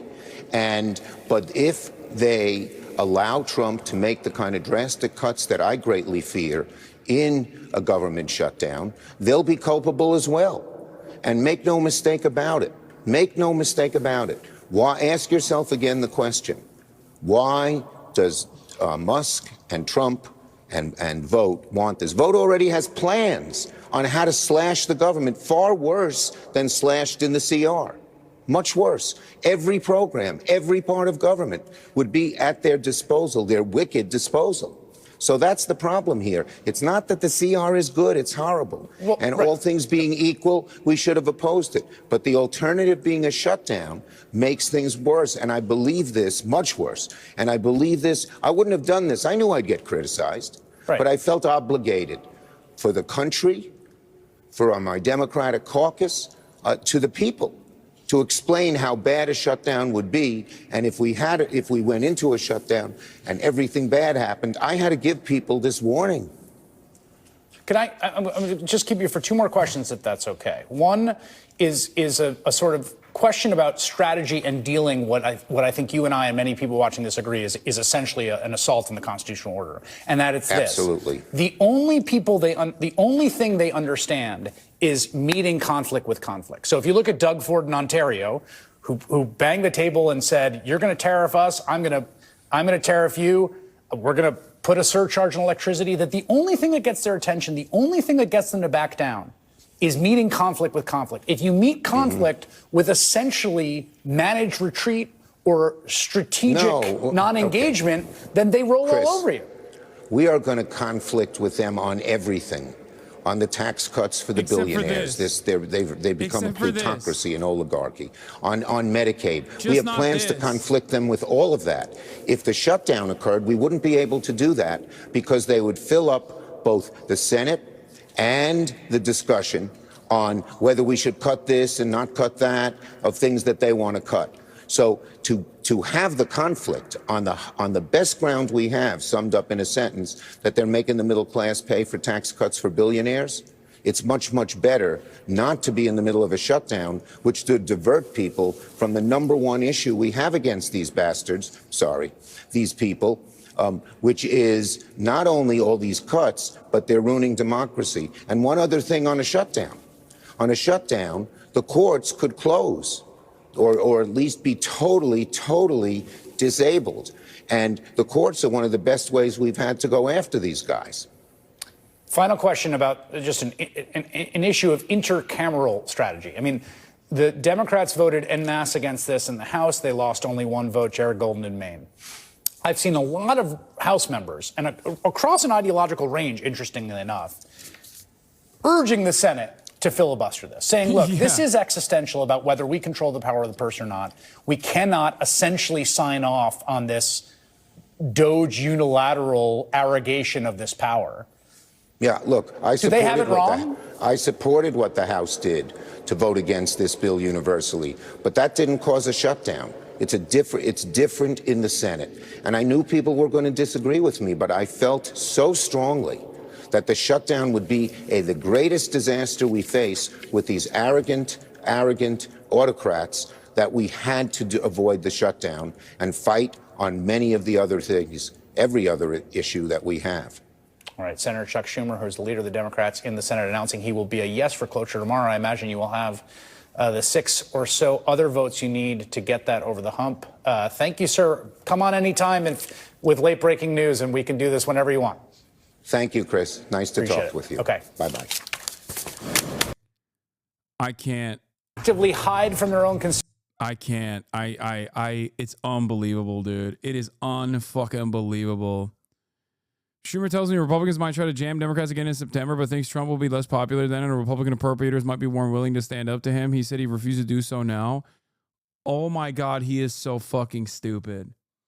Oh my God. Okay, for those of you who don't understand, can you explain why he's complicit? Just wanting to understand more, not debate. I will. Okay? In order for this continuing resolution to pass, to fund the government, to avert a government shutdown, the Republicans need a filibuster-proof majority. There's one way that the Democrats can stop that from happening, which is to say that they're going to filibuster it. Okay? They need 60 votes in the Senate. They already have the House majority, but they need 60 votes in the Senate. But they don't have 60 votes in the Senate. The only Democrat that has said they would vote for this ahead of time was John Fetterman. But John Fetterman gets canceled out by Rand Paul, because Rand Paul said he would not vote for it. So in this process, the Democrats and whoever the minority party is, like it's sometimes Democrats, sometimes Republicans, doesn't matter. The minority party has the minority Paul, not Rand Paul, Thomas Massey. No, Rand Paul as well. I thought it was Rand Paul. Am I wrong? I'm pretty sure Rand Paul.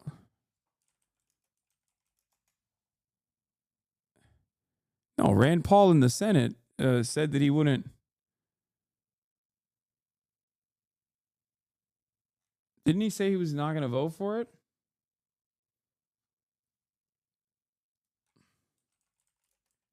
Yeah, and also Massey is not in the Thomas Massey in the House of Representatives already voted no. He was the singular no vote from the Republican Party. But Rand Paul in the Senate said, yeah, I was right. I don't know why Chad is trying to correct me on this. Okay. Rand Paul in the Senate said he was not going to vote for it. John Fetterman on the Republican side, John Fetterman on the Democrat side said he would vote for it. So there's still Democratic support that they need. Okay. They need more Democratic support to get to the filibuster-proof majority. Now, this is historically the only way for historically the only way for the minority party, the party not in power, to be able to force concessions from the majority party, the party in power. And the Democrats and Republicans both historically have used this, especially Republicans have used this opportunity to, edge towards a government shutdown with the hopes of getting Democrats to back down from certain things they want to pass through a CR. Okay? And they've been fairly successful in the past because no matter what happens, it's always the responsibility of whoever is in charge. It's the White House's fault in the eyes of the American population. So the American population would look to all the furloughs and all the media coverage on, the hundreds of thousands of federal government workers no longer going into work and the economic crisis that is on the verge of happening. And they would blame the party in charge, the Republicans in this regard. This is precisely the reason why the Republicans would inevitably concede on certain issues and make it seem as though, at the very least, like the Democrats are fighting back. Like give him a victory, give him a W, right? If they were to play ball. Except the Democrats right now, backed by Chuck Schumer, are waving the white flag. They initially had said for months that they would use the budget shutdown. I mean, the continued resolution as a battle and maybe even force the government to go into a shutdown if necessary to make sure that they had certain assurances. And Chuck Schumer today, up until yesterday, he was saying he was going to not vote for it, that the Republicans didn't have the votes for it. But as of today, Chuck Schumer has waved the white flag. They're going to vote for closure so that this can pass without a filibuster-proof majority, and the Republicans have the votes to pass it without a filibuster-proof majority once that happens. So that's it.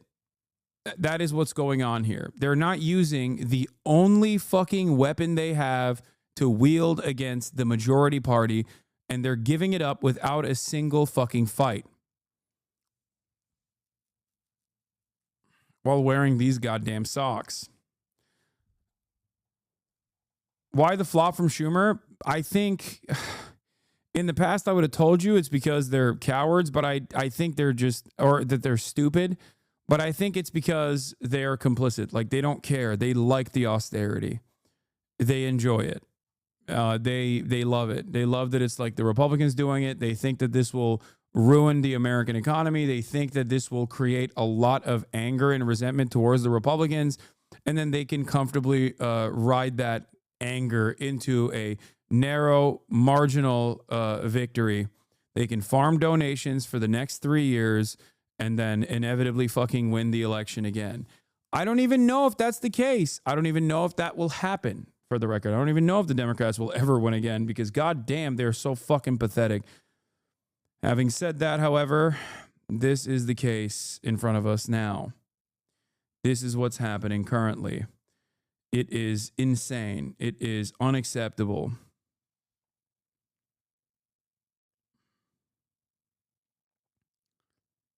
I don't know.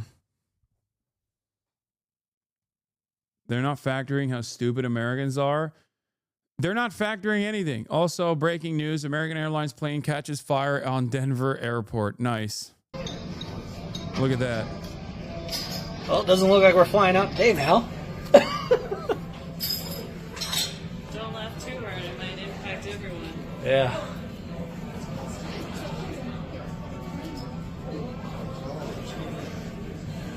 Maybe not. Good. That was quick.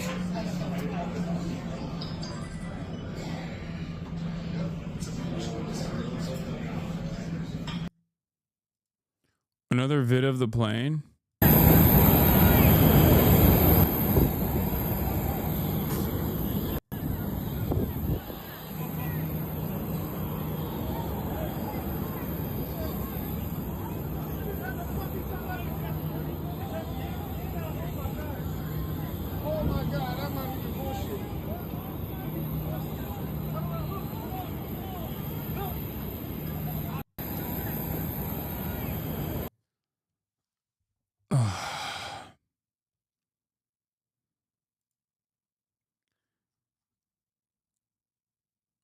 That's fucking...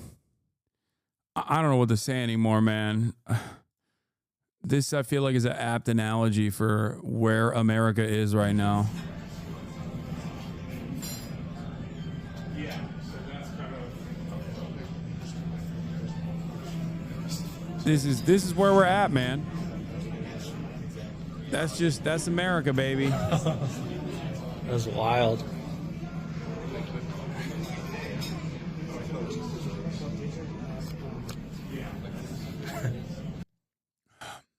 The great American downfall, folks. Oh, what happened? It's on fire.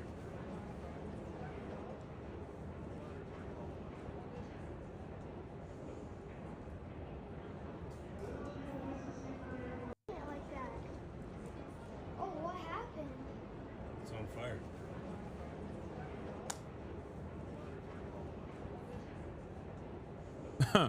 If the pilot is white, you might switch to flight. That's what happens, dude. DEI or die. Remember, DEI or die. If the pilot is white, you might have to switch to flight.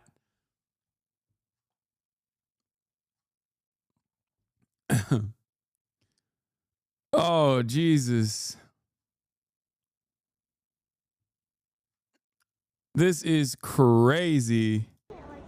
Ay, ay, ay. It's on fire.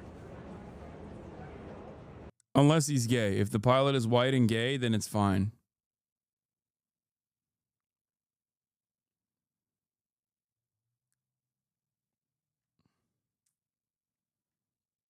or in a poly relationship or something. If the pilot is straight, walk away at the gate. Yes. If the pilot is gay, then you might be okay.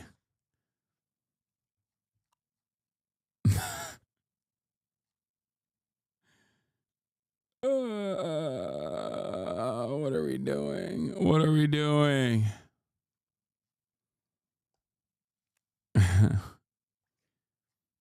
This is so bad. If the pilot is queer, you have nothing to fear. If the pilot is trans, then your plane lands. Oh my God.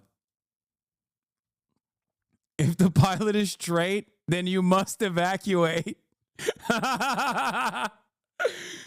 Oh, Jesus. Okay. Yeah, all right. If the pilot is cis, that's a flight you want to miss. Okay. We're done. We can't. I was just so stupid. I like that we have jokingly turned this into like reality where people are going to start unironically believing that DEI is what kept the planes up in the sky. I can't stop rhyming, which is the gayest thing you can do. Rhyming is so gay.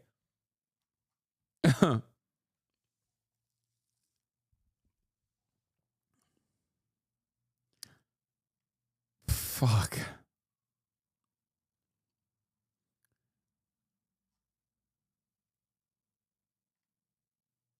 It's not gay, it's thug.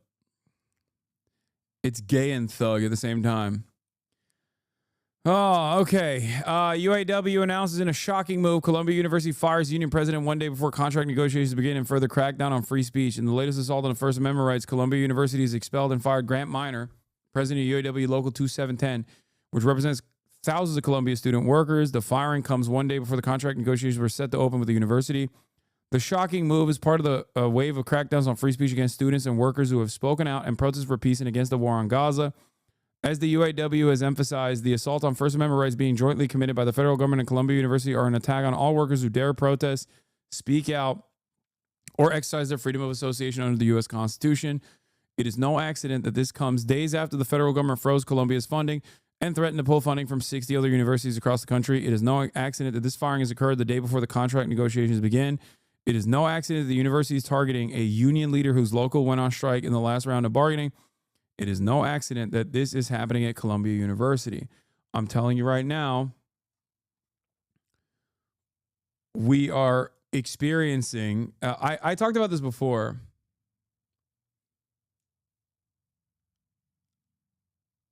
I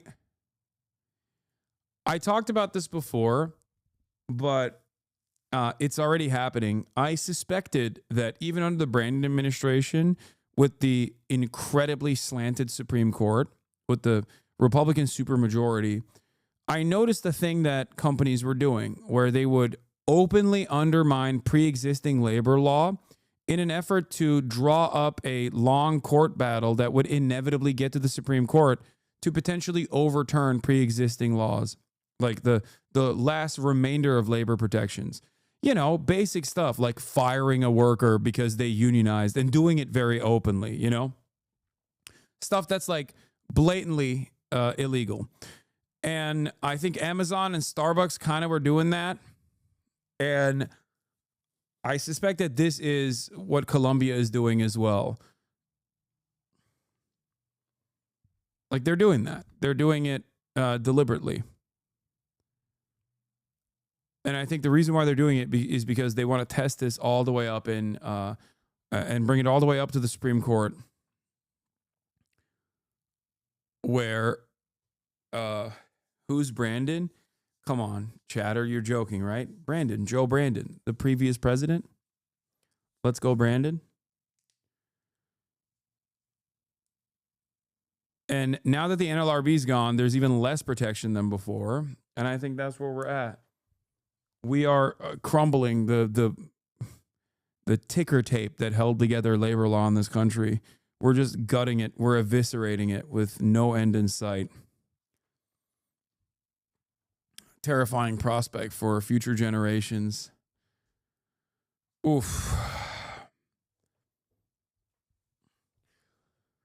Perhaps this will be a radicalizing moment for a lot of people, a lot of workers, I hope, and cause them to engage in illegal wildcat strikes and the like, and work to unionize even without NLRB protections. Because at the end of the day, there are more workers than there are bosses.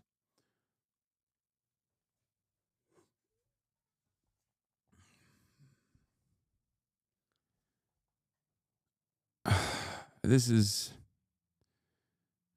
flagrant, awful, hard not to feel bad. My job to make the best choice for the country, to minimize the harms to the American people. Therefore, I will vote to keep the government open and not shut it down. There is nobody in the world, nobody, who wants to shut the government down more than Donald Trump and more than Elon Musk. We should not give it to them. And make no mistake, Democrats will continue to fight what Donald Trump is doing. Donald Democrats. Yeah, the McDonald Democrats. Everything that Trump, Musk, and Republicans have done so far has a clear goal. Again, cutting taxes for billionaires, eviscerate Social Security, Medicare, and Medicaid. This is the fight that matters most, and the fight we must focus on. All the chaos we have seen, all the lawlessness, all the grift and corrupt behavior. It's all about rigging the system in favor of the ultra-wealthy at the expense of working Americans. This is the fight the American people need to see. There are signs of hope from the U.S. Senate tonight on a potential way to avoid a federal government shutdown tomorrow night. 60 votes are needed to move anything forward, and it's still unclear if enough Democrats will join Republicans to pass a stopgap deal and what they may get in return. Our Lisa Desjardins. Sorry if I'm being annoying. This is freaking me out. New letter to Columbia from Trump admin Liz demands for continued financial relationship with the U.S. government. Suspend or expel students for Hamilton Hall protest. Time, place, and manner rules. Mask ban. Address anti-Zionist discrimination. Reform admissions.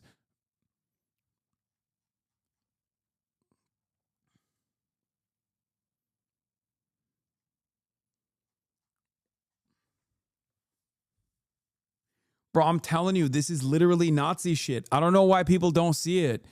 Like, this is...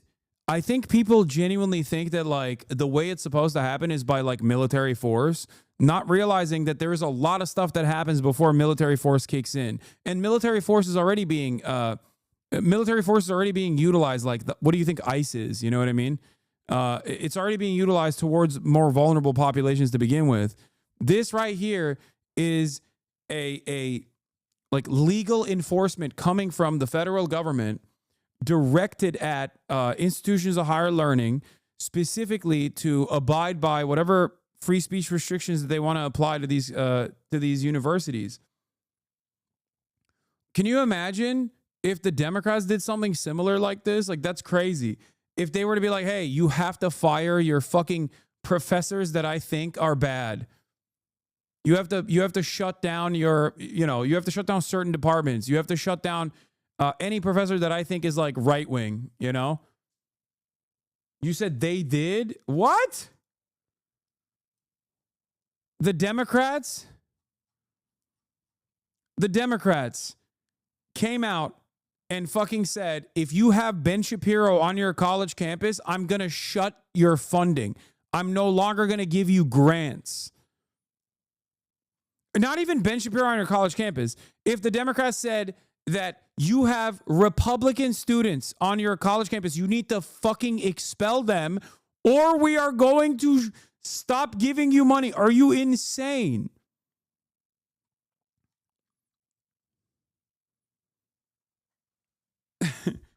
Brother, that's what the Republican fantasy is. Republicans claim this is happening when Democrats don't even do that. What will it take for people to recognize that this is Nazi shit? Like when they wear skulls on their fucking uniforms? Is that what we're doing? They got the Punisher logo still. That's pretty close. You know?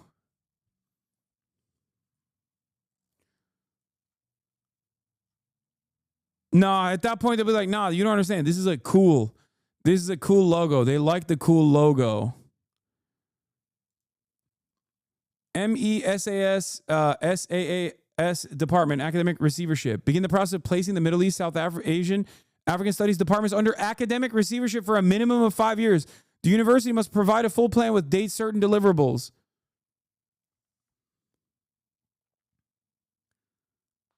What the fuck? You are a liar? Wait, what do you mean I'm a liar? What am I lying about?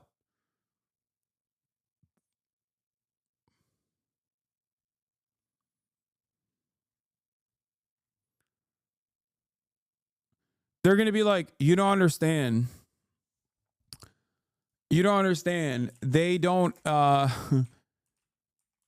they're just simply trying to figure out the demographics of the country. That's why they're making me wear a logo that dictates that I'm Muslim. That's the reason. Okay? You don't get it. Like, no. It's not because of any other reason. No, they're just making you wear the pink triangle logo to be like, oh, you're gay. So like we don't say homophobic things around you. Yeah, they're just sending us on trains to these camps. But it's like a fun camp, you know? It's like a weekend away. Is that what you think is going to happen?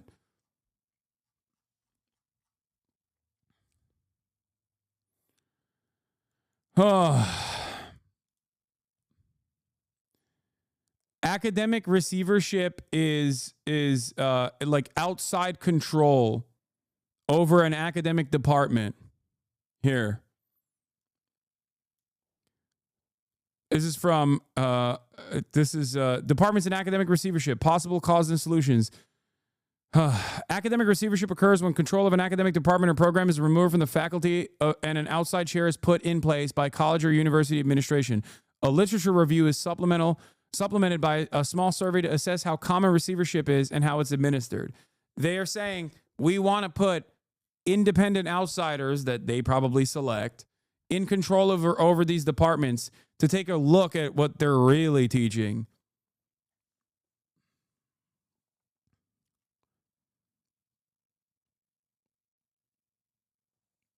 Yeah, they're going to be like, hey, Jews, you have to wear a yellow Star of David. But that's only because we want to make sure that you're not victim to anti-Semitism. And people will be like, no, you don't understand. They're pro-Israel, so it's fine. Like, they're pro-Israel, guys. Stop. They're not Sig Heiling. They're not. They're just autistic. Yeah, it's for your own protection. Everybody has to wear, it's for the census. Everybody has to wear a marker that designates what they are. Why are white people not wearing it? Because there's a lot of them. You couldn't print out enough for white Anglo-Saxon Protestants, obviously. And see, there's a couple of Republican black and Indian dudes that aren't wearing them either. Obviously, they're not racist. Come on. It's fine. Segmenting the population on ethnic boundaries and sexual orientation is normal. Duh.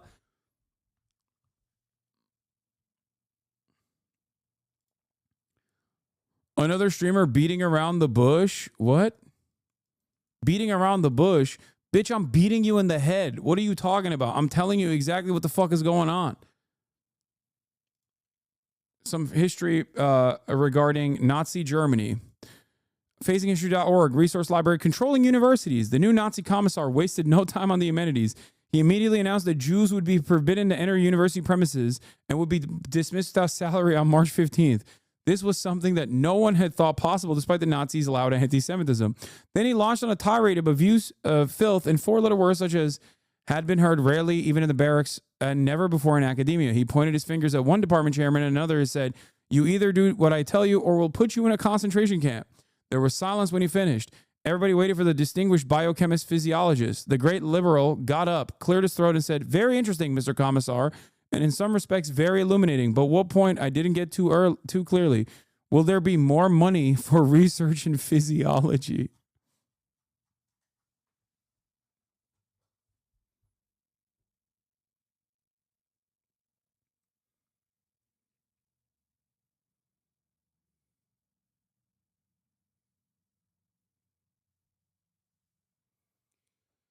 Oh my God.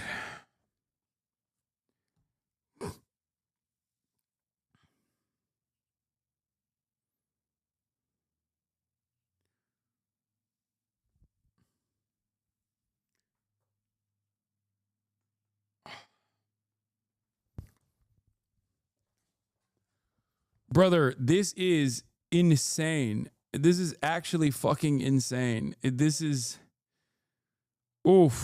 so bad. I don't know how people don't see it. Do people not see it? Are they not covering this stuff? Is that what's going on?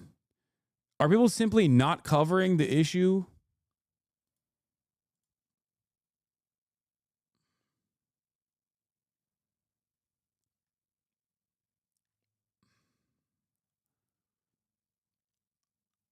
Like, what? We have the internet. We have more access to information than ever before.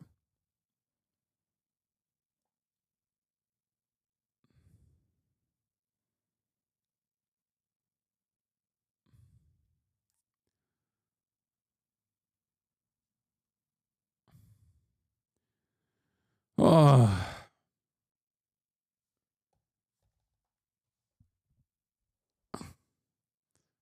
Yarvin believes that modern society is so ironic that it was sleepwalking to dictatorship takeover. I mean, it's literally happening. As long as you can like masquerade it a little bit, as long as you can like sauce it up like with a little bit of liberal language, and you mask it under like legal authority and legal jargon, then most people go, "Nah, it is what it is, you know, it happens." All right, I can't do this anymore. All right, we'll do we will do the UN report tomorrow, but I'm going to move on to some fun shit now. Or not fun shit, but just like some other reacts. Once said, "It may be dangerous to be America's enemy, but to be America's friend is fatal." I'm not Balkan, so I don't usually agree with war criminals, but this one was saying the truth here, because we all saw on video what unfolded between Trump and Zelensky, where an American ally literally at war with America's enemy for like the last 100 years and the biggest country in the world was shouted at and scolded by Trump, the vice president, and this guy as well. This whole argument was so artificial, it was crazy to see. Zelensky literally didn't do anything disrespectful or wrong, and they started yelling at him. Now, I'm from the hood, so you know sometimes people come up to you on the street just to start fucking with you and making up any reason to get into an altercation. This is exactly what happened. Demanding an apology, demanding a thank you, so fucking stupid. Especially because this was all on video and we can see the entire argument beginning to the end. And by we, I mean the entire world saw this unfold. And everyone saw how America treats its allies. And this live TV argument was so bullshit that even Americans think that Trump or JD Vance were guilty of starting everything. The thing is, America is legally required to protect Ukraine because they made Ukraine give up their nukes in exchange for protection from the US in the Budapest Memorandum. Let me start off by saying I absolutely hate the current American rule. America has never been the good guy or anything like that. No superpower really has been, but this is too much, man. We watched America literally curse out their ally on live TV. Everybody knows I've been supporting Ukraine very hard since the war began and after Ukraine started getting... Is it $2 trillion to Ukraine now? Wait. Everybody knows I've been Russia's pretending to be Ukraine Americans. $2 trillion to Ukraine now. Very hard since It's been 3 years since Russia started their genocidal war against Ukraine. Ukraine had to endure direct war from Russia, North Korea, and Iran, and they're still standing. Fuck Russia, Slava, Ukraine. The war forever. began, and after the he said $2 trillion to Ukraine started getting foreign aid, it became a populist move to shit on Ukraine. And all people who know nothing about the dynamics of post-Soviet countries have wanted to say their objectively incorrect opinions about this. Like, I'm sure Theo Vaughn really understands the dynamics here. He then deleted his post because he's a comedian and can't even fucking point to Europe on a map. And other people who are constantly on Trump's like Lex Friedman, you piece of who would interview Hitler just to hear his side of the story. Yeah, he'd be like Adolf Hitler. Is there anything nice you can say about the Jews?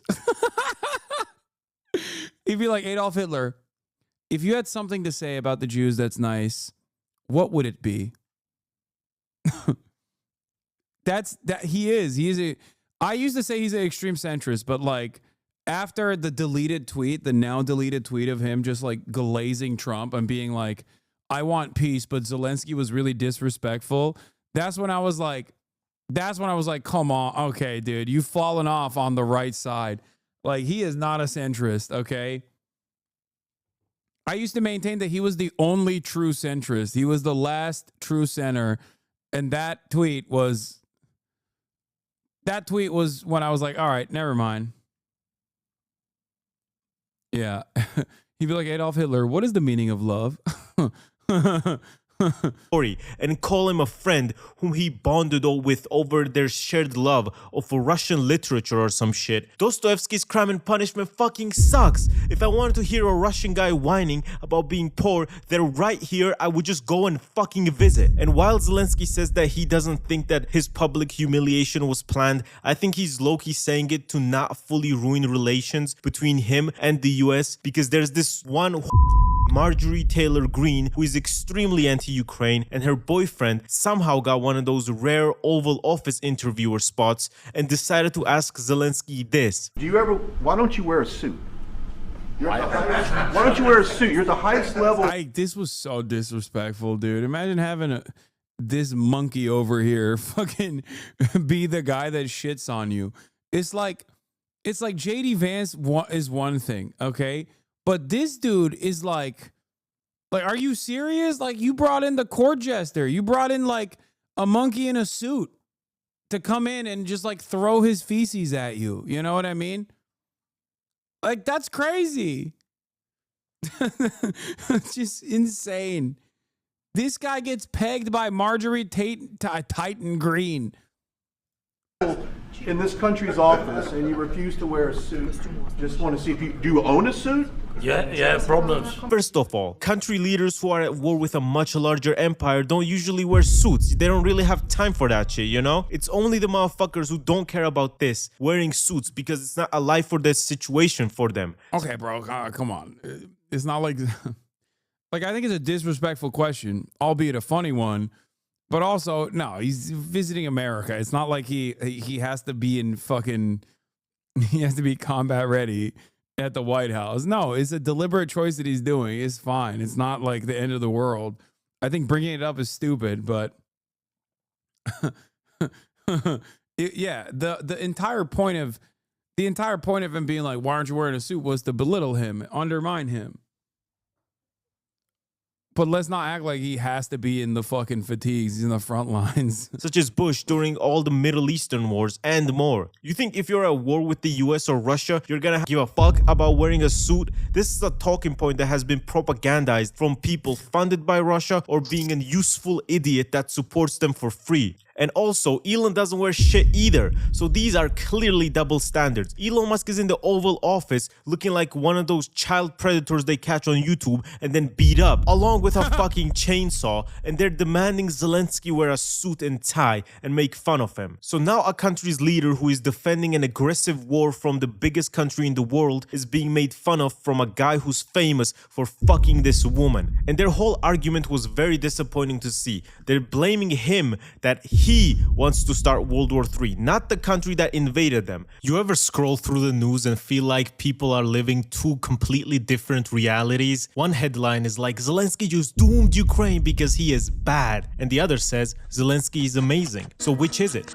Ground news. Oh my God, ground news ad. I've seen too much ground news ads. Did he get cooked? And also glad they're spawned. So check a source's bias, fact holes. Right now there's a ton of noise around the source. It can save you from some truly deranged rabbit holes. Right now there's a ton of noise around the US-Ukraine relations. One side says Zelensky fumbled the bag, the other says he didn't. He actually did a good thing. I can also compare Ukrainian sources' reports on this versus how Western sources are framing it. And if I want to dodge the most unhinged takes, I can filter by factuality and location. Because, you know, InfoWars isn't really gonna give you some accurate information. I started using ground news because the internet is a minefield, especially after the rise of the far right. Every story feels like and you don't know if you're getting news or propaganda, and ground news actually helps with that. And with everything going on, wars, elections, and whatever, now's the worst time to be clueless. Right now you can get 40% off the Vantage plan, which gives you unlimited access to everything for only $5 a month. Just go to ground.news/gatsu or scan the QR code on screen. Thank you a lot to Ground News for sponsoring the video. And I agree with Zelensky completely here. I cannot see one thing he said that was wrong, and I'm not even meat writing here. Russia has shown time and time again that they cannot be trusted with a ceasefire. Russia has been at war with Ukraine since 2014, and they have violated the ceasefire not once, not twice, but 25 times, until of course fully invading Ukraine in 2022. So obviously Zelensky is asking for security guarantees because there have been at least 25 other cases with Ukraine alone where they have violated their ceasefire agreement. Do you think they became the biggest country in the world through diplomacy and not violating their ceasefire agreements? And right after this, Elon, who holds a significant amount of power since he's always with Trump and always keeps cutting services for normal Americans, because why does he care? He's a billionaire, he can cut Medicaid, it's not like he's gonna give a fuck, he doesn't need it. Elon said he wants to leave NATO and the UN, so then all of Europe is just undefended. Fucking North Korea is in the UN. This is the easiest way to destroy your global hegemony, and they did all this within a month. Literally, if Xi Jinping himself was on the phone with Trump and telling him what to do to destroy America in the fastest way possible and bring about the Chinese century, he would not be able to come up with all of this. Like, fuck you mean leaving the UN? What can I say? Good job. Yeah, can't help but feel like, you know, JD Pondon is just doing the dang thing. You know what I mean? Let's go, baby. Chinese century of prosperity, American century of humiliation. Job, man. USA replaced Gulf of Mexico's name with Gulf of America, and China built 96,000 miles of rail. And after this clownery, Europeans went like, okay, we knew America was cooked and could not be trusted, but let's actually start doing shit about this. But you guys have to realize that Europeans are pussies who cannot do anything except waste paper through useless voting resolutions. As always, it's up to the European people to do stuff since their politicians are fucking useless.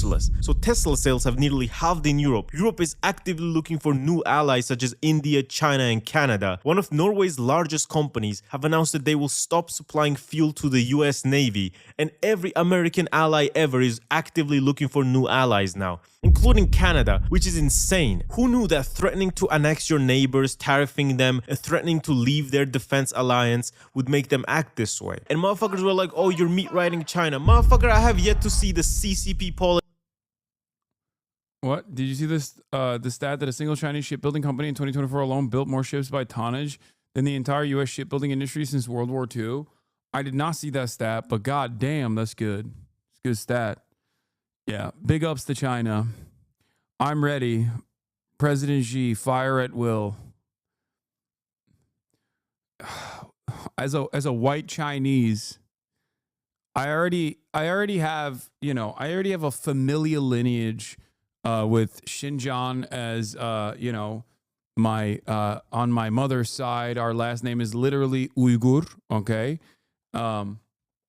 please let me at him. Okay. What about Taiwan? Oh, you mean Chinese Taipei, dude? I'm telling you, I'm the regime enjoyer. I will do the propaganda. Let me in. Let me fucking in. Okay. I just want to enjoy high-speed rail. I want to live in a tier 1 city. I'm down bad. I'm down fucking bad, dude. Oh my God. By the way, what's funny about this is like the way America's been moving, Taiwan itself is going to be like, actually, we are Chinese. We are Chinese Taipei by the end of this decade. Bro. This chatter is so funny. Taiwan belongs to China. Fuck the KMT. Dog, the KMT is the fucking unification party now. Wake up, okay? No, you mean fuck the, what is it, DPP? Those are the anti-Chinese party. The KMT is now the unification party.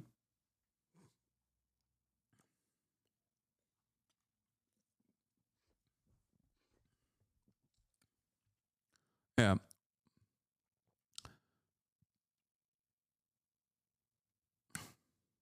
Politicians are hiling on the fucking stage. I don't like Nazis, therefore I'm getting paid by the CCP. Aight, bro. My grandpas were CCP shills as well for fighting against the Nazis in the Soviet Union, you fucking idiot. Just like me. And the Top G, you are neither white nor Chinese. You are a traitorous Turk. We will not fire at you. We want you to live long enough to witness your capitalist empire grounded in the dust. I know this motherfucker is a white leftist dude living in like Iowa, because this is a typical white leftist attitude to have, which is like, my closest ally is my greatest enemy. Okay. This is the classic, like, oh, you agree with me on 99.9% of shit? Guess what, dude? You're not gonna be spared. The revolution will not spare you. I do love his LARPing though. It's very funny.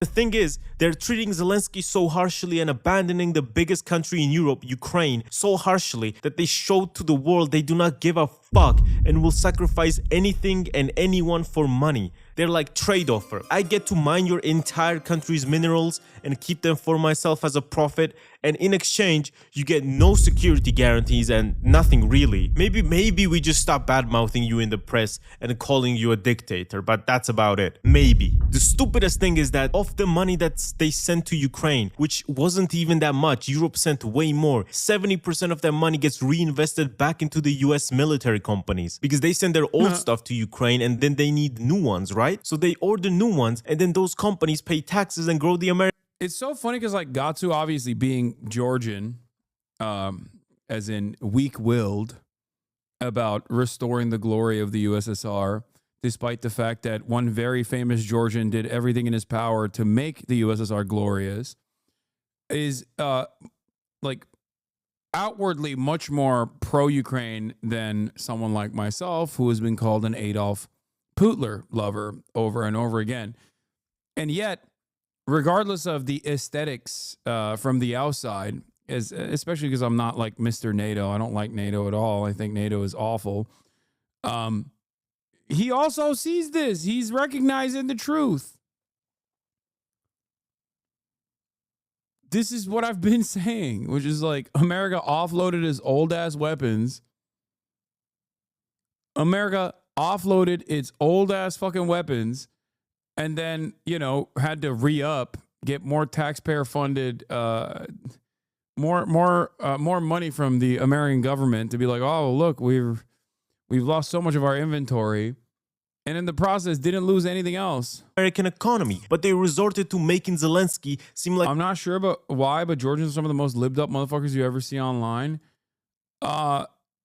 Russia. That's why.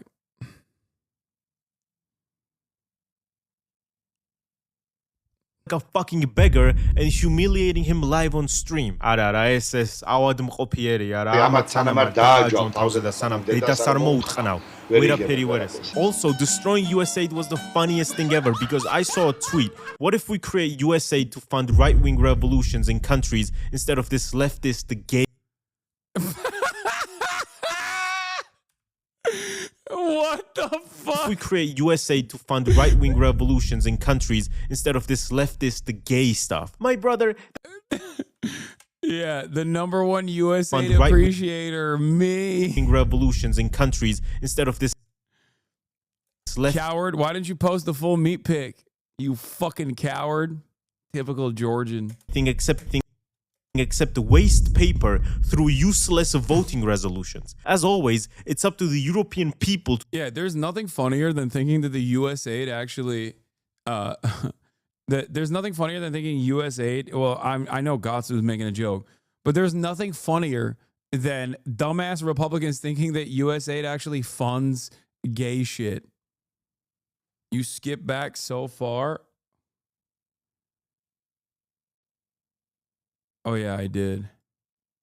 How the fuck did this happen? This the gay stuff. My brother, that is exactly what USA does. What the fuck are you talking about? It's used for American influence in other countries. And yes, America does fund right-wing revolutions. That's why they have overthrown literally every single socialist leader or tried to. Don't forget that they've tried to assassinate Castro 634 times with methods such as an exploding cigar, the skin disease diving suit, making him high on LSD in his broadcasting studio so he'd start saying bullshit and ruin his public image, and they sent him a white woman. And this is what she said. He leaned over, pulled out his 45 and handed it to me. He didn't even flinch, and he said, "You can't kill me, nobody can kill me." And he kind of smiled and chewed on his cigar. I felt deflated. He was so sure of me. He just grabbed me. We made the love. That's why he's the GOAT! The GOAT! USA was genuinely one of them. It's true. That is one of the best. That's one of the coolest stories of all time. They want you to hate that man, dude, for the crime of fucking pulling off a successful revolution against a psychopathic fascist dictatorship that was aligned with the United States of America. Get the fuck out of here, dude. America's biggest soft power weapons to gain influence in the countries it operated in, and America does fund right-wing revolutions. They've been doing this shit since like the 50s. They would overthrow a good socialist or a social democratic leader for an extreme capitalist that they themselves have trained, and then privatize absolutely every resource in that country and all the state-owned companies, and then get money for it, growing the American empire. And if you don't believe what I said, this whole strategy has a term for it called the shock doctrine, so you can look it up yourself as well, get a bunch of examples on where it has been used. It's genuinely so evil because they are playing with people's lives here, only to satisfy their egos and their capitalist money mindset. And this isn't the grind harder mindset, this is a loot people harder mindset, because the more Trump refuses to help their ally out, the more people will die. And they are pulling this stupid stunt of— Yeah, to be fair, the thing that they did in all those other countries, they kind of did in Ukraine as well. Originally, just none of it matters now because, you know, Russia invaded Ukraine and that was unjustifiable. But we kind of, you know, we kind of did do that in Ukraine a little bit too. Just saying. arguing and actively trying to embarrass their ally and treating him like a beggar. And the thing is, because Trump basically has a cult, his supporters will be like, "Oh, he's so cool for doing that. Take that, man who's trying to defend his country from the biggest country in the world." Because these people don't realize that they are in a cult following literal billionaires who do not care about the working class. They're literally shock doctrining themselves, where they're privatizing and getting rid of these essential human services under the pretense of saving money. Like, yes, man, I'm sure the richest country in the world needs to save money by dismantling the Department of Education, while literally every other country in the world has. Why you keep defending Cuba, yet you cannot do the same for the DPRK despite them being similar? I'm a Western chauvinist. That's why. No, I think that the conditions in North, oh my God, the conditions in North Korea are significantly worse than the conditions in Cuba. Having said that, however, there is a reason for that, and I described the reason for that yesterday extensively. You must have not been here yesterday when I made this exact comparison. I literally went through this for about an hour.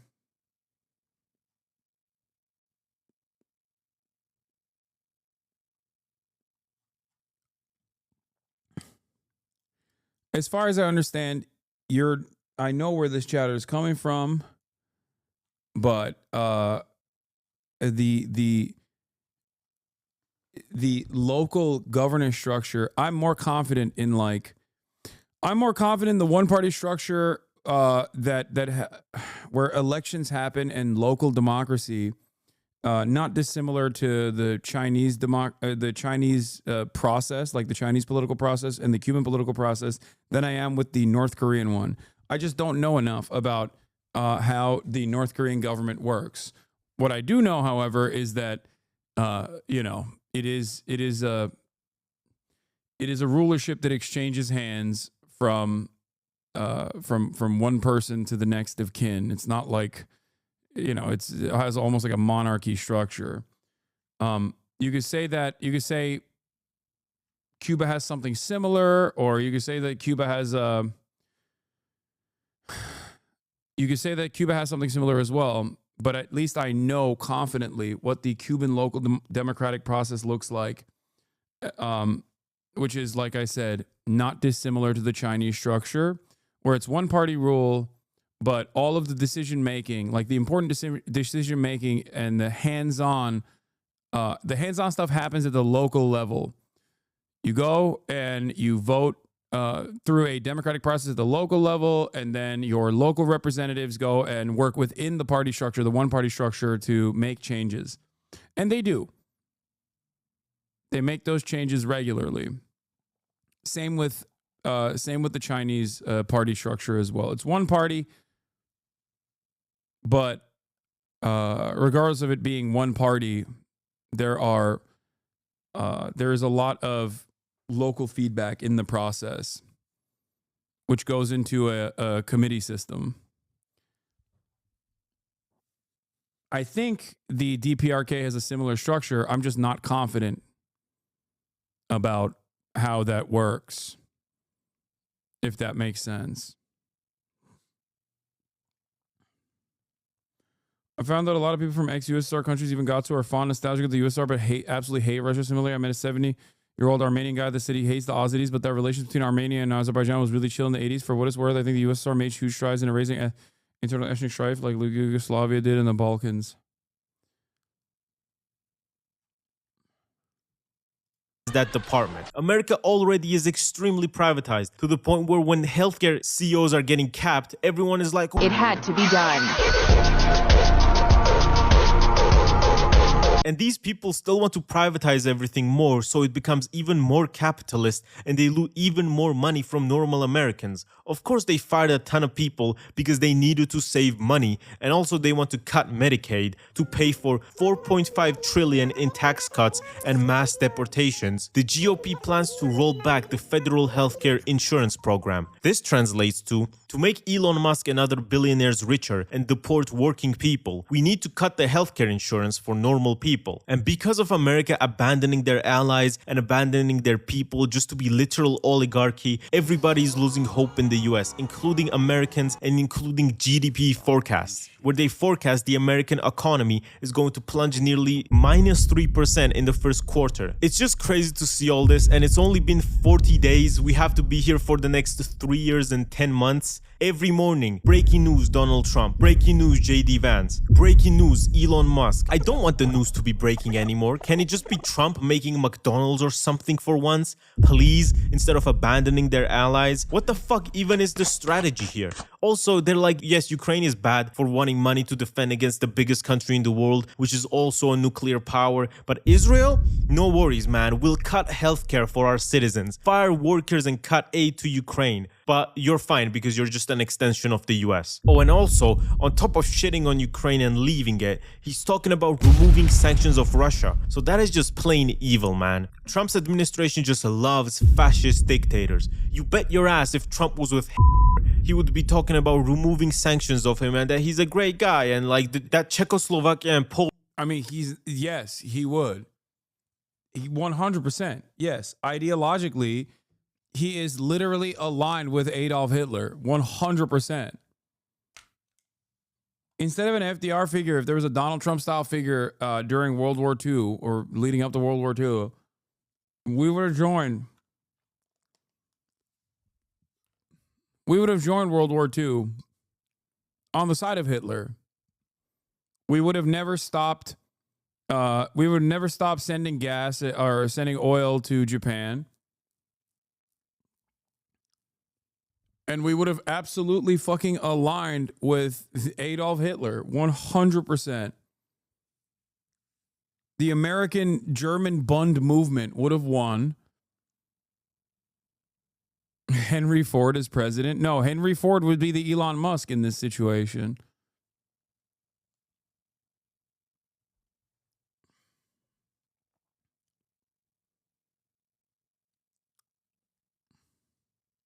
Poland want World War II, and America abandoning Ukraine like this reminds me of the words of Georgia's first president. Between the West and the Soviet Empire, there have always been deals.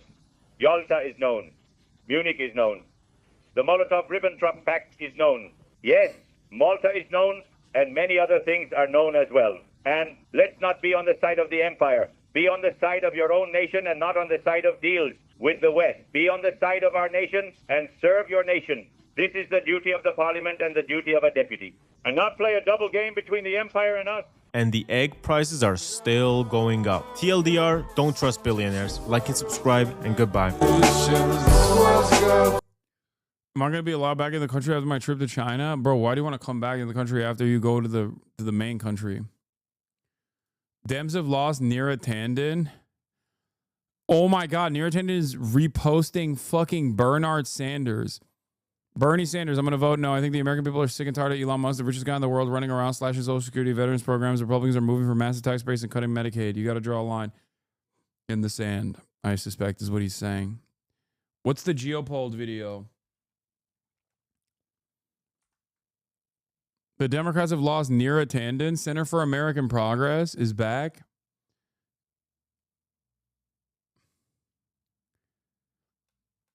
Let's see what the Geopolled video is. There is a video that I wanted to watch that it showed up on my For You page the other night about the if you think the Chinese attitude towards Israel, and I thought that was very interesting. And then I saw it in my subreddit as well. After the Geopoll video, I'll watch that. How Cuba Works by Bad Empanada. This fucking guy.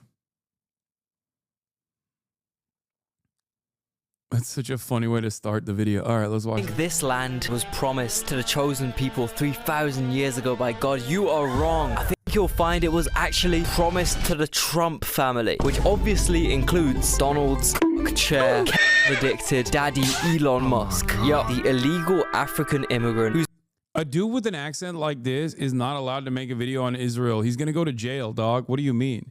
If there's one nation that is more like firmly planted in the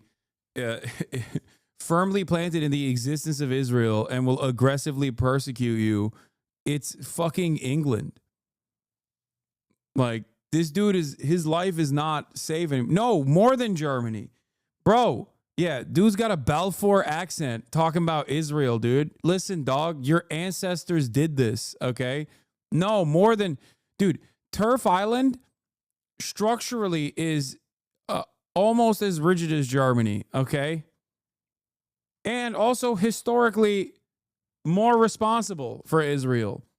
They made it happen. I will never forgive and I will never forget. Yeah, Balfour accent, exactly. who's fixing America's immigrant problem. I'm just living the meme. It's like there's living the dream and there's living the meme, and it's pretty much what's happening. Trump will set you free. Yeah, that's right. As any good-hearted, moral, God-fearing isolationist president would do, Trump has taken some inspiration from his father's habits. Ethically cleansing Coney Island, New York, turning it from this to this, for example. Who's the president? And yesterday, the oligarchy's pocket pussy, more commonly known as Donald Trump, took to his Instagram to announce the plot of land he has his eye on developing next. The new addition to his real estate empire, Palestine. That's right, after their unwavering support for Netanyahu's regime and his swarms of militarized OnlyFans models and TikTok dancers, wiping out realistically hundreds of thousands of Palestinians. If you don't kill those supposedly innocent kids, what would happen later? This one would kill 50 kids. There will be conflicts, one way or the other. So that's what the Torah says. Someone is on the way to kill you now or in a year from now. You can kill him even now, a year before. You don't have to wait a minute before. But the point is right here that Hashem say, do not have mercy on the children. כי אישה שם היא אויב. תינוק שם הוא אויב. עוד בתים, עוד מגדלים, שלא יהיה להם לאן לחזור. אגב, בתקופת התנ"ך גם היו זורים את האדמה במלח. הרמדאן זה הזמן הכי טוב להרוג אותם. How many civilians have been killed in Gaza, from what you know? Who gives a shit? And obviously doing much worse as well. To this actually of a 13-year-old boy that occurred in an Israeli prison in Moskabia in Jerusalem. We examined these allegations. We believe they were credible. We put them to the government of Israel. And you know what happened the next day? The IDF went into the DCIP offices and removed all their computers and declared them a terrorist entity. Yeah, you know who else did that? The American government. That dude is a former State Department guy explaining that process. But yeah, America followed suit.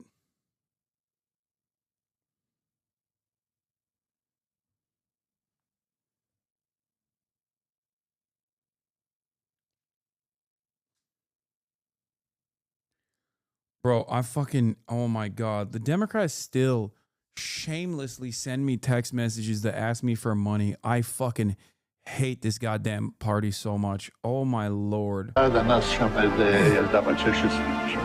This is from the 1948 Nakba, the 1948 documentary. This video is from... I think it was he's describing the I think it was the is it the Tantura documentary? I thought that this was from the Creation and Catastrophe, 1948 Creation and Catastrophe. It might be from the other one, my bad. But he's this, like, they describe Deir Yassin, and I think they describe Tantura as well, but it could be one or the other.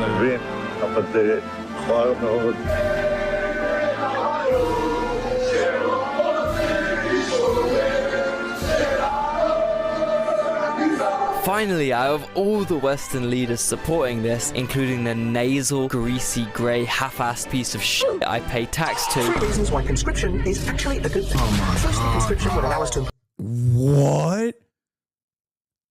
There ain't no way there's people making TikToks in the UK about conscription. Are you fucking joking? Bro, what is British Mischief doing? Why are there 2 of them? Why is there 2 British Mischiefs? That's how you know England is worse than America. At least we have 1 Mischief. These motherfuckers got 2. America on top. Once again, England blew a 13 colony lead. God damn. Britkiff, dude.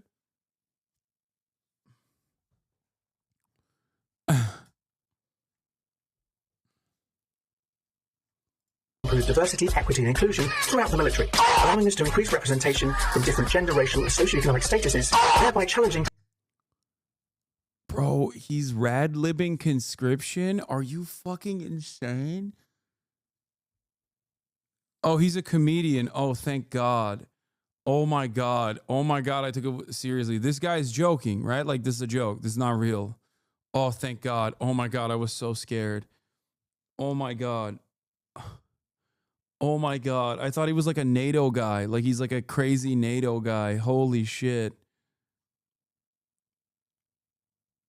Traditional military demographics. Secondly, a more diverse and conscripted military would allow people from marginalized backgrounds to have better access to mental health and educational resources that they otherwise wouldn't be able to get. Not forgetting environmental and social justice initiatives. With millions more young people conscripted into the army, those resources and that manpower could be used to help fight irreversible climate change around the world and help people in need who have been affected by climate change. It would also allow young people to spread awareness and positive change throughout the globe. So Keir Starmer has said that he needs troops in order to protect Ukraine. And that means all of us may well have to band together and volunteer to be in the British Army to defend Ukraine from Vladimir Putin. Now, I myself will be the first to volunteer, but everyone should think about the benefits of conscription and all of us joining the military in order to defend our country and make the world a better place. Finally, someone's come forwards with a plan for Gaza's future and rebuild. Can you explain what is conscription? How do you not know what conscription is? Is fucking everybody joining the military, okay? Is a draft. Mandatory draft. Mandatory draft. Mandatory draft. Mandatory draft over a certain fucking age and under a certain age.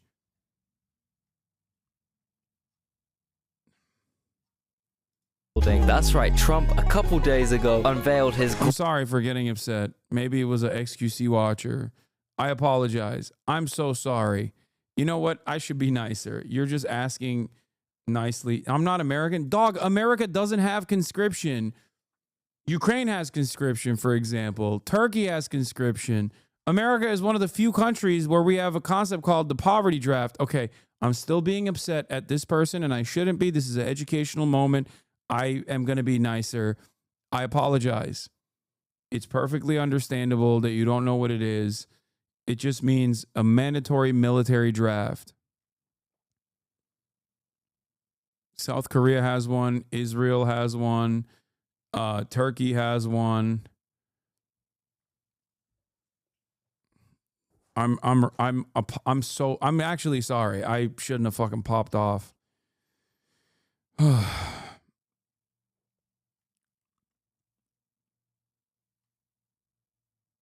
He left, you scared him off? No, I didn't. He's just... Grand proposal for the rebuilding of Palestine, aptly named Trump Gaza. Yeah, you've heard of Trump Village, you've heard of Trump Towers, you've even heard of Trump Shoes. Plus, we've all seen the triumphs of his current leadership of the US, handing all his... To be fair, I just realized I've been doing fucking 9 hours right now. It's almost 7 p.m. That's probably why I fucking... power over to an unelected, heavily autistic guy who likes to LARP as his own admirer on Twitter. He's fired most of the federal workers responsible for America's most important assets, including their nukes. He started rolling out all his tariffs, which makes being a normal American business owner or consumer 8,000 million% harder. He's caused insulin prices in some states to go up from around $6 to around $80 fucking dollars. This is whilst being on Medicare, which you pay upwards of 200 quid every month for, on top of that, in a country where everyone's fat and diabetic. So boy, am I excited to see what Trump Gaza has to offer. Let's take a look. So yeah, here I have the entirely AI generated Instagram reel, which was posted yesterday on the USA's president's official account. Yeah, it's through this medium that Trump has decided to show us all his grand plans for Gaza. Let's get into it. Yo, firstly, why is this in 280 pixels, bro? Are you telling me the president of the USA couldn't even afford the premium OpenAI subscription to export this in HD? Even the audio sounds like it went through a pair of fake Indian AirPods whilst exporting. These stingy motherfuckers will cut costs any way possible, bro. Man, he should have just used the open source Chinese AI for free, man. I don't know though, the CCP might actually be too ethical to allow this insane fucking video to be generated on their app. Okay, first off, I guess he's portraying how terrible it is in Gaza right now. Honestly, a pretty good start here. At least he's got the integrity to admit the horrors unfolding in Gaza, unlike the previous president. Were I a Jew, I would be a Zionist. And my father pointed out to me I did not need to be a Jew to be a Zionist. For I am.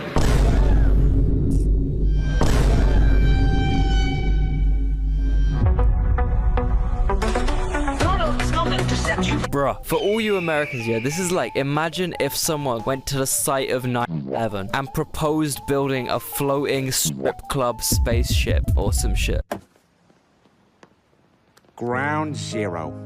So this is where the first guy got AIDS. Peter, this is the site of the 9/11 terrorist attacks. Oh, so Saddam Hussein did this? No. The Iraqi army? No. Some guys from Iraq? No. That one lady who visited Iraq that one time? No, Peter, Iraq had nothing to do with this. It was a bunch of Saudi Arabians, Lebanese, and Egyptians financed by a Saudi Arabian guy living in Afghanistan and sheltered by Pakistanis. So you're saying we need to invade Iran? You probably are Shia, innit? You probably are Shia, innit? They're all kuffar. They're all kuffar. What? Who could do anything about it? What? What? Shia kuffar. What? You probably a Shia, innit? Oh, that's hilarious. The Okafa. Although like 60 times the amount of people were killed in Gaza, and instead of being treated with respect, they get the absolute opposite, obviously.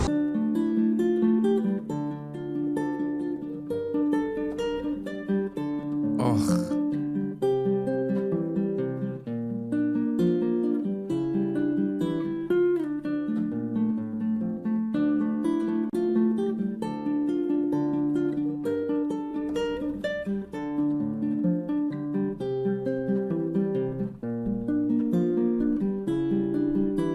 Anyway, as far Israel did this shit for so fucking long, and then they're like, why are we a global pariah? It must be anti-Semitism. It's just like...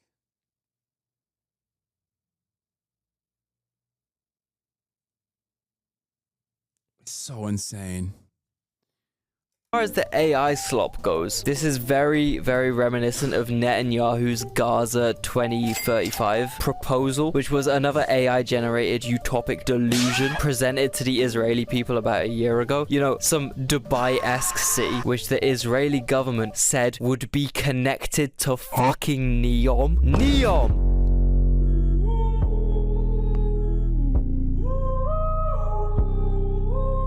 It's also the same technique Akon used to scam people out of billions of dollars with his Senegalese futuristic Akon City project. It really does make sense that Trump would resonate with this, you know? Him and his wife are both literally crypto scammers now, aren't they? So yeah, adds up. I wonder if this Gaza 2035 proposal will announce Melania coin as their new currency or some shit. Donald's coming to set you free, bringing the light for all to see. Oh, I can't believe it.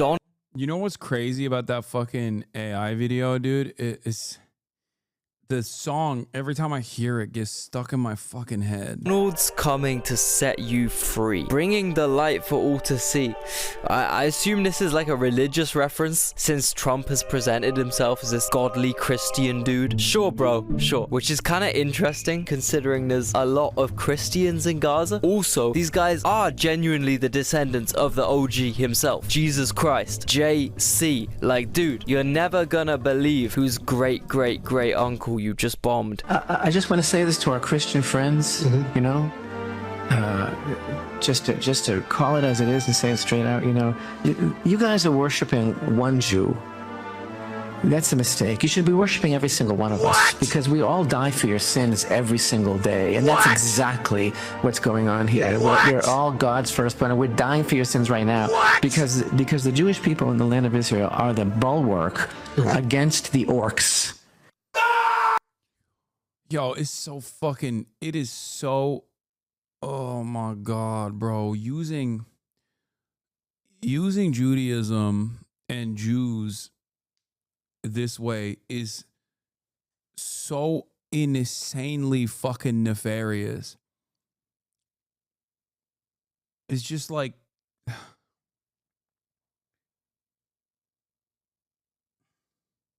every day we move further and further away from the grace of God, okay? Holy fuck. Donald's coming to set you free, bringing the light for all to see. Alright, well, let's see what holy light you're bringing to the table then, Mr. Trump. No more tunnels, no more fear. No! It's fucking Elon, bruh. All roads lead to Elon with this fucking guy, I swear to God. They're in love. They're actually using that Oval Office for one thing and one thing only, man. Also, what the fuck is he eating here, man? Is that a bread bowl? Is that a Hungarian goulash bread bowl? Honestly, I wouldn't even be surprised if Israel claimed this as their own food. Oh, yeah, the traditional Israeli dish, hummus. Oh, yeah. The traditional Israeli spice, za'atar. Oh, yeah, the traditional Israeli dish, full English breakfast. Yeah. Goulash, hey, invented in Tel Aviv. Okay. I don't think even Israel is claiming the traditional English breakfast. Hold up. Hey, yo, let me tell you, okay? I don't think even Israel's like, nah, this is the English breakfast actually is the Israeli breakfast. Ain't nobody claiming that. leave, bro. We're reclaiming the watermelon. It was always ours. Israel invented the seedless watermelon. It's Israeli. So eat your watermelon because it's Israeli. Where does it end, man? Where does it fucking end? Ah! The late great Israel. No more tunnels, no more fear. No more tunnels, you say? No more Hey, I don't know about that one, man. I don't know. I'm joking. Obviously, I'm talking about the tunnels America is going to dig to get to the oil that was coincidentally found under and offshore Lebanon and Gaza. Coincidentally, right before the war. The war. Gaza is finally here. Yo, hold up. Run it back. Roll that back. Gaza is finally. Are you kidding me, man? What the fuck is going on, man? That's right, guys. Don't worry. Trump is gonna save Gaza by placing bearded women in bikinis on their beaches. You know, if this issue actually meant something to him, he probably wouldn't be making a mockery of it in like an AI video. Not only is this a mockery of the mass grave site that Gaza is right now, this is also just an open mockery of his own country's people, his own voters, and his own policies, because this is the same guy who made it his entire priority as president to sign executive actions against trans people.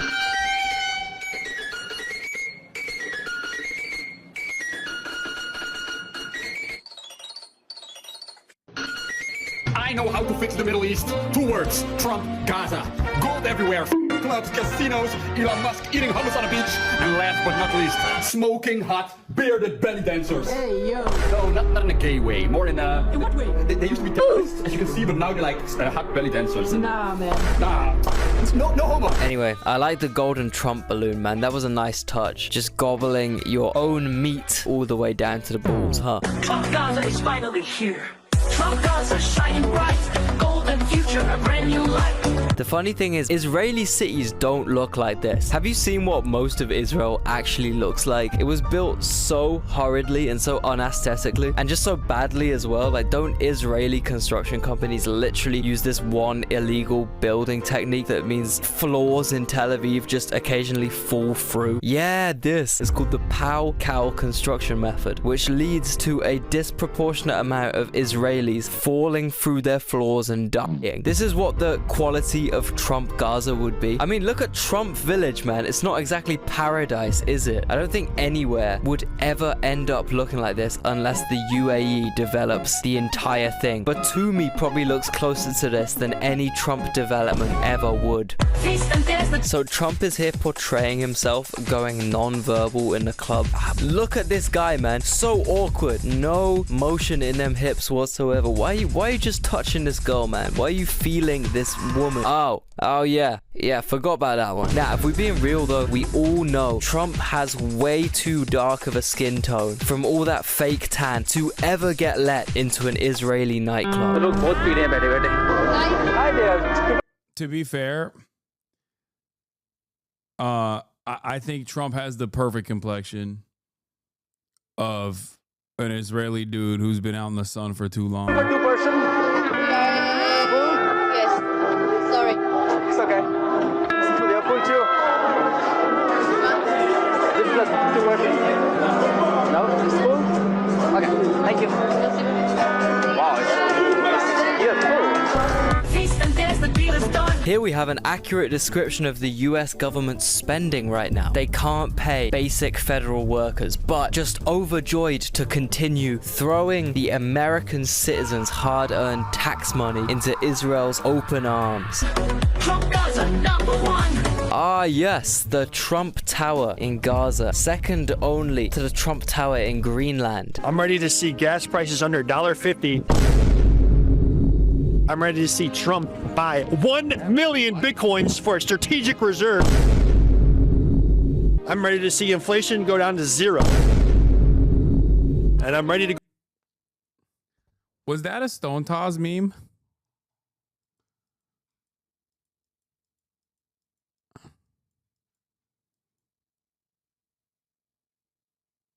Ugh.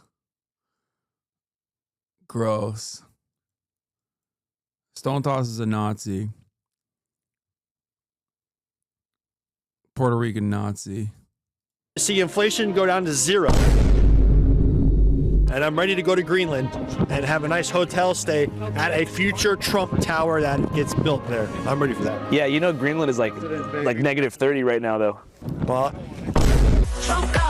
Nah, what is he eating now, bro? Is he dipping fucking crinkle cut crisps in pizza? This fucking fat ass, man. Oh my god, this is actually an American's idea of utopia. Crinkle cut Lays dipped in Domino's pizza. Man, if we can't kill civilians with our AI drones that target any moving creature, we'll just have to kill them from morbid obesity instead. Do it our own way. Hey yo, new US Army technique for killing innocent Middle Easterns just dropped. High fructose corn syrup.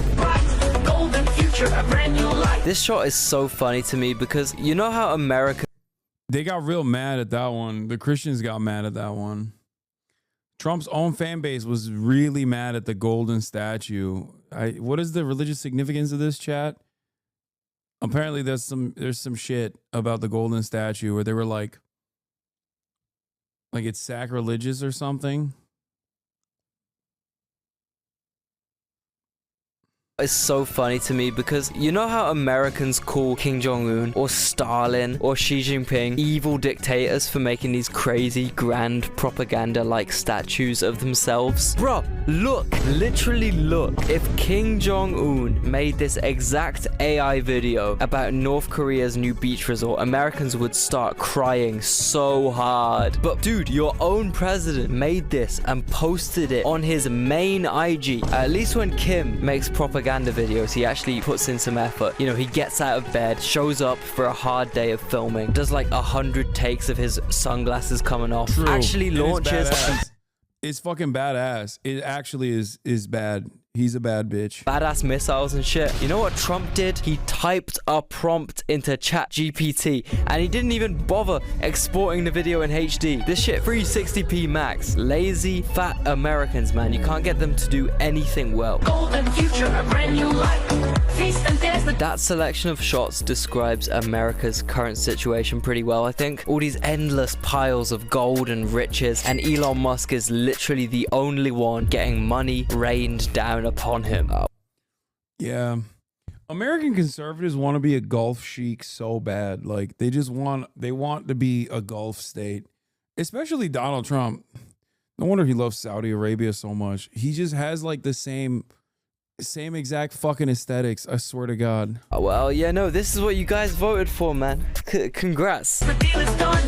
Trump Gaza, #1. Fucking yes, mate. Just a couple Benidorm geezers right there. Matter of fact, I think I met these guys in Marbella. All I can hope for is that skin gets to these guys like it gets to the Brits in Malaga. Even better, they get the Marbella balcony treatment. I wonder if these guys will enjoy their new beach resort the same way Trump used to in his heyday at Jeffrey Epstein's island, huh?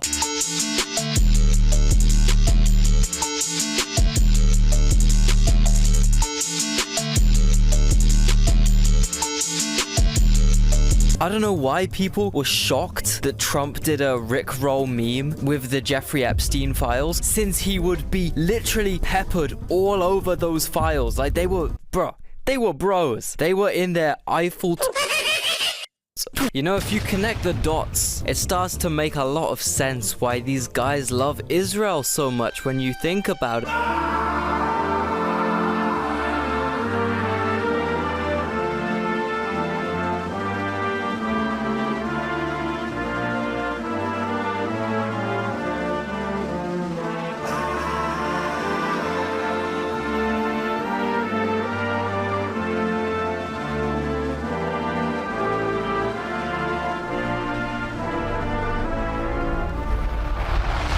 Can I get a selfie? They don't have an extradition treaty. Have we fact checked this? I mean, yeah, I know this is the UK, the Labor Friends to Israel guy. He got recently outed as a pedophile. This is marginal far right lawmaker, not that consequential. Israel doesn't have an extradition treaty with the United States of America, so a lot of pedophiles do go there for sure. Like Brian Singer, I think, this is literally Israel becoming a refuge for pedophiles, warns advocate for child sexual abuse victims, is I think a Haaretz article. What else? 75% of sex offenders in Israel are released before the end of sentence. Yeah. There's a couple of like very famous high profile incidents, including famous directors and stuff. You know, ones that don't go to France. Roman Polanski.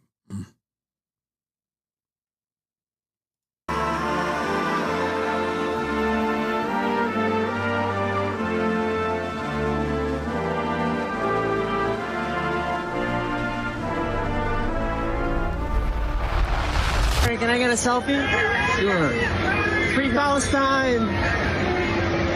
I dated a 17-year-old girl when I was 38. God can strike me right now. I do not like little girls.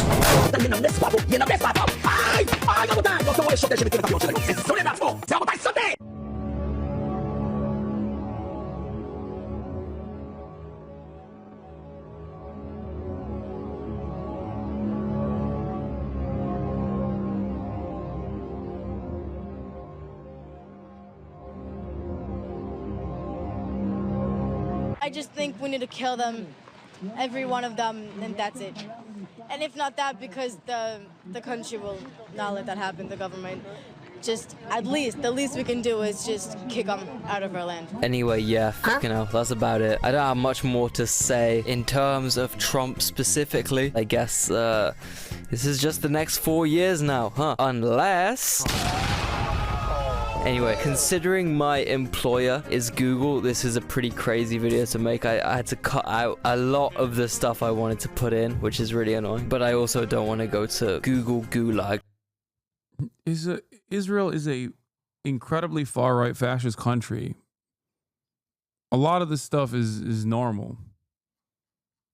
Like this, what do you think happens? Also, look at America. America is also a very far-right country as well. Hello? Look around. Israel and America are analogous. Israel and America are very close to one another. I mean, aside from the fact that Israel is an extension of America, but like, look at everything I fucking complain about on a daily basis, every single day for 9 hours a goddamn day about the United States of America. Shit is quite similar in Israel in that same vein. It's just, it is what it is. That's what happens when your country is just like dominated by right-wing sentiment. And slowly but surely you normalize all different sorts of right-wing attitudes. Like forever. But give it a like and a comment anyway, you know, because we have a fucking rapist felon president. Like, what are we talking about? You know what I mean?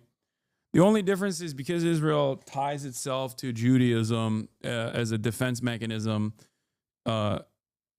These sorts of criticism is often associated with anti-Semitic criticisms as well.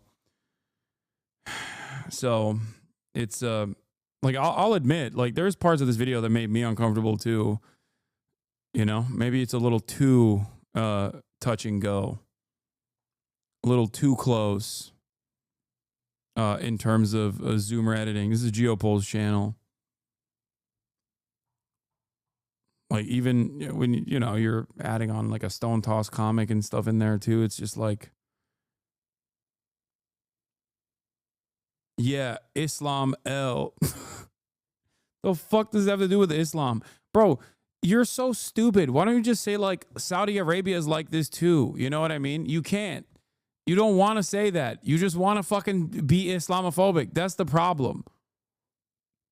Like, because the reality is, if you were to single out a country and talk about their problems in a similar vein, like a reactionary country that operates in a way that is like that's completely unacceptable, that's fine. Yes, I would be like, okay, you're correct on this. We don't disagree. Except you have to fucking say what you truly mean. It would be like if I were to talk about Israel, but instead of talking about Israel, be like, oh, Jewish L, like common Jewish L. That's the difference. That's fucking anti-Semitic. You are Islamophobic. You probably also don't really mind Saudi Arabia. Let's be real. Have a sneaky suspicion it might be demonetized completely and also hidden from people's recommendations a bit. Thank you, Sundar, my G. Anyway, my next video will be edited in a lot more depth. It will also be ridiculously long, so bear with me for a bit. It will be worth the wait though. Thanks to my Patreons. Sign up through the link in the description if you want your name right here, right now. Peace. Yeah.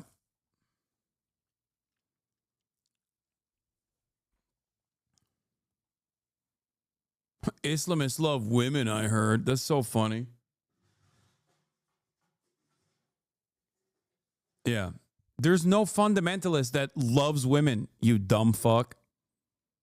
There's not a single one. Which fundamentalist? Dudes who want women to stay in the kitchen, not get an education, be barefoot and pregnant, hate it when it's like when they imagine a Muslim guy advocating for the exact same thing. You know? It's so funny. All right, I'm done. I'm so tired. 9 hours and 30 minutes. I'm fucking dead. I'll be live tomorrow. No funny stuff. No early gaming like I did today. Even though I will admit I kind of like doing the early gaming because you know, for the first time ever in my life, I saw people actually coming in and watching me game and then that number growing instead of doing the exact opposite. You know, we started off at like 10K, got all the way up to almost 20K while I was gaming. So that was sick. I'm a gaming channel now. I might be just a permanent gaming channel. Who knows? Just kidding. All right. Love you guys. See you tomorrow. No funny shit. I'll be doing news and politics only. No more gaming. No more video games. Peace, everybody. Love you. Bye-bye.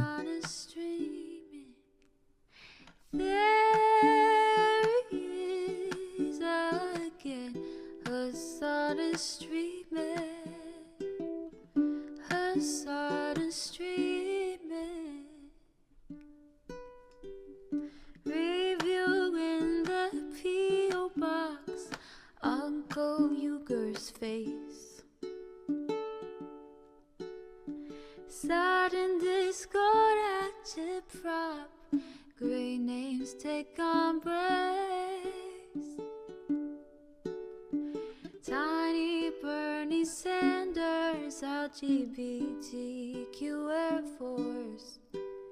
The whole left at your fingertips, on at your door. The H3 crowded debate, the Young Turks online show. 3 full fucking years of this, plenty more to go. 90-day fiance talks of champagne bourgeoisie. A Trump rally live reaction, a mass riot at DC. There he is again, Hasan is streaming. Hasan is streaming. There he is again, Hasan is streaming. Hasan is streaming. Reading live stream fair comments, Austin show chat advice. And all the ways the right-wing pipeline can suck you in online. JCS react, Lord frame gets broken, cover blown. A full-blown mass pandemic, monster streaming at your home. Total radicalization coming out to find. The system you were taught to trust in was broken the whole time. All these daily streams, whether big or whether small, have helped me and so many find the meaning through it all. There is again a sun is streaming, a sun is streaming.